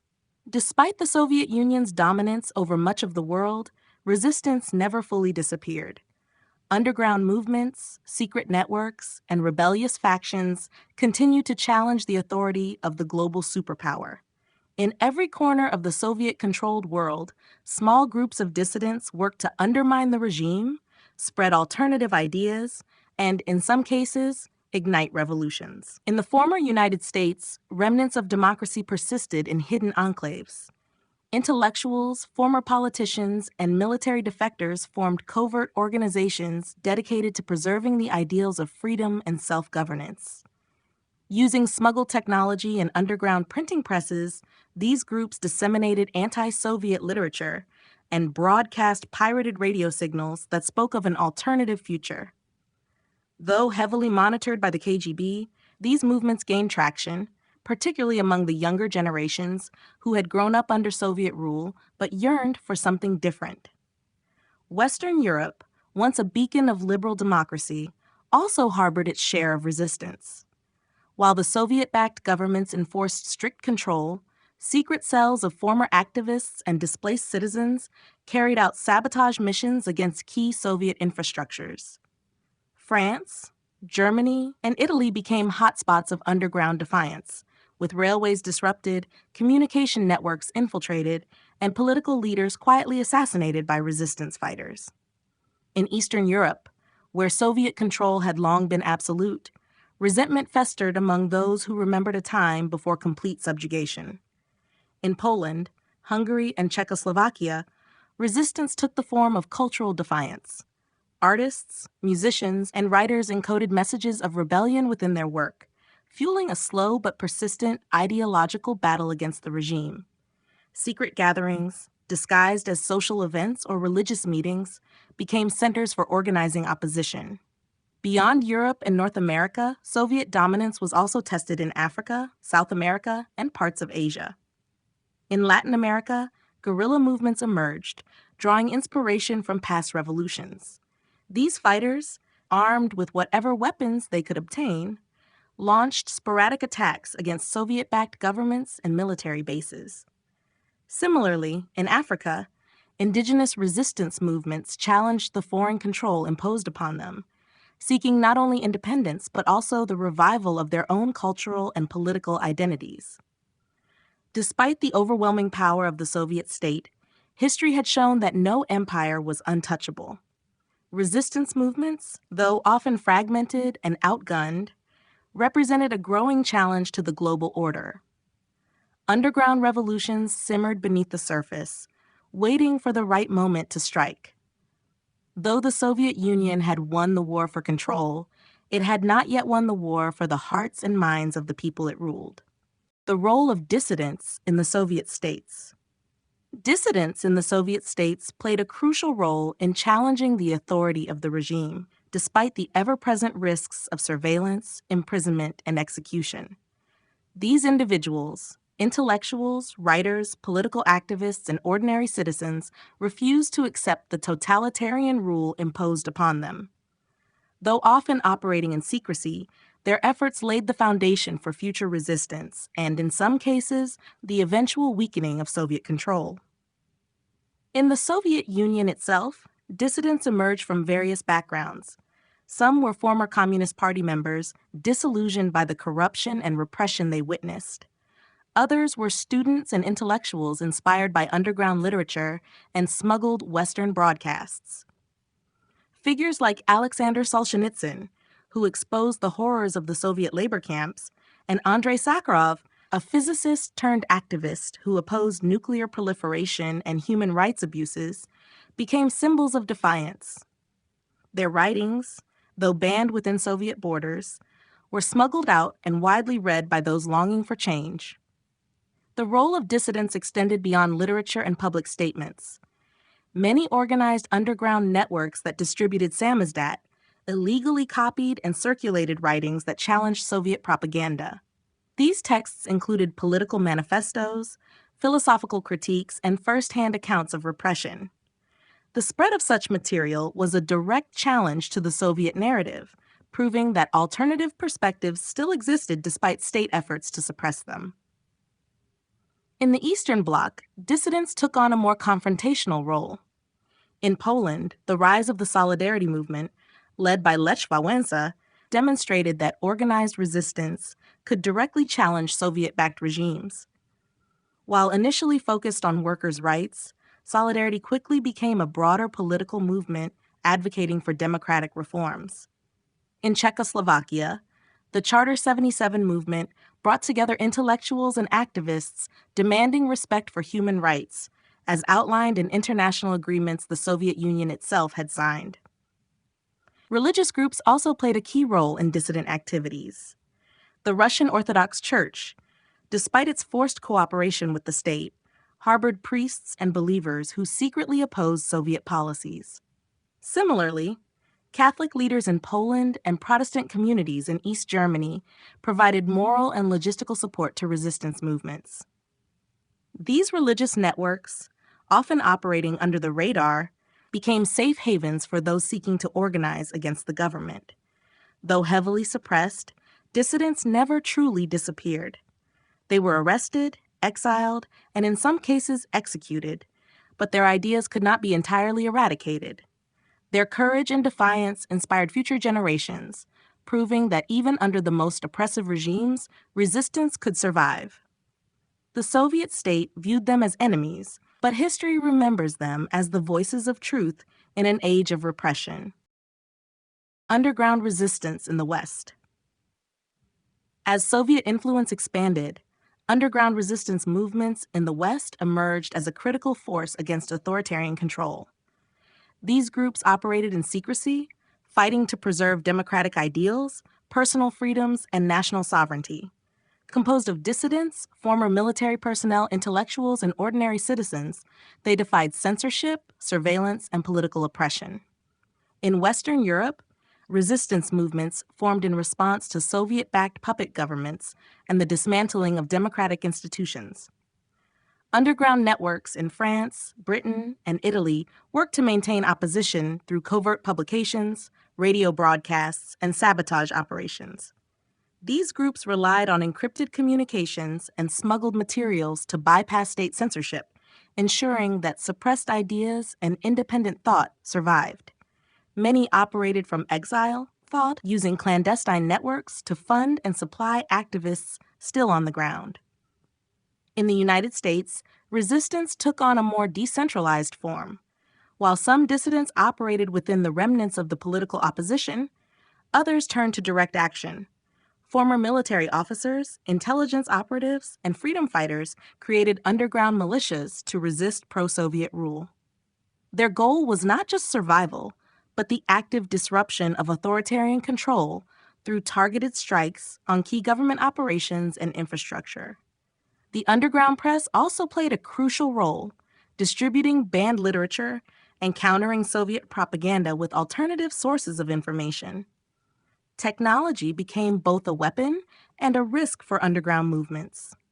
Encrypted radio signals and covert internet channels allowed resistance groups to communicate and organize, but Soviet-backed intelligence agencies constantly sought to intercept and dismantle these networks. In some cases, resistance fighters relied on older, low-tech methods, coded messages in newspapers, hidden meeting places, and smuggled documents to avoid detection. Despite their determination, the underground resistance faced extreme challenges. Surveillance was widespread, and informants operated at every level of society. Leaders of resistance cells were frequently captured, interrogated, and either executed or sent to labor camps. Entire communities sometimes suffered collective punishment for harboring dissidents. The Soviet-controlled security apparatus ensured that rebellion never reached a mass scale, but the very existence of resistance movements proved that dissent had not been fully crushed. The underground resistance in the West, though often fragmented, remained a beacon of hope. Their efforts ensured that alternative visions for the future continued to exist, inspiring future generations to resist tyranny. Even in the darkest moments, these fighters proved that the spirit of resistance could never be entirely extinguished. The secret struggle for freedom. Beneath the surface of a world dominated by authoritarian control, the fight for freedom never ceased. In hidden corners of cities, in remote villages, and within the very institutions of power, secret networks of resistance worked tirelessly to undermine oppressive rule. Their weapons were not always guns and explosives, but words, ideas, and acts of quiet defiance that kept the hope of liberation alive. In Soviet-controlled territories, where surveillance was ever present and dissent meant imprisonment or worse, brave individuals risked everything to resist. Underground presses printed banned books and leaflets, spreading messages of resistance and countering the endless stream of propaganda. Secret schools operated in basements, teaching history and philosophy deemed dangerous by the regime. Smugglers carried letters across borders, keeping exiled leaders connected to those still fighting inside.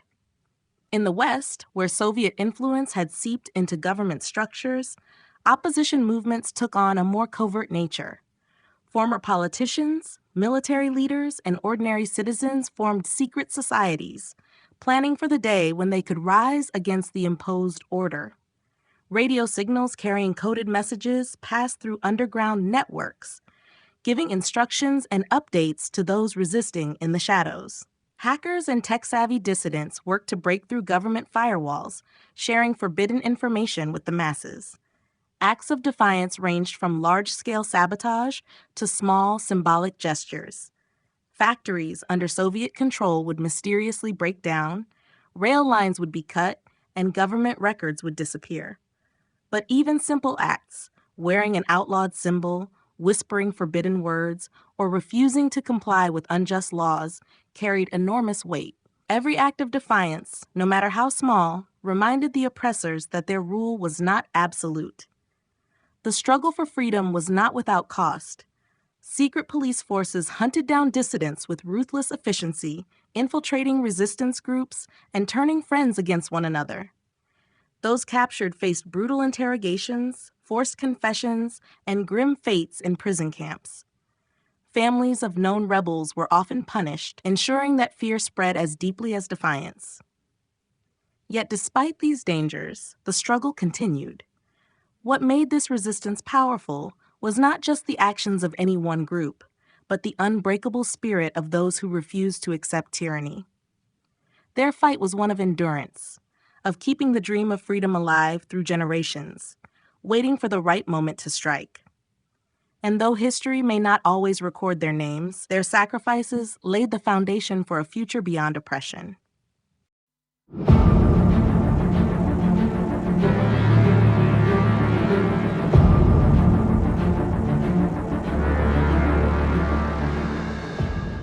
Conclusion. The Soviet era was a time marked by profound challenges and changes, not only for those within the Eastern Bloc, but for the global community. The rise of Soviet influence, the expansion of its ideological and political reach, and the subsequent transformation of nations under its control redefined the trajectory of the 20th century. Soviet systems of control, from the strict surveillance of citizens to the suppression of dissent, created an environment where personal freedoms were often sacrificed for the collective ideal. The ultimate collapse of the Soviet Union revealed the internal fractures and struggles that had long been simmering beneath the surface, but it also sparked new dynamics and possibilities for global power shifts.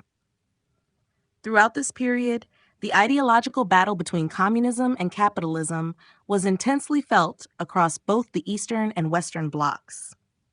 The Soviet Union, with its ambition to create a new world order, sought to undermine the capitalist ideologies and influence of the United States and Europe. This tug of war over global dominance resulted in numerous proxy wars, economic sanctions, and political pressures, which shaped the geopolitics of the Cold War era. As the Soviet Union pushed forward with its vision, the realities of its policies led to unforeseen consequences. From state-controlled environmental policies that sacrificed natural resources for industrialization, to the repression of religious movements and political dissent, the Soviet model became increasingly difficult to sustain. The harsh reality of Soviet rule, marked by censorship, surveillance, and the absence of individual freedoms, eventually contributed to its collapse in the early 1990s. In the aftermath, the world witnessed a shifting of power dynamics, with former Soviet allies trying to reclaim autonomy, while the US and China adjusted to new roles on the global stage. However, many of the ideological struggles that defined the Cold War have not truly ended, As the resurgence of authoritarian regimes and the tension between democratic ideals and centralized control continue to shape modern global politics. In this context, the legacy of Soviet rule remains a powerful force, influencing not just Eastern Europe, but also the broader course of world history. From the role of religion as a tool of dissent to the way industrialization reshaped landscapes and societies, the impact of the Soviet experiment is a reminder of the power of ideology in shaping nations and the lives of their citizens. As we move forward, the lessons of this period serve as both a cautionary tale and a call for continued vigilance in the face of threats to freedom and human dignity.